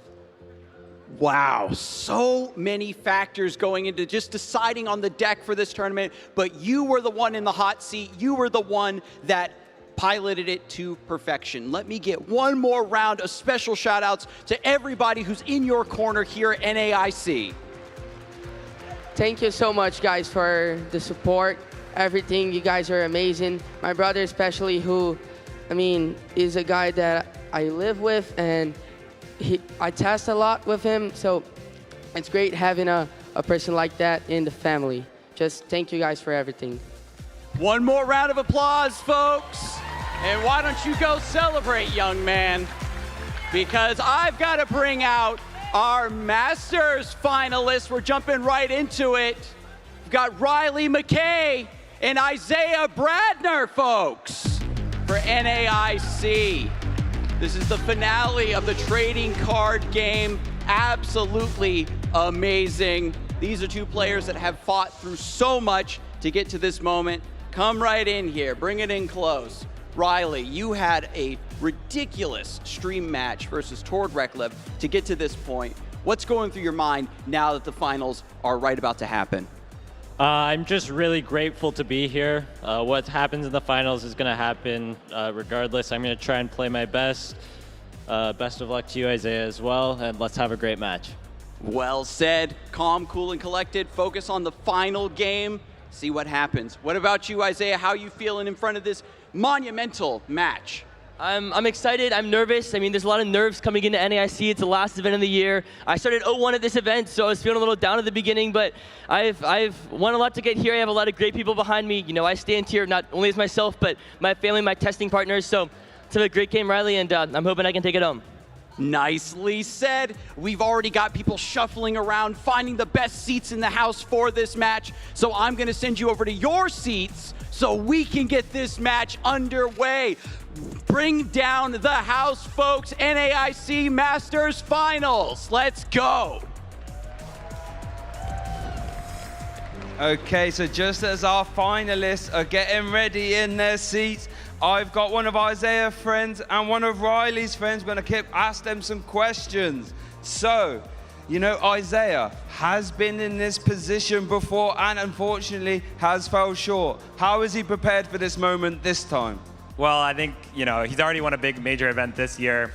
It's nothing about the finals that really strikes him down. I mean, he's just such an incredible player, and he's got an amazing deck, and I have full confidence that he's going to get it done this time. Yeah, for sure. You know, as a close friend of Isaiah's, how has it been watching his success and him really find his stride this season? Yeah, I mean, I've heard stories about Isaiah. I've only, you know, known him for not that long now, less than a year for sure. I know that there's some reputation that, you know, he doesn't get done in the finals, but from everything I've seen this year, there is no reason for us to believe that anymore. I think he's going to get it done. Okay, and who do you think's more nervous here, you or Isaiah? Well, I'm pretty nervous for sure, and Isaiah, as he said, he was down 0-1 to start the tournament, and he's now on like at least a 10-game win streak, so he's already been through the pressure cooker. Any loss in any of those rounds would have eliminated from the tournament, so he is locked in. Wow, a 10-game win streak, will it continue? Now, we saw Riley with that unbelievable pass play yesterday. How do you think he felt after that? I think he was really excited. I mean, it's his first time past top 8. To play such an exceptional player in Tord in top 4, he was already amazed by that. And to win through passing, which was so unique, I think both truly amazed him and excited him. I can imagine. Now, what has his preparation for this event been like? This is the most dedicated he's ever been to the game. He texts me every hour with a new idea. He's always thinking about new lines, new things he can do, different ideas about game plans, new cards, new text, really anything about this game. Yeah, okay. And then, you know, what does it feel like, you know, as a friend, looking over there and seeing your friend in the final? It's amazing. We're all excited for him. Everyone back home is excited for him, and we're all rooting for him to take it down. Okay, well, here we go. There's one last test. The pressure is immense. The prizing is immense. The glory is immense. How about we get this final started? Kyle and Chip, it's over to you. Thank you so much, Shay. That's right, Chip Ritchie here in the lounge with Kyle Sablehouse, and we are so excited to take you through the Masters final match. One of these players will walk away etched in Pokemon history as the North American International Champion. Yeah, this is amazing. We see two phenomenal players, Riley McKay versus Isaiah Bradner. Isaiah has been to this table many times before. Sometimes he comes out on top, sometimes he falls just short. We see all of those finalist accomplishments, but he did have that really big performance in Stockholm with that regional championship. He's really building on that here, Chip. Yeah, for a long time, Isaiah was always the bridesmaid, never the bride. He got that win this season in Stockholm, and that has propelled him momentum forward into this event to get him to this final match. Riley McKay on the other side, a bit of a mystery to us. Someone who we're not quite as familiar with, but after seeing that top 4 match against the game's greatest player, Tord Reklev, I can't wait to see what he's cooked up here for this final mirror match. Yeah, he is a great player. He had a lot of success in the senior division, and he had a little bit of a layover when trying to transform all of that into a Masters division play. We're now seeing he's got the talent. He's got the ability to do this. And maybe this is the right deck for him. This is terrifying, though. We know how important this matchup is for Screamtail. And both players are going to prize it here to start things off. Oh, my goodness. We have not even gotten into the nitty-gritty of the deck, the matchup, the archetype. Both of these players on Gardevoir EX. Similar lists, but lots of key cards that are different. One that is the same. Both playing a singular copy of Screamtail, a massive strategy in this matchup, and both of these players are going to have to make adjustments immediately on the first turn before the first deck search has even happened. This is going to be a wild game 1, Kyle. We've seen this match play out before. We saw in the top 4, it was just Screamtail back and forth, removing Munkidori, trying to prevent the fact that Adrenabrain is one of the most powerful abilities in the game. Neither player with access to that. This is so dangerous and so exciting here, Chip. The handshake extended, the cards being drawn. We're getting into game 1 of our Masters Finals. Give it up, folks.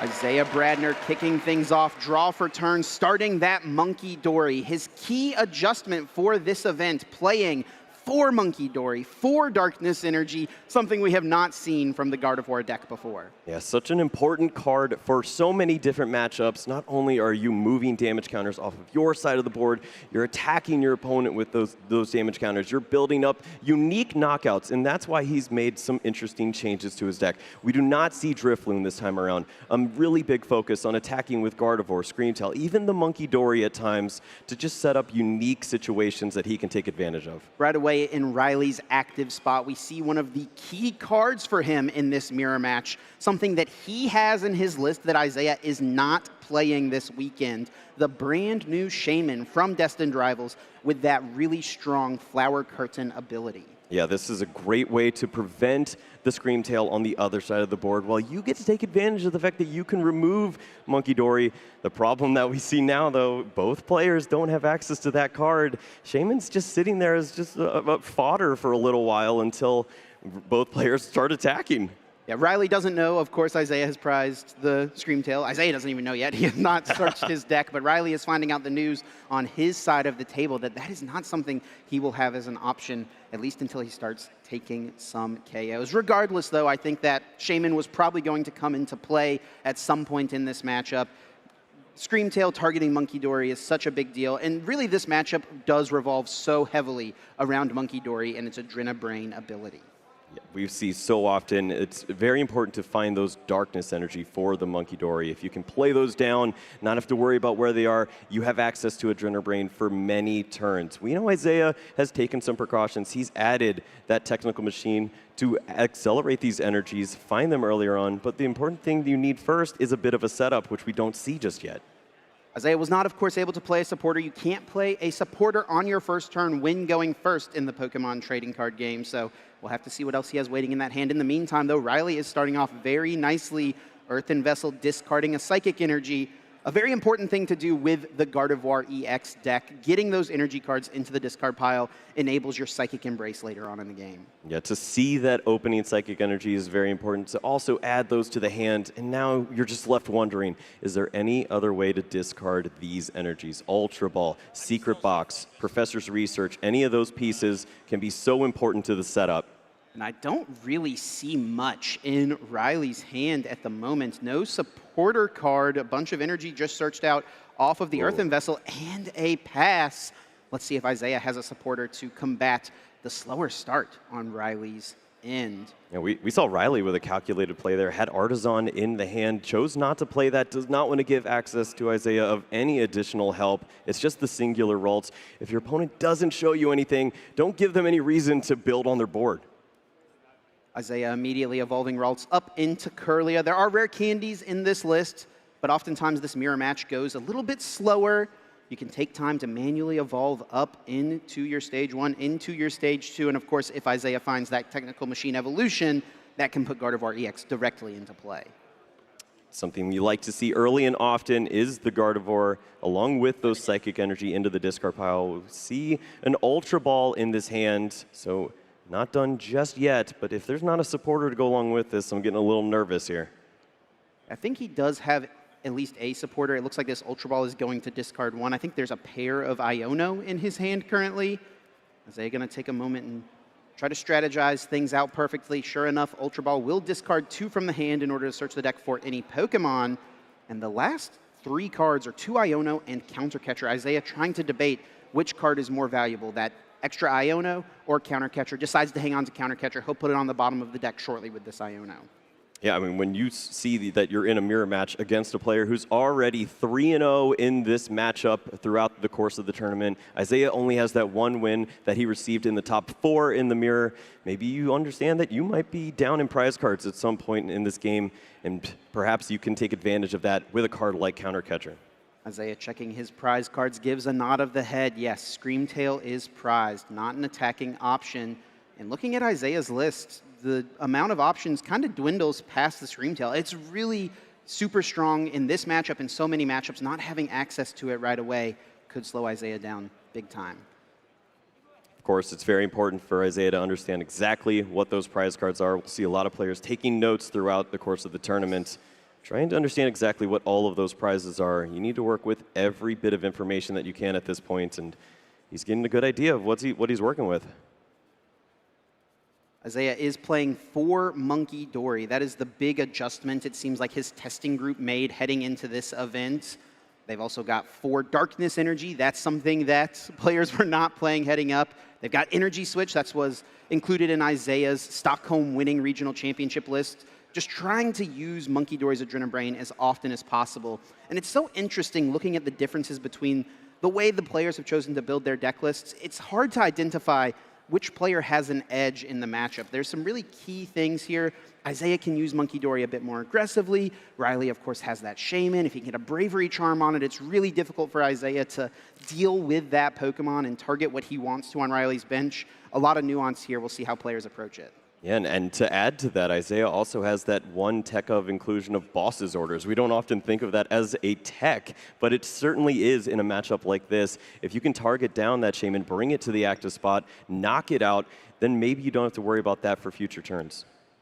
Normally a card not included in Gardevoir. Players usually rely very heavily on Counter Catcher and playing from behind. The fact that Isaiah has Boss's Orders may allow him to be more aggressive at a mid to later point in the game. He will now play Iono, very common card in the current format. Each player will shuffle their hand, put it on the bottom of the deck, and then they draw a number of cards equal to the number of prize cards they have remaining. So early game, like this, it's a nice consistency option. Get yourself 6 fresh cards, a brand new hand to work with, but as the game progresses, Iono's power starts to change, allowing you to disrupt your opponent, send them to a low hand size. And we'll see this from Isaiah from time to time as well. When he plays Iono, he'll take an additional note of what went to the bottom of the deck so that he can think about what he's drawing into, the percentages that he could see off the top of the deck for later turns to come. And this is an aggressive approach. You've got the energies. You might as well put some damage on this Pokemon that's very threatening to you on the other side. Mind Bend from Monkey Dory, 60 damage, and it confuses the opponent's active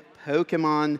Just 20 HP remaining on the Shaman. That sets it up to potentially be KO'd with an Adrenabrain later, unless Riley can find his own Monkey Dory this turn in a Darkness Energy. And speaking of Darkness Energy, if he has the out to Monkey Dory, he'll be able to get that Darkness Energy right now from this Earthen Vessel.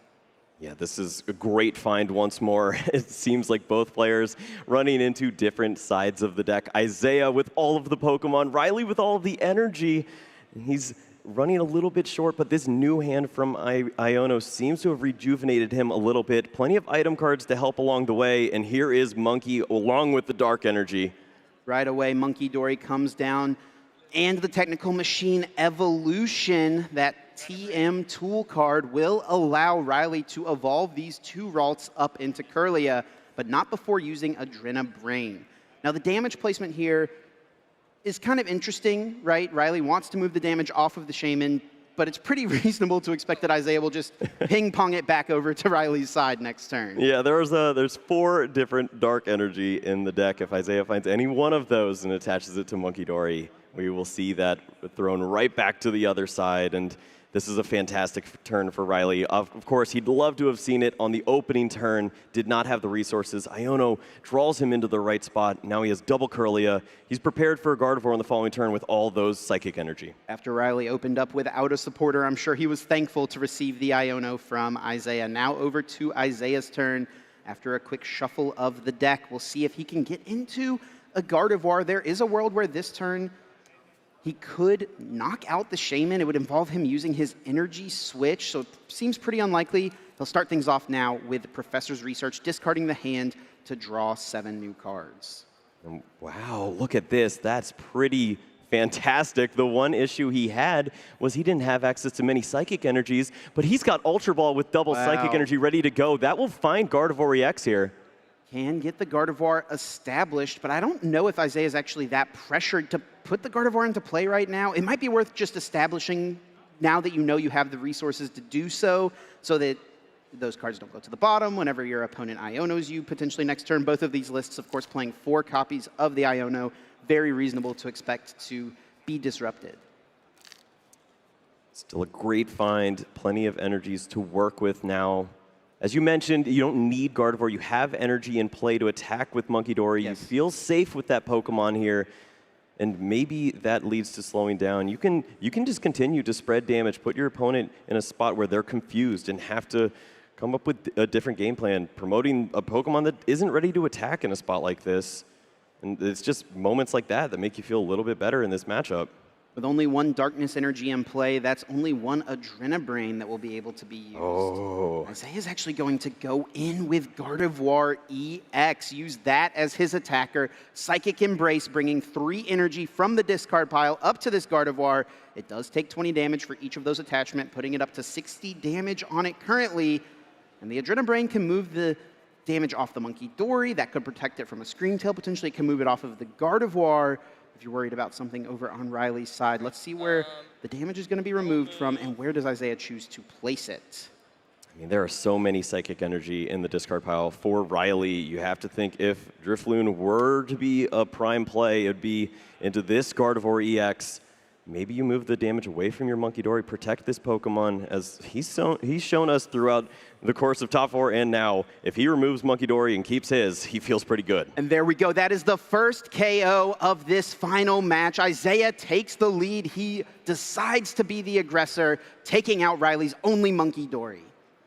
Few cards in the hand to work with now, but I'm not seeing the supporter. He's just shaking his head. Doesn't have anything to work with. Nestball can find Pheasantipity EX, draw some cards with Flip the Script, as Isaiah did take a KO on the last turn, and that is the Pokemon brought to the front initially, but putting the 2 prize Pokemon in play could play into an easy 2 prizes for Isaiah later down the line. And every Pokemon established from this point forward that is not Monkey Dory just is music to Isaiah's ears. It means damage will remain over on Riley's side of the board. He can start to think about multitude of prize cards that he can take, even in the same turn. The Pheasantipity comes down. Riley does not seem super excited about that. He will get some more cards. He's really forced into this play. There's no Gardevoir, no movement in his hand currently. Flip the Script will allow him to draw 3. after a cut of the deck. Let's see if he can find a supporter, something to work with. Sure, he wouldn't mind an Iono, maybe even an Arven. At minimum, there is an Ultra Ball. He already had an Ultra Ball, though. Yeah. Gardevoir can be established. We know Psychic Energy are down. I think the one thing you could find here, Arven or the Bravery Charm itself would have been a nice find. It gives you access to that Drift Loon if you really want to put pressure on this Gardevoir, potentially even knock it out with how many Psychic Energy we've seen so far. Here comes the Ultra Ball, discarding another Psychic Energy. Technical Machine Evolution, not useful at this point in the game. Riley has already moved past his setup turns. Now it is time to go. And go into Gardevoir EX he will. Bringing that Pokemon into the active spot, evolving. He has Artisan to utilize. This can grab another Monkey Dory. Make up for the one that Isaiah KO'd on the last turn, but I don't think he found a Darkness Energy, did he? I have not seen it yet, and Gardevoir now starts to look like the best attacker for you in this spot. You could put a ton of damage onto the Gardevoir. The only other option you have is bringing up the Monkey Dory and trying to use Mind Bend to slow down your opponent, force the retreat. Yeah. But I see a world where Isaiah would love that. He could use Monkey Dory, 60 damage, push 60 over, clean up another Monkey Dory, and feel very comfortable in this game. The problem here for Riley as well, with no Bravery Charm and with no Darkness Energy found, Isaiah will be able to take a prize on the Shaman if he wants to this turn. We've talked about how it's a key card. Riley is going to actually go aggressive with the Counter Catcher play, brings up the Monkey Dory, targeting the Darkness Energy. And this is, I think, what we will expect to see from this Gardevoir mirror. KO the Monkey Dories, deal with those Darkness Energy, limit your opponent's access to Adrenabrain as much as possible. Yeah, the safety of Screamtail was typically the way we see it in this matchup, but obviously the prize cards, the Shaman, so many things to think about. Now you have to go a different route with counter catchers and spreading the damage around. Trying to knock out Monkey Dories is very important, and sure enough, another Dark Energy before what looks to be a fresh hand of 7 pretty soon. Pretty clean turn here from Isaiah. Ultra Ball to discard 2. Darkness Energy can put an energy card onto one of these Monkey Dory, and Professor's Research discarding a clean hand to draw 7 fresh new cards. We saw Riley react to his prize cards. He was really fishing for that Screamtail. It's a huge benefit to him in this matchup. He'll have free reign to attack Isaiah's board. Isaiah won't have the same because of the Shaman, and it's just a key piece for him in this matchup to not have, really wearing his heart on his sleeve at this time. Not happy to see that he did not take it off his prizes. And as the damage builds up on this side, Isaiah with the second Gardevoir, this is pretty nice to see. Not only do you have the ability to now be a little protected against Iono and a big secret knockout out of nowhere, but you can also retreat between these Pokemon if this is to be your main attacker for a while. And that's good news for Isaiah. 40 damage each time that he retreats. That's just more damage for Monkey Dory to throw to the other side. 7 clean, fresh new cards off of an empty-handed Professor's Research. There's few things that feel better in the Pokemon TCG than playing out your hand perfectly to get a fresh 7 new cards. 1 Psychic Energy down in the discard pile for Isaiah to play with, decide where he wants to put it from a Psychic Embrace. Does he want to move this Gardevoir out of the active spot? He has Adrenabrain. He can take the KO on the Shaman, or he can set up damage somewhere else.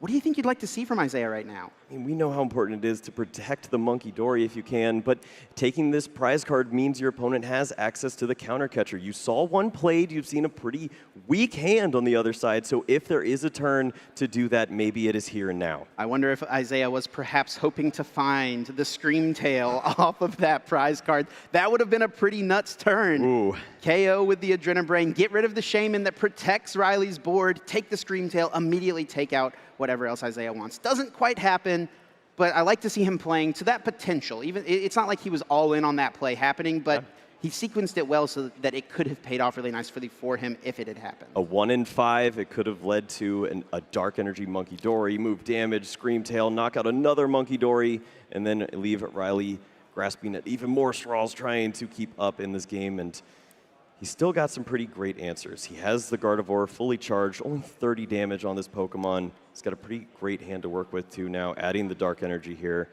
You have to feel pretty comfortable in this spot, just chipping away at one of the most important Pokemon on the field in that Gardevoir. It will be a Miracle Force, 190 damage laid into Riley's Gardevoir EX. The draw for turn. doesn't yield much. There is another Ultra Ball.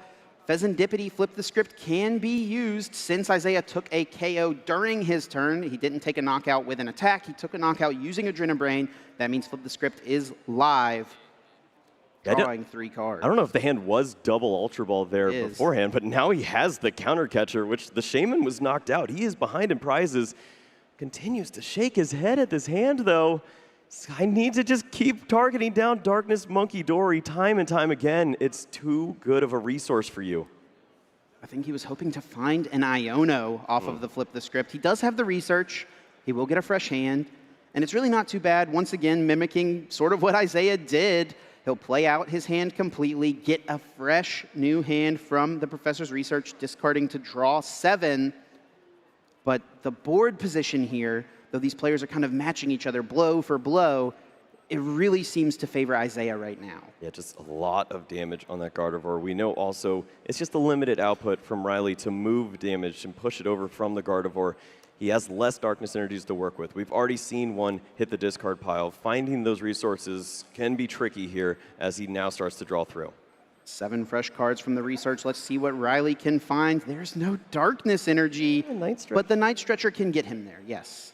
It's not the greatest way to use this resource. You have a lot of one-of Pokemon in this list. Often you like to recycle, use Drifloon multiple times if you're attacking into the Gardevoir, but this is a time where this resource is important, and he does play quite a few for moments like this. And now something Riley also has to consider is, does he value getting the energy back, or does he value getting back the Shaman? Is he scared of the Screamtail from Isaiah? Well, he hasn't seen it yet, and he sees a lot of energies already committed to a Gardevoir. Yes, it can retreat at some point if you knock out this Monkey Dory, but he's going to take the risk.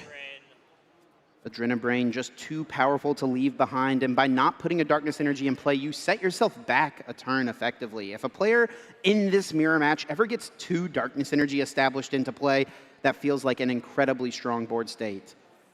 Yeah, Isaiah does have one interesting thing he can do in this matchup when he doesn't have access to that. We see the Monkey Dory fall here, an additional prize now to bring both players to 4 each. But Isaiah does have that one copy of Energy Switch that he bounces around with Monkey Dory, but you usually wait for the perfect turn. Isaiah moving up that Gardevoir EX, drawing for turn, has a lot of options to work with, an absolute book of cards in his hand. Would love to get some more Darkness Energy established, at least the one to try to use the Adrenabrain. The Energy Switch play could be live at some point. It wouldn't lead to too much right now. That's what you usually want to see with your Energy Switch play. Take multiple prizes in a single turn, or fully heal a Pokemon that you'd be worried about being KO'd otherwise. It's a play that he used to win at Stockholm Regional Championship. It's iconic at this point to watch him use this card and find that surprise victory. He's already ahead pretty far in this game. Although the prizes are tied, he's keeping up with the Monkey Dory race. He has that Dark Energy once more. Less damage on his side of the board. Potential for 2 prize cards here as well.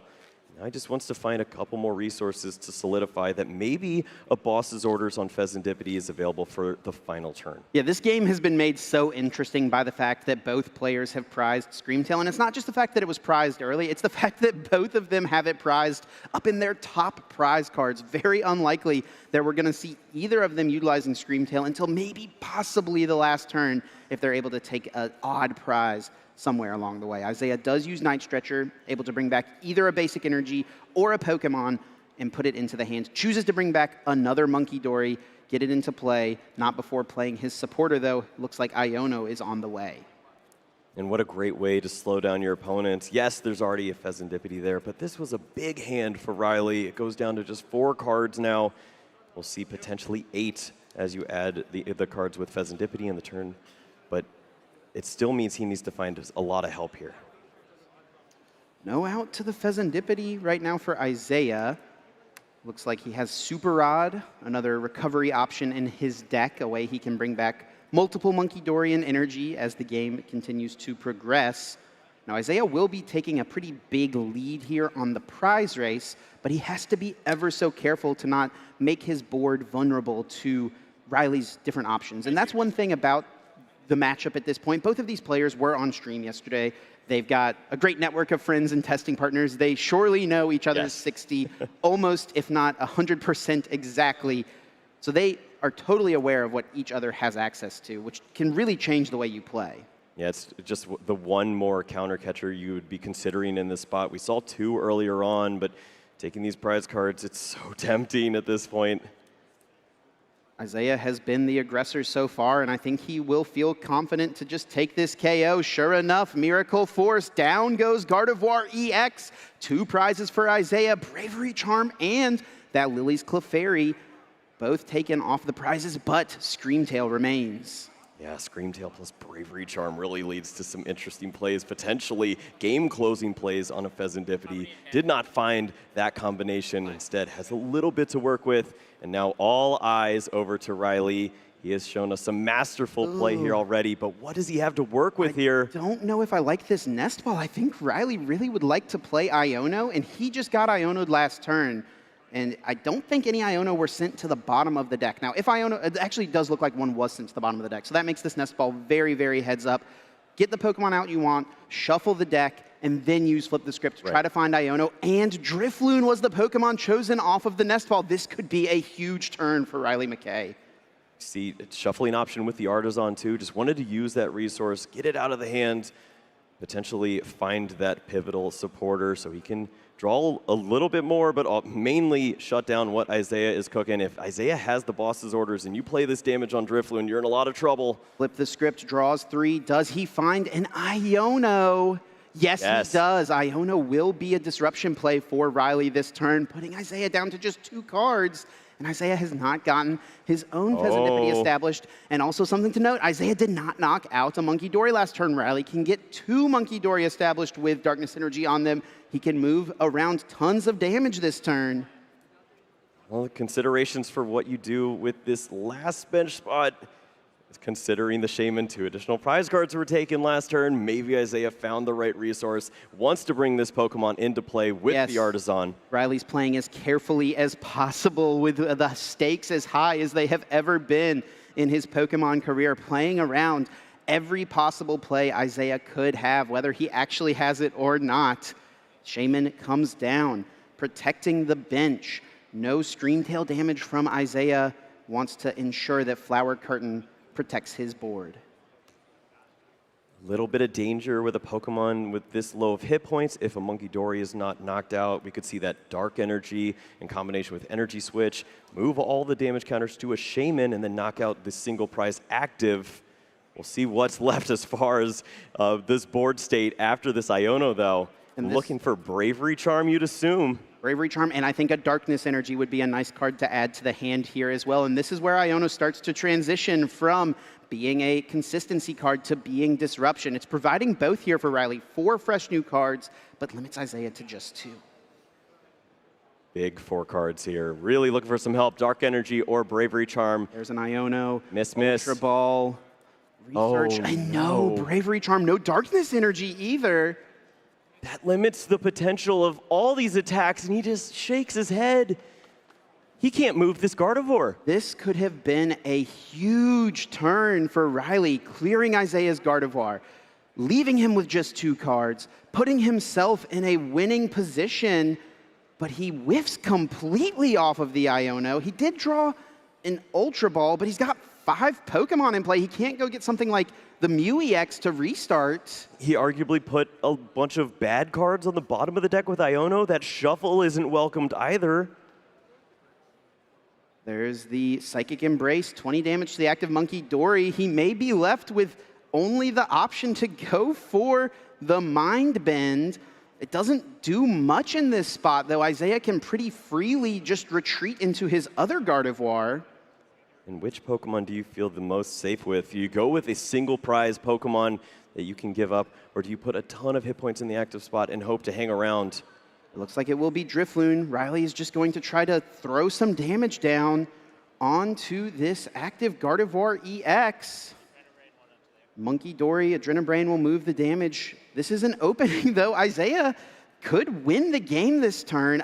A card we have yet to see, and I don't think it went to the bottom of the deck, is his boss's orders. If he finds boss's orders right now, that can bring up Pheasantipity EX. And when I say the game, he has the secret box, but he doesn't have enough cards to discard to use it. He has Arven. If he can find 2 resources, then he can find all the cards off secret box. Yeah, but then if you're playing Arven, can't play boss's orders in the same turn. Counter catcher's not live. There's a play then, Chip. If you could find access to the energy and the energy switch, maybe you feel like you could make this happen with the Monkey Dory damage.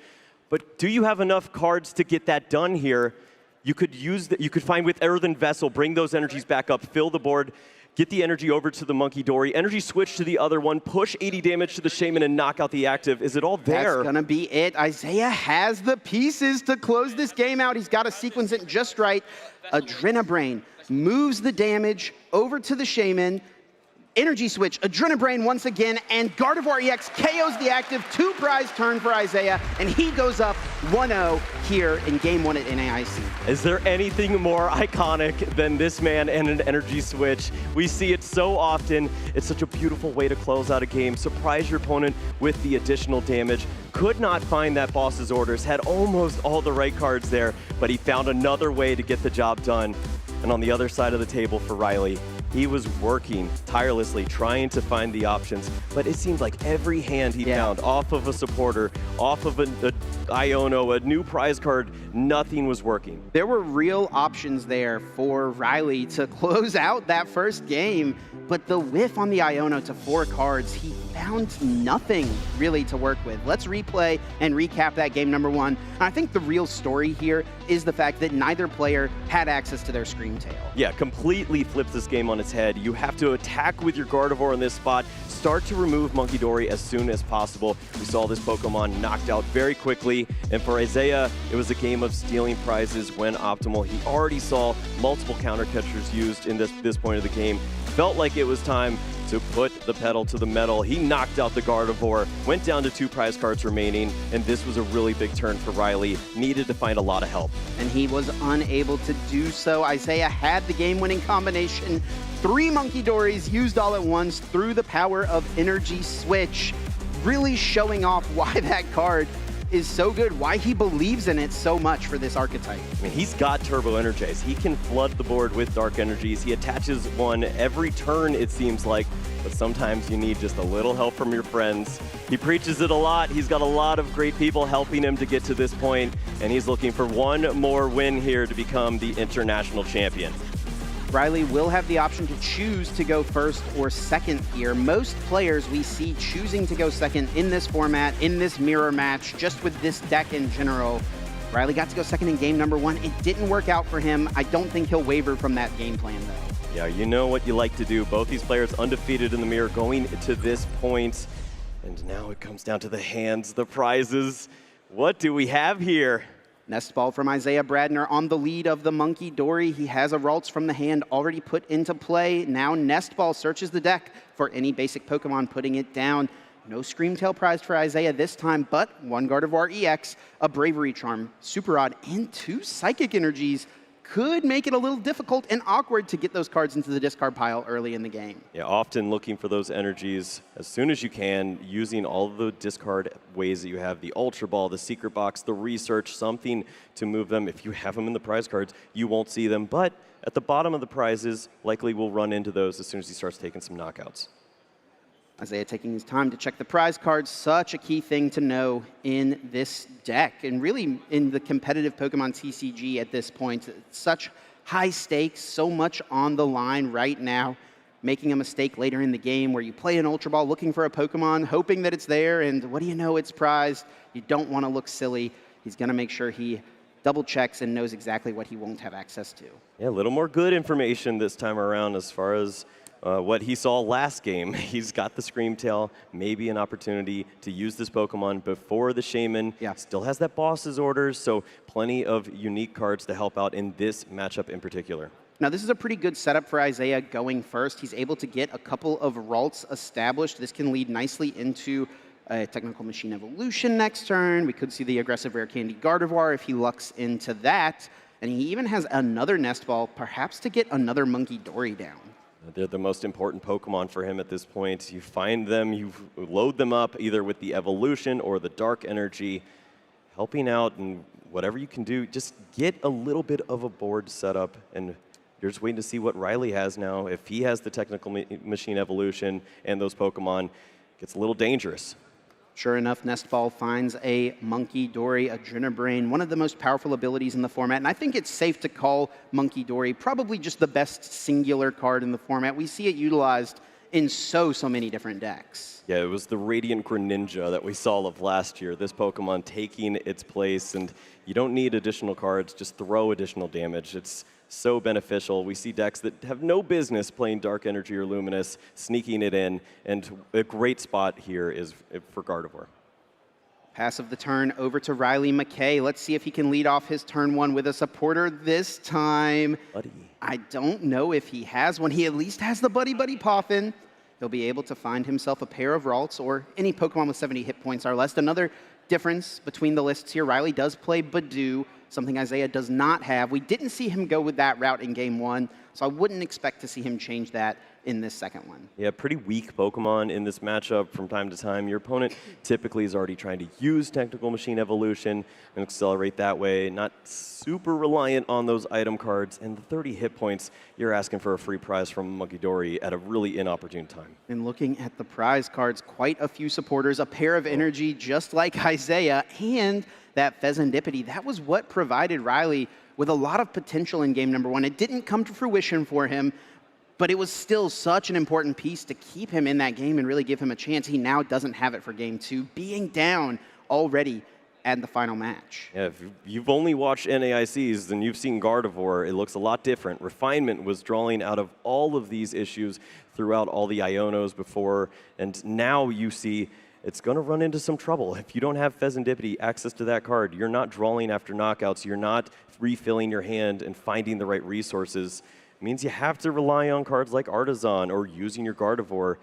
This is a lot of awkwardness here for Riley. And I think we are seeing a pivot from Riley, and this could be a leak to the strength of his hand. If he doesn't have much, he may feel like he needs to buy a little bit of time. The Badoo is brought down for him off of the Buddy Buddy Poffin. Itchy Pollen, of course, will mean that on Isaiah's next turn, he's unable to play any item cards from his hand. Is this a desperation move from Riley, just trying to slow Isaiah down in any way that he can? I mean, when your opponent asks how many cards are in your hand, like we saw here, it means one of two things. Either I need to think about locking this hand down, or I need to move this hand and use an Iono. I don't think we're seeing Iono right now. So locking out the hand, maybe avoiding some of those item cards, that might buy him some time. Yeah, and off the check right there, Riley just checked all of his supporters in the deck right now. 4 Research, 2 Iono, and an Arven. In his prize cards, 2 Iono and an Arven. That means he does not have a supporter for turn right now. All of them just waiting, hopefully for Riley's sake, at the top of the deck so he can find some help and get out of this mess. He's got the Itchy Pollen. He can slow things down for a little while, but it really only takes 1 or 2 cards from Isaiah to make this thing pretty tough to come back from. So we will see a surprise pivot of strategy. Itchy Pollen used, puts a damage counter into play for Isaiah to Adrenabrain potentially, but it will try to slow the start for Isaiah. Let's look at his hand. Does he have a supporter? No, he doesn't have too much going on. He does at least have Technical Machine Evolution, but he doesn't have any energy cards. Would you risk it? He could thin the hand down here, Kyle. He could put the Technical Machine Evo in play. He could put down the Artisan and then bench Mew, restart, draw 2 cards. And is he going to go for it? Artisan will be used first, searching the deck for any basic Pokemon that does not have a rule box, put it into play, probably establishing that third Monkey Dory. We've seen that be a really important strategy for Isaiah. Just get a bunch of Monkey Dory in play, try to use Adrenabrain, try to get ahead on the Darkness Energy attachments as well. And we know that it's not your favorite Pokemon here. An EX Pokemon, low hit points, walks right into a Gardevoir knockout, Screamtail issues, but Mew EX sometimes is the bailout button of choice. Restart, filling the hand only to 3 cards. But if it finds an energy here, it is pretty nice. That would be really strong, especially if it is a Darkness Energy draws. There is a Psychic at minimum and an Iono. That could bail him out, but why play the Iono when Riley didn't do much on his turn? There is nothing to expect on the other side from Riley. Just the evolution of the Curlia, Artisan to try to find some more Pokemon. Maybe shuffle the deck, thin another card out. But we should be expecting Itchy Pollen from this point. Riley at least doing himself a favor here, finding the Shaman to protect a little bit. If he ever were to take a knockout, Screamtail could come flying in. Yeah. Isaiah board locked at the moment, but just thinking ahead for Riley and really thinning the deck as well at this point. Every single card that you can get out of your deck to increase your % chance to draw a supporter is so helpful in spots like this. Just an Itchy Pollen once again, 10 more damage laid onto Monkey Dory. Draw for turn on Isaiah's side. The game has really slowed down for both players. Isaiah not having much in the discard pile, no energy cards to use Psychic Embrace. Yeah, this is the problem for Isaiah. He's trying to find ways to maybe manufacture some damage onto his side of the board. When you're item locked against Badoo, most of your ways of discarding energies are gone. If he has an energy in hand, he actually could retreat to the Kirlia and go for Magical Shot. 30 damage, and it would KO this active Badoo, but no. He will just retreat into Monkey Dory and pass. A slow approach, but understandably so. He has Iono, does not want to play it.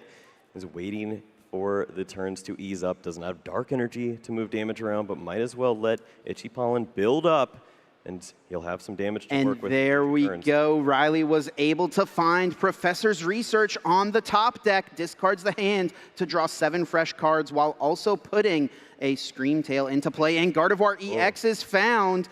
Does have a Psychic Energy in the discard pile. Does not have a way to discard another one, though. He has a Darkness Energy, so he can attack with the Monkey Dory if he wants to, but that isn't really going to get him very far. Yep, you lose your Itchy Pollen at that point, and that's the one thing slowing Isaiah down. He also now saw that you have a fresh hand. Isaiah is welcome to play that Iono and try to find the cards for himself. Riley only has that one Psychic Energy. You cannot do that much with it. You're certainly not taking a knockout here. Ultra Ball played, discards an Artisan at this point, a unuseful card since Isaiah has put an Artisan in play. That's the only stadium either player has. You can't put a stadium in play to counter one that has the same name, so feel free to discard that. On the Ultra Ball, Lily's Clefairy EX goes down. A very powerful card in the Gardevoir deck for the Dragapult matchup. Not super good here in this mirror. So happy to get rid of that as well, especially when it's in favor of getting Gardevoir EX into play, and Itchy Pollen will be the move of choice once again. 10 damage laid down over to Isaiah, no items able to be played. 35 minutes remaining here. We are in game number 2 with Isaiah up 1-0. And he feels comfortable. He's playing the Iono. He's looking for some help. If he can find some Psychic Energies for the discard chip, we're looking at trouble. Drawing 6 fresh cards. Ultra Ball, unfortunately, unable to be played, and no Psychic Energy were found off of the Iono. No way to get an attachment. Just a pass over to Riley. Draws for turn. What a slow early game here for Isaiah. Yeah, he finally finds the research, it looked like, but no energies to discard for the following turn. We know 2 Psychic Energy are prized, and now Riley eyeing up a great play with that Earthen Vessel. Energy to the discard pile, multiple to come into the hand here too. Does he have a way to discard these? And if he does, that will mean that Screamtail can pretty easily be powered up. Riley will start to be able to go on the offensive. He'll be able to target down Pokemon like the Monkey Dory over on Isaiah's side, be it the active, be it the bench. Take those out. Maybe get rid of a Kirlia before it boosts up to having a lot of hit points. You're not as worried about the Monkey Dories right now with no Darkness Energy on them. Yeah, and Riley does have the Dark Energy for his Monkey Dory, which leads to one of the more unique plays we see that's specifically used for this mirror, using 3 Psychic Embrace onto a Screamtail and only moving 10 damage from a Monkey Dory leaves your Screamtail out of range of a KO from a returning Adrenabrain while also putting on a lot of pressure. Plenty of energy cards in the discard pile after that Earthen Vessel and Research play. Psychic Embrace used to put 3 energy onto Screamtail, putting 60 damage on it, meaning that Roaring Scream can deal 120 damage to Isaiah's board however he would like, but not before moving that 1 damage counter. Just as you mentioned, put it on a Monkey Dory. This takes that Screamtail out of range of that Adrenabrain on the next turn, as you pointed out. And now Roaring Scream will deal 100 damage to anything. Now, what do you KO for Riley? Generally, yes, you go after the Monkey Dories. I kind of like the idea of getting rid of Kirlia here. Yeah, it doesn't feel too bad. The problem that we have here in Riley's list is targeting down that Gardevoir later on would be really tricky. No boss's orders for him. He's up in the prizes, so finding a counter catcher turn doesn't work out too well. He's going to go with that tried and true plan of taking out Adrenabrains. Goodbye, Monkey Dory. Draw for turn for Isaiah. He's got the Artisan in play, so he can freely replace that Monkey Dory with another one. That's right, 4 copies in the list. Hello. Has it in the hand, no reason to go in with the Artisan. If Isaiah wanted to shuffle the deck first, Artisan could be an option, you know, if he knows the cards on the bottom from something like an Iono, the one he played on the last turn, but he knows there were no energy there, and he'll play an Iono now, shuffling both players' hands, putting them on the bottom. Yeah, this is a very big 6 here for Isaiah. He's down a prize card now, wants to keep up in the exchange, and he needs Psychic Energy quickly. Okay. He finds Earthen Vessel. Is there a way to discard even further? Oh, there isn't. Next turn. He's got the Earthen Vessel and Research, but he's already played a supporter. He did not find something like Ultra Ball. He did not find Secret Box. Those could have been ways for him to go offensive here, or just drawing Earthen Vessel plus energy cards. He drew 2 Darkness Energy, but no Psychic Energy. He can start to attack this turn. He could KO the Screamtail with Monkey Dory. That may be the route he has to go. Yeah, he puts on a little bit of pressure, removes his Pokemon. He has a little damage to play with, too. Now, some people may look at this and say, oh, you can KO the Badoo and KO the active. Take a 2-prize turn, but that would turn on Riley's counter catchers. Isaiah not going to play into that, wisely choosing to place that damage onto Shaman instead.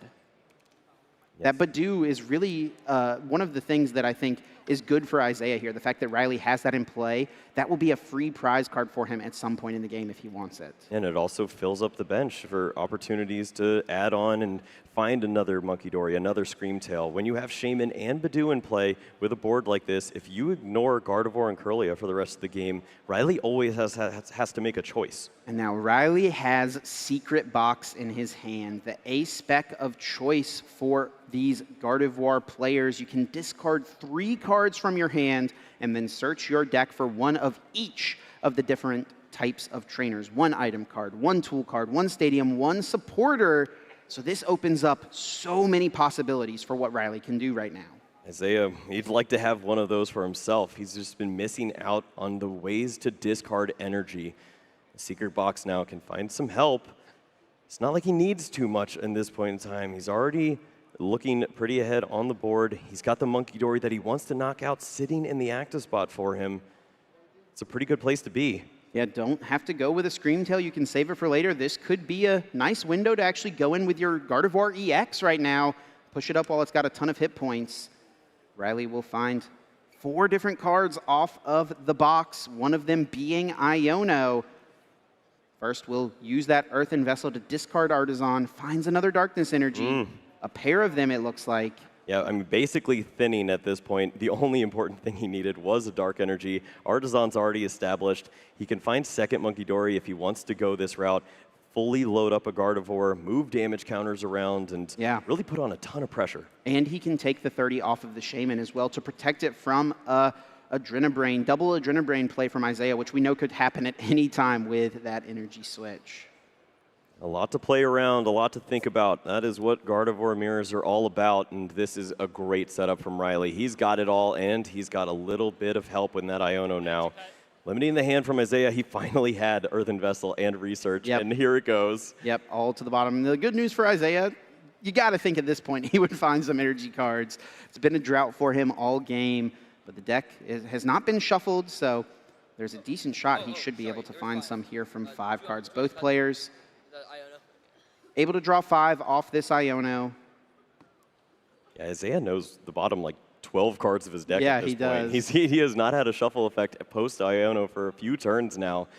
So he might know what he's drawing into here pretty soon, or what his chances are from the top of the deck. Riley will get Gardevoir EX powered up using Psychic Embrace. It does have 60 damage on it. There we go. A couple of Monkey Dory to be used. There is a discussion here about should he fully heal the Gardevoir, take all the damage off of it, or will he value protecting Shaman?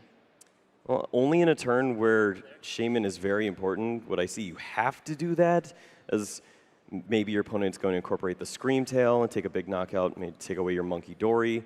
So if he's threatened by that, certainly it makes sense. This game is a completely different story from game one. In that first game, it was a bit more back and forth, but it felt like Isaiah was in control, in the driver's seat through most of that game. Right now, it feels like the opposite side of that coin. Riley the one pushing the advantage. The double Darkness Energy, the double Monkey Dory, and the Gardevoir EX swinging into the active spot, taking a KO. Riley ahead. 2 prizes to 1. And it all comes down to where are the Dark Energies. If Riley has 2, Isaiah has 0. He is losing this fight right now, and it's thanks to Itchy Pollen. It came in at the perfect time, slowing things down, and Isaiah's deck does not have a way to handle a Gardevoir EX right now. He has to incorporate a ton of Psychic Energies right now onto the board and maybe even attack with Gardevoir, but he hasn't even shown an ability to do that. Isaiah pushes Mew EX to the active spot. One of the great attributes of this card is the fact that it does have free retreat, gives you a bit of a pivot, in addition to that excellent restart ability in order to provide some draw out of disruption later in the game. Isaiah plays Professor's Research. Only 1 Psychic Energy goes down. A couple of Ultra Ball as well. That's some of the ways that Isaiah could discard energy off the other side of this research. Let's see if he was able to find any more. I mean, this is a calculated play. He didn't play the Ultra Ball because he didn't want to shuffle the deck, and it works perfectly for him. He finds an Earthen Vessel. He's rewarded with the energies here now, but does he have one more way to discard? If he has that Secret Box here, that's exactly what you're looking for. Secret Box would be really strong, allowing Isaiah to get those cards into the discard pile, but also setting up his hand and potentially his board for whatever play he may want to go for. Thinning out his deck as well. 2 Psychic Energy added to the hand. Riley would love for Isaiah to not go back into the deck as he asked that question. Yep. And he's going to get some bad news. Sure enough, that pink card waiting in the hand. Isaiah responding to Riley's Secret Box on the previous turn with one of his own. At least 2 Psychic Energy going down alongside another Earthen Vessel. Isaiah didn't need to thin anything else out. He may actually not have any other energy left in the deck.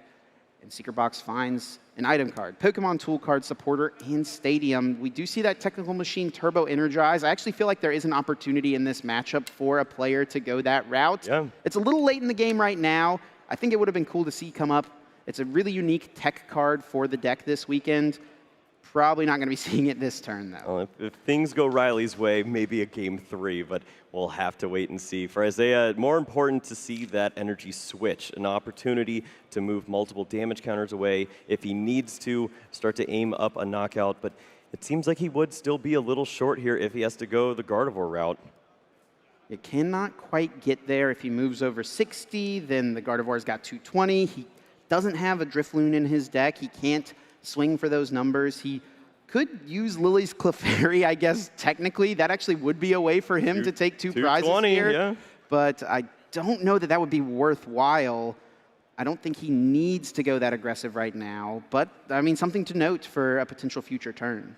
Yep. Any way to reach for the KO. Isaiah, he felt that he did not need Drifloon this time around. And he's going to go with the heavy hit points of the Gardevoir here. Psychic Embrace 2 times, 40 damage onto it. Needs 1 more energy to be able to start attacking. Adrenabrain heals 30 from the Kirlia.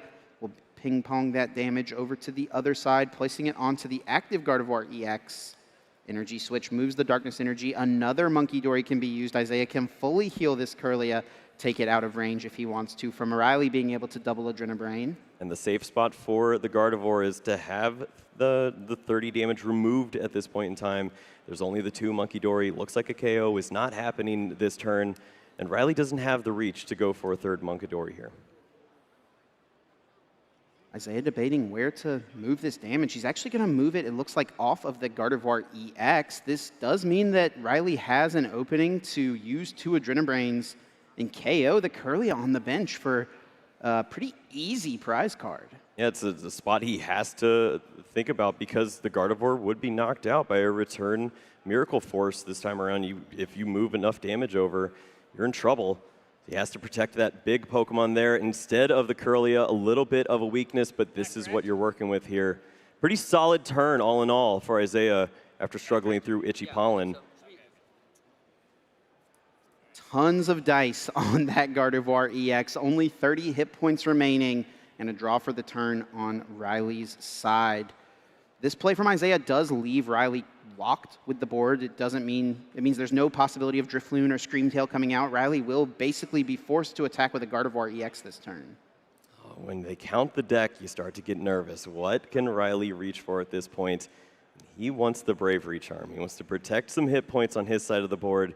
Is he nervous about losing a Pokemon like that Badoo, or does he want to protect something that may be an attacker here? I think if Isaiah had not used his energy switch, you'd really want to protect the Shaman, but now that the energy switch is down, there's not a realistic threat of the Shaman going down next turn, or really at any turn in the game, as long as Riley prevents Isaiah from ever getting to the point where he has 3 Darkness Energy onto 3 Monkey Dory. With this full bench, you're just limited with the amount of attackers that you have. He's going to move the damage over with the Adrenabrains, take that prize card on the Curlia. And what's left for this turn? Takes a KO, takes a prize card, a Psychic Energy being found. He's up 3 prize cards to Isaiah having only taken 1. There's a ton of damage in play. This is still a really close one, Kyle. And you have the additional energy, can retreat to another Gardevoir EX, continue to play this game, show off that you've got more hit points than them, and you are protected because of the Guard of Shaman. He will for sure have those energy. He can retreat 2 off the active. He just discarded 1 from the Ultra Ball. I believe that energy is what he took off his prize card as well. So that mid-turn prize paying off potentially very nicely. Adding a Ralts to the hand, this can replace something that gets KO'd in the future. He will use the Bravery Charm to protect the Badoo. That was something that we were talking about. Could be an easy prize for Isaiah at any point that he wants it. Now boosted up to 80 hit points. Not something that Isaiah will be able to reach for. And Riley will just attack with this active Gardevoir EX, conceding, recognizing, hey, this is going to get KO'd, but I'm going to capitalize on the damage that it can output while I can. Earthen Vessel from Isaiah discards that Artisan. Once again, not useful at this point in the game. Finds another Darkness Energy. This is a chance for Isaiah to get 2 into play. 2 Darkness on 2 Monkey Dory. That'll be a lot of damage to play with. Yeah, not enough to take a knockout before attacking, but certainly helpful in setting up for something in the future, and especially healing off your Gardevoir at this point. If you don't want this Pokemon removed, it seems like it's going to be pretty pivotal to your strategy at some point here. You need to protect it, move it to the bench. Hopefully you don't see any Screamtail on the other side of the board, and maybe that means you don't take a knockout, but how do you do that? Artisan used, searching the deck for any basic Pokemon. Could see that Screamtail come into play just to get it out of the deck. Another Ralts still remains as well, so that will be the choice. Isaiah could potentially establish another Gardevoir in the future if he needs to. He actually did need to find a Ralts this turn, as this active Gardevoir will almost certainly be KO'd. Yeah, maybe positions in this game now to use Monkey Dory as an attacker. I would try to avoid one without the Dark Energy if you could. He's eyeing up the counter catcher, moving the game plan over. If you can target Monkey Dory a little more, then you start to feel better. This could be an interesting play. If Riley only has the 1 Psychic Energy in the discard pile, Isaiah could go this route to try to slow things down and just hit into the Gardevoir for a bunch of damage. But no, he will choose to take out this Monkey Dory, not before Adrenabrain puts 60 damage onto Gardevoir EX. It puts it in range of being KO'd next turn, and this KO will get rid of one of the Monkey Dory, one of the ways that Riley has to heal that Pokemon. Well, this is a big risk, but understandably so. For Isaiah, he's leaving one of the most important Pokemon in the active spot here, but he has done a great job. He's knocked out a Monkey Dory. Only 30 damage right now could be moved off of this Gardevoir that is at risk. 2 big prize cards for Isaiah. It is all up to Riley now. Find a Dark Energy and a Monkey Dory and save this Gardevoir. He has the Artisan. That can get back Monkey Dory if there's one still remaining in the deck. We know at least the one in the discard pile. There may have already been another one KO'd as well. There is the Darkness Energy in hand. There's an Earthen Vessel. Let's see, Monkey Dory, is it in the deck or not? Not too many cards still remaining, and I don't think I see one. There is a Night Stretcher, though. Night Stretcher can bring back the Monkey Dory, put it into play, attach the Darkness Energy, take care of this Gardevoir on the bench, heal it up a bit. This is feeling decent now for Riley. When you start to think, what could this mean? If Riley's able to find a way to close this game out. We are going pretty low on the clock here. 18 minutes remains in this Masters Finals for these players. About 7 cards remaining in the deck, it looks like, for Riley. Not safe to play a research. Does have that Darkness Energy. Looks like a rare candy in the hand. There is an Iono, but if he plays the Iono, that would send the Darkness Energy to the bottom.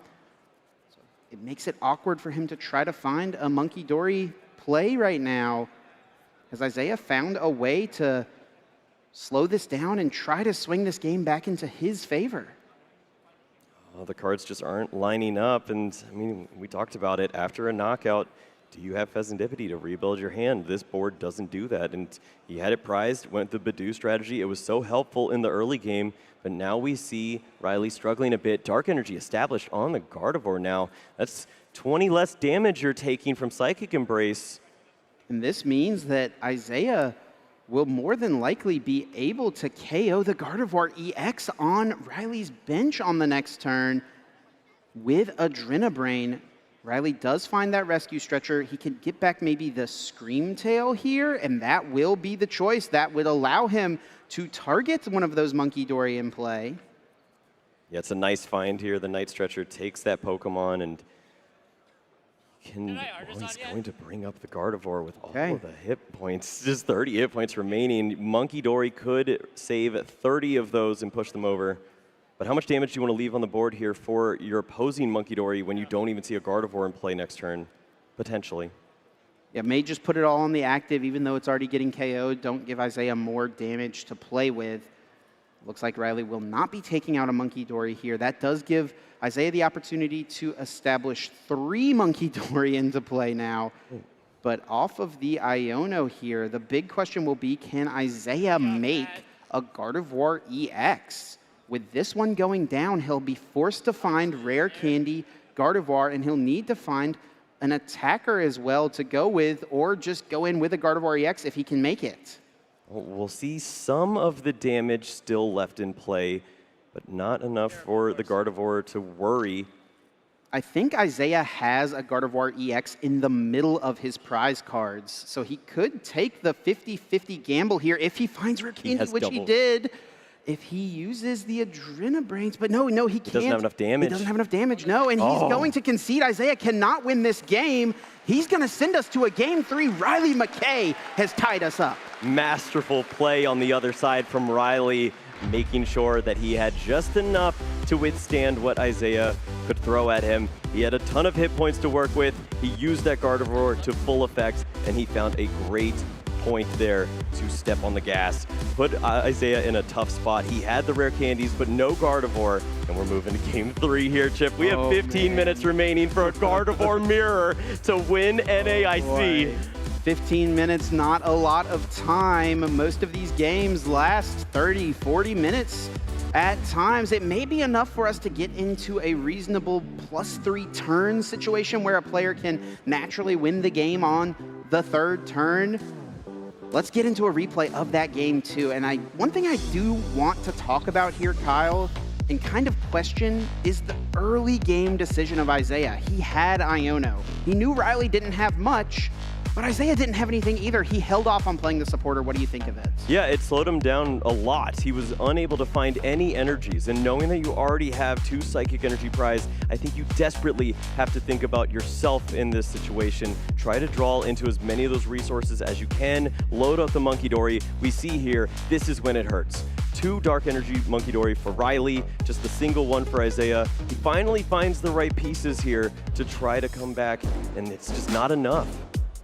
Game 3 about to start. The winner of this will be the North American International Champion. Let's hear it for the competitors, folks. One more game to decide who is going to come away with the gold.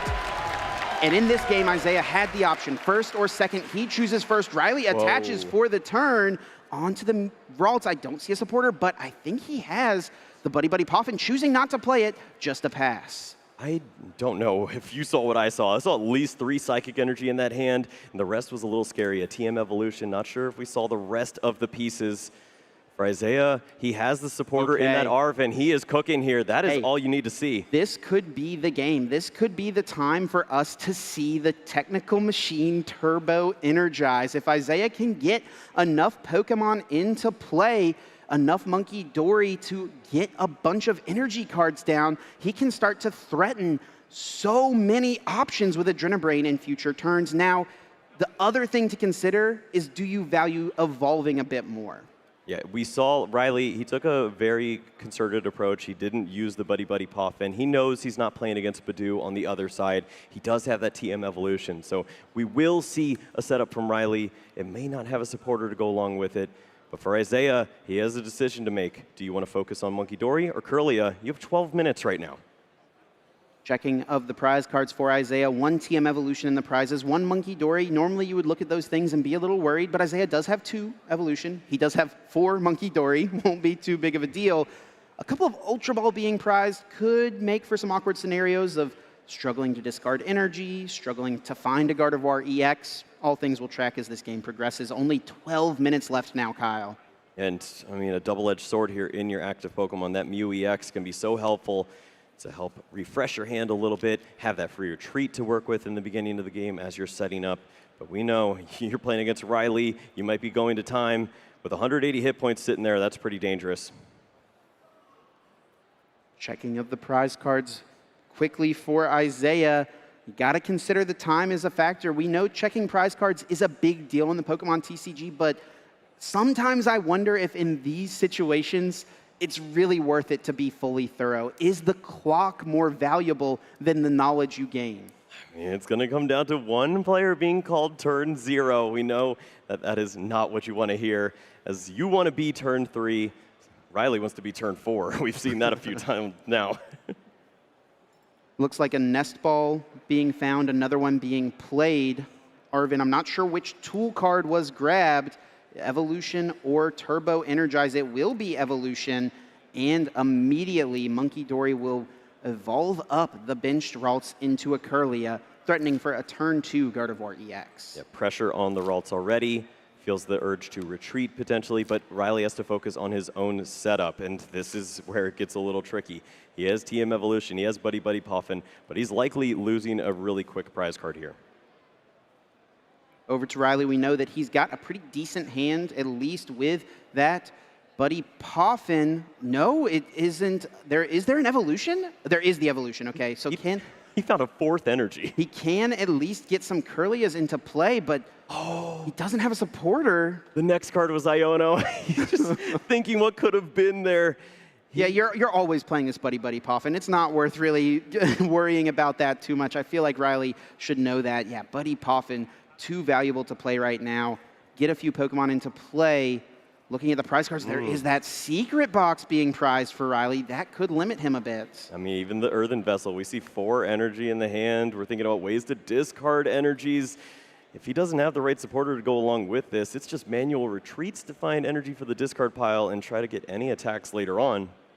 One thing to note here is also that Lily's Clefairy. Now, it's not normally an attacker you use in this matchup, but it is a way for you to do a bunch of damage with a Pokemon that has a good amount of hit points, especially with a Bravery Charm. And that's a situation we could see come up in this specific scenario once we get into +3 turns. Right, when you're reaching for that last knockout, trying to close out the game, if you are turn 3, if you can reach for that Lily's Clefairy or a Gardevoir, just try to put as much damage as you can onto the active, because you know if they're trying to not lose the game, they're going to have a ton of hit points in the active spot.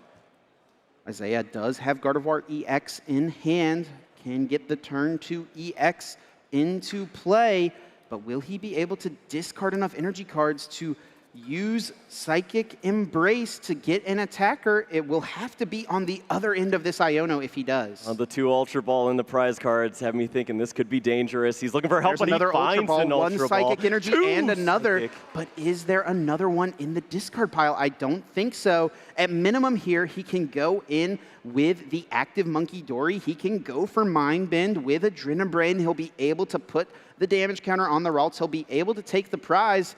Does he want to be the aggressor here, though? Yeah, I think you have to in this spot. Just continue to put pressure on, see what you can do. Take some prize cards, see if you can find some help. The problem he has in his hand now is he found too many supporter. He can't even use his Mew to restart and find a little more help.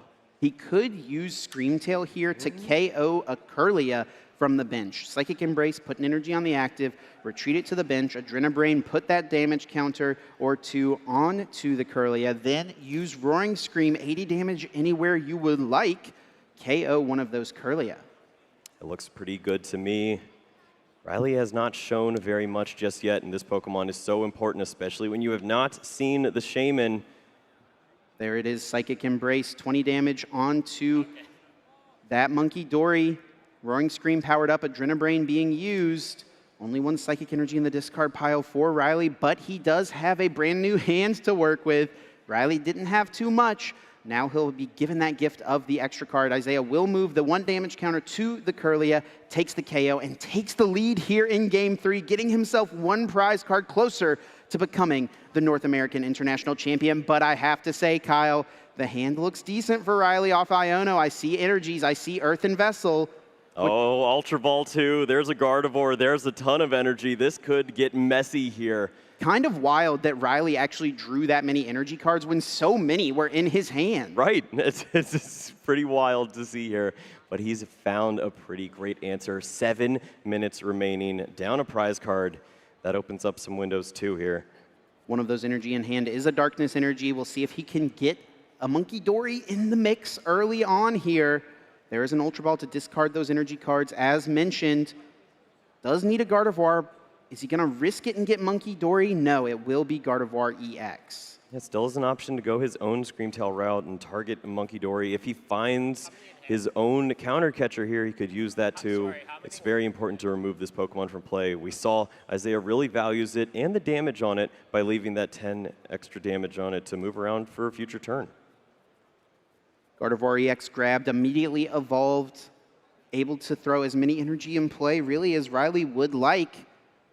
Has lots of different options, lots of things to play with, and Iono will be the supporter for turn. Both players shuffling, putting the hands on the bottom. Isaiah gets 5. Riley will get the full 6. Yeah, plenty that could be seen here. Artisan, Dark Energy, additional Nest Ball, some help here to fill the board up and find those great resources. He's not seeing it just yet.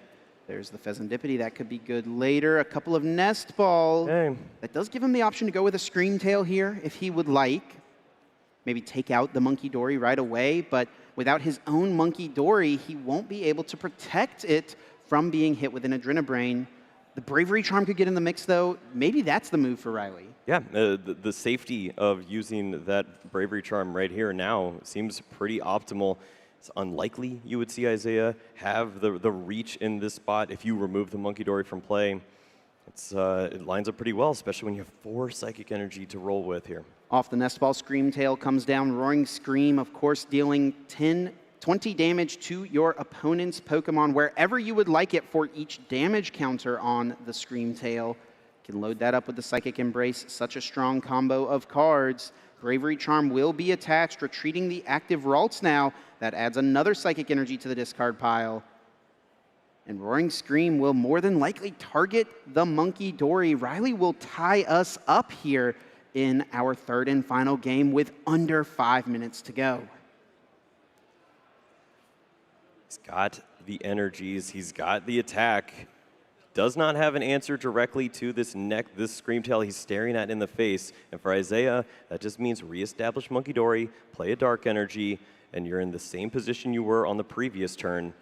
We'll see if he can find that, at least keep up in this race. If you have the lone Monkey Dory, you feel like you're ahead. A pretty strong card there. Riley just took off his prizes. Secret Box over on Isaiah's side. There is the Monkey Dory. There is the Darkness Energy. Professor's Research also in the hand. Able Isaiah to dump the hand, draw 7 more. And that will be the play. Discarding the Lily's Clefairy, discards the Psychic Energy. Down goes Artisan as well, not wanting to give Riley access to it. Yeah, you have not seen the best setup on the other side. It is a ton of energy and Gardevoir, but no reach for other Pokemon. After the Screamtail is knocked out, Riley reliant on finding cards like the Night Stretcher to help out and bring that Pokemon right back into the mix. Isaiah was able to draw into another Ralts. Be nice to get established, start trying to get up into another Gardevoir. He also has another Monkey Dory. Now, his Gardevoir is not really in risk of going down. I guess there is a world where Riley could do some crazy stuff with Counter Catcher, Bravery Charm, Driftsaloon, and deal with that Pokemon. So will Isaiah respect that potential and put down the Ralts? The answer is yes. I mean, if there's ever a world, it's when you draw the secret box out of your prize cards. It finds almost all of those pieces for you. If you have one of them, you have the rest. 5 energies to work with there, too. Have to play it safe here and bench the Ralts. Roaring Scream, 80 damage to the active Screamtail. Perfect math. That is a KO. Isaiah's board looking much better, and he has the prize advantage heading into the final turns of the game. Draw now from Riley after the promote of Gardevoir EX. We know Secret Box was frowned off the prizes. There is the Pheasantipity EX as well. I don't think he's going to put that in play. He knows of Isaiah's boss's orders. That's an easy 2 prize cards in the future. 2.5 minutes remaining. You need to think of every potential prize card you can give to your opponent here and avoid that at all costs. Secret Box, so beneficial. Do you hold on to the Fez just in case for that final turn? He's not going to risk it. If it does come up, Riley knows he at least will have options to get it back via Night Stretcher if he ever needs to reach a little bit farther. And I think with this lineup, we'll see Professor's Research more than likely discarding the Hay, and Fez was going down regardless. Okay, this lines up fairly well then. Has the Earthen Vessel to search even further. The Artisan, this starts to lean a little more towards the reestablishment of Monkey Dory this time. Don't need to do anything too fancy. And if Iona can find him some help, that Night Stretcher, he probably feels pretty great here. Nest Ball from Riley brings down a Monkey Dory. Artisan into play can bring down another. Normally, you want to be very picky and choosy of when Artisan comes down. This is a perfect time for Riley when Isaiah's already got a pretty full board of Monkey Dory. Earthen Vessel finds a Darkness Energy, finds a basic Psychic as well, gets rid of that Iono. Riley thinning the deck as much as possible here, perhaps preparing for the situation we find ourselves barreling towards faster than ever, just a minute now. I mean, Riley's setting up for a pretty great turn. If he finds a little help here, then Artisan can find him the other piece. You're looking for the Shaman, also the Night Stretcher. If you have these in combination, you knock out the Monkey Dory, you leave a Screamtail in the active spot that can't target the bench, and you're already tied on prize cards. You can do this in 45 seconds and maybe not be turn 0. There is the Monkey Dory. Time is winding down. Artisan could find that Shaman now. Did he find the Night Stretcher to bring back Screamtail? That is the missing piece, it seems. Artisan used, 30 seconds left. Shaman hits the board. Is there a Night Stretcher? Riley shuffles quickly, quickly, quickly. Oh, it's so close. It comes down to every last second here at this point. He's moving quickly. He's moving up the Monkey Dory in this spot. Oh, it's going to come down to when this promotion is, Chip. We're right here. There we are. Mind Bend will take the KO on this active Screamtail. 6, 5, 4, 3, 2, 1, and the Adrenabrain. That means time will be called here. Riley was so close to avoiding this turn 0, but things slowed down for him now. And this is a huge advantage for Isaiah. It's everything. We saw how important it can be. Now, of course, Riley can think his way out of these situations. Sometimes you come up with the perfect plan, but can he do it back to back here? And for those unaware, the way time works in our final match, these players will now play 3 additional turns. The turn that just completed was turn 0. Isaiah gets turn 1, Riley gets turn 2, Isaiah gets turn 3. Now, if neither player wins the game during those 3 turns in a natural way, taking all their prize cards, knocking out their opponent's only Pokemon in play, that means that whoever is ahead on prize cards at the end of turn 3 will win this game and become our champion. And if we find ourselves in the situation where the players are tied on prize cards at the end of those 3 turns, we continue play until either player is ahead of the other on remaining prize cards. This situation favors Isaiah massively as he is guaranteed to get turn 3. You always want the last chance, the last opportunity. Can he hit what he needs here? He's got another Dark Energy, a Monkey Dory. He's got the Gardevoir in the active. That's going to be a few more damage counters placed on the board so he can retreat this Pokemon and work with the damage. He's going to try to line up a play where he has taken more prize cards and avoids walking into maybe that counter catcher. You just have to time it out perfectly. Ultra Ball gets another energy down. There goes the Turbo Energize as well. We never saw that come up. Isaiah able to find any Pokemon he would like. The Ralts just evolved up into Kirlia, I believe, so Gardevoir EX cannot come down just yet. It will be another Ralts added to the hand, perhaps thinning the deck, perhaps wanting to get that into play. I feel like another Monkey Dory could be strong as well. Isaiah playing the 4 Darkness Energy and the 4 Monkey Dory just because of how powerful they are in his deck and specifically in this matchup as well. There is an Iono, both players shuffling their hands. Down to the bottom they go, 4 cards for each. And Riley has no way to draw back up from this spot. We did not see the Pheasantipity. It'd be Night Stretcher if a knockout were to happen here. Isaiah, he's going to take his time, think about what could happen here. He also has a way to draw a little more with Restart if they aren't great, but it's a lot of supporters so far. There's his boss's orders. That could be a really good option to try to push for the game on turn 3 of time. We know how important it can be with taking out a 2-prize Pokemon. If you are down a prize,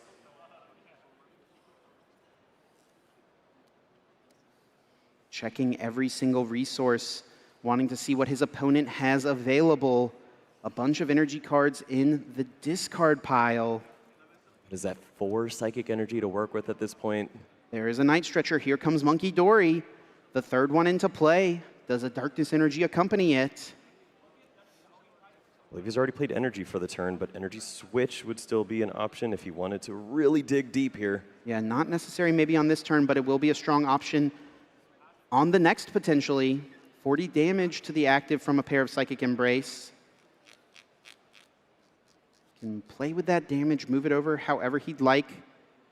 With the Adrenabrain, this is gonna be so close, Kyle. So much to think of here. How do you manipulate this board state specifically to help out? He's got an EX Pokemon in the active spot. Does he feel comfortable leaving this Pokemon here? You just Iono'd your opponent down to 4. Maybe the Drifloon plays aren't all there. It's a risk. He's going to put all the damage onto this Ralts. Riley has already discarded at least 1 rare candy, I believe. We know that both Kirlia were in play. Isaiah takes the 1 prize on the active, sets up some damage onto the Ralts on the bench, takes the KO, puts himself ahead in the prize trade, and Riley is entering turn 2, which could possibly be his final turn. And he'll have to sit back and watch and hope Isaiah does not have it. Now, this is eerily similar to the situation Riley found himself in yesterday in top 4. He was turn 2 of time when Tord Reklev had the game-winning play on turn 3. And he found the crazy pass play that we did not expect, big-brained it out of nowhere. What will he be able to cook up in this situation? Well, he's trying to preserve the hit points as best as possible. Bravery Charm onto the Ralts to save it from Adrenabrain KO. He's got a lot of hit points in the active with the Gardevoir. And now he's just trying to piece together what is the most important thing here. Can you take the knockout? You need to stay in the prize race. This Gardevoir is active. Counter Catcher would help you take 1 prize. Drifloon would help you take 2, but then you're walking into some issues, and this is what you're looking for. Counter Catcher on the Mew. You know it's a problem. 150 is easy to clear up. And this is the Pokemon Isaiah started at the beginning of this game. The only basic Pokemon in his opening hand, a 2-prize Pokemon that will allow Riley to jump ahead here and force Isaiah to find an answer. Iono to play as well. Isaiah only going to have 3 cards. Riley with 4. And it's Boss's Orders that's moved to the bottom of the deck here for Isaiah. That was one pivotal piece here that could have won him the game on turn 3. Riley found the Darkness Energy off of Iono. He can move all of the damage off of this Ralts, and that will mean that Isaiah cannot reach for a KO even with a triple Adrenabrain. There's so much to consider here. Riley has to determine What's the safest line? He's moving the damage. He wants no damage on board, and this is also beautiful. 3 energy stuck on the Gardevoir. Takes the KO. Wait, but there is still 30 on the Ralts. Not quite taking the KO yet. Still thinking through. I think only one Adrenabrain being used. Still has the other one. No, just the KO. Takes out the Mew EX. Riley jumps ahead on prizes. Isaiah needs to take one to tie things up, force Riley to take another turn, or he needs to take 2 this turn to win the game. He has Pheasantipity EX. He has Dark Energy to go along with this, too. How many Psychic Energy can he see in the discard pile? Earthen Vessel will search the deck for 2 energy cards, can find the Darkness Energy. That will mean he has 3 Monkey Dory established. That's 90 damage he can place wherever he would like. There is 90 HP remaining on the benched Ralts. He only has the Psychic Embraces available here.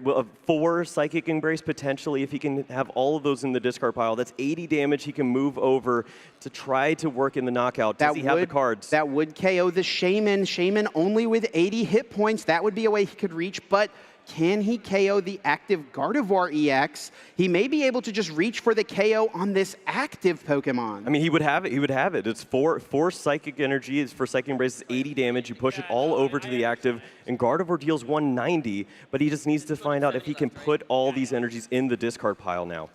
I don't think that's going to be possible. 3 energy are locked up on the benched Gardevoir right now. If he has, 7 in the deck, and he can search out a couple, Pheasantipity might be able to take him the rest of the way.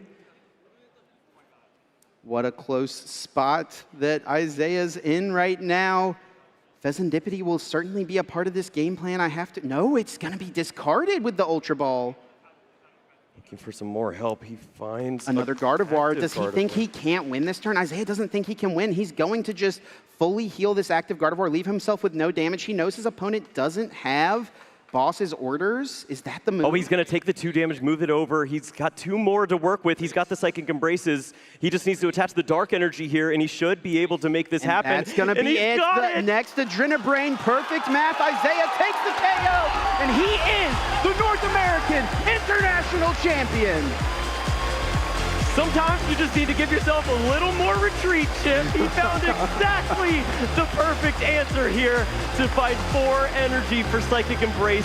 The perfect knockout, not even 10 damage short. And Isaiah Bradner has finally conquered the Masters table here at the North American International Championship. What a puzzle that was to put together on the final turn. Isaiah mapping everything out perfectly. We saw the wheels turning, placing out every single damage counter as perfectly and as precisely as he could.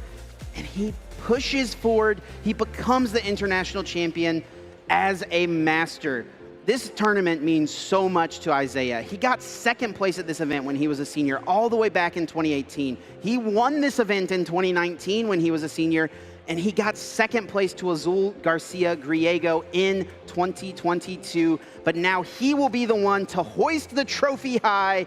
He is an international champion. And let's give all the praise we can to Riley McKay. That was a phenomenal game there. We saw an amazing match, and he has definitely earned a name for himself here. He put on a great performance in the top 4 and almost won just as good here in the finals. A great match between 2 amazing players. We couldn't ask for anything more.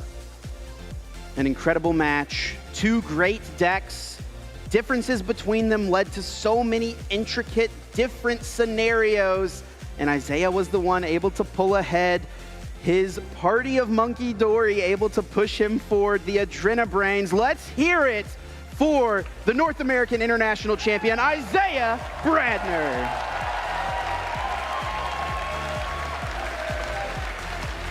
It's been a long time coming. We're here on the main stage at the biggest tournament that our side of the planet has ever seen. And it is won by the one and only Isaiah Bradner!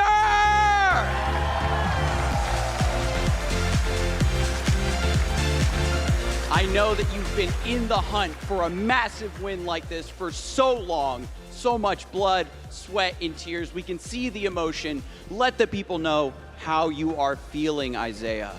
I'm just feeling blessed. I mean, no other words. I think I don't think I played my best in those games, especially the last two. I'm not really sure where I went wrong, but I sat there at the table as I was waiting for time to get called, hopefully on his turn. I usually wear a watch. I forgot my watch. I didn't have a watch, so I didn't know when time was. And I was trying to peek at his watch so I could see how much time was left, because I had no clue. And so I was playing, and I was waiting on his turn, and then when time got called, I knew I had an advantage, but then I was killing myself on my last turn. I didn't create damage on my board the previous turn because I was worried about, I don't know, maybe something would die, but it was like really bad. I almost lost the game. I had to get lucky off that last Iono, and I did. So I'm feeling, extremely blessed, like I said earlier. Been thinking a lot this week about how lucky I am to be here, lucky I am to have, my family, my friends, and I was thinking on Thursday, I was just so happy to be able to play Pokemon with such great people. Be able to win this tournament, it's just couldn't be happier. Yeah, and there's a lot of great people here in the crowd, here to support you. I don't think that there's anybody here who doesn't think you deserve this win. Absolutely amazing. You hung in there through thick and thin, and I'm just so happy for you, my friend.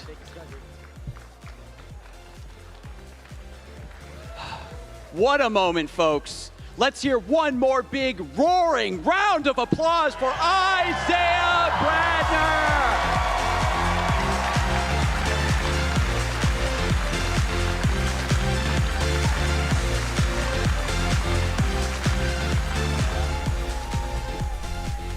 What a match that was. Congratulations to Isaiah Bradner and finally finishing that story, getting the big win at NAIC. What an event for him, and what an event it was for all of us. Kyle Pukasukovic here, joined by Chip, Kyle, and Alex. Chip, how are you feeling after that one? An incredible game, for sure. I mean, Isaiah is someone who has been respected by his peers as someone who is one of the greats in the game. He's just come up short so many times when it comes to getting the final win. Now, he won in Stockholm. That was a huge monkey off his back. But this one, I mean, this carries so much more weight. Yeah, it seems fitting that he'd find some extra monkeys to help him now in this sense. Unintentional pun. Yeah, now, Alex, we were watching that match. We weren't sure who was going to win in that last one. What do you credit this victory to? Is it really just the monkey Dory? Is that the big advantage for Isaiah? Yeah, absolutely. I mean, you just talk about that testing group, the whole group of friends coming together, refining that list to be perfect for a tournament like this. I've been there when he has been a bridesmaid before, right? Yes. So it's incredible to see him finally overcome it. I saw him in Stockholm do it, and then got to see him again do it here and international championships. Yeah, well, let's take a look at the bracket and how Isaiah was able to fight his way to become champion at this event. It was a long road. There were 15 players making it to our top cut. Ray Chen was the top seed. The Toad's Cruel EX player was the only one who got a pass into the top 8, and it was a tough road ahead for Isaiah. Had to go through Ryan Antonucci, Piper Lapine, and then Greg, who hadn't lost a match after starting 0-1 and 2. And then, yeah, just a nerve-wracking one in the finals. I mean, this is just an incredible run. Kyle, is there anything else you take away from this, looking back at this bracket, as as we think about this event a few years from now? What's going to stand out to you? I mean, it seemed like the scriptwriters wanted the Tord versus Isaiah finals. Yeah. We had them both on the far ends of the bracket, but look at the names that we have in this top 15 asymmetric cut. These are some unbelievable players that we have. Yerko Valencia, Piper Lapine, John Eng, Nathan Ginsburg. I mean, we're talking about some amazing players. Makani Duran and Tord Reklev too, Ray Chen. This was an unbelievable set that we had, and it culminated into a really great tournament for us. We had Tord Reklev, who seemingly was going to make it to another final table, but Riley said, I don't believe the script writers. I'm going to make my own story, and he gave us one of the best plays we've ever seen in a long time. Yeah, I think Isaiah had arguably the toughest path to the finals. Of course, Riley had to go through Tord. That's a massive mountain to climb, but I mean, Ryan Antonucci, a top-tier player, Piper Lapine, one of the best in the game as well. And Greg, like you mentioned, Puka, had not lost a single game, but Isaiah is the one who's able to stand above the rest. I mean, the other takeaway from this is the fact that Gardevoir EX was once again in the finals, right? Not just one, but it was a mirror match. It doesn't go away. It had that big target on its back with the Marnie's Grimmsnarl EX, which Isaiah did overcome with Piper Lapine piloting it in that top 8 match. So it's just incredible to see how it's continuing to adapt, continuing to still just take over the meta in reality. Yeah, let's remember before the event, there was some talk of, is this finally the point where Gardevoir falls off? The Marnie's Grimmsnarl EX deck got introduced to the standard format metagame at this event, and we did see one there with Piper in the top 8, but a lot of the top players just said, no, Gardevoir is still pretty good. Why wouldn't I just keep playing this? And the margins can be so tight at these tournaments. We've talked about it already, but in that top 8 match, Isaiah versus Piper, their first game was over in about 10 seconds. Piper got her only Pokemon, a Badoo, KO'd on Isaiah's very first turn from a slapped from a roaring, from that Scream Tail in Isaiah's deck. The perfect scenario. I mean, and if that doesn't happen, who knows, right? If Piper maybe is the one who goes second, she's able to play a supporter, she's able to set up. Maybe she's the one who finds herself in the finals. These margins are so close, but Isaiah was the one who was able to navigate it perfectly to get to this point. Yeah, and looking at this top 8 once again, there were 3 Gardevoir decks in the top 4. Pretty top-heavy finishes, but if you look at the rest of the top 8, there's lots of different decks going on. Kyle, what are you taking away from this event as we move forward towards the World Championships? It's exciting to think of what could happen at the World Championships. We're not that far away from that tournament, and it gives a lot of players time. We can sit there and condense, think about what could happen over the next 6 to 8 weeks for these players. And they've got a lot of information to take in. En's Toolbox was in there. I mean, there's anything that could happen. You could grab any of these different decks and have success, and a lot of players showed that here and now. It does make me a little sad that we're not going to see an evolution of this format. World Championships will have a couple of new expansions legal with the Black Bolt and White Flare, yeah. a partner expansion there. So that's going to add a little bit of change into the mix. I think players will still take a lot of note from what happened this weekend, though. Yeah, absolutely. Now, looking at this event, I mean, this is a massive tournament, right? What, like 3,700 more players? I can't count that high. There's just a lot of people in this event, and this has been a pretty consistent trend for NAIC. It's the biggest tournament. There's tons and tons of people, and yet at the end of the day, we typically see top pros winning the event. You might think at some point somebody unknown would break through and win this tournament, but it's mostly been, established pro players. Hey, Alex, what do you attribute that to? How do these pros manage to fight their way through the largest fields in the game? I mean, these players have been so used to having to fight through different metas, different new sets that come out. They get that level of consistency. They know how certain cards, certain tweaks that need to be made actually come to the really top of the decks. I mean, just watching Tord pilot the slower Dragapult, which is something that a lot of people maybe kind of written off, right? All the way to a top 4 finish. Wasn't even too far from making it that sort of quote-unquote dream Isaiah Bradner, Tord Rector final. But it's one of those little things where we start to see a lot of these players just, with that level of consistency, just pull through. Yeah, well, thanks for the quick chat. Wow, what an event it has been, and I think it's time to crown some champions. Let's head back over to the stage. Thank you so much. It's been a long event here, but now it is time.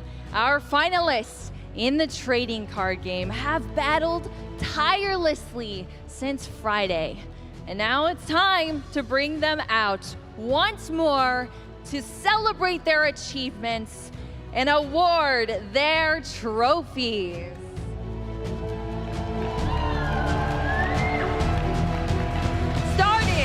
With our junior division, let's congratulate our trading card game junior finalist, Kenji Ono!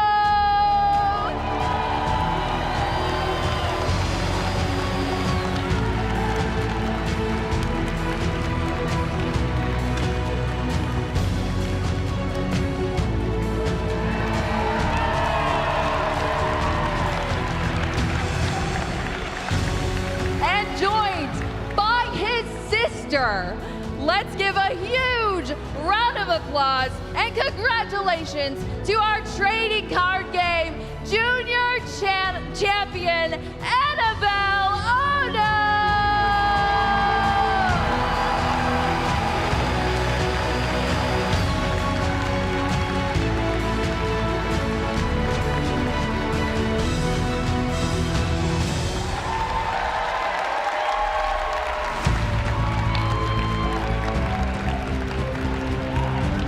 Next, in our senior division, let's give a huge congratulations to our trading card game finalist, Omar Cortez!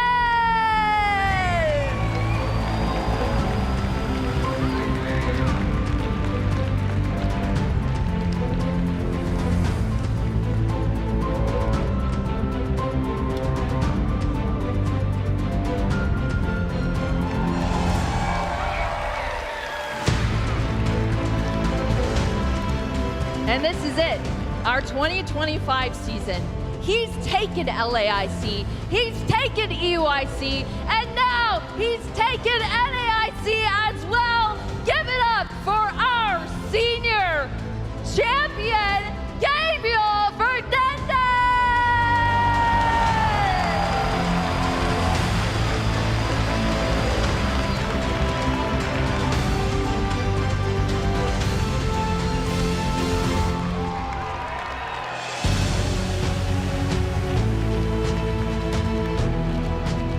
Finally, in our Masters division, let's hear it for our Pokemon trading card game Masters finalist, Riley McKay!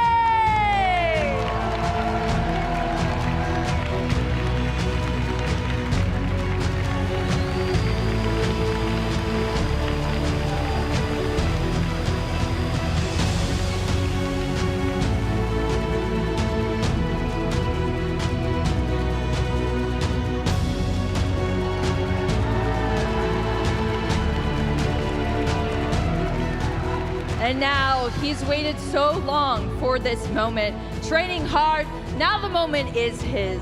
Let's welcome to the stage and a huge round of applause for our trading card game Masters champion, Isaiah Brandon!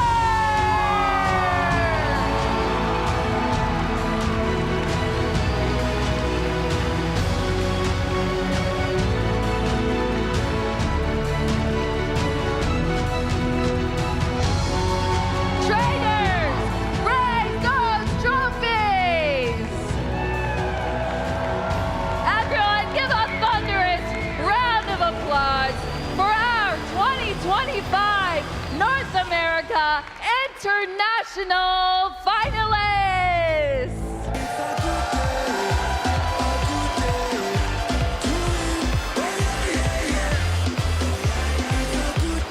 It's been an amazing journey celebrating all of these talented trainers, but we're not done yet. It's time to round out our championship Sunday with our next lineup, Pokemon Scarlet and Pokemon Violet. Who's ready for that?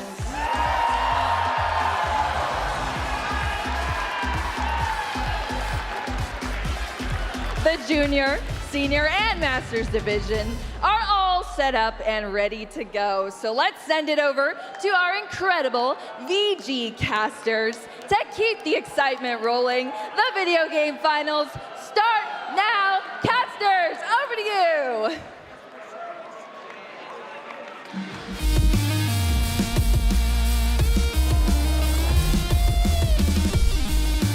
That's right, Shelby. It is time for the video game champions to be crowned here in New Orleans, Louisiana.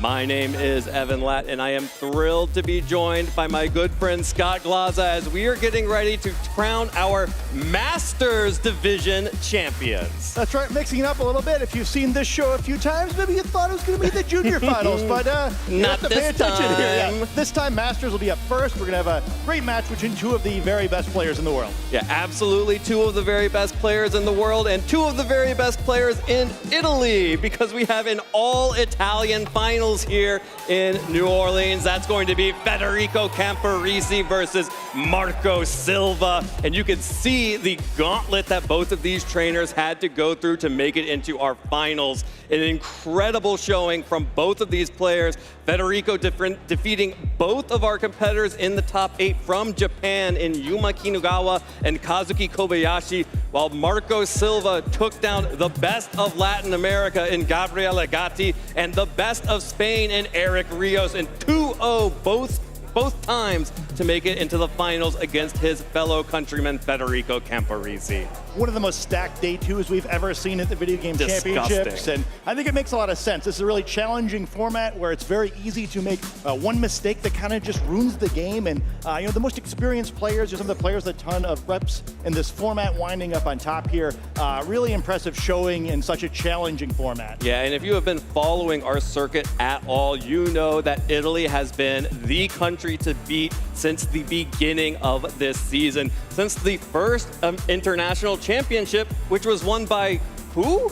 Oh, is that Marco Silva? He won a championship already? And here he is. I guess it's been kind of a weekend of repeat champions. We saw the trading card game and in Pokemon UNITE, and hey, maybe we'll see it here again in the Video Game Championship. Yeah, Marco Silva, having won that Latin American International Championship in Sao Paulo last year at the start of the season, became the first ever competitor in the Video Game Championships in the Masters division to win 3 international championships ever. Now he has a chance of winning 2 in just 1 season alone. Incredible season coming out from Marco. Yeah, I think kind of the result of this matchup irrelevant. Probably already put himself in the position as the best player who's not won a world championships in the history of the program. And I'll be excited to see if he can get another international championship here. And his opponent's quite decorated too. I think both of these players very firmly in the conversation for the best active players. Absolutely. Federico Camporisi, let's not forget, had an incredibly storied career in the senior division before aging up into the Masters, where in 2023, he became the first Italian player in about 10 years to make it into the top 4 of the World Championships. Of course, that then kicked off the start of Italian dominance with, of course, roommate and friend Luca Cerabelli becoming the defending world champion last year, and of course, Marco's increased dominance over the course of this season. Yeah, Italy's been incredible, and I think kind of just Europe in general, right? There's always that fun rivalry between North America and Europe, but going into the World Championships, pretty clear for now that Europe's a step ahead. Yeah, what rivalry right now, right? We didn't have a single North American in the top 8 of the North America International Championships. So rivalry or just hopeful, like optimistic wishes, who could say at this point? And it's an important practice tournament for all players as well, where I think probably going to need a lot of lessons from what teams, what players went deep in this one. And I think probably a lot of players putting in a few extra reps of practice before the World Championships after the way the North American International Championships have played out so far. Absolutely, and I know both of our competitors today in Federico and Marco are viewing this tournament as practice for the World Championships. Both competitors have, of course, already pre-locked their World Championships invite before the tournament even began, also locking their travel awards. So there is very little in terms of the big questions of who's going to win this and what the pressures are here. Of course, there is still a $10,000 difference in the prizing. First place getting 15 or actually I believe it's only 5,000, 15 and 10,000 between the two of them. But then, of course, there is the title of international champion, which I know, Marco has had them before. He always wants to get a little bit better, but Federico is still chasing that first international championships, having come really close twice in the seniors division, finishing in the second place position each time, but now has another shot to finally get the championship for himself. Yeah, it's a huge opportunity for both of these trainers. Contrary to how Marco is making it look, it is so hard to get back here. It's a great opportunity in the finals. We see so many players who are like, oh, well, they lose in the international championship finals. Like, well, they'll probably be back. And for some of them, it just doesn't happen, right? Even if they keep playing at a super high level, even if they keep getting to day 2 to the top cut, it just takes one round going wrong. And when you're this close, you don't want to let that opportunity slip through your fingers. Yeah, absolutely not. And that is going to be on the minds of both of our competitors. Let's get right into it. We've got them ready at the bit to get into this battle. Here are our competitors, Federico Camporisi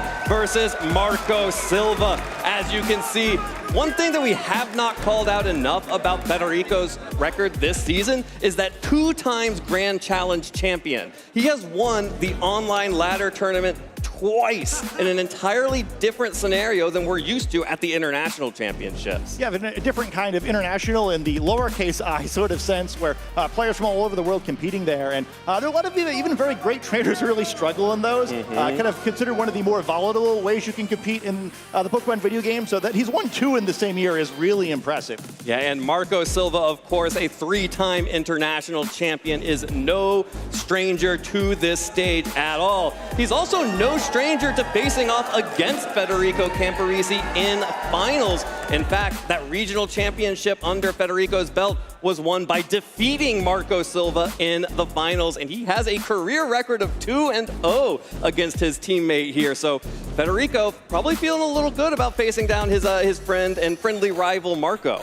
Well, he'll be doing it using a lot of Pokemon. We've seen a bit of over the course of this weekend. I guess the restricted Pokemon there, one thing to call out with the Lunala and the Miraidon, a little lower usage than some of the other combinations we've seen, but has definitely been considered to be very powerful. And that Lunala in particular, we don't see as frequently, but looked very good in the other top cut matches, was kind of the pivotal Pokemon last round. So I'll have to see what it does in the finals. Absolutely, and this is a very much a throwback team from Federico. It is basically the same 6 that he has been running since the start of Regulation I, our current regulation in the video game championships here. And you can see that in some of these choices. Whimsicott and Ursaluna have both fallen off a little bit, and especially in that choice band Urshifu that was really popular early on. A lot of NA players decided they didn't like choice band and then dropped it, and maybe they shouldn't have.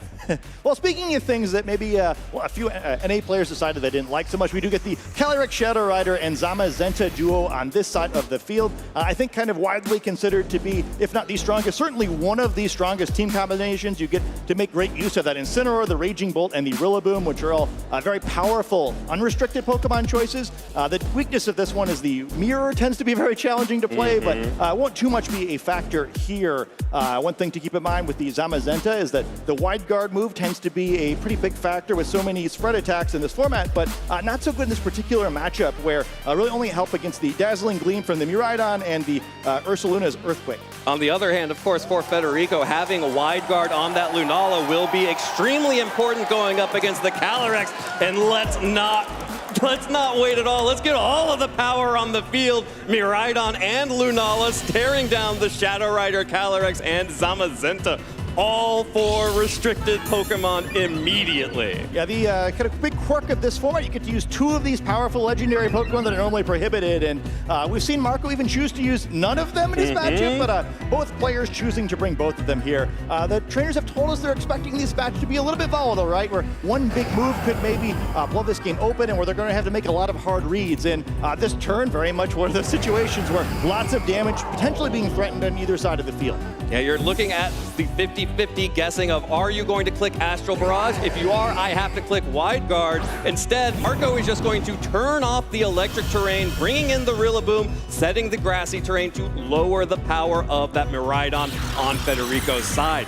There is the Wide Guard coming out from Lunala, but that's not going to do nothing for you this time around. This Electro Drift, though, will deal good damage to the Zamazenta, but the grassy terrain dramatically reducing the amount of damage that Zamazenta takes there, and it can fire right back with a Body Press, doing just a little bit more in terms of percentage.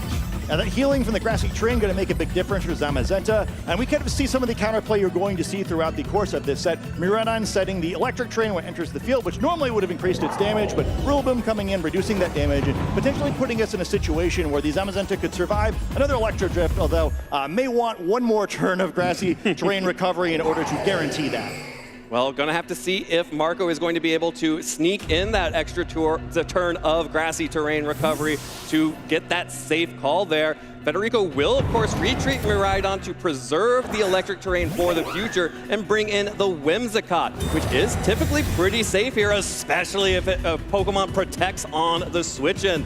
Moongeist Beam from Lunala will whiff into the Protect, meaning that the Zamazenta is not going to take any additional damage here, while Rillaboom, of course, it's time to reposition. Yeah, the cat and mouse game of the train game. Murata leaving the battlefield so it could try to come back in later, set its electric train back up, but Marco says, not so fast. I'm going to get Rillaboom out of battle. I'm going to get some easy damage down. I'm going to be able to threaten that Rillaboom switch in when Murata comes back in later. Very important for both trainers to try to keep the train in their advantage because Murata will do a huge amount of damage to any of the Pokemon on this team if it's able to swing away while the electric train is active. This Whimsicott, though, is extremely threatening on Federico's side because the Zamazenta went for the Protect. It is under threat of Encore, and Federico also has the option of just going for a Tailwind to make every Pokemon on his side of the field faster than Marco's. Marco will bring out the Ogerpon, one of the best ways of avoiding that Encore trap. Yeah, another fun situation. This Ogerpon could do a lot of interesting things. The threat of Follow Me makes it a little bit harder to click that Encore button, and if it wanted to, it could do a bunch of damage here, potentially either knocking out a Whimsicott or at least breaking the Shadow Shield of this Lunala. Of course, the danger of that is if you do knock out the Whimsicott, it uses a Tailwind, maybe you wind up in a situation where your opponent gets a bunch of momentum, getting the full turns of the Tailwind to try to take advantage, and also props for that Whimsicott at all. Typically, when you see it, usually used in the front, so having it back there may have been a little unexpected. Yeah, back Whimsicott is not something we are used to seeing at all, but here is the Tailwind making the Lunala the fastest thing on the field, and that's a Moongeist beam going straight into the Ogerpon, but Marco did not fall for the Encore trap. Just going to go ahead and break the Shadow Shield on Lunala with that heavy slam, while Ivy Cudgel will pick up that easy KO on Whimsicott and give Marco Silva an early Pokemon lead. But this does mean that Federico is going to be able to get a free switch in and maximize the turns of this Tailwind. So that could speed up this battle a little bit. We do see, it's Urshifu coming in. So perhaps feel like, okay, I don't want to send Miraidon in right away, kind of create a situation where there's an obvious Rillaboom switch on the other side to slow down my Trick Room. Instead, Urshifu going to try to get some damage here, potentially threatening a ton of damage of both of these Pokemon. Particularly good also in this Tailwind where it's the shorter duration speed control effect. So normally you'd like to maybe use some Protects, try to slow it down, but Urshifu's Unseen Fist ability allows it to attack through those Protects, keep the pressure on, and try to make the most out of the 3 turns of Tailwind that Federico has to take advantage of here. All right, and Federico showing lots of respect to Marco for the threat of Grassy Glide, which is on this Hearthflame Ogerpon. Marco could opt at any moment switch in the Rillaboom or just use the existing grassy terrain to get the priority on the Grassy Glide onto this Urshifu, but using that Terrestrialization, turning it into a Ghost type means that it will no longer take super effective damage, and should this Zamazenta survive this double up, would not be able to deal any damage with a Body Press. There's the Grassy Glide dealing a little bit of damage into that terrestrialized Urshifu. Here are the Surging Strikes, 1, 2, and 3. Not quite enough to pick up the KO onto Zamazenta. But fortunately, it is not just the Urshifu on the field. Lunala is right here to help its buddy out and pick up that KO, bringing our count even. That's one big restricted Pokemon down, and also helps kind of create a situation for Federico here where maybe he can get closer to his desired endgame. I think whichever Pokemon, or whichever player falls down to 2 Pokemon first could be at a pretty significant disadvantage, because then the other side's more likely to gain control of the terrain, and there's 2 turns remaining in that Tailwind now. I think that's also another key factor here. Not going to be any way to reset the Tailwind, Whimsicott having been defeated so quickly, so Marco perhaps going to work toward a situation where Calyrex can close the game later, but it's coming out right now. Well, the one thing that Calyrex has right now that Rillaboom doesn't is the ability to protect and start stalling out some of these turns of Tailwind, or at least threaten the ability to protect. Yeah, sort of a very interesting decision now for this Urshifu, where which of these Pokemon do you want to try to target? You don't want to guess wrong. Lunala, unlike Urshifu, does have to worry about attacking into a Protect, and hey, you know, the other direction, both these Pokemon are now weak to Astral Barrage, so the Wide Guard becomes very tempting. You know, maybe every option is available here where I think either Pokemon could feasibly switch out, could feasibly Protect. We'll have to see what call these players are making. They told us this is going to be a matchup that was very based on making the right calls, and here's a really critical one in Game 1. Yeah, I think we're about to see some of that volatility right away. Terrestrialization used for the Calyrex on Marco Silva's side. Ogerpon says, look at me, I want to take these Surging Strikes, and it will only take 2 to knock that Pokemon out. But now, the Calyrex is a Dark type, meaning that it will take resisted damage from any Ghost type attacks from the Lunala. Lunala does have the option of going for the Moonblast as well instead of the Moongeist Beam, and that's exactly what Federico calls, and that's exactly what Federico gets, and is never punished. Psychic into the Urshifu will pick up the KO on that Pokemon, meaning that Marco will be able to protect the Calyrex next turn. That is a huge Pokemon off the field, and now both players are down to their final 2 Pokemon, and the way this works out, that means Marco will have terrain control. Yeah, and that could make a big difference. This Calyrex pretty low in HP. Lots of advantages as well. It's not just the opportunity to protect now, but Rillaboom going to come out here and threaten a fake out into that Miraidon slot. With the Choice Specs item, it doesn't have the ability to protect itself. So if he wants to, could try to pick up a knockout here, but also still in danger of being attacked by that Lunala. Going to have to play probably a little bit conservatively for this final turn.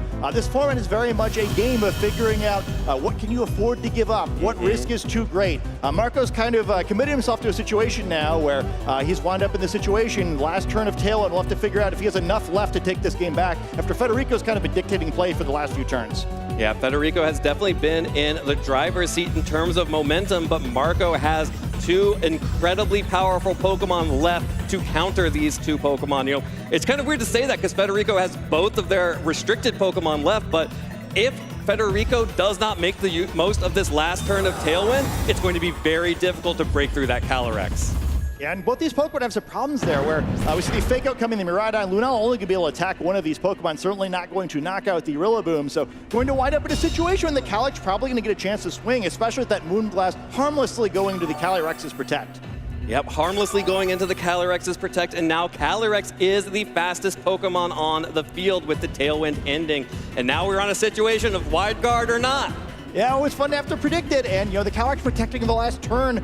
Sometimes you just want to protect the Wide Guard here, but going to have to make a read. Also keep on, you mentioned the Grassy Glide from the Ogerpon before, but Rillaboom can do that too. So even though it's naturally the slowest Pokemon on the field, has the option of attacking first, although we'll have to see if anything's weakened enough for that to be relevant. Here's the Wide Guard. Did Marco go for it or just the single target? The Astral Barrage! Federico gets it right! No damage to either the Miraidon or the Lunala from that Astral Barrage. Can this Rillaboom make anything happen? There was no Dazzling Gleam, or there was no Grassy Glide. Dazzling Gleam picks up the KO onto Calyrex, and Rillaboom takes a little bit of a chunk. But this is going to be so hard for the Great Ape to break through. Miraidon, even though it's at such low health, will go down to this Wood Hammer, and the Lunala, however, has that Electric Seed boost to stall out this Rillaboom. Yeah, I kind of see a big difference there. What could have happened the last 2 turns? We saw the Fake Out going to the Miraidon slot. Perhaps if Rillaboom had gone for that knockout, we're in a very different situation here. But Federico just kind of half a turn ahead, and Rillaboom's going to take this attack very well with its Assault Vest, but still hasn't broken the Shadow Shield on the Lunala. It might be just a little bit too weak. This is still going to hurt, but kind of a piddly amount of damage there. Might still need 2 more Wood Hammers, and the Grassy Terrain's going to heal both of these Pokemon. But with Lunala dealing so much more damage, Marco could be in a situation where he's in danger of losing to Federico for a 3rd time in a row. Well, there's another Moongeist Beam. Not enough to pick up the KO onto Rillaboom, but Rillaboom will do it himself with the Wood Hammer. That's big damage onto Lunala. There's the recoil from the Wood Hammer. Rillaboom goes down. Federico Camporisi takes game 1 over Marco Silva. An excellent first game here, and I think the fun of it is, well, this could still go either way, right? Oh, yeah. As they told us, that game could have gone either way very feasibly. Federico, the one making the right plays there, able to get just enough advantage of that Tailwind. Great job by him getting that Whimsicott in safely, setting the Tailwind, getting the Sacrifice on a great turn, and was able to do a great job of taking advantage there. If he'd been kind of just 1 turn slower on how he did things, I think Marco would have been able to play that one in a way that would have allowed him to turn around, but knocked out the Calyrex just in time. Absolutely, and I love how calm and composed Federico played this game. I had a chance to talk to him before this match began and talk to him about what the difference is between playing this International Championship Finals versus the other 2 that he played as a senior. And the biggest thing he told me was that when he was a senior, he felt like he was playing against people that were worse than him. Now he is finally playing against someone that he feels is better than him, so he doesn't feel that extreme pressure and expectation that he has to win this match, and he played like it. Yeah, absolutely, and he kind of played like he knew what Marco was going to do a little bit there. You know, we kind of seen some matches over the course of this weekend where players kind of guessed wrong at the way their opponents were thinking, but both these trainers know how good their opponent is, and they can kind of make plays knowing that both sides are considering all of the viable options that they could make. All right, here we go into game 2. Federico leading the Lunala and the Incineroar. Maybe a little bit of a taunt. Don't forget that you can download Wolfie Glick's Incineroar NAIC 25 Cone Parish. You can use that in your own switch back home up against the Zamazenta and the Rillaboom for Marco. Yeah, not just a taunt, but also worth keeping in mind here, but this shows a very different hand for Federico. Incineroar didn't appear in that first game, and neither did the Ursaluna, so perhaps showing a slower option here, but you know, the Miraidon going to make that a little bit trickier, right? Well, is that what you're actually doing? Because now he's the one who has the fastest Pokemon on the field, even though he started out with Incineroar, who's the slowest. Yeah, and unlike game 1, now there is terrain control for Federico. That body press, though, did a lot of damage to Miraidon on the switch in. That's a lot of damage on your restricted Pokemon just to get in position. And Rillaboom, though, will continue to pivot out. U-turn will break the Shadow Shield for now. Of course, should Rillaboom come back in, it will heal right back up there. It's sort of an ironic version of winning the terrain there, where Lunala would probably have appreciated one more turn of the grassy terrain, but it does give us a situation here where the Miraidon is really threatening. Assuming Federico is going for more a Trick Room-oriented setup, it's these two Pokemon who started on the field that are very important to remove. The Rillaboom very threatening to the Ursaluna in the back, where both has a natural type advantage and also can potentially use its Grassy Glide to get advantage of the priority, as well as this Zamazenta just sort of being a problem here with the Wide Guard, but we're going to see the Calyrex come in, so for now we're going quick, just like at the beginning of game 1. Well, Wide Guard is so risky here because Marco only needs a Psychic into that Miraidon to pick up the KO, but there it is, Wide Guard. Federico thinks that Marco will be going for the Astral Barrage here, and he gets it right again! Federico knows exactly what Marco is thinking every time. No damage to the Lunala, no damage to the Miraidon, and that means Miraidon gets to swing this Electro Drift for free with the electric terrain into Calyrex. Ring the bell, one-hit KO for Calyrex. Oh, that's a huge knockout. No Focus Sash here with the Life Orb. Calyrex going down, not doing any damage in game 2. That body press, though, will trade right back, so Miraidon gets the Calyrex off the field, and you know what, Miraidon, you did your duty. You can rest proud here. And now we see the Ursaluna in the back. There is the option for the Trick Room mode. Oh, it's going to come out right now. Very interesting situation here where, again, this is a format about sacrificing the right thing at the right time. Calyrex, such a powerful Pokemon, you hate to see it go down early, but you have Trick Room were to go up, it's not very effective, right? It's just kind of going to be there to be a sacrifice. So, hey, you know, maybe this doesn't look as bad as it looks. It's the Incineroar coming on the outside of the field. So both trainers feel like, hey, you know, Incineroar is pretty good. Maybe I should use that one. Great Pokemon to catch this Ursaluna as well. Gets that Intimidate down onto that Pokemon, which just isn't going to be able to do enough damage until the Flame Orb activates. Yeah, Incineroar's got a lot to do on this turn as well. I could try to go for a Fake Out on the Ursaluna, but as we're seeing here, it has the option of Terastallizing to dodge that Fake Out. And part of the reason Rillaboom probably didn't come out there is to avoid activating a grassy terrain. That Shadow Shield's still not available for Lunala, so if Incineroar is able to get a hold of it, it could do a ton of damage. Maybe trade the restricted Pokemon back. Yeah, you got two incredible targets for a knockoff here from that Incineroar as well. Either getting rid of the Flame Orb on the Ursaluna or just dealing so much damage to that Lunala, 4 times super effective damage to that Pokemon.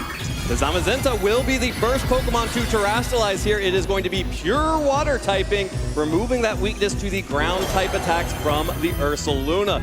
Maybe a little bit of a hint about Marco's targeting there if he's not that worried about that. Yeah, this is a super high value Terastallizing potentially for this Ursaluna as well. It does have to be careful for the dark type attack from Incineroar, but on the flip side now, immune to a body press and immune to a fake out. Immune to body press, immune to fake out, now weak to knockoff. Here's the heavy slam from Zamazenta into Lunala, going to break a little bit of the damage in the knockoff. It's enough! The heavy slam plus the knockoff, a critical hit, knocks out the Lunala, and Marco is right back in this. This Ursaluna, though, still has something to say. It's gonna fire off a headlong rush into the Incineroar, and it hangs on. Oh, it's not enough, and that's a big deal. Now that Federico's down to 2 Pokemon, Incineroar's going to have to come out here, only going to have 1 more Intimidate. There's some options on Marco's side of the field, right? A little dangerous to try to rotate too much, but with that Incineroar currently on the field, you can get in and out of battle. It seemed to be very effective against both of these Pokemon. Only physical attackers remaining on Federico's side of the field. Yeah, and this Zamazenta will easily be able to pick up a KO on that Incineroar with a body press of its own, which means that Federico either has to trade the Incineroar for damage onto Marco's Incineroar or Rillaboom, or go for the fake out and leave up that slot open. But Marco is going to go ahead and switch out the Incineroar, wants to make sure that he can get a second Intimidate down. Regardless, that means Rillaboom is now out on the field. The grassy terrain is back out on the field, so all of these Pokemon are going to start healing right back up, and Marco protects the Zamazenta. Not going to take any damage this turn, not going to be flinched by the fake out, but that's all right for Federico. All he wants is a big damage, but the Facade also targeting into the Zamazenta, so Rillaboom gets in for free, and that means Marco is in such a good position here to cycle these Intimidates. Yeah, devastating position. A lot of great options for Marco's side of the field. You also can kind of just trade attacks here if you want to. Incineroar now just being pinned by the body press, a Wood Hammer potentially going to the other slot. Federico realized, like, hey, like, there is no way I'm winning this one, and we're going to see a Game 3 in the Masters Finals. Game 3 for our Masters Division Finals in North America. This is what everyone wanted to see, and I could not be more excited to be going into this Game 3. Marco playing so well there, got the critical hit, which was very important on that turn, but then made the most of it, immediately locked Federico out of that game. Yeah, don't forget, the Electric Seed is the item on the Lunala, so the critical hit matters. They're avoiding a boosted stage of defense, but an excellent game. And I think we kind of have seen over the course of these first 2 games kind of what both these trainers are good at. Federico's really made some great reads. It seems like he's been a step ahead largely on predicting what Marco will do, but I think Marco's maybe the best odds manager in Pokemon, doing a great job of avoiding getting in situations where even if he gets the call wrong, he loses the game, has enough resources, and you kind of see at the end there just checkmate, right? Where, well, lost his restricted Pokemon early, looked really bad, but Calyrex wasn't the key Pokemon in this matchup. Yeah, absolutely. The Zamazenta was so critical, and preserving the ability to switch in and out with the Rillaboom and the Incineroar, especially because Federico showed that he went for the Trick Room mode here. These Intimidates were huge, meant that Incineroar stayed on the field for much longer than anyone expected. And Marco Silva is now 1 game away from winning 2 international championships in 1 season and his 4th title overall.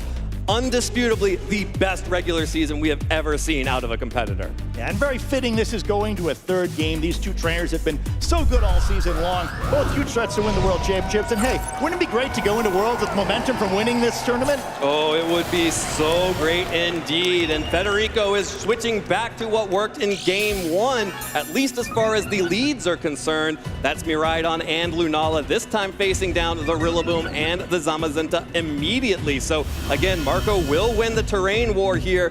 Rillaboom is able to set that up and already immediately has fake out pressure on Miraidon. Yeah, the deviation from the first game is Rillaboom's out here instead of the Calyrex. I do thanks to Marco's advantage, able to kind of keep a step ahead here.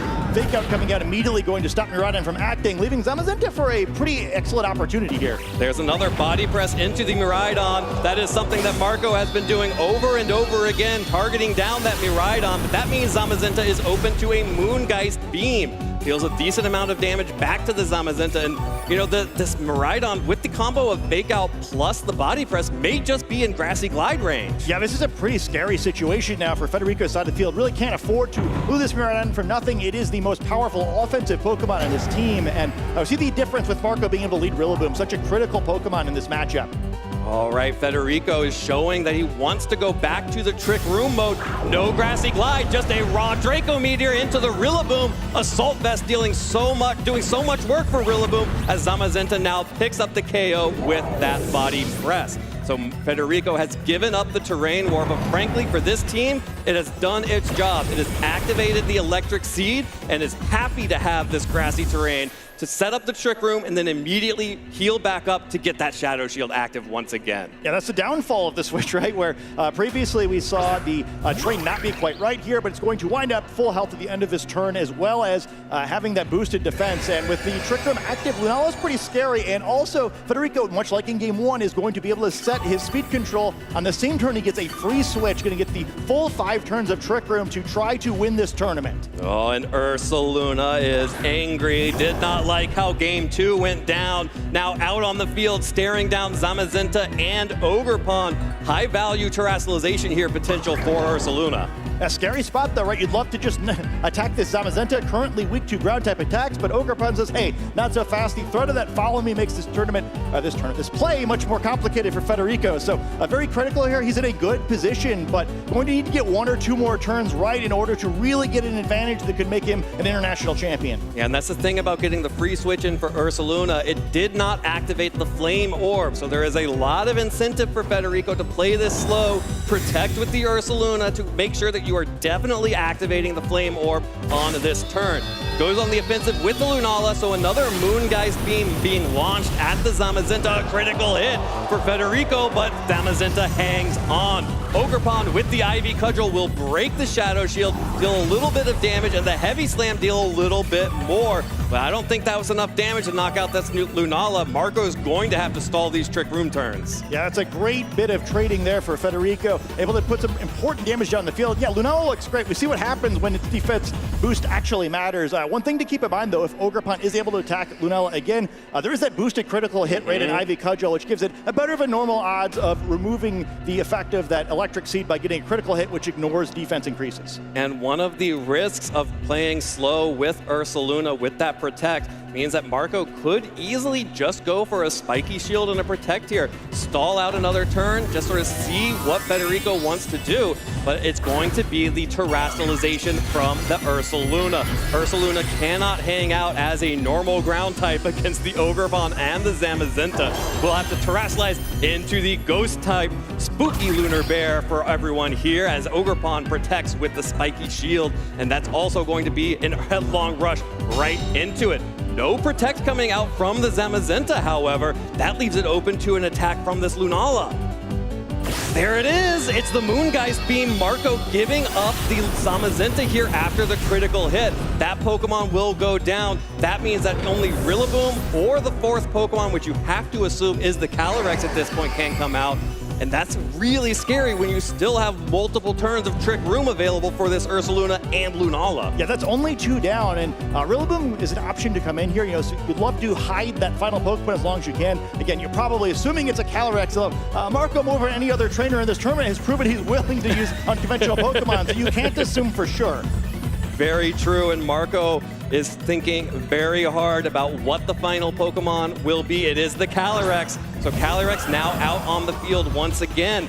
Again, is able to protect, but unlike the other times we've been seeing the Calyrex, it is the slowest thing on the field and is immediately threatened by both of these Pokemon. Yeah, pretty awkward bit of type matchups here as well, but the advantage is the Terrestrialization hasn't been used in the side of the field. You know, maybe you could go for a big follow me and a Terrestrialization trying to get around these attacks, but it's a tough spot for Marco now. He doesn't get in a situation where not only can he survive the Trick Room, but get in a situation where he actually wins if he survives it. He's better than maybe anyone at the world at surviving these disadvantaged situations, but one more turn wrong is probably going to end this one. Can Marco Silva find his way out of this? 2 turns remaining of Trick Room. Ogerpon is retreating. That means that there will be no follow me coming out from that Pokemon. Instead, Rillaboom back out on the field, and Calyrex just goes for the protect. That means that there will be no damage coming out from this Ursaluna or this Lunala that did go for the wide guard here. But now, an even trickier situation for Marco. Have to imagine the only option here is to try to switch out that Calyrex and try to win with just the Calyrex in the back. Yeah, not such a bad turn though, right? At least gets through one more turn of this. Fortunately, Rillaboom coming in here normally so good against Trick Room, but now facing down 2 Ghost-type Pokemon. That Fake Out's completely useless. Completely useless, and they are both healthy, and the grassy terrain has expired. That means there is not even an option to go for a grassy glide here. This Calyrex now is vulnerable. You could either go for a double protect or a switch, but if you do, without doing either of those, you are leaving that Pokemon open to an attack from the Ursaluna or the Lunala. The grassy terrain also could matter here because normally would have been reducing the damage of that Earthquake, right? Yeah. Where suddenly it's also getting a little bit scarier here.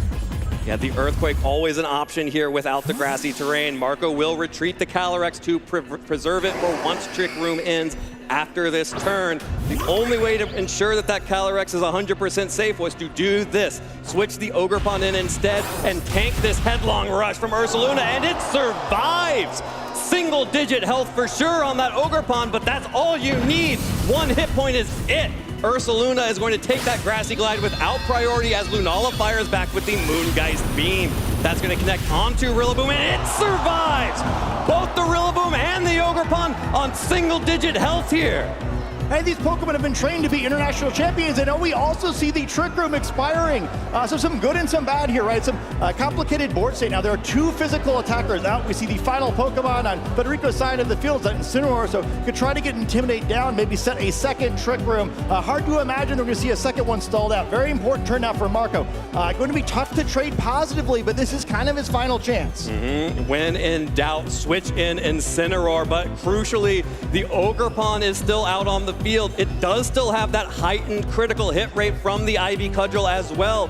Marco is not out of this just yet. There is still the possibility to prevent this Trick Room. Here comes the Incineroar. It's going to get the Intimidate down onto both the Rillaboom and the Ogerpon here. Huge nerf to both of these Pokemon's physical attack, and they're going to need every ounce of strength they have to make that happen. Spiky Shield from the Ogerpon not going on the effect at all. Instead, the Woodhammer from Rillaboom connects onto the Incineroar, deals just a little bit of damage, and will knock itself out with the recoil once again. That's going to offer a free switch in for the Calyrex, but at what cost? The cost is Trick Room. It means giving up your entire speed advantage for the rest of the game.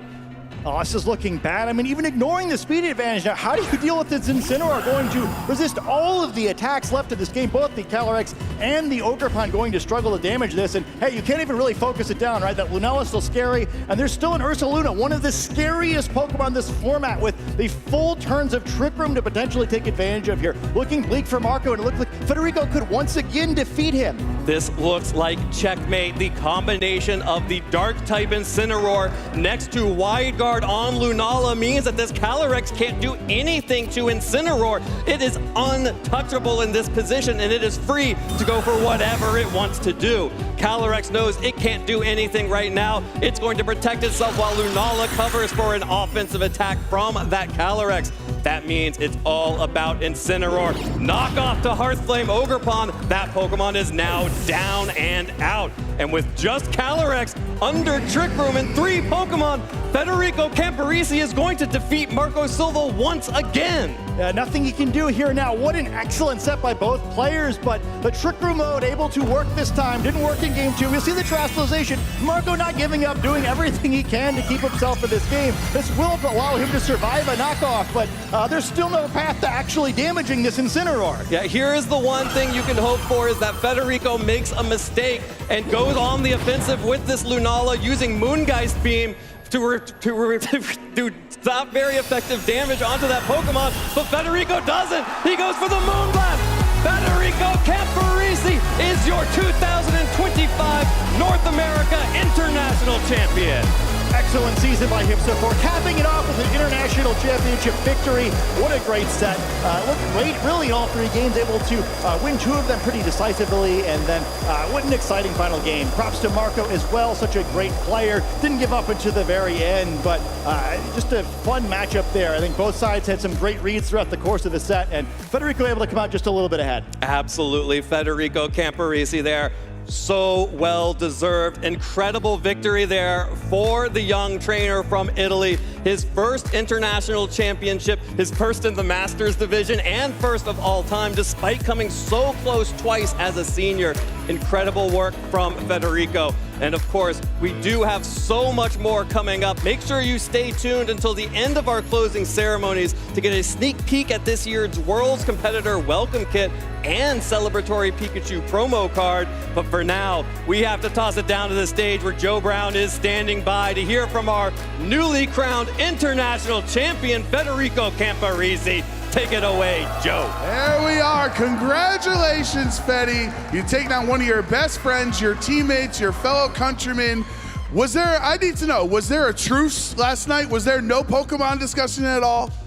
there's not been a lot of discussion. Like we have been joking a bit on how the final could have been. We already know that the matchup could have been kind of roulette of 50-50s mind game. So we knew what we would have played. We knew what we were going to play, and we woke up at like 4 a.m. tonight, something like that, and didn't sleep since that. We didn't have a lot of sleep, but I mean, it's probably because we were just nervous going into the final. I was really nervous going into that also because it was my first finals in Masters in an international. So yeah, I just had to still process everything, but it feels great. It feels great. Yeah, absolutely. I mean, definitely understandably nervous. A player of Marco's caliber, your first international championship in the Masters division, and I think that matchup, especially game 1 and 2, the wide guard reads on your end. You could see in Marco's face, he like kind of did a little, covered his head. He wasn't expecting it. So how are you able to utilize the Lunala so well in this matchup, setting up Trick Room multiple times, wide guarding perfectly on so many different times? Did Lunala feel like the most valuable Pokemon to you? Yeah, it's definitely the one with the highest amount of options in the team, so it offers you many different ways to play, and the Wildcard games were really tricky. I was always really scared going to that. I was always trying to take a look at Marco's face every time the move was starting to see maybe what would have been his reaction. And fortunately, I got the most mind games right. Game 2, I would probably won without that crit, but yeah, I feel good about how I got the mind games right, and this is the matchup I played the most in the format in general, because both the team I use and the team Marco use exist since like the very first days in the format. So I also have a very high usage, so I have been experiencing these matchups a lot, and that's also why we didn't have too much Pokemon discussion and too much practice, because we knew that it was everything to play here. There was not too much to play in the game planning phase, because we just already knew pretty well everything about the other team and how the matchup worked. All right, and then so last one for you. Once you go celebrate with your friends here, you have any shout outs now as an international champion? Everyone's looking to you for advice. So any shout outs, friends and family that helped you get this far? Yeah, sure. First of all, huge shout out to my team, Novo Esport, and all my friends from Il Server and Il Sax, especially those ones who were just right there. And big shout out to Luca for helping me through the entire tournament and through just my entire journey with this team. He's helping me a lot, and I will probably not have been able to reach this without him. Yeah, that's it. Just my family, all my friends, all my teams, all my groups, my community. The entire Italian community was always really supportive, and that's it. There we go. Viva Italia. Congratulations, Federico! All right, let's go celebrate. While we're here, let's keep the excitement rolling for our juniors and seniors matches to end our day. So we're going to get our juniors finals started now with Joaquin Roquette versus Isaac Oji. There we go.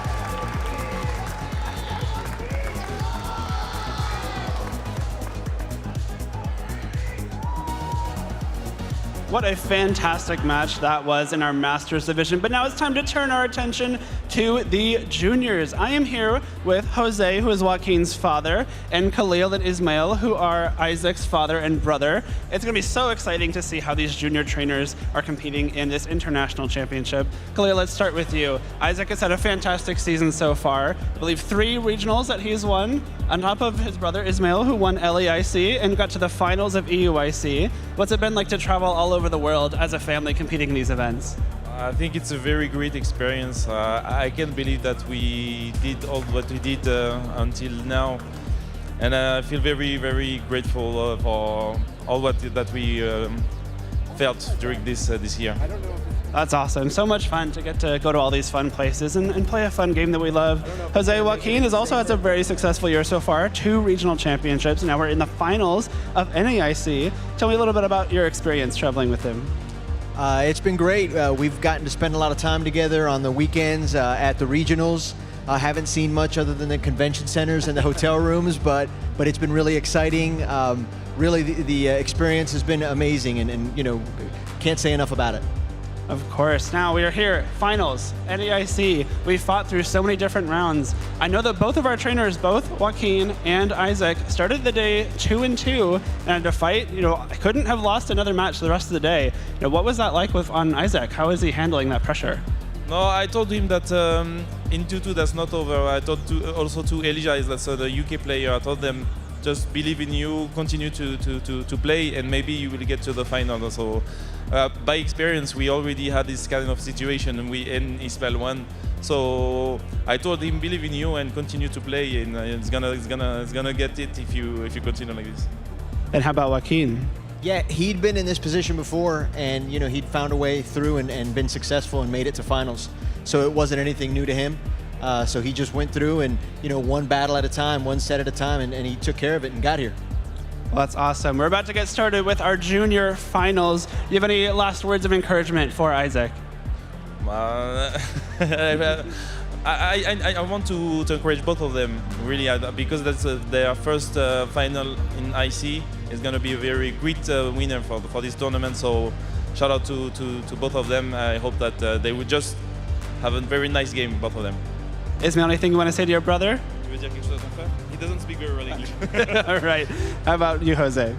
Yeah, the best of luck to both players. My appreciation to all of the players that came out, all 58 juniors that came out and represented. I hope the best for all of them. Well, thank you so much, Jose, Khalil, and Ismael. It is time for the Junior Division Finals at NAIC. Lou and Len, take it away. You can't fail to be inspired by the Pokemon play we are seeing on Championship Sunday. Our Masters Division have already crowned their champion, and now we get to be inspired by the future generation of Pokemon play with Joaquin and Isaac. Len, I am so excited to see them compete. Yeah, it should be a pretty fun match. Two competitors who, like you heard, had to fight back from 2-2 on day one to get all the way to this point, fighting through that top 8 bracket and into the finals. Yep, the resilience and endurance that these young trainers have had to go through to get to this point is absolutely incredible. And you can take an overview of their top cut bracket here as well. Yeah, you can see in that top 8 round that Joaquin actually beat Isaac's brother Ismael in the top 8, and so there's a little bit of revenge angle here too. And you can see that camaraderie and family unity from the interview with Jake just now. So I know that both their respective families are going to be front row cheering them on, and Ishmael certainly will be rooting for his brother. But again, taking a look at some of these matches, Joaquin had a 2-0 victory to a 2-0 victory. Now coming into the finals, you've got to be feeling confident there. Yeah, winning in just 4 games to get all the way to the finals, very impressive. Just a strong run so far. Yep, Isaac having similar success in top 8 with a 2-0 victory over Elijah. Maybe a little bit more of a difficult match against Theo in the semifinals, but now 2 incredible Pokemon trainers who have lots of accolades under their belts as well. These are trainers who have been in multiple finals, have been able to claim regionals, but I believe this is their very first international champion final. Right, have been able to do it on that one stage below at the regional championship level, but now doing it at the international championship. But the family has been there. Isaac has seen his brother up on stage at the other 2 international championships this season, and so now gets his moment up there to try to win. And you can take a look at the teams up there on the background as well. Some very interesting restricted choices. I love to see the Terrapagos having made it all the way here into the finals. It was one of my caster predictions for the Masters Division, but really I should have been putting it onto the juniors to carry that through. Yeah, 2 somewhat unconventional pairings. Isaac is a very aggressive pairing of Calyrex and Miraidon. Along with the Chi-Yu, those 2 special attackers can put out so much damage. And with Whimsicott to support them, they can get up past the speed on Joaquin's side. And again, an overview of their accomplishments. Joaquin winning Toronto and San Antonio this season, as well as being a finalist in Louisville and Atlanta. That is such a prestigious amount of accolades to have in the regional side of things. Isaac as well, Stockholm regional champion, Birmingham regional champion, finalist in Gdansk, and Seville champion as well. Honestly, these trainers are the best of the very best. Yeah, one of the most successful players in the regional circuit on the North American side, and one of the most successful players at the European side, coming up against each other here at the North American International Championships. You couldn't ask for a better final, and I know a lot of our juniors and seniors in particular have been battling out this whole season looking towards Anaheim, but they have to get through the North American International Championships first. Let's take a deeper dive on Joaquin's team here. We've already spoken a little bit about the Terrapagos, but there's a lot of beautiful synergy here between the Fluttermane and the Koraidon as well. Yeah, absolutely. It's kind of 2 different pairings put together. You see Terrapagos with its usual partners, the Incineroar and the Rillaboom, that can provide fake out support, buy time for Calm Minds and set up, while Corona can provide Rage Powder support to also help get those Calm Minds set up. But then you have the option to press the gas as well. You can get Koraidon and Fluttermane going. Fluttermane, with its photosynthesis speed boost from the sun provided by Koraidon, will be the fastest thing in this match, which can really help fight back against those big attackers on the other side. particularly if you have that Terra Stellar terrestrialization option as well. You can deal that additional bit of damage with Shadow Ball or Moonblast, depending on what you might need to take down Pokemon on Isaac's team. And you do have some heavy hitters to contend with over there. We've got the Miraidon and the Calyrex Shadow Rider. Again, my 2 restricted picks from earlier. I really believe in these special attackers, and that's something Joaquim has to contend with as well. Yeah, talking about pressing big ass, you have Choice Specs Miraidon, Choice Scarf Chi-Yu, and Focus Sash Calyrex. Those are 3 huge attackers that have the potential to put out so much damage in any turn, but you have some pivoting kind of backstop pieces as well. The Frigoraph can stop the priority moves Fake Out on the other side, and the Iron Hands just gives a nice bulky Pokemon that you can switch to at any moment. Well, let's get into it, Pokemon trainers. Give it up for our juniors in their grand finals here at NAIC. Terrapagos and Rillaboom out front and center for Joaquim, and on the opposing side, it's that adorable little Whimsicott paired up with the ferocious Miraidon. Well, we weren't sure what mode we'd see first, but it's that Fake Out partner with Rillaboom paired with Terrapagos. The opportunity for Calm Mind is here, and the other thing with Rillaboom out on the field immediately is that it undoes the Electric Terrain on the other side. Miraidon immediately not hitting quite as hard, but you have to be a little bit careful. Terrapagos can still end up vulnerable with the Whimsicott on the other side. It has Fake Tears, can undo Calm Minds faster than you can set them up. And it's a nice way to boost up the damage Miraidon or a special attacker can deal with those Fake Tears. But Miraidon getting out of there saying, I want to set up my Electric Terrain and have my Hadron engine activated later on. Chi-Yu is going to join the field. That's going to activate the Beads of Ruin and help out the special attackers as the Fake Tears does indeed target down into that opposing Terrapagos, setting up for a special attacker to sweep through later on. Rillaboom, however, also goes on the offensive, but on the physical side with a Wood Hammer down into that Whimsicott, just doing a little bit of damage, and maybe if there had been a switch, that would have been a little bit more significant. But Terra Starstorm is the double up. Whimsicott is out of here. What a strong play on the first turn here, just recognizing that Whimsicott is a problem, and the fastest way to get rid of Whimsicott is to use that resisted move in Wood Hammer along with Terra Starstorm. You don't need the Calm Minds yet, you can do the damage now. Get the KO on Whimsicott and get rid of that problem on the other side. Now, whether it's the speed that you don't have to worry about the Tailwind on the other side, or no more Fake Tears coming into Terrapagos, a huge swing on turn 1 in Joaquin's favor. Love that little nod of confidence Joaquin gave to the crowd then as well. He knows that was a fantastic play, getting rid of what could be a very problematic Pokemon. You still have to contend with the Fake Tears on your Terrapagos, but something like a switch out can reset that easily. Right, Terrapagos could just flee back out in order to get rid of those drops, or might just be able to fight even in this position, not especially threatened by Calyrex. Immediately doesn't have to worry about Astral Barrage anymore, but you don't have Fake Out support at this moment. So Rillaboom looking pretty vulnerable here, has the Fire Attacker on the other side, a lot of damage possibly coming back in against it.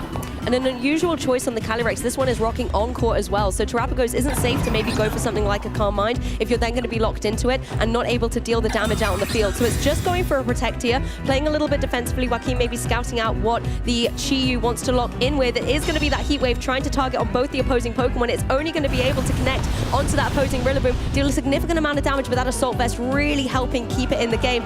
Almost going to be a follow-up from that Psychic, but a really nice defensive Protect from Terrapagos here. Right, Terrapagos protects itself through the turn, and crucial that it wasn't the Astral Barrage. While Rillaboom took a ton of damage on this turn, being able to flee into the back and then come out later means that both it can answer the Electric Terrain in the future and provide one more Fake Out. So very crucial for Arcane that it managed to survive the turn. And you can see, looking at these two Pokemon in the back, why it wasn't easy to switch out of that position. You don't want your Koraidon coming in and taking Astral Barrage or Psychic or Heat Wave from the Chi-Yu, and so instead it's Rillaboom has to take that hit, then manages to get back. And now Fluttermane looking pretty threatening here, because the Focus Sash has been broken by U-turn onto the Calyrex Shadow, and we know that Koraidon is in the back, so we could switch in, boost up the speed on Fluttermane and make it the fastest moving thing on the field, and that's exactly what's happening. Terrapagos out into the back. Two birds, one stone. You're able to bring Koraidon onto the field to set up the Sun with its Aurichalcum Pulse, and at the same time reset that Fake Tears drop that the Terrapagos got earlier on. This is going to bring joy and relief to the Fluttermane. That Photosynthesis boost is going to activate, making its speed, as you said, Len, the fastest thing on the field. The Koraidon, however, could potentially be boosting up that Heat Wave, so you have to contend with what the Chi-Yu is going to be capable of dealing with. Calyrex wisely protecting in the face of a potential Shadow Ball coming that way, and exactly what Fluttermane had locked into here. It's all now down to the Chi-Yu. Can it capitalize on the Sun in the sky, trying to get some damage on the board? We know the Focus Sash is on that Fluttermane, so it's always going to stay in the game, but that's not insignificant damage on the Koraidon. Definitely not insignificant damage, but it's something that you can withstand. I think there's a really interesting decision to be made now. Fluttermane can likely go on the offense against Calyrex again. It's already protected last turn. If Miraidon were to come in, it could take a lot of damage on this turn. And if meanwhile, that Chi won't get a chance to attack until after Fluttermane, so if you want to stop it and get the KO back, Koraidon will have the open window into Chi on the other side. And we are going to see the terrestrialization, you know, saying you're sending fire-type moves my way, I'm going to terrestrialize into a fire-type here so that I can take advantage of the sun and deal damage as well. Koraidon going for that move here as Fluttermane decides to take speed control into its own and can go for that Icy Wind. Will connect on both Pokemon, lowering their speed by 1 stage. That's going to counteract some of the advantage that the Choice Scarf has been given to that Chi-Yu, as well as enabling the Koraidon to go here for the Flame Charge into that Calyrex and get the knockout. So much speed switching there. The Icy Wind dropping Chi-Yu down and also dropping Calyrex down so that Flame Charge can go first, get the KO, and get this speed boost on Koraidon. We said this earlier, there's great synergy amongst these Pokemon and they're showcasing it beautifully. Koraidon dodging out of the way, Fluttermane also diving out of the way. A fantastic turn here for Joaquin. Already looked very difficult for Isaac to come back here, down 2 Pokemon, 4-2. But that Heat Wave miss on both Pokemon really makes things difficult now, because Miraidon will hit the field, set Electric Terrain, but Rillaboom is still in the back to undo that. And nothing has changed about the speeds here. Both Koraidon and Fluttermane will move before either of Miraidon or Chi-Yu. So a lot of damage is coming back. The Miraidon looks very vulnerable, has the Choice Specs, can't protect itself. Chi-Yu has the Choice Scarf, can't protect itself. So it's easy going for damage coming out. But the Terrestrialization, the last measure of defense here from Isaac.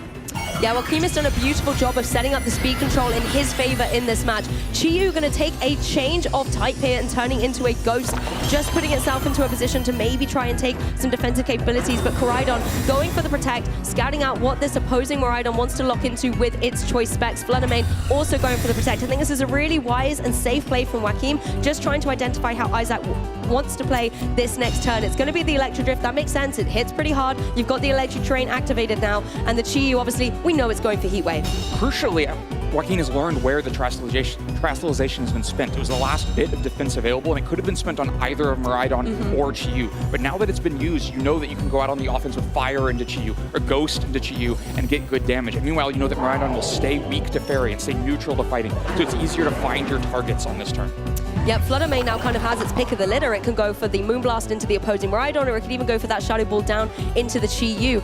You also have the power of that Koraidon, you know, being able to hit incredibly hard. Something like a Flare Blitz is just going to be able to devastate through the opposing side. But the close combat, also an excellent choice. Miraidon just drops. That Pokemon is out of there. Koraidon versus Miraidon, and Koraidon comes out on top. One hit knockout, Len. Just a massive KO. One restricted Pokemon into the other. One hit KO, Miraidon down. Oh my goodness, just seeing that absolutely go down, and I think Chi-Yu's going to follow suit possibly with the Shadow Ball coming through. The Beads of Ruin on the field as well, making Fluttermane shine bright. Game 1 is going to go to Joaquin. What a strong game, but it really all started with that turn 1 play. Because what was crucial in that game 1 was the speed advantage landing in Joaquin's favor. And the reason the speed advantage was able to persistently land in Joaquin's favor is because Whimsicott went down on turn 1 and could not Tailwind, couldn't catch the speeds of Chi-Yu and Miraidon and Calyrex up over the level that Joaquin had. I feel like Joaquin was constantly cognizant of what the speed issues were on the field. The Whimsicott down, let's not let Tailwind go up here. And then bring in the Fluttermane with the Koraidon switch in to enable that speed boost was absolutely masterful. Following up with that Icy Wind to enable the success of this Koraidon that also went for that Flame Charge to get a speed boost as well, just meant that constantly the offensive pressure was overwhelming from that side of the field. Right, the multiple levels of speed control meant that Joaquin was always moving first at that phase of the game, and of course was helped by that double Heat Wave miss, but you gotta get a little bit lucky to win a tournament too. I mean, Isaac still played incredibly well, you know, positioning at the beginning, going for that fake tears and really stopping the Terrapagos from being able to go for anything, but the other 3 Pokemon on Joaquin's side were able to carry through that match. If you're Isaac now, how do you adapt? I think it's really interesting because you could see that Terrapagos almost got used like a distraction. It was out there presented with Rillaboom like it was going to be the game plan, but then it was just used to take down Whimsicott. You have the exact same leads again, and you got to be a little bit weary that that could happen, but now Whimsicott actually led this time instead of just being in the back to switch in. Exactly, and you have the Whimsicott in play where it could potentially go for something like that Tailwind. It is carrying that Covert Cloak, so it doesn't even have to worry about a potential fake out, slowing it down in play. It's going to be interesting then for Miraidon, because possibly it's going to be the fake out target. Right, fake out likely going that way, and a Tailwind now might not accomplish that much, because by the time those crucial speed competitions are happening, the Tailwind may have expired. So no, just a fake tears at first. You have to make sure that the Terrapagos doesn't run away with Calm Mind. Miraidon tries to follow up with the Draco Meteor. It is going to come down into the Terrapagos, breaking that Terra Shell. Obviously, thanks to the Terra Shell, it's going to be not very effective, but it's still not enough to get the knockout. A fist bump in the air for Joaquin there. Needed that Terrapagos to hang on as the Rillaboom Rillaboom is able to retaliate with that Wood Hammer. We saw in game 1 how the double up was able to remove this Whimsicott from play as the Terra Starstorm follows up, and once again, Whimsicott is out for the count. Another crucial turn 1 KO into Whimsicott this time. Isaac reached for the damage, tried to find the Fake Tears and the Draco Meteor to get the KO onto Tropicus. Would have worked if there had been Electric Terrain to get that last bit of amplification onto the Draco Meteor, but instead Tropicus with its powerful Terra Shell ability, able to resist Draco Meteor and even at -2 special defense, withstand that attack and fire off the one crucial Terra Starstorm. That means Isaac's back in the same spot. No Tailwind to help, but this time with Miraidon already locked into Draco Meteor and at -2 special attack, offering less damage potential. That makes Rillaboom breathe a little easier, I think, as well. As you said, the Hadron Engine is switched off. You have lowered your special attack, and there is an Assault Vest on that opposing Rillaboom, so it can sit pretty comfortable in the face of the Miraidon. The Chi-Yu, however, that's something it has to contend with. Something like the Heat Wave can come through. It can get the knockout onto the Terrapagos, but we already know that Rillaboom can contend with one of those, particularly when the Koraidon's not on the field, giving it that cheeky Sun boost. We are going to see the Calyrex switch in here for Isaac, making an adaptation and keeping the Miraidon in the back, maybe to try and get some terrain control a little bit later on, and Joaquin preserving that Terrapagos in the back as well. Fluttermane joining the field, but is it going to be able to get it unscathed? If a Heat Wave is coming through this way, it could be breaking that Focus Sash. It does go for it, but Rillaboom able to dodge out of the way. Fluttermane, however, not so lucky, is going to have to take that attack and does get the burn. It's not going to affect it on the offensive pressure side of things, but it will start counteracting that grassy terrain in play. A few crucial differences here. This time, the Fluttermane already has its Focus Sash broken, and the Calyrex Shadow on the other side does not have its Focus Sash broken. The U-turn landing into Chi-Yu instead just puts a little bit of damage there. It means the Calyrex will be able to withstand an attack. That means despite the speed advantage being in Joaquin's favor, with Fluttermane moving first on this turn, Calyrex might feel a little bit safer to actually use Astral Barrage on this turn. That's very true, because you can see the setup that we've got going on here. Koraidon back on the field, boosting up the Photosynthesis onto that Fluttermane. Can put it into a formidable position, again, going for something like the Icy Wind. But Calyrex definitely can deal a huge amount back with that Astral Barrage. Icy Wind's still the threat, though. Can drop the Calyrex speed down below the Koraidon, and then Koraidon can follow up with a massive fire attack in the sun here. So the Icy Wind will also mean that the Koraidon moves before the Chi-Yu as well, so getting both attacks off before your opponent.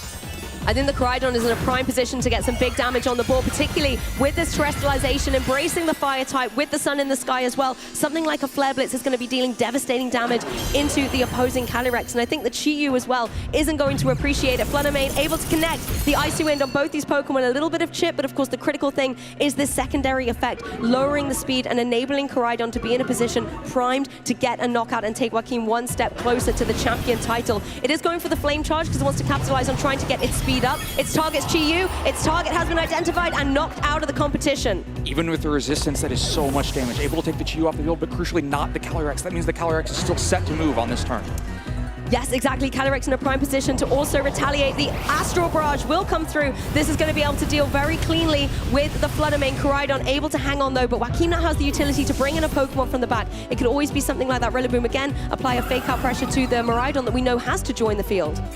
The other crucial change is that now Koraidon has received the speed boost from Flame Charge. That will mean that it moves before either the Miraidon or the Calyrex on the other side. We saw close combat in the last game just take a one-hit KO on Miraidon, so you have to expect that might be coming. Meanwhile, Rillaboom also hitting the field again can put fake out pressure into Miraidon, so you can threaten fake out into Miraidon along with a fire attack into Calyrex, or just a close combat into Miraidon. So easy to find the speed advantage and turn advantage for Joaquin at this point. And once again, Rillaboom's able to gain terrain control. You know, the faster Pokemon sets it, the slower one able to reset it over the top. So Hadron Engine is going to be deactivated for the remainder of this set. You have to watch out, though, for the Calyrex. If it is able to go for the Astral Barrage, I feel like the Koraidon could be in danger. Yeah, if it can manage to sneak one in somehow, it will be so much damage, but it's hard to see how Isaac finds that window to get an Astral Barrage in when you have these threats from the other side. For now, Calyrex just going to protect itself, try to do it on the next turn. Making sure it's not going to take any Flare Blitz damage in this turn. Rillaboom finding its mark on the Miraidon, but if the Koraidon has got his eyes set on it with the close combat, that could be devastating, but instead was targeting down into that Calyrex. So a nice moment here for Isaac, keeping both the restricteds in play going into this next turn. Isaac survives the one turn, but still has the threat of the Koraidon on the other side. No fake out this time probably means that one of these two Pokemon gets to attack. You can try to get Miraidon damage down into Koraidon, maybe with something like a double protect from the Calyrex Shadow. If that's where the targeting goes, there's a path back into this. I think as well the Koraidon in a prime position to just go for that close combat into the Miraidon and remove it from play. You then just have to see if the Rillaboom can deal enough to this opposing Calyrex. It tries to go for the double protect. It fails. Joaquin very happy to see this as the Flare Blitz comes out from this Koraidon. It's able to dive across the field in a blaze of glory into that Calyrex and take it down. The grassy terrain was not enough to be able to regain up that focus sash, and now Miraidon sitting alone for Isaac against such formidable forces on Joaquin's side of the field. Sitting alone and without its terrain, sitting on the grass, the Electro Drift will still be plenty to KO the Koraidon, but it's going to be so difficult to get through that Rillaboom. At least you do get a little bit of revenge for your fallen teammates here, as Koraidon will go down, the Restrictor goes down, and that Terrestrialization Pokemon is no more utilized for Joaquin. We know that the Terrapagos can come back in. It's not going to be able to deal too much damage, but this is a beautiful play. You are able to switch out, forcing Rillaboom to come back in thanks to the Koraidon going down, which means you've got Fake Out in play once again, and we know the Miraidon cannot protect. Right, Miraidon cannot protect itself from Fake Out, so we'll take that little bit of damage, but then we'll crucially flinch, buying the Terrapagos the free turn to either set up with Calm Mind to maybe be able to attack in the future after it gets these turns of leftovers and grassy terrain, or just go out on the offense with Earth Power. Even unboosted, the Miraidon will not be able to take many of them. Yes, Miraidon looking in a very difficult spot, particularly as its arch nemesis, the Rillaboom. The terrain wars that it's constantly had is now back on the field, once again threatening that Fake Out. You can easily go here for that Fake Out, follow up with something on the Terrapagos, and just deal detrimental damage to this opposing Miraidon. Here it comes, the Fake Out should be the Earth Power afterwards. It's going to be damage unresponded by the Miraidon. Yep, Earth Power is able to follow up, does a little bit of chip damage. It's not going to be enough to get the KO in this turn. The Sun does go from the sky, but critically that grassy terrain is in play. That does give Rillaboom the advantage to go for something like a Grassy Glide. Grassy Glide might not be enough damage to pick up the KO, but you can also Wood Hammer and just go for the KO. That way, Miraidon will get a chance to move first, but can you find the damage? Maybe against Terrapagos, but it's going to be close. Terrapagos is such a bulky Pokemon, and definitely not against the Rillaboom. With the resistance and lack of electric terrain, the Rillaboom will be able to withstand multiple Electro Drifts. It could all come down to this particular turn. Miraidon able to move first, does go for the Electro Drift and find its mark down into the Rillaboom, but the Assault Vest really paying off, keeping it in the game. With a critical hit though, such a valiant effort coming through from Miraidon, but the Wood Hammer comes through, seals the game, and Joaquin Roquette takes the title in the junior division to become your champion at the North American International Championships.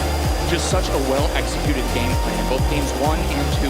Prioritize getting rid of the Whimsicott in order to be able to establish the speed advantage, and then have Fluttermane and Koraidon capitalize on the speed advantage to rocket into the top. Some of the most beautiful speed control synergy I have seen in a long time. Constantly making sure that the Fluttermane, the Koraidon were beautifully pivoted into a position where Icy Wind Flame Charge could just take control of the match. And such a great use of Terrapagos, understanding the gravity of it, that once it hit the field, the fear of Calm Mind was real, and so Fake Tears would be drawn into that slot. But then, because of the gravity of the Fake Tears towards Terrapagos, it bought the window to just KO Whimsicott and seize the speed advantage. Commiserations, of course, to Isaac, but what a valiant battle and a fantastic grand finals that both our trainers were able to showcase for us. I really liked seeing the way that the Calyrex and the Miraidon, two Pokemon we've spoken about so much, were able to still show what they've got here in a grand finals, as well as the little Whimsicott. The little Whimsicott tried to do its best, kept Terrapagos in check, but ultimately never got those tailwinds off. Exactly, and I think it's enough from us for the moment. I think it's time to go hear from our junior division champion. Joe, take it away. All right, Joaquin, congratulations. You are NAIC champion. Just a couple months ago, we talked to you as San Antonio regional champion. Now it's international champion. How do you feel? This feels incredible. Yeah, I mean, you played incredibly, honestly. Everyone was super excited with your level of skill, matching Koraidon with Fluttermane, punishing the Chi-Yu for that Terra Ghost typing. Were you always using this type of core? Have you always been a big Koraidon fan? Or what inspired you to use Koraidon here this weekend? I've always loved Koraidon, and I actually started with Terrapagos just because it was so strong into the current meta. And then Koraidon is just such a good offensive piece to pair it with for bad matchups, for when it's a bad matchup for Pagos. Like that, I can't set up Pagos. There's Encore, Calyrex Shadow. Yeah, exactly. Sometimes you got to use a different Pokemon, yeah. But you did bring all 4 of the same Pokemon in both of those games. Was this something that you'd planned with your friends and family going in? You knew what the perfect 4 were? Or were you making in-game adjustments deciding that was the best team to win? I worked with my coach, Chris Hahn. after top 4, we practiced for like 2 hours. We learned that was the most optimal way to approach the matchup, and that lead was the lead we prepared the most for, and we're. Okay, and then also I gotta know, we saw your face. How cool did it feel when you dodged those GU attacks? It was very funny and very good. It basically guaranteed my win. I was planning on sacrificing Fluttermane and then getting Rillaboom in just to fake out and attack with Koraidon, but I mean, it missed, so never needed to do that. Exactly. All right, Joaquin, last one for you. You got any shout outs? You talked about your coach, any friends, family that have helped you on your journey as NAIC champion? Shout outs to my coach Chris Hahn. He has been just such a huge help with this. He's supported me and he's practiced with me, and thank you, Chris. And my friends and family watching right now. Yeah, awesome. Give a round of applause. NAIC champion Joaquin Roquette. All right, let's get excited for our final match here in New Orleans this weekend, our seniors finals. It's Isaac Barrera versus Apollo Stevens. Let's go this way. Great job.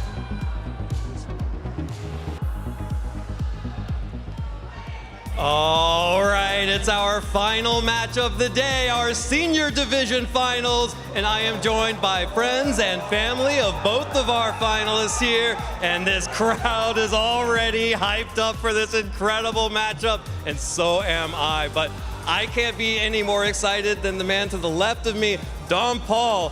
Congratulations, this is Apollo's first tournament ever, and now he's in the finals of the International Championships. How does that feel? Best Father's Day ever. Absolutely, I can't even begin to imagine how proud you are of Apollo, but he will have to defeat Isaac. And Julio, Isaac I know has worked really hard for this. How has he gotten here? What has it been like to see Isaac grow and become the trainer who has made it to the finals? He's a great guy, a great player. I'm so proud of him. These are going to be two incredible trainers going up in an incredible matchup here for the title of the International Championships. Don Paul, do you have any words of advice or encouragement for Apollo? It's going to be intense. Do your best. Do your best, have no regrets. That's the most important thing that you can do. And Julio, the same for Isaac. Yeah. He's more calm than me, but he will do a great final. I am so excited to see this final between these two incredible competitors, a rising star and a great senior competitor over the course of the season. Let's not waste any time at all. Let's go ahead and get ready for this matchup. Take it away, casters. Thank you so much, Evan. It was so great to be able to hear from the family of our competitors here on the main stage for the Seniors Division Finals at the North America International Championships. My name is Rosemary Kelly, and I'm joined by Jake Muller. It is so exciting to be here after such an intense weekend of competition. And a great day of competition, too. We've had so many fantastic finals matches on Championship Sunday, and it is time to crown our last champion. It will be either Isaac or Apollo, who have fought through a long competition to get here. A bunch of 2-0s here on this bracket. We had a lot of trainers dominating their way through this top cut portion. Yeah, and it's gonna be all down to this to see which of our trainers will be able to make it their big name on the stage as North America International Champion.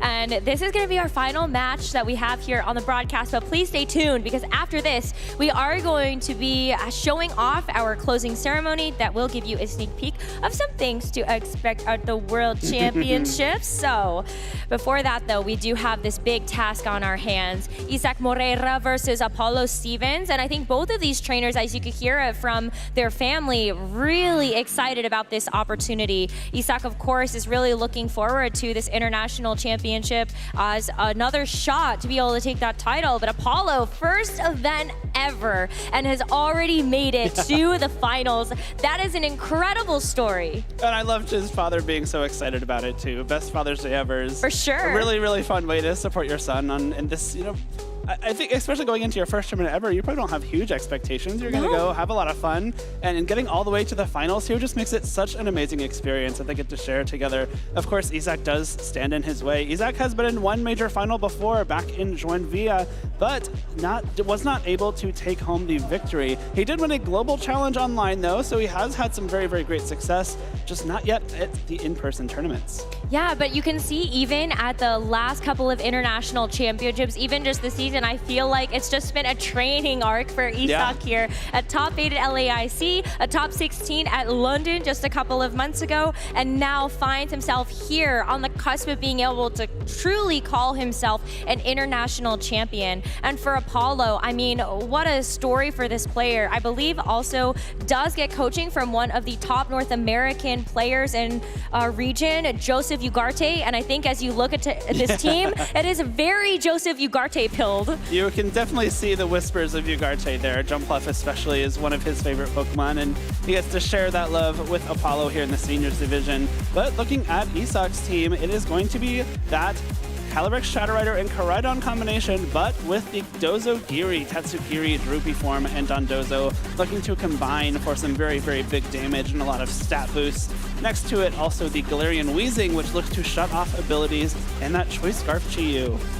And that's where this ability shield on the Koraidon becomes really important, because ideally this Koraidon is still going to be able to take advantage of its Orichalcum Pulse and also still be able to give the Sun over to this Chi-Yu to boost up those fire type attacks. And when you take a look at the rest of this team, I feel like you just have so much longevity. You look at that Tatsugiri and this Dondozo is just one of those ways you can really make sure you're staying around on the field for a long time. And I think that's something that will be very beneficial versus the offensive pieces that Apollo has on his particular team.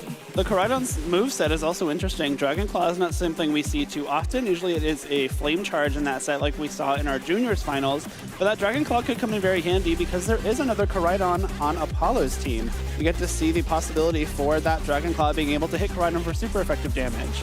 Yeah, pick your ghost type.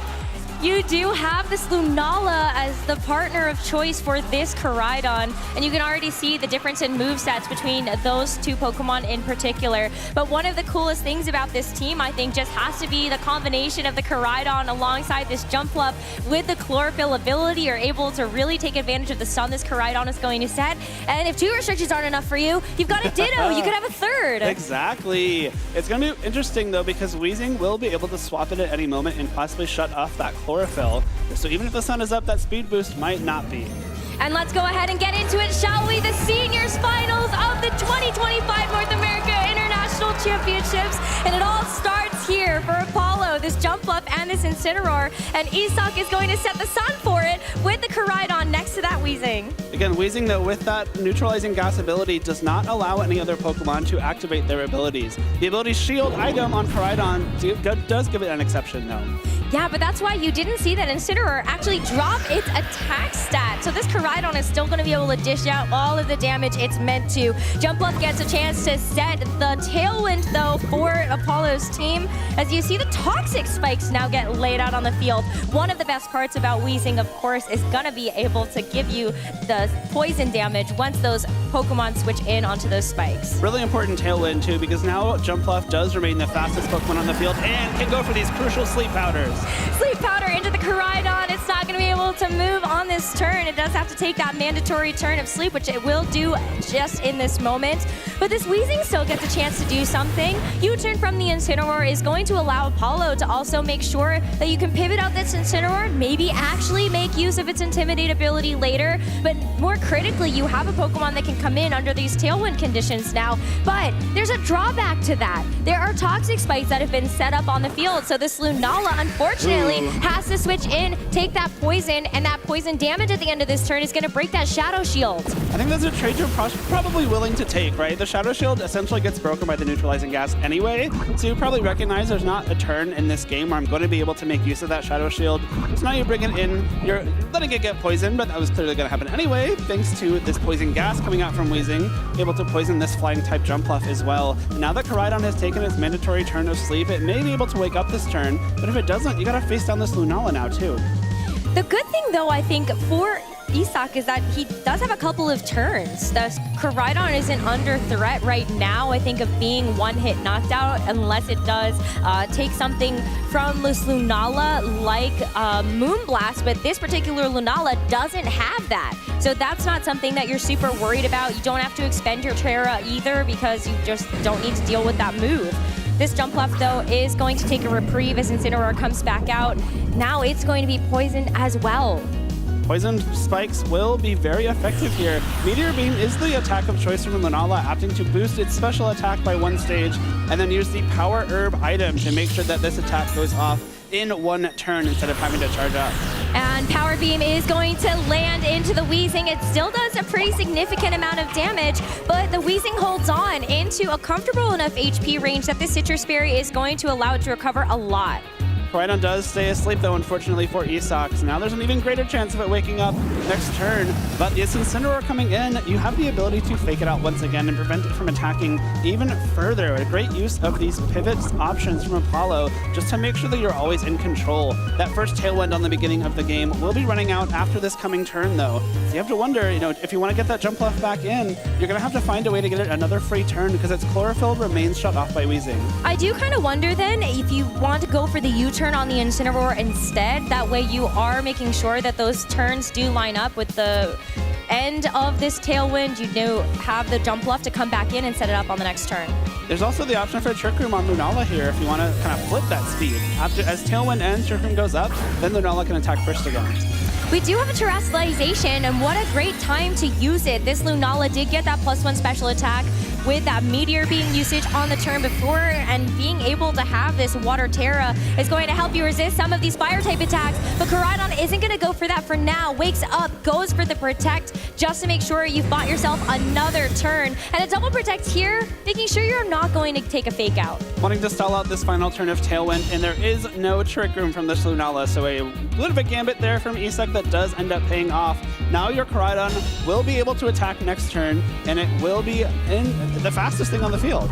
But you can see what Apollo was hoping for. The U-turn from the Incineroar would have given that free switch to the jump glove like we talked about before, but now you don't have that. So it will be the Koraidon that can move and hopefully knock something out here. You have that close combat, and unfortunately now that Lunala is terrestrialized, it's no longer a ghost type. It will be hit by that move. You do leave yourself more vulnerable to a pretty safe attack here. If Terrestrialization was still on the table, Isak may have been forced to go for a Flare Blitz into that Lunala, which could have been mitigated by a Terra Water, but now there is no more Terra Water, or there's no more ability to Terra because it's already a Water type.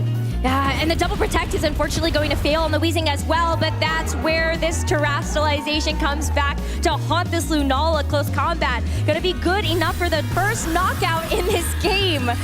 So we will have to see where the turn goes from here. This Incineroar still gets a chance to move, and it will finally land the U-turn. It would have liked to on the turn prior.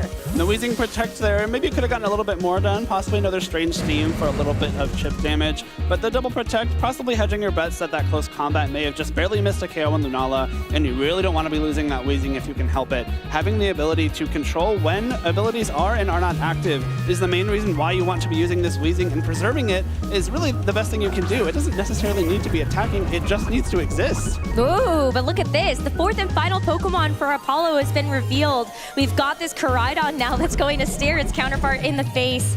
And unfortunately, this one does not have that ability shield, so no Orichalcum Pulse it can draw upon to actually really take advantage of. As Apollo also has to think pretty hard about what's going to be coming in next to that Koraidon. I believe the sun just ended as well, so Isak's Koraidon also does not have that Orichalcum Pulse attack boost, but it doesn't have an Intimidate attack drop because, again, this Weezing is blocking that Incineroar's ability to use its ability. If the Weezing does swap out, abilities immediately do reactivate, so then the Sun and Intimidate would go off, but looks like that's not going to happen just yet. No, this Koraidon is going to go back into its Pokeball for a little bit later as the Jumpluff now comes out in its place. One of the lead Pokemon for Apollo in this game number 1, and very critical to be able to get something like that Tailwind speed up for later, and it's able to come in scot-free. The threat of that Fake Out was enough for Isak to go for a Protect on both this Koraidon and the Weezing, and so Jumpluff just takes a little bit of that poison damage. for all of its troubles. And this Jumpluff is not carrying Protect. It has the Attack, Leaf Storm, and then 3 supportive moves in Sleep Powder, Tailwind, and Rage Powder. So if Isak wants to target this Jumpluff with his Koraidon, if it is trained to be a little bit faster, of course Jumpluff isn't necessarily faster than Koraidon normally, but depending on training, might have been a little bit of a risky speed interaction there. Another pivot though, so Apollo really doesn't want to make use of this Jumpluff quite yet, and this Koraidon is going to come in to have to tank this Flare Blitz instead, and so what a great defensive pivot for Apollo to have made on that turn. But Koraidon for Isak is still getting away with a lot, and this Weezing is around for yet another turn, gets burned, but not a huge deal since this Galarian Weezing really relies more on its special attack rather than that physical output. And with a strange team into the Koraidon, it was good to take the Flare Blitz, but will fall to the Strange Steam, and Apollo now down to the Jumpluff and the Incineroar. What a fantastic play from Isak there, knowing that either you get to Flare Blitz the Jumpluff for a knockout, or you get to Strange Steam the Koraidon for a knockout when it swaps in. And now I fear that this Jumpluff is not going to be too long for this world, as it no longer has the option to swap out. Again, it does not have Protect. Based on the Jumpluff swapping out there, it's probably reasonable to assume Apollo thinks the Jumpluff will in fact be slower than the Koraidon. And if that's the case, one Flare Blitz will leave Apollo with just a very, very unhealthy Incineroar. And you already have been able to save this terrestrialization as well, so this Koraidon can make sure it's going to be taking even less from something like a Flare Blitz from Apollo's own Incineroar, and you will not be taking as much from this Jumpluff either. I believe the attack of choice here is that Leaf Storm. Yep. So it comes down to this, I think, for Isak to seal up this game number 1. Koraidon, if it gets a chance to attack first, will take another KO with this Flare Blitz. And Incineroar is a very, very good Pokemon, just unfortunately not good enough to 1v4. We haven't even seen Isak's 2 back Pokemon yet. This Weezing and Koraidon have put in so much work. That's the power duo right there for Isak's team. But now let's see this terrestrialization and how much this Koraidon can get done with this extra bit of damage on top for these Flare Blitzes. Just for good measure, going for this Fire-type terrestrialization. I do think Flare Blitz would have been more than enough off the bat, but let's just make sure, right? Yes, and that's why we see Isak still playing it safe. Doesn't want to actually have too many issues if you open yourself to something like a critical hit, so this Weezing does keep itself protected. And that's going to help make sure that this ability is going to stay on the field. Jumpluff is unfortunately going to get knocked down here with the Rage Powder redirecting that Flare Blitz. And so Justice and Incineroar left in this game number 1 for Apollo. It's a really smart protection from the Weezing there too. If it is able to survive the burn damage from this turn, that guarantees that Isak won't have to reveal either of his back 2 Pokemon, which is a huge bit of information you get to conceal from Apollo. I think it's going to be able to survive. It sure is. So now this Incineroar does not have a way to protect. I guess even if it did, it just gets knocked out by poison. So Isak has successfully withheld some really important information from Apollo here. He takes a massive 4-0 victory in this first game with the 2 Pokemon he started the game with. You know what for Apollo brought. You know the strategies he was trying to go for. Isak had to reveal so little, which is going to be a big boost for him going into game 2. Especially because when you take a look at the composition of Isak's team, it's pretty likely that you look at that and go, oh, Dondozo Tatsugiri makes a lot of sense as a duo you can bring for a game, as well as looking at the Chiyu and the Calyrex Shadow Rider that get paired really nicely together with the combination of Beads of Ruin and the special attack output of that Calyrex. I think given that the poison, the Weezing went straight for the Toxic Spikes on the first turn of this game, it's somewhat reasonable to assume if you're Apollo that they don't. So if you're able to set up Toxic Spikes and maybe whittle away at some of the opponent's Pokemon later on, you can just kind of outbulk them in the very end. But we'll never know. Apollo will unfortunately never know what those last 2 Pokemon are. It could have been any combination of those 4, but Isak has a huge, huge advantage going into game number 2 on top of just the 1-0 lead. Yeah, I mean, right out the gates here, this poor Lunala terrestrializes away from its immunity to those fighting type attacks and gets knocked out by this close combat from the Koraidon. And despite the fact you actually took the drop to your defense and special defense, there just wasn't enough damage on the side of Apollo's team to really whittle through this big threat. And with that ability shield as well, this Koraidon was always going to be well set up for success next to that Weezing. We didn't even get to see the speed interaction between the Koraidon and Jumpluff, if I'm not mistaken. The only turn where they were both on the field without a Tailwind being set up was the Rage Powder, which is priority. So we don't even know if this Jumpluff maybe has the chance to put Koraidon to sleep before it has to set up a Tailwind, which might have been useful information here. Maybe something we have to learn on the fly in the second game. Yeah, well, it went for the Tailwind at the very beginning of that first game. And I don't remember if the Koraidon went for the protect, but I do think that it was flinched by fake out, but I didn't notice if it was first or second. That's yeah, a great point. No, I think, there's been a lot going on today, Right. but I think you're right. I think the Koraidon did get flinched and then the jump left move, but yeah, you're right. That's what I would expect, right? We'll That's just what really you'll kind keep of our eyes assume. on it in the There we second go. game. There you go. I think that's the more likely outcome, is that the Koraidon is going to be faster than jump left, but again, it's just these very little things that trainers have to be aware of when they're building their teams, when they're playing these games. You know, I think if Isaac and Apollo were paying close attention, I'm sure they know at this point if the Koraidon or that jump left is faster, but it's going to be interesting. Do we see the jump left come back? The tailwind was important, but didn't do enough. Well, it is going to be back out on the field as it sits next to that Lunala. The same leads from this game number 1 being run back for both of our trainers. Apollo, though, really needs to win this game to keep himself in this series, and with the hope of winning his first ever international championship at his first tournament. But Isaac has such a good position here, as we saw this Koraidon and Weezing have very little trouble with this duo from game 1. And again, 2 Pokemon on Apollo's side of the field, very reliant on their abilities. Chlorophyll for the speed boost on Jump Left, and Shadow Shield for the damage mitigation on Lunala, neither of which are active. A full power Flare Blitz could be sent that Lunala's way.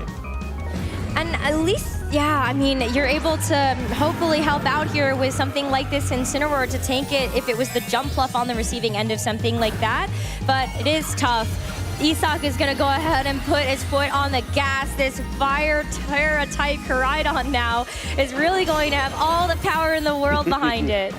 Another terrestrialization, though. Apollo wants to join the fun. It's got to be that Lunala terrestrializing back into a water type, making sure that if Flare Blitz is coming that Lunala's way, it will be doing not very effective damage. But as we saw in that game number 1, the Water Terra did come back as a negative for that close combat. But since it is the Flare Blitz this time around, both this Lunala as well as this Incineroar will be able to take that dust a little bit better. But that's still a lot in the sun, despite the fact that it was a resist. Meteor Beam now from the Lunala.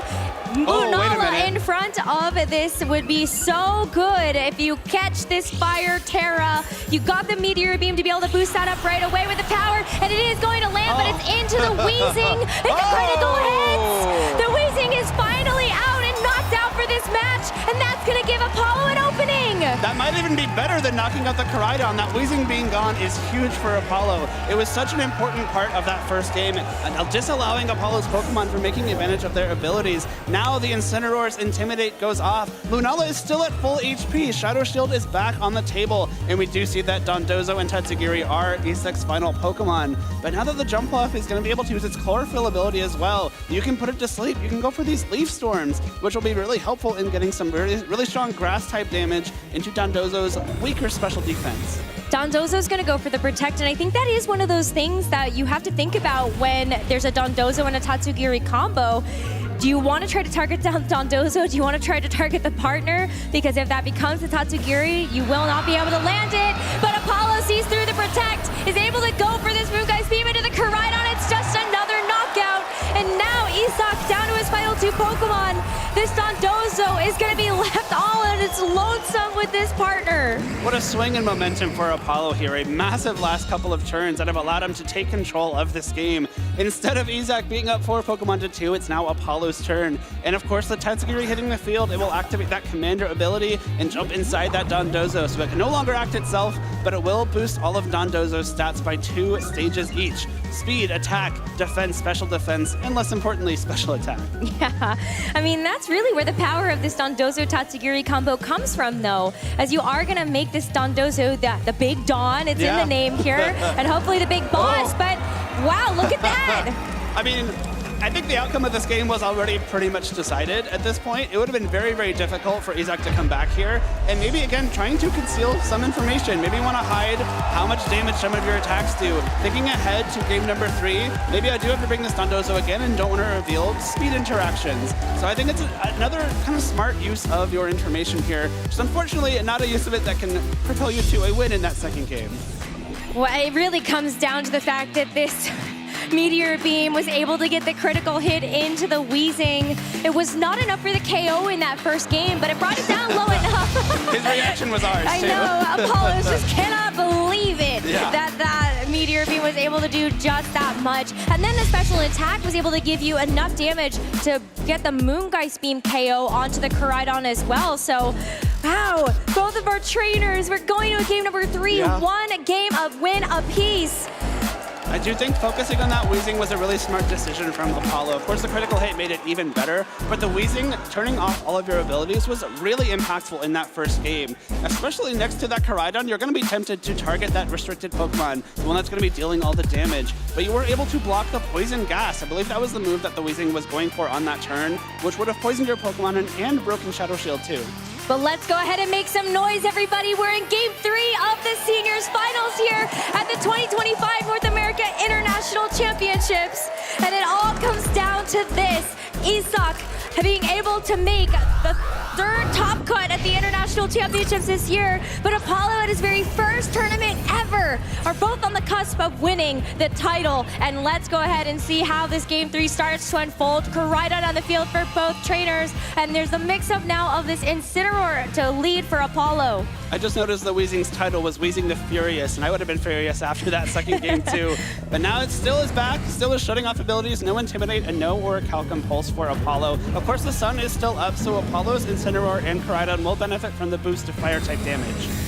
Weezing goes for the Protect this time. I think knows that it is public enemy #1, and Apollo can see already with the self-flame charge. No way! Goes ahead and reads into that. You aren't going to be getting very much damage down into the Koraidon, nor the Weezing, but the Dragon Claw in response.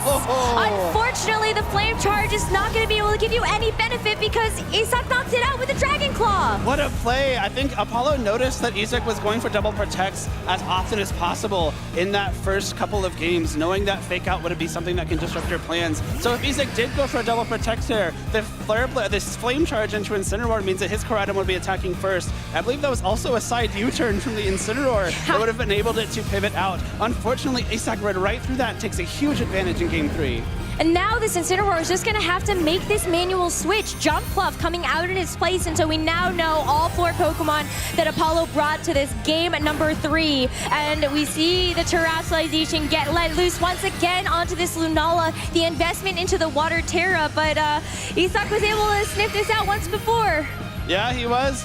Not going to be caught this time. It is a close combat coming through, but the Jump Fluff this time will be the target, taking not very effective damage.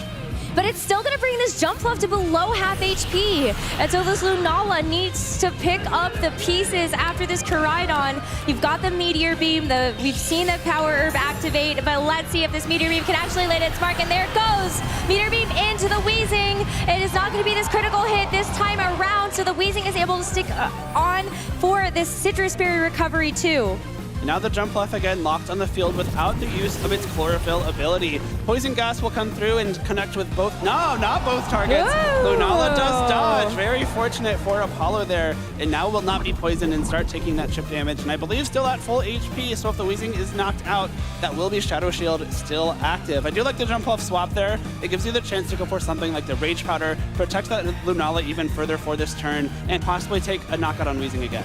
Yeah, but I think as well you need to start to consider the speed, and it is going to be the Koraidon that moves first. Jump Fluff is not going to be able to move this time around, but this Koraidon is becoming more and more vulnerable with every single close combat that it goes for. It's taken multiple defense and special defense drops, and with this extra special attack on this Lunala, looks like this Koraidon is going to be a nice juicy target. One-hit knockout here, and that's going to help to start to even the score here as Apollo keeps himself in this. Lunala and Incineroar versus Isak's 3 final Pokemon. Poison Gas hits this time around, though. It will poison Lunala on the second try, which means that even when Weezing does go down, the residual damage from Poison will disactivate that Shadow Shield. Full damage will be coming through into that Lunala, and again, it is the Dondozo and Tatsugiri. We're now in a position that Dondozo loves to be in. Apollo's down to his last 2 Pokemon, especially considering this Lunala is poison. You're going to be able to maybe stall out some turns with Protect. Use that leftovers to get some recovery recovery when you do take damage. Ignore the special attack boost from the Meteor Beam thanks to that unaware ability,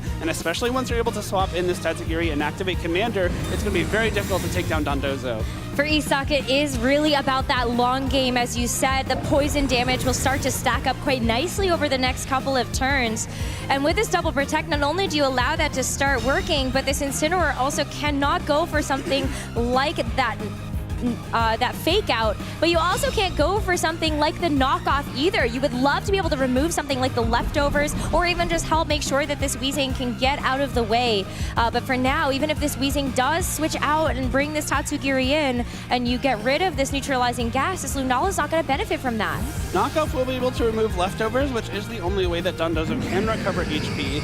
So if you are able to connect with that knockoff, you remove the leftovers, and you can start trying to whittle away as best you can. This Weezing swapping out for Tatsugiri will activate the Commander and boost the Dondozo stats once again, but notably the Intimidate does activate on Incineroar too, so attack is now only up to +1. I believe it's the Wave Crash Earthquake Body Press set, so the Earthquake may be able to hit both Pokemon for some damage here. Body Press will not be affected by that Intimidate though, because it does use that boosted defense stat. Right, and the body press onto the Lunala, you would otherwise be able to survive that, but this Lunala sticks around to actually get off this Moongeist Beam, and it's going to do a nice little chunk, but with the knockoff as well. I mean, this Dondozo, it does have its leftovers removed, and it doesn't get the HP recovery, but it's still a tough road ahead. It really is. Lunala will be a couple turns away from being knocked out. It looks like one more turn of poison will leave it very, very close to that knockout, and then a second one will do the job.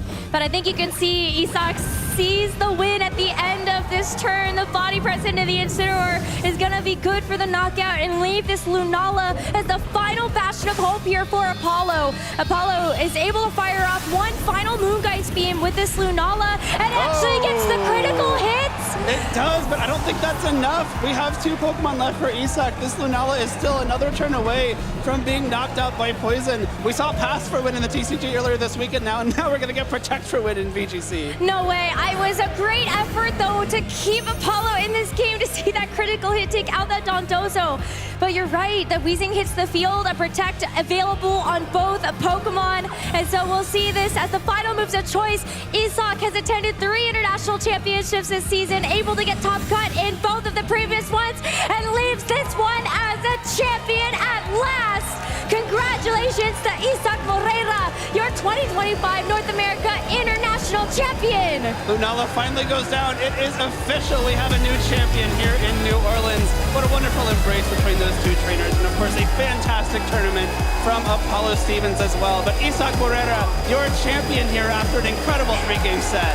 What a great effort, though, by both of our trainers. Commiserations to Apollo. You made it to the finals of your first ever Pokemon tournament. That's crazy. And we've seen that happen at regionals, but to do that at an international championship too is an incredible feat. Wow, but 3rd time's the charm here for Isak. What a remarkable season he has really had as a competitor. And yeah, what a great Father's Day. Truly, yeah. A really great present to give your dad. I don't know, what an amazing tournament this has been in all 3 divisions, but especially that last match I think was one of the best of the night. Wow. Let's go ahead and hear from Isak. He must be so proud of himself. So Joe, please take it away. All right, our last champion of the weekend has finally been crowned, our seniors division champion, Isak Moreira. Congratulations. Very nervous set there. Took 3 games to get there. How do you feel as champion? Demorou 3 jogos para você conseguir chegar na vitória. Como você se sente sendo campeão do torneio? Cara, eu tô muito feliz. Nunca imaginei que ia estar aqui, né? E meus amigos me ajudaram muito. Preciso agradecer muito a eles. He was very happy. He never believed to stay here, and the friends help you too much in this. Now, obviously, Galarian Weezing just so huge on the team for Dondozo, for Koraidon, for everything. And there was that critical hit that got rid of it in one of the other games. Takes the Moongeist the next time, or the Meteor Beam next time around. Did you feel as if as long as Galarian Weezing was around, you were going to win? o Wizen de Galar é muito forte, ele é muito consistente durante a partida. Você sentiu que quanto mais você continuasse com ele em campo, mais ele te levaria para a vitória? Sim, ele é muito forte nessa matchup. Ele desliga a habilidade de todos e a habilidade é o mais forte deles. Yes, the Galarian is too strong to this match. Just turn off all abilities of the other Pokemons and just it. Yeah, absolutely. I mean, definitely it would show how back and forth that set was between you and Apollo, your opponent. And I think one thing, both having access to Koraidon, but the different second restricted, definitely made this match so fast, hard-hitting attacks, right? Was there ever a point in Game 3 that you had felt that, oh no, maybe I made a misplay here, maybe I did this, or were you always confident once you locked in that you were going to be the international champion? As partidas foram muito rápidas e os ataques também. Teve algum momento na partida 3 que você teve certeza que você se tornaria o campeão? Sim, quando eu consegui dar poison na Lunala. Yes, when the last started. Yeah, the poison, yes, on Lunala, yeah. But we landed the second one. That's why we click it again. Okay, do you have any shout-outs, friends, family, loved one that are supporting you here on your journey? Você quer agradecer quem te ajudou durante toda essa jornada? Quero. Minha família, né? Meus amigos que estão lá no Brasil mesmo. Quero agradecer muito meus amigos que estão aqui também. O Paladino ali que fez esse plano de jogo dessa matchup inteira pra mim. Quero agradecer o povo lá do sul do Brasil. Sempre me ajudaram muito. E acho que é isso. She want to thank you for the him family. Your friends is over there. Paladino is over there. The friends from the south of Brazil. Yes, congratulations, Isaac Moreira, our senior division NAIC champion. All right, let's go celebrate with our friends and families. We're gonna close out the show, but real quick, before closing ceremonies, head over to the lounge. Lou, Len, and Scott, take it away. Wow, what an incredible championship Sunday we have had. We've been able to have so many epic Pokemon matches across all of the games, but I have to say the cherry on top has been the video game side of things. All those matches were so close, could have gone either way, so some incredible play by the trainers. Couldn't have been a better way to end the weekend. Some great back and forth in those matches. That third one, seeing the pace fly back and forth between poison stalling and just tons of damage coming out was so much fun to watch. Lots of nostalgia as well with a lot of the teams that we've been seeing. I think we weren't too surprised by some of the restricteds, but then some of the old favorites, asterisks on there with like Dondozo, for example, coming through was really great to see, and it even took the title. I thought we had like 6 very different teams across the VG finals. You know, sometimes these formats you see kind of dominant strategies where all the players kind of get stuck on the same things, but lots of different ways to solve this puzzle. I think players kind of choosing things that they're comfortable with, and worked out well for all these trainers. You know, win or lose today, they had an incredible run. Yeah, even things that felt like they'd been left behind a little bit, like Lunala in the Masters division, that was so popular early on in Regulation I, but had fell out of favor somewhat, was lower in our usage this weekend, but still managed to come out on top. Yes, of course. Well, let's go back to our junior division finals, the one that Len and I were able to commentate over, and look at their bracket and see how they were able to battle through.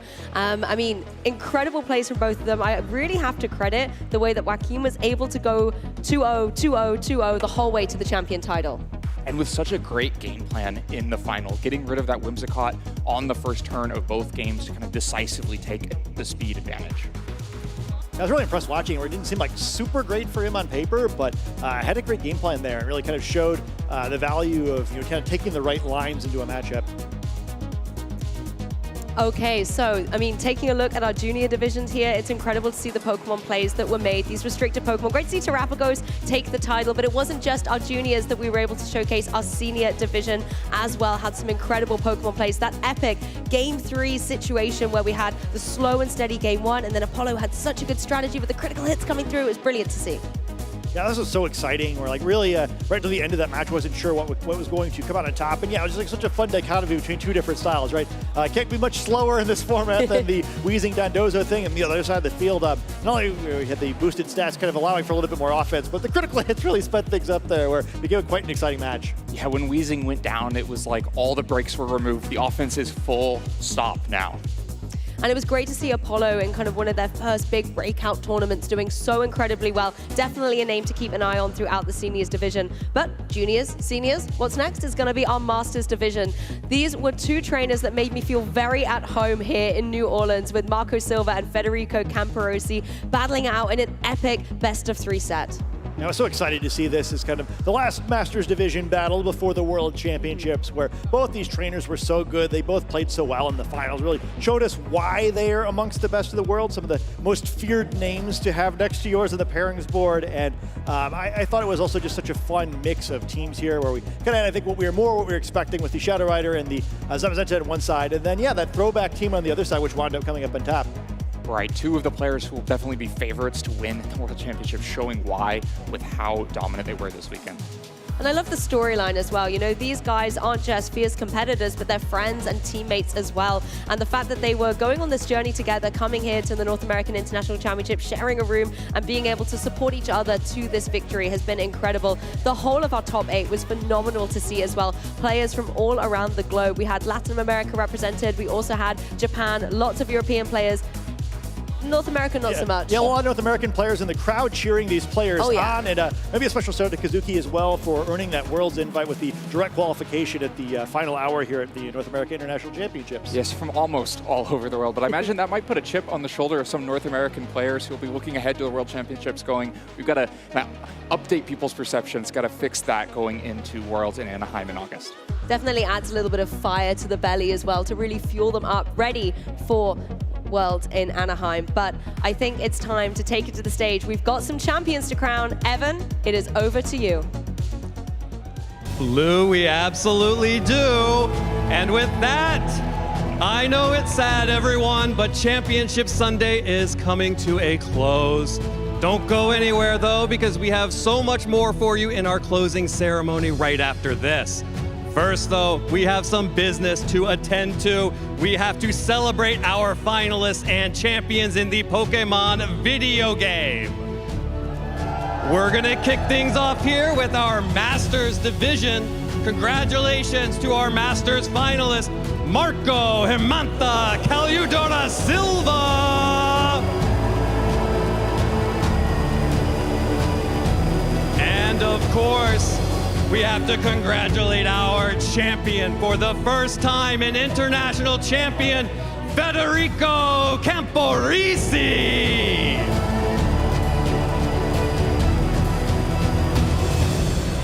But that's not all. Also, congratulations to our video game junior finalist, Isaac Ogi.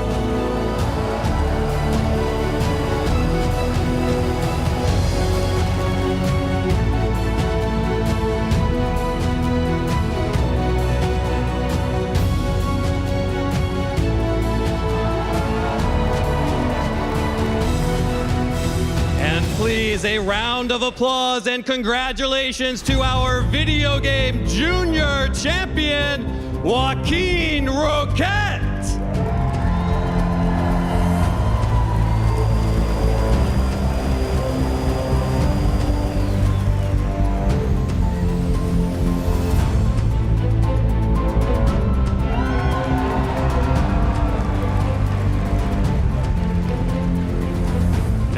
Please join me as we move on to our senior division and go absolutely bananas for our video game senior finalist, Apollo Stevens.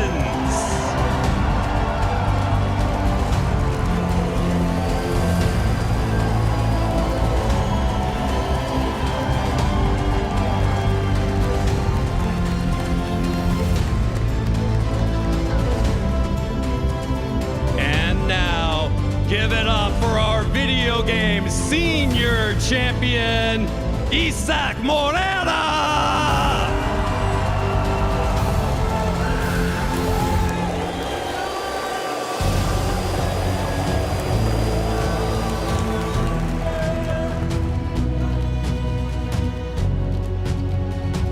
Trainers, raise those trophies high and proud and relish this moment. Everyone here and at home, I want you to give one last round of applause for your 2025 Pokémon North America International finalists and champions.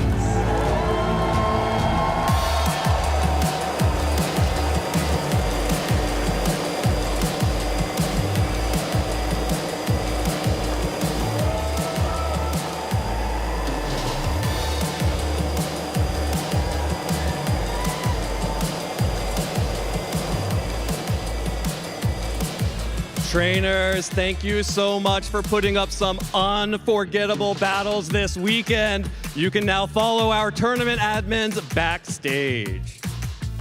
And now, for all of you still here watching at home and in the stadium, it's time to close out NAIC 2025, as we have some exciting news and updates to share with you. Hey, Rosemary. Hey, Evan. How's it going? I could not be more excited to have lived through this international championships and seen these incredible battles. And, you know, we've got some really cool stuff to show off here. We really do. You know, when I think about the World Championships, the Pokémon Center is always one of the biggest staples for competitors and fans when attending any World Championships. Let's take a sneak peek at the designs you'll find at the 2025 World's Pokémon Center pop-up store.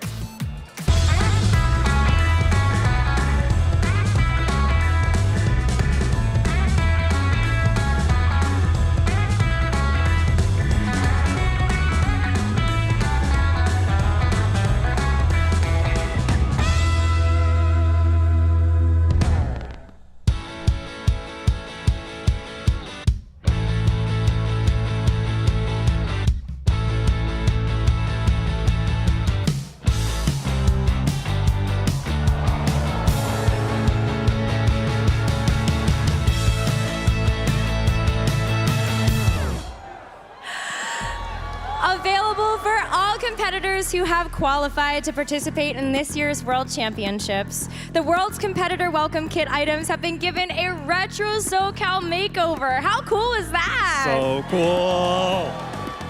In addition, the special varsity jacket wearing Pikachu plush will also be available at the World's Pokémon Center pop-up shop for those attending the event. Yeah, Rose, but that's not all that competitors get when they go to the World Championships and what we think of when we think of the World Championships. Here's a first look at this year's World Celebration Pikachu promo card.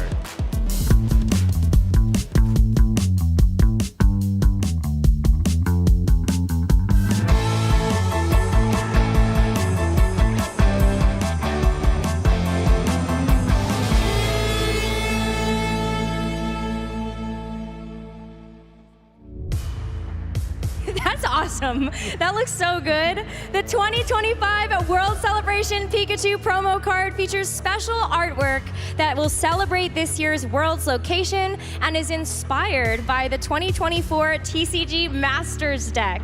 We'll have more details to come on how you can receive this special promo card in your area. So stay tuned on worlds.pokemon.com. That is worlds.pokemon.com for all the latest updates.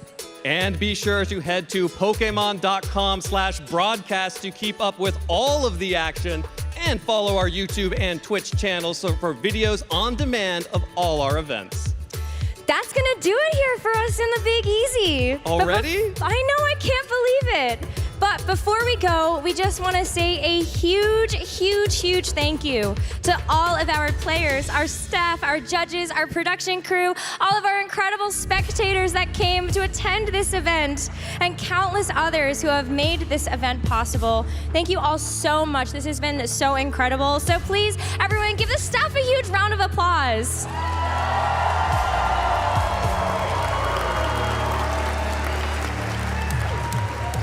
And thank you also to the entire Pokemon community here supporting Pokemon GO, Pokemon UNITE, the Pokemon trading card game, and the Pokemon video game. It is your love for these games that makes all of this possible.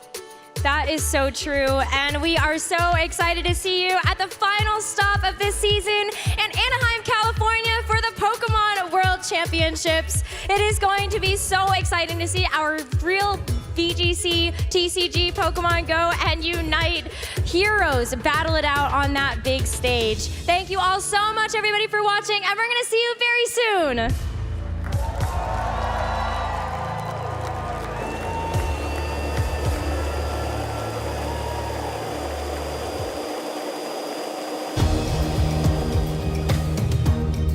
Let's freaking go.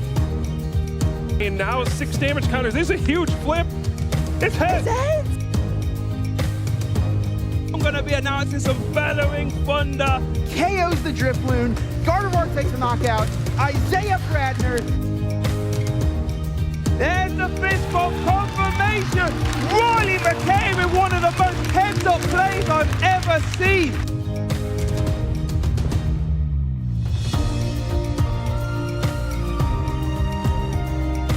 That's going to be it. Next, the Adrenabrain perfect math. Isaiah takes the KO, and he is the North American International Champion.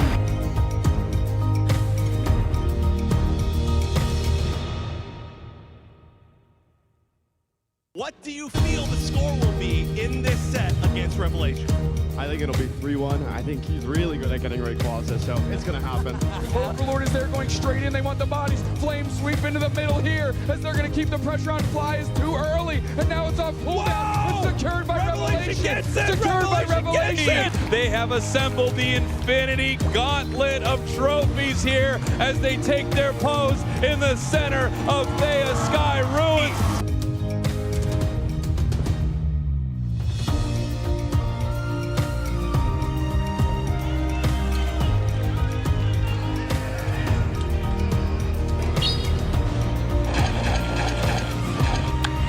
Congrats, dude. That's top 8 at NEIC.